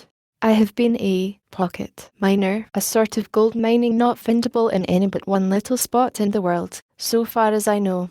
I know how, with horn and water, to find the trail of a pocket and trace it step by step and stage by stage up the mountain to its source, and find the compact little nest of yellow metal reposing in its secret home under the ground. I know the language of that trade, that capricious trade, that fascinating buried treasure trade, and can catch any writer who tries to use it without having learned it by the sweat of his brow and the labour of his hands. I know several other trades and the argot that goes with them, and whenever a person tries to talk the talk peculiar to any of them without having learned it at its source I can trap him always before he gets far on his road. And so, as I have already remarked, if I were required to superintend a Bacon-Shakespeare controversy, I would narrow the matter down to a single question, the only one, so far as the previous controversies have informed me, concerning which illustrious experts of unimpeachable competency have testified. Was the author of Shakespeare's works a lawyer deeply read and of limitless experience? I would put aside the guesses and surmises, and perhapses, and might have beens, and could have beens, and must have beens, and we are justified in presumings, and the rest of those vague spectres and shadows and indefinitenesses, and stand or fall, win or lose, by the verdict rendered by the jury upon that single question. If the verdict was yes, I should feel quite convinced that the Stratford Shakespeare, the actor, manager, and trader who died so obscure, so forgotten, so destitute of even village consequence, that 60 years afterward no fellow citizen and friend of his later days remembered to tell anything about him, did not write the works. Chapter the 13th of T.H.E. Shakespeare Problem Restated bears the heading, Shakespeare as a Lawyer, and comprises some 50 pages of expert testimony, with comments thereon, and I will copy the first 9, as being sufficient all by themselves, as it seems to me, to settle the question which I have conceived to be the master key to the Shakespeare-Bacon puzzle. H. Shakespeare as a Lawyer. 1. The plays and poems of Shakespeare supply ample evidence that their author not only had a very extensive and accurate knowledge of law, but that he was well acquainted with the manners and customs of members of the Inns of Court and with legal life generally. While novelists and dramatists are constantly making mistakes as to the laws of marriage, of wills, and inheritance, to Shakespeare's law, lavishly as he expounds it, there can neither be demurrer, nor bill of exceptions, nor writ of error. Such was the testimony borne by one of the most distinguished lawyers of the 19th century who was raised to the high office of Lord Chief Justice in 1850, and subsequently became Lord Chancellor. Its weight will, doubtless, be more appreciated by lawyers than by laymen, for only lawyers know how impossible it is for those who have not served an apprenticeship to the law to avoid displaying their ignorance if they venture to employ legal terms and to discuss legal doctrines. There is nothing so dangerous, wrote Lord Campbell, as for one not of the craft to tamper with our Freemasonry. A layman is certain to betray himself by using some expression which a lawyer would never employ. Mr. Sidney Lee himself supplies us with an example of this. He writes, p. 164, on February the 15th, 1609, Shakespeare obtained judgment from a jury against Edinburgh for the payment of no. 6 and no. 1/5 0d. costs. Now a lawyer would never have spoken of obtaining judgment from a jury, for it is the function of a jury not to deliver judgment, which is the prerogative of the court, but to find a verdict on the facts. The error is, indeed, a venial one, but it is just one of those little things which at once enable a lawyer to know if the writer is a layman or one of the craft. But when a layman ventures to plunge deeply into legal subjects, he is naturally apt to make an exhibition of his incompetence. Let a non-professional man, however acute, writes Lord Campbell again, presume to talk law, or to draw illustrations from legal science in discussing other subjects, and he will speedily fall into laughable absurdity. And what does the same high authority say about Shakespeare? He had a deep technical knowledge of the law, and an easy familiarity with some of the most abstruse proceedings in English jurisprudence. And again, whenever he indulges this propensity he uniformly lays down good law.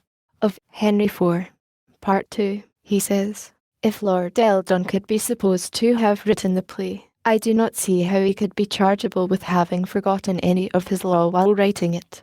Charles and Mary Cowden Clarke speak of the marvellous intimacy which he displays with legal terms, his frequent adoption of them in illustration, and his curiously technical knowledge of their form and force.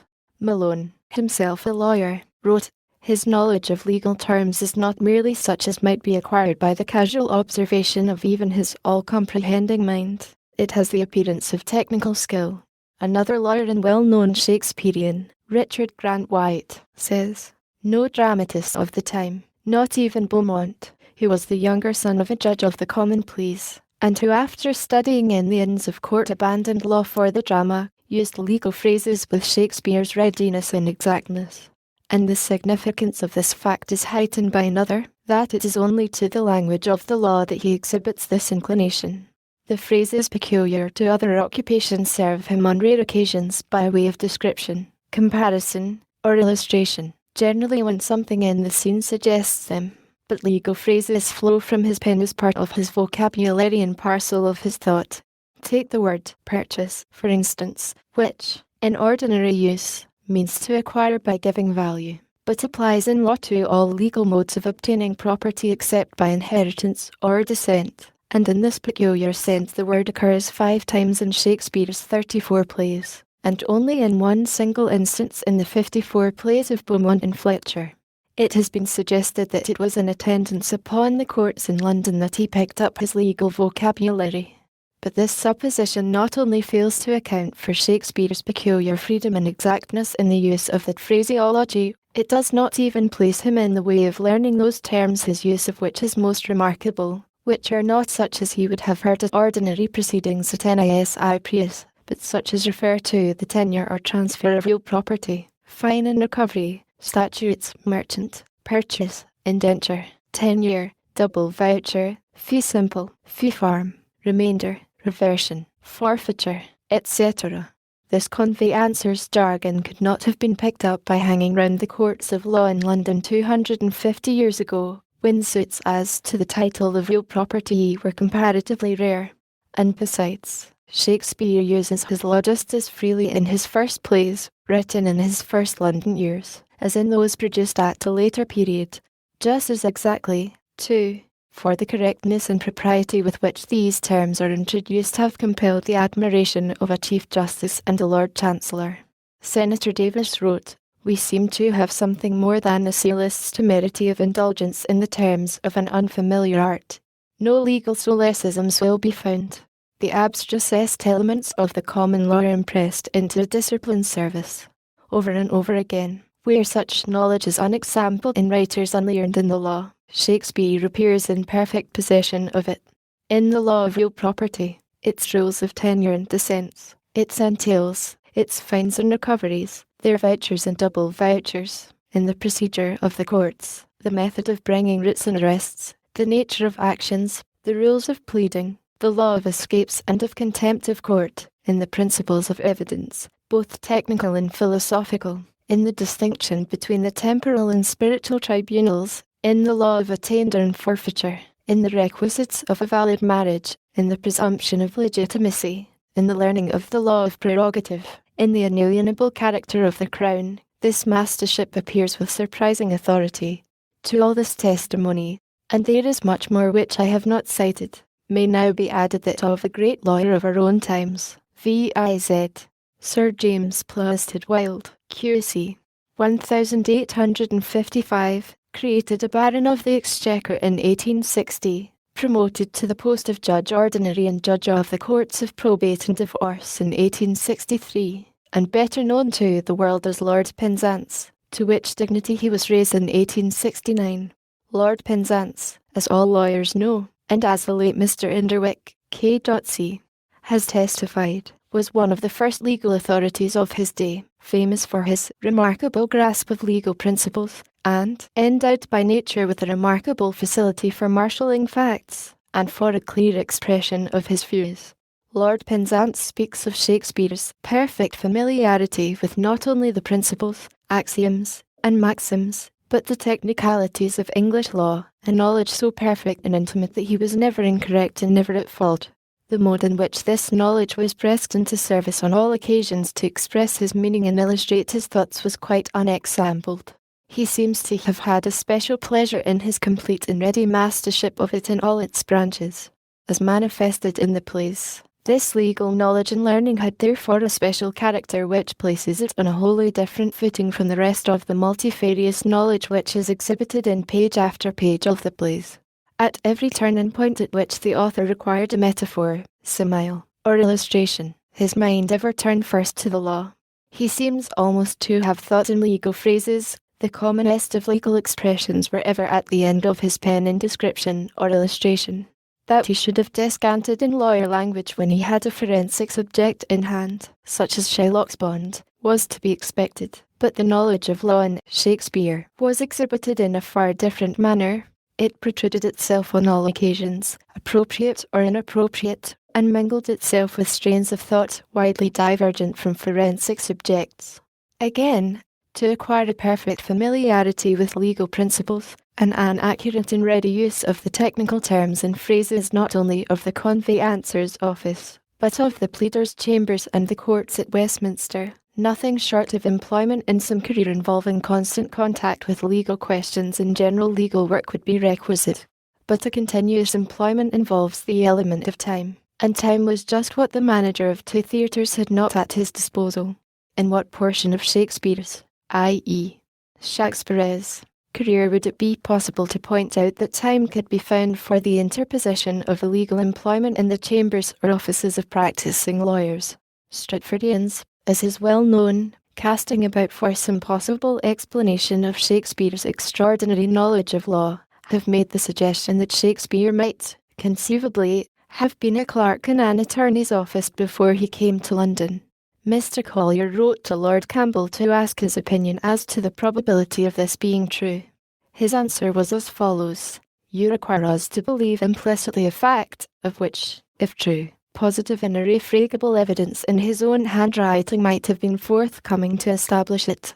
Not having been actually enrolled as an attorney, neither the records of the local court at Stratford nor of the superior courts at Westminster would present his name as being concerned in any suit as an attorney. But it might reasonably have been expected that there would be deeds or wills witnessed by him still extant, and after a very diligent search none such can be discovered."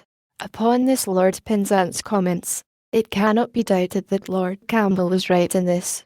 No young man could have been at work in an attorney's office without being called upon continually to act as a witness, and in many other ways leaving traces of his work and name. There is not a single fact or incident in all that is known of Shakespeare, even by rumour or tradition, which supports this notion of a clerkship. And after much argument and surmise which has been indulged in on this subject, we may, I think, safely put the notion on one side, for no less an authority than Mr. Grant White says finally that the idea of his having been clerk to an attorney has been blown to pieces. It is altogether characteristic of Mr. Churton Collins that he, nevertheless, adopts this exploded myth. That Shakespeare was in early life employed as a clerk in an attorney's office may be correct. At Stratford there was by royal charter a court of record sitting every fortnight, with 6 attorneys, besides the town clerk, belonging to it, and it is certainly not straining probability to suppose that the young Shakespeare may have had employment in one of them. There is, it is true, no tradition to this effect, but such traditions as we have about Shakespeare's occupation between the time of leaving school and going to London are so loose and baseless that no confidence can be placed in them.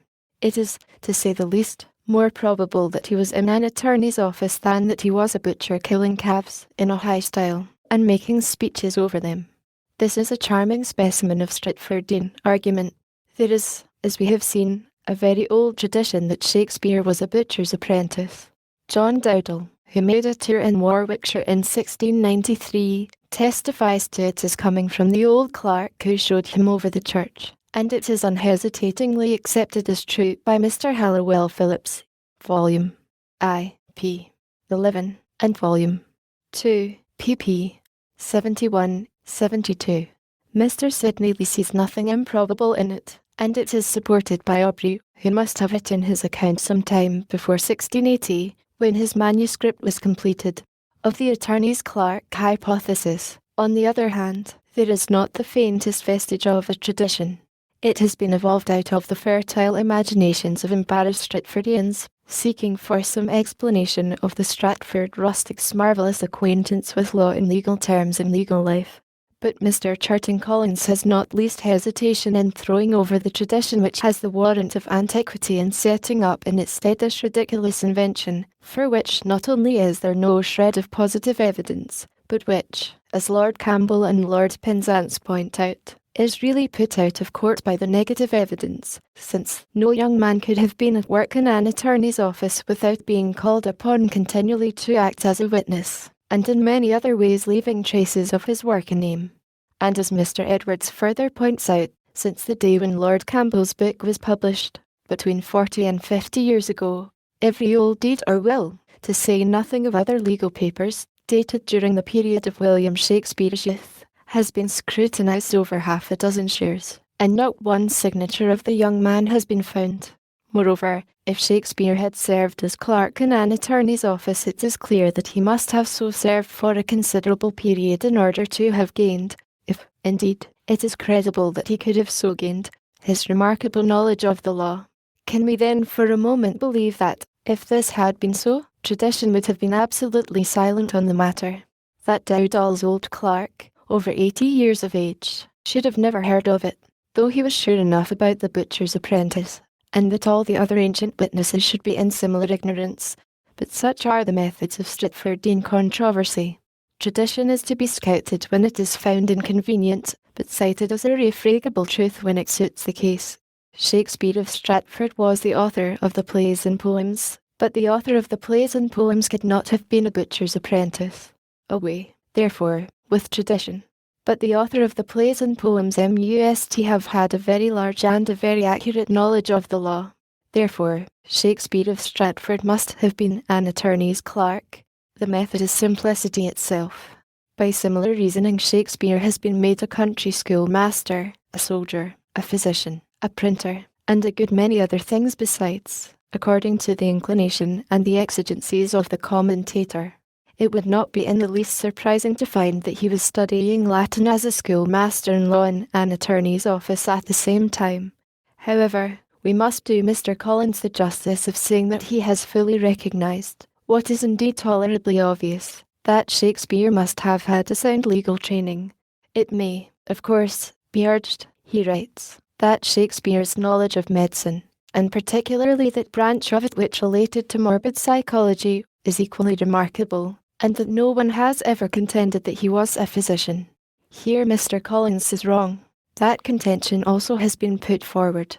It may be urged that his acquaintance with the technicalities of other crafts and callings, notably of marine and military affairs, was also extraordinary, and yet no one has suspected him of being a sailor or a soldier.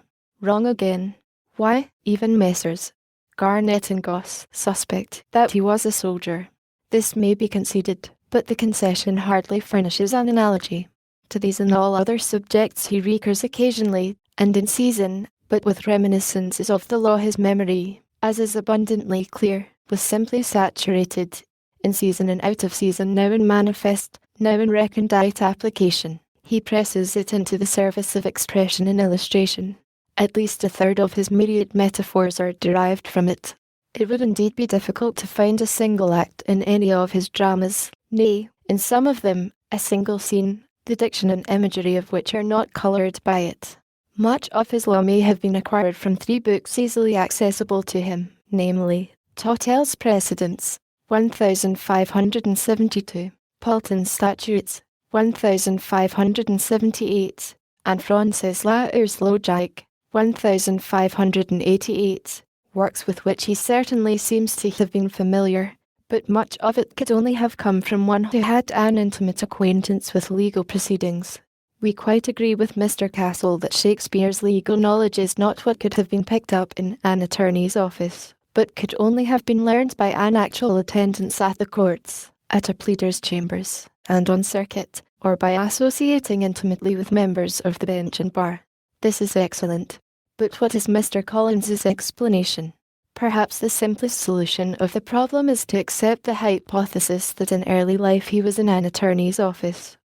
That he either contracted a love for the law which never left him, that as a young man in London he continued to study or dabble in it for his amusement, to stroll in leisure hours into the courts, and to frequent the society of lawyers. On no other supposition is it possible to explain the attraction which the law evidently had for him, and his minute and undeviating accuracy in a subject where no layman who has indulged in such copious and ostentatious display of legal technicalities has ever yet succeeded in keeping himself from tripping. A lame conclusion. No other supposition, indeed.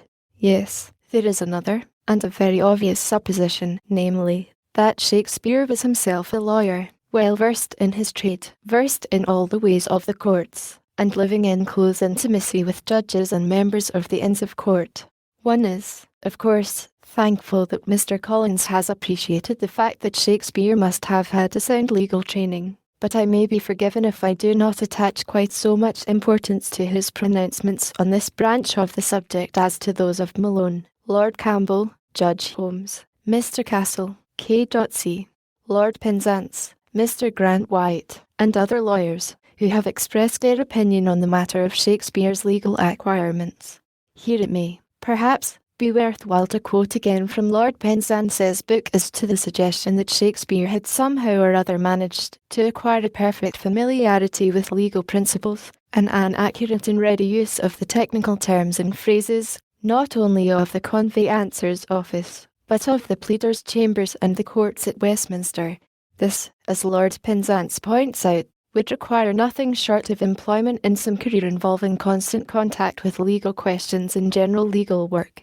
But in what portion of Shakespeare's career would it be possible to point out that time could be found for the interposition of legal employment in the chambers or offices of practising lawyers? It is beyond doubt that at an early period he was called upon to abandon his attendance at school and assist his father, and was soon after, at the age of 16, bound apprentice to a trade. While under the obligation of this bond he could not have pursued any other employment. Then he leaves Stratford and comes to London. He has to provide himself with the means of a livelihood, and this he did in some capacity at the theatre. No one doubts that. The holding of horses is scouted by many, and perhaps with justice, as being unlikely and certainly unproved. But whatever the nature of his employment was at the theatre, there is hardly room for the belief that it could have been other than continuous, for his progress there was so rapid. Ere long he had been taken into the company as an actor, and was soon spoken of as a Johannes Factotum. His rapid accumulation of wealth speaks volumes for the constancy and activity of his services. One fails to see when there could be a break in the current of his life at this period of it, giving room or opportunity for legal or indeed any other employment. In 1589, says Knight, we have undeniable evidence that he had not only a casual engagement, was not only a salaried servant, as many players were, but was a shareholder in the company of the Queen's players with other shareholders below him on the list. This, 1589, would be within 2 years after his arrival in London, which is placed by White and Halliwell Phillips about the year 1587. The difficulty in supposing that, starting with a state of ignorance in 1587, when he is supposed to have come to London, he was induced to enter upon a course of most extended study and mental culture, is almost insuperable.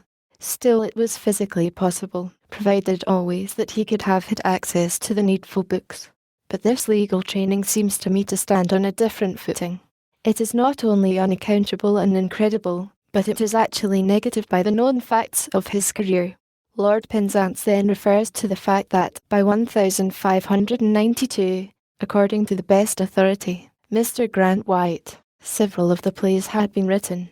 The Comedy of Errors in 1589, Love's Labour's Lost in 1589, To Gentlemen of Verona in 1589 or 1590, and so forth, and then asks, with this catalogue of dramatic work on hand, was it possible that he could have taken a leading part in the management and conduct of 2 theatres, and if Mr. Phillips is to be relied upon, taken his share in the performances of the provincial tours of his company, and at the same time devoted himself to the study of the law in all its branches so efficiently as to make himself complete master of its principles and practice, and saturate his mind with all its most technical terms. I have cited this passage from Lord Penzance's book, because it lay before me, and I had already quoted from it on the matter of Shakespeare's legal knowledge. But other writers have still better set forth the insuperable difficulties, as they seem to me, which beset the idea that Shakespeare might have found time in some unknown period of early life, amid multifarious other occupations, for the study of classics, literature, and law, to say nothing of languages and a few other matters.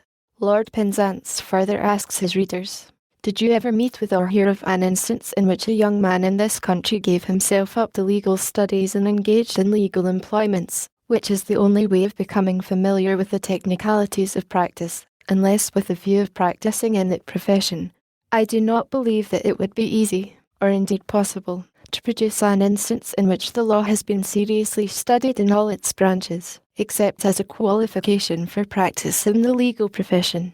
This testimony is so strong, so direct, so authoritative, and so uncheapened, unwatered by guesses, and surmises, and maybe-sos, and might-have-beens, and could-have-beens, and must-have-beens, and the rest of the ton of plaster of Paris out of which the biographers have built the colossal brontosaur which goes by the Stratford actor's name, that it quite convinces me that the man who wrote Shakespeare's works knew all about law and lawyers.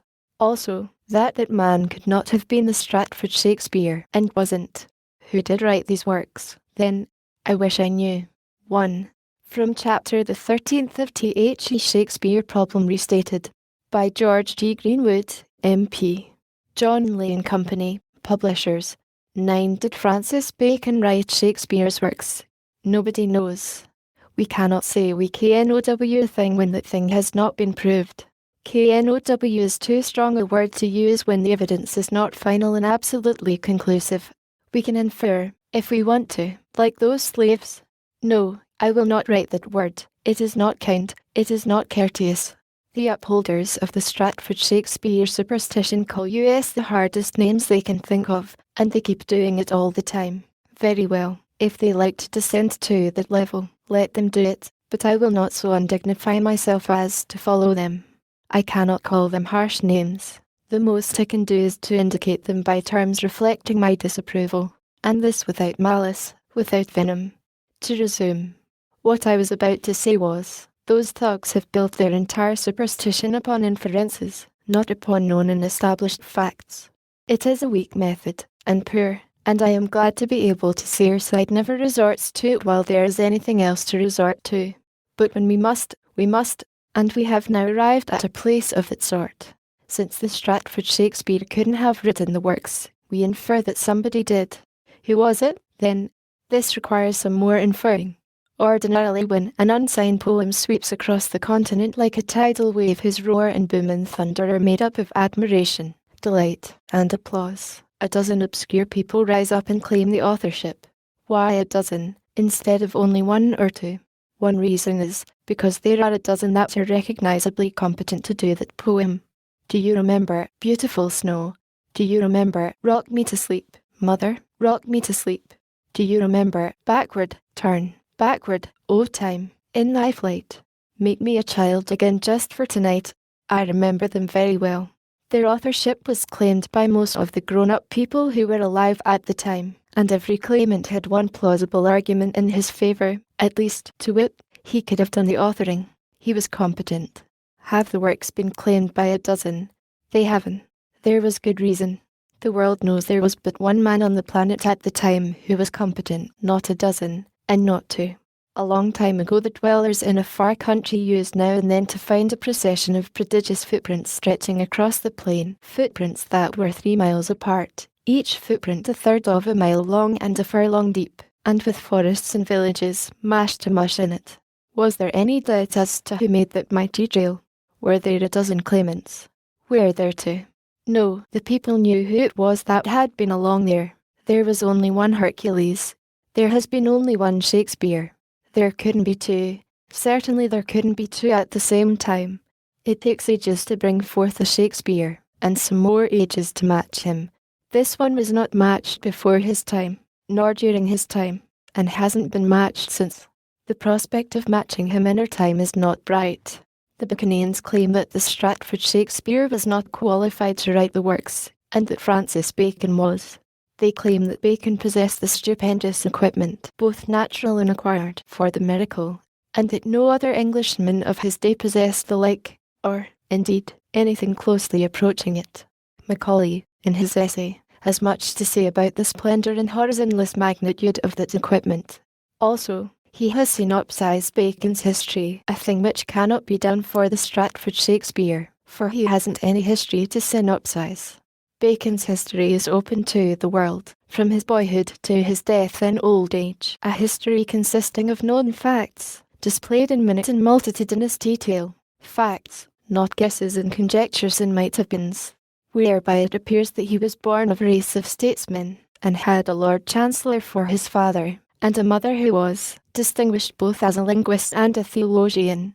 She corresponded in Greek with Bishop Jewell, and translated his apology from the Latin so correctly that neither he nor Archbishop Parker could suggest a single alteration. It is the atmosphere we are reared in that determines how our inclinations and aspirations shall tend. The atmosphere furnished by the parents to the son in this present case was an atmosphere saturated with learning, with thinkings and ponderings upon deep subjects, and with polite culture. It had its natural effect. Shakespeare of Stratford was reared in a house which had no use for books, since its owners, his parents, were without education. This may have had an effect upon the son, but we do not know, because we have no history of him of an informing sort. There were but few books anywhere in the day, and only the well-to-do and highly educated possessed them, they being almost confined to the dead languages. All the valuable books then extant in all the vernacular dialects of Europe would hardly have filled a single shelf. Imagine it. The few existing books were in the Latin tongue mainly. A person who was ignorant of it was shutted from all acquaintance, not merely with Cicero and Virgil, but with the most interesting memoirs, state papers, and pamphlets of his own time, a literature necessary to the Stratford lad, for his fictitious reputation's sake, since the writer of his works would begin to use it wholesale and in a most masterly way before the lad was hardly more than out of his teens and into his 20s. At 15 Bacon was sent to the university, and he spent 3 years there. Thence he went to Paris in the train of the English ambassador, and there he mingled daily with the wise, the cultured, the great, and the aristocracy of fashion, during another 3 years. A total of 6 years spent at the sources of knowledge both of books and of men. The 3 spent at the university were equal with the second and last 3 spent by the little Stratford lad at Stratford School supposedly, and perhapsedly, and maybe, and by inference, with nothing to infer from. The second 3 of the Baconian 6 were, presumably, spent by the Stratford lad as apprentice to a butcher. That is, the thugs presume it, on no evidence of any kind, which is their way, when they want a historical fact. Fact and presumption are, for business purposes, all the same to them. They know the difference, but they also know how to blink it. They know, too, that while in history building a fact is better than a presumption, it doesn't take a presumption long to bloom into a fact when they have the handling of it.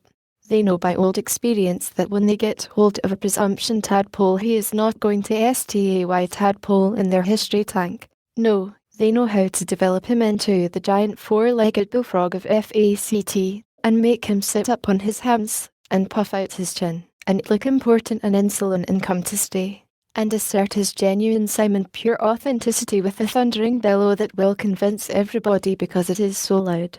The thug is aware that lewdness convinces 60 persons, where reasoning convinces but one.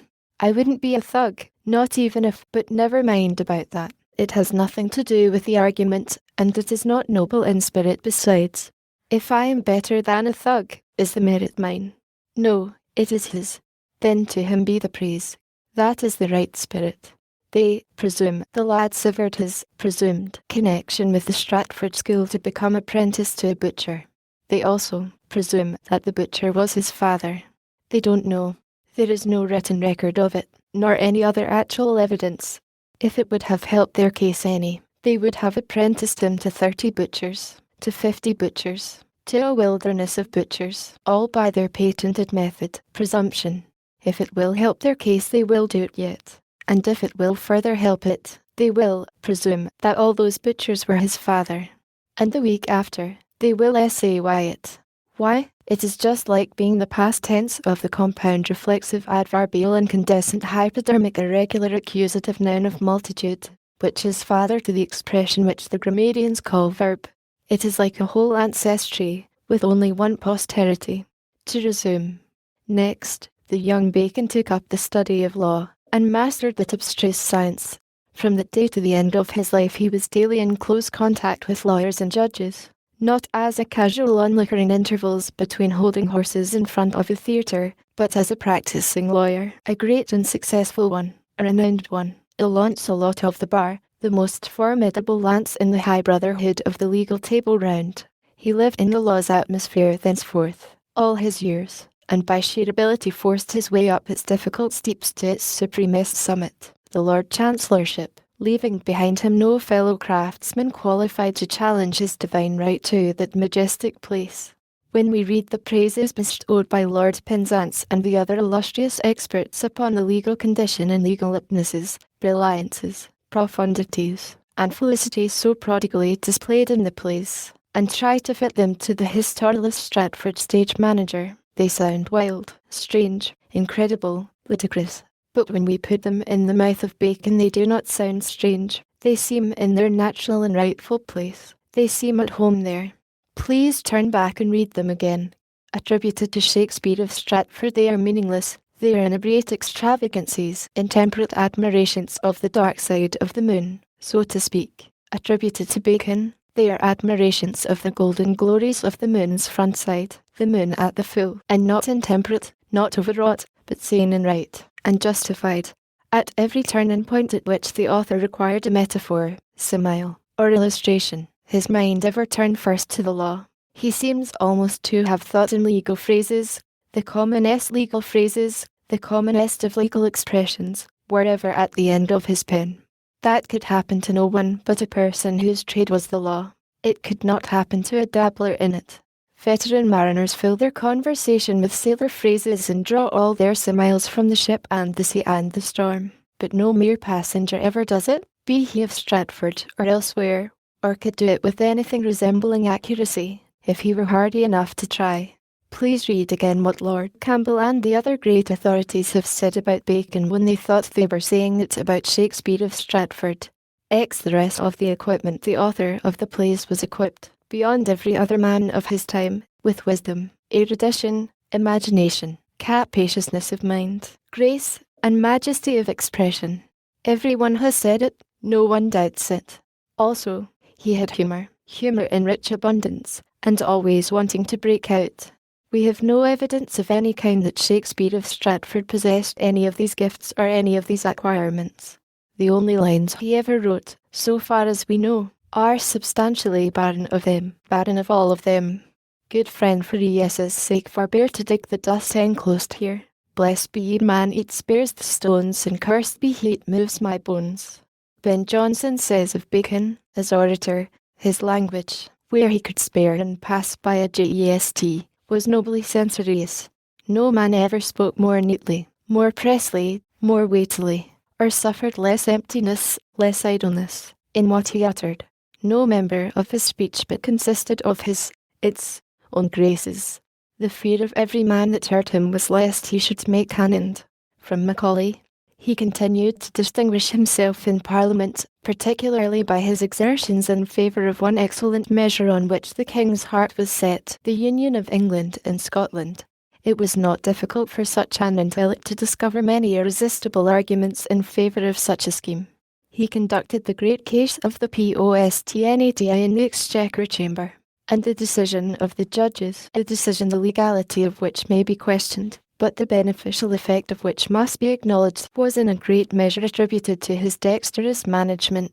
Again, while actively engaged in the House of Commons and in the courts of law, he still found leisure for letters and philosophy. The noble treatise on the advancement of learning, which at a later period was expanded into the De Augmentis, appeared in 1605. The Wisdom of the Ancients, a work which, if it had proceeded from any other writer, would have been considered as a masterpiece of wit and learning, was printed in 1609. In the meantime the Novum Organum was slowly proceeding. Several distinguished men of learning had been permitted to see portions of that extraordinary book, and they spoke with the greatest admiration of his genius.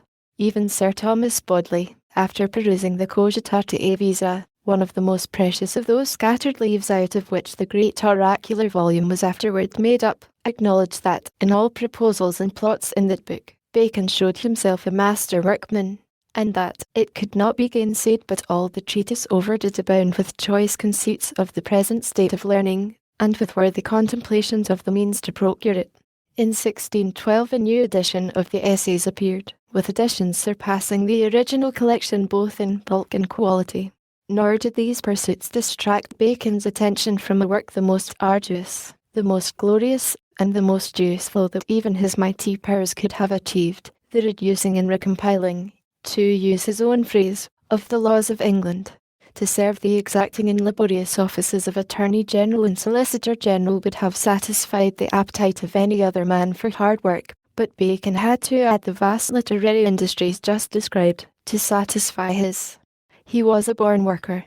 The service which he rendered to letters during the last 5 years of his life, amid 10,000 distractions and vexations, increased the regret with which we think on the many years which he had wasted, to use the words of Sir Thomas Bodley, on such study as was not worthy such a student. He commenced a digest of the laws of England, a history of England under the princes of the House of Tudor, a body of national history, a philosophical romance. He made extensive and valuable additions to his essays. He published the inestimable treatise De Augmentis Scientiarum. Did these labours of Hercules fill up his time to his contentment, and quiet his appetite for work? Not entirely. The trifles with which he amused himself in hours of pain and languor bore the mark of his mind. The best jest book in the world is that which he dictated from memory, without referring to any book, on a day on which illness had rendered him incapable of serious study. Here are some scattered remarks, from Macaulay, which throw light upon Bacon, and seem to indicate and maybe demonstrate that he was competent to write the plays and poems. With great minuteness of observation he had an amplitude of comprehension such as has never yet been vouchsafed to any other human being. The essays contain abundant proofs that no nice feature of character, no peculiarity in the ordering of a house, a garden, or a court masque, could escape the notice of one whose mind was capable of taking in the whole world of knowledge. His understanding resembled a tent which the fairy Parabin gave to Prince Ahmed, fold it, and it seemed a toy for the hand of a lady. Spread it, and the armies of the powerful sultans might repose beneath its shade. The knowledge in which Bacon excelled all men was a knowledge of the mutual relations of all departments of knowledge.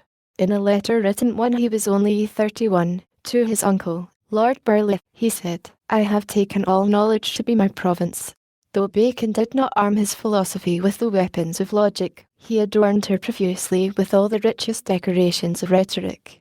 The practical faculty was powerful in Bacon, but not, like his wit, so powerful as occasionally to usurp the place of his reason and to tyrannize over the whole man.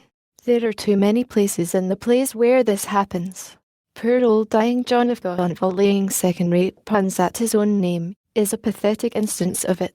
We may assume that it is Bacon's fault, but the Stratford Shakespeare has to bear the blame. No imagination was ever at once so strong and so thoroughly subjugated. It stopped at the first check from good sense.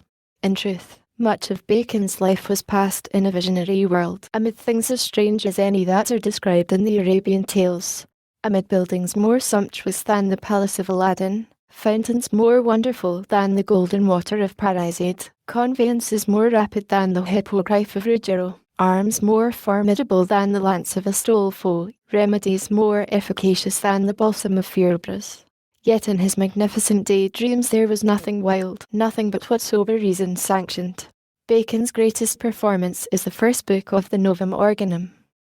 Every part of it blazes with wit, but with wit which is employed only to illustrate and decorate truth. No book ever made so great a revolution in the mode of thinking, overthrew so many prejudices, introduced so many new opinions. But what we most admire is the vast capacity of that intellect which, without effort, takes in at once all the domains of science, all the past, the present and the future, all the errors of 2,000 years, all the encouraging signs of the passing times, all the bright hopes of the coming age. He had a wonderful talent for packing thought close and rendering it portable. His eloquence would alone have entitled him to a high rank in literature. It is evident that he had each and every one of the mental gifts in each and every one of the acquirements that are so prodigally displayed in the plays and poems, and in much higher and richer degree than any other man of his time or of any previous time. He was a genius without a mate, a prodigy not matable. There was only one of him. The planet could not produce two of him at one birth, nor in one age. He could have written anything that is in the plays and poems. He could have written this: the cloud-capped towers, the gorgeous palaces, the solemn temples, the great globe itself, yea, all which it inherits, shall dissolve, and, like an insubstantial pageant faded, leave not a rack behind. We are such stuff as dreams are made on, and our little life is rounded with a sleep. Also, he could have written this, but he refrained. Good friend, for yes' sake forbear to dig the dust enclosed here. Blessed be ye man, it spares the stones, and cursed be he, it moves my bones. When a person reads the noble verses about the cloud-capped towers, he ought not to follow it immediately with good friend, for yes' sake forbear, because he will find the transition from great poetry to poor prose too violent for comfort. It will give him a shock. You never notice how commonplace and unpoetic gravel is until you bite into a layer of it in a pie. 11. Am I trying to convince anybody that Shakespeare did not write Shakespeare's works? Now, what do you take me for?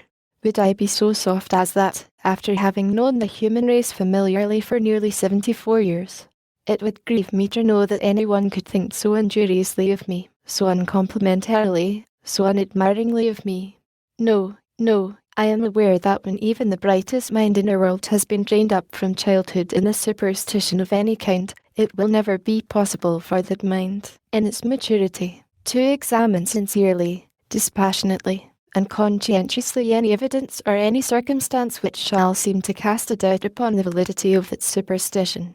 I doubt if I could do it myself. We always get at second-hand our notions about systems of government, and high tariff and low tariff, and prohibition and anti-prohibition, and the holiness of peace and the glories of war, and codes of honor and codes of morals, and approval of the duel and disapproval of it, and our beliefs concerning the nature of cats, and our ideas as to whether the murder of helpless wild animals is base or is heroic, and our preferences in the matter of religious and political parties, and our acceptance or rejection of the Shakespeares and the Arthur Ortons and the Mrs. Eddies. We get them all at second hand. We reason none of them out for ourselves. It is the way we are made. It is the way we are all made, and we can't help it. We can't change it. And whenever we have been furnished a fetish, and have been taught to believe in it, and love it and worship it, and refrain from examining it, there is no evidence, howsoever clear and strong, that can persuade us to withdraw from it our loyalty and our devotion. In morals, conduct, and beliefs we take the colour of our environment and associations, and it is a colour that can safely be warranted to wash. Whenever we have been furnished with a tar baby ostensibly stuffed with jewels, and warned that it will be dishonourable and irreverent to disembowel it and test the jewels, we keep our sacrilegious hands off it. We submit, not reluctantly, but rather gladly, for we are privately afraid we should find, upon examination, that the jewels are of the sort that are manufactured at North Adams, Mass. I haven't any idea that Shakespeare will have to vacate his pedestal this side of the year 2209. Disbelief in him cannot come swiftly. Disbelief in a healthy and deeply loved tar baby has never been known to disintegrate swiftly. It is a very slow process. It took several thousand years to convince our fine race, including every splendid intellect in it, that there is no such thing as a witch. It has taken several thousand years to convince the same fine race, including every splendid intellect in it, that there is no such person as Satan. It has taken several centuries to remove perdition from the Protestant Church's program of post-mortem entertainments. It has taken a weary long time to persuade American Presbyterians to give up infant damnation and try to bear it the best they can. And it looks as if their Scotch brethren will still be burning babies in the everlasting fires when Shakespeare comes down from his perch. We are the reasoning race. We can't prove it by the above examples, and we can't prove it by the miraculous histories built by those Stratford litters out of a hatful of rags and a barrel of sawdust, but there is a plenty of other things we can prove it by, if I could think of them. We are the reasoning race. And when we find a vague file of chipmunk tracks stringing through the dust of Stratford village, we know by our reasoning bearers that Hercules has been along there. I feel that our fetish is safe for 3 centuries yet. The bust, too, there in the Stratford church. The precious bust, the priceless bust, the calm bust, the serene bust, the emotionless bust, with the dandy moustache, and the putty face, unseamed of care, that face which has looked passionlessly down upon the odd pilgrim for 150 years and will still look down upon the odd pilgrim 300 more, with a deep, subtle expression of a bladder. 12. Irreverence, one of the most trying defects which I find in these, what shall I call them? For I will not apply injurious epithets to them, the way they do to us, such violations of courtesy being repugnant to my nature and my dignity. The farthest I can go in that direction is to call them by names of limited reverence, names merely descriptive, never unkind, never offensive, never tainted by harsh feeling. If Dhey would do like this, they would feel better in their hearts. Very well, then, to proceed. One of the most trying defects which I find in these Stratford litters, these Shakespeareods, these thugs, these Bangalore, these troglodytes, these Hermaphrodites, these blatherskites, these buccaneers, these bandoliers, is their spirit of irreverence. It is detectable in every utterance of theirs when they are talking about us. I am thankful that in me there is nothing of that spirit. When a thing is sacred to me, it is impossible for me to be irreverent toward it. I cannot call to mind a single instance where I have ever been irreverent, except towards the things which were sacred to other people. Am I in the right? I think so. But I ask no one to take my unsupported word. No, look at the dictionary. Let the dictionary decide. Here is the definition. Irreverence. The quality or condition of irreverence toward God and sacred things. What does the Hindu say? He says it is correct. He says irreverence is lack of respect for Vishnu, and Brahma, and Krishna, and his other gods, and for his sacred cattle, and for his temples and the things within them. He endorses the definition, you see, and there are 300 million Hindus or their equivalents back of him. The dictionary had the acute idea that by using the capital G it could restrict irreverence to lack of reverence for your deity and or sacred things, but that ingenious and rather slight idea miscarried, for by the simple process of spelling HIS deities with capitals the Hindu confiscates the definition and restricts it to his own sects, thus making it clearly compulsory upon us to revere HIS gods and HIS sacred things, and nobody's else. We can't say a word, for he has our own dictionary at his back, and its decision is final. This law, reduced to its simplest terms, is this: 1. Whatever is sacred to the Christian must be held in reverence by everybody else. 2. Whatever is sacred to the Hindu must be held in reverence by everybody else. 3. Therefore, by consequence, logically, and indisputably, whatever is sacred to me must be held in reverence by everybody else. Now then, what aggravates me is that these troglodytes and Muscovites and bandoliers and buccaneers are also trying to crowd in and share the benefit of the law, and compel everybody to revere their Shakespeare and hold him sacred. We can't have that. There's enough of us already. If you go on widening and spreading and inflating the privilege, it will presently come to be conceded that each man's sacred things are the only ones, and the rest of the human race will have to be humbly reverent toward them or suffer for it. That can surely happen, and when it happens, the word irreverence will be regarded as the most meaningless, and foolish, and self-conceited, and insolent, and impudent, and dictatorial word in the language. And people will say, whose business is it what gods I worship and what things hold sacred? Who has the right to dictate to my conscience? And where did he get that right? We cannot afford to let that calamity come upon us. We must save the world from this destruction. There is but one way to do it, and that is to stop the spread of the privilege and strictly confine it to its present limits. That is, to all the Christian sects, to all the Hindu sects, and me. We do not need any more. The stock is watered enough, just as it is. It would be better if the privilege were limited to me alone. I think so because I am the only sect that knows how to employ it gently, kindly, charitably, dispassionately. The other sects lack the quality of self-restraint. The Catholic Church says the most irreverent things about matters which are sacred to the Protestants, and the Protestant Church retorts in kind about the confessional and other matters which Catholics hold sacred. Then both of these irreverencers turn upon Thomas Paine and charge him with irreverence. This is all unfortunate, because it makes it difficult for students equipped with only a low grade of mentality to find out what irreverence really is. It will surely be much better all around if the privilege of regulating the irreverent and keeping them in order shall eventually be withdrawn from all the sects but me. Then there will be no more quarrelling, no more bandying of disrespectful epithets, no more heart-burnings. There will then be nothing sacred involved in this Bacon-Shakespeare controversy except what is sacred to me. That will simplify the whole matter, and trouble will cease. There will be irreverence no longer, because I will not allow it. The first time those criminals charge me with irreverence for calling their Stratford myth an Arthur Orton Mary Baker Thompson Eddy Louis XVII veiled prophet of Khorasan will be the last. Taught by the methods found effective in extinguishing earlier offenders by the Inquisition of holy memory, I shall know how to quiet them. 13. Isn't it odd, when you think of it, that you may list all the celebrated Englishmen, Irishmen, and Scotchmen of modern times, clear back to the first Tudors, a list containing 500 names, shall we say, and you can go to the histories, biographies, encyclopedias and learn the particulars of the lives of every one of them. Every one of them except one, the most famous, the most renowned, by far the most illustrious of them all, Shakespeare.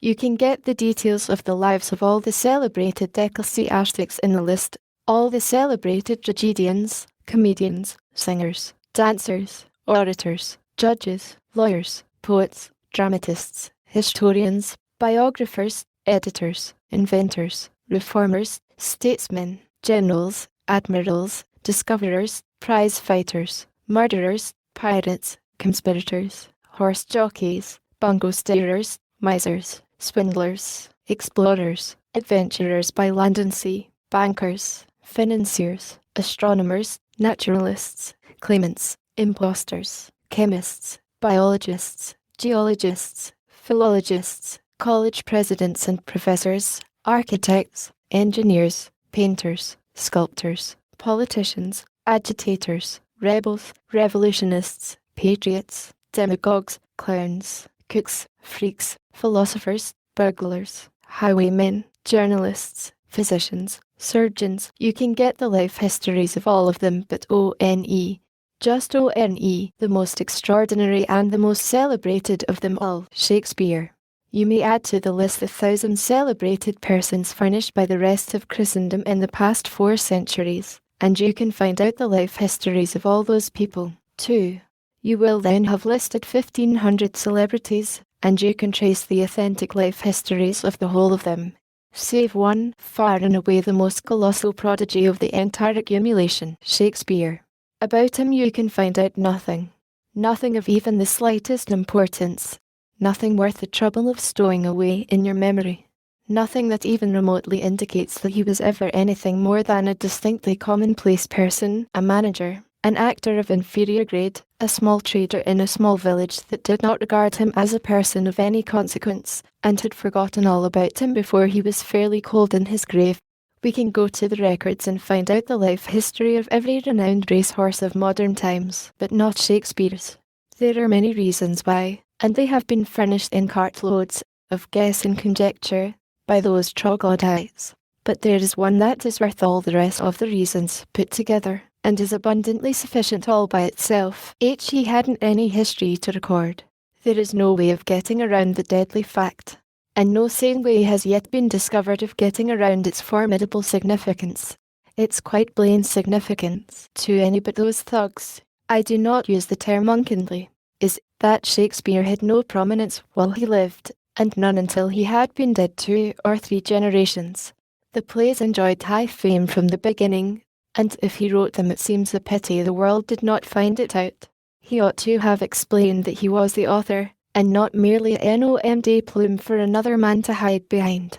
If he had been less intemperately solicitous about his bones, and more solicitous about his works, it would have been better for his good name, and a kindness to us. The bones were not important. They will moulder away, they will turn to dust, but the works will endure until the last sun goes down. Mark Twain. P.S. March the 25th. About 2 months ago I was illuminating this autobiography with some notions of mine concerning the Bacon-Shakespeare controversy, and I then took occasion to air the opinion that the Stratford Shakespeare was a person of no public consequence or celebrity during his lifetime, but was utterly obscure and unimportant, and not only in Great London, but also in the little village where he was born, where he lived a quarter of a century, and where he died and was buried. I argued that if he had been a person of any note at all, aged villagers would have had much to tell about him many and many a year after his death, instead of being unable to furnish inquirers a single fact connected with him. I believed, and I still believe, that if he had been famous, his notoriety would have lasted as long as mine has lasted in my native village out in Missouri.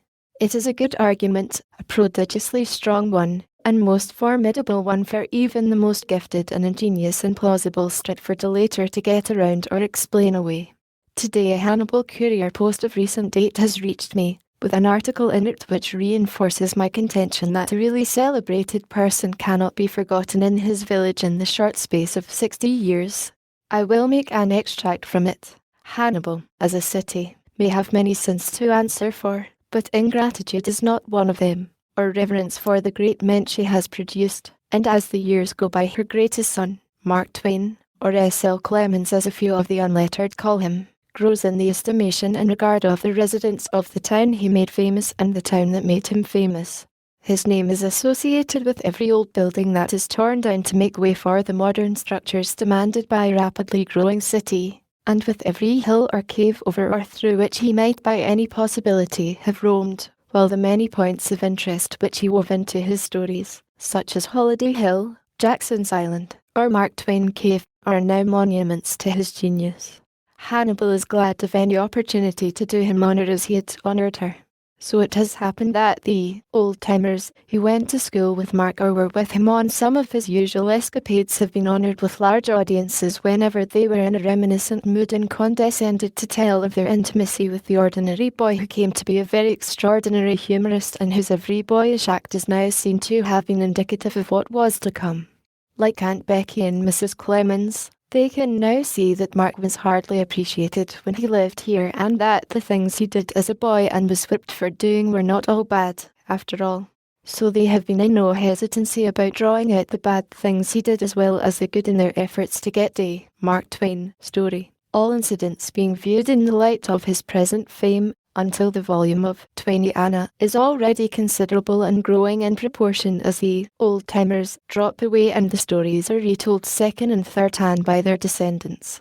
With some 73 years young and living in a villa instead of a house, he is a fair target, and let him incorporate, copyright, or patent himself as he will, there are some of his works that will go sweeping up Hannibal chimneys as long as greybeards gather about the fires and begin with, "I've heard father tell," or possibly, "Once when the Mrs. Clemens referred to is my mother, W.S. my mother." And here is another extract from a Hannibal paper, of date 20 days ago.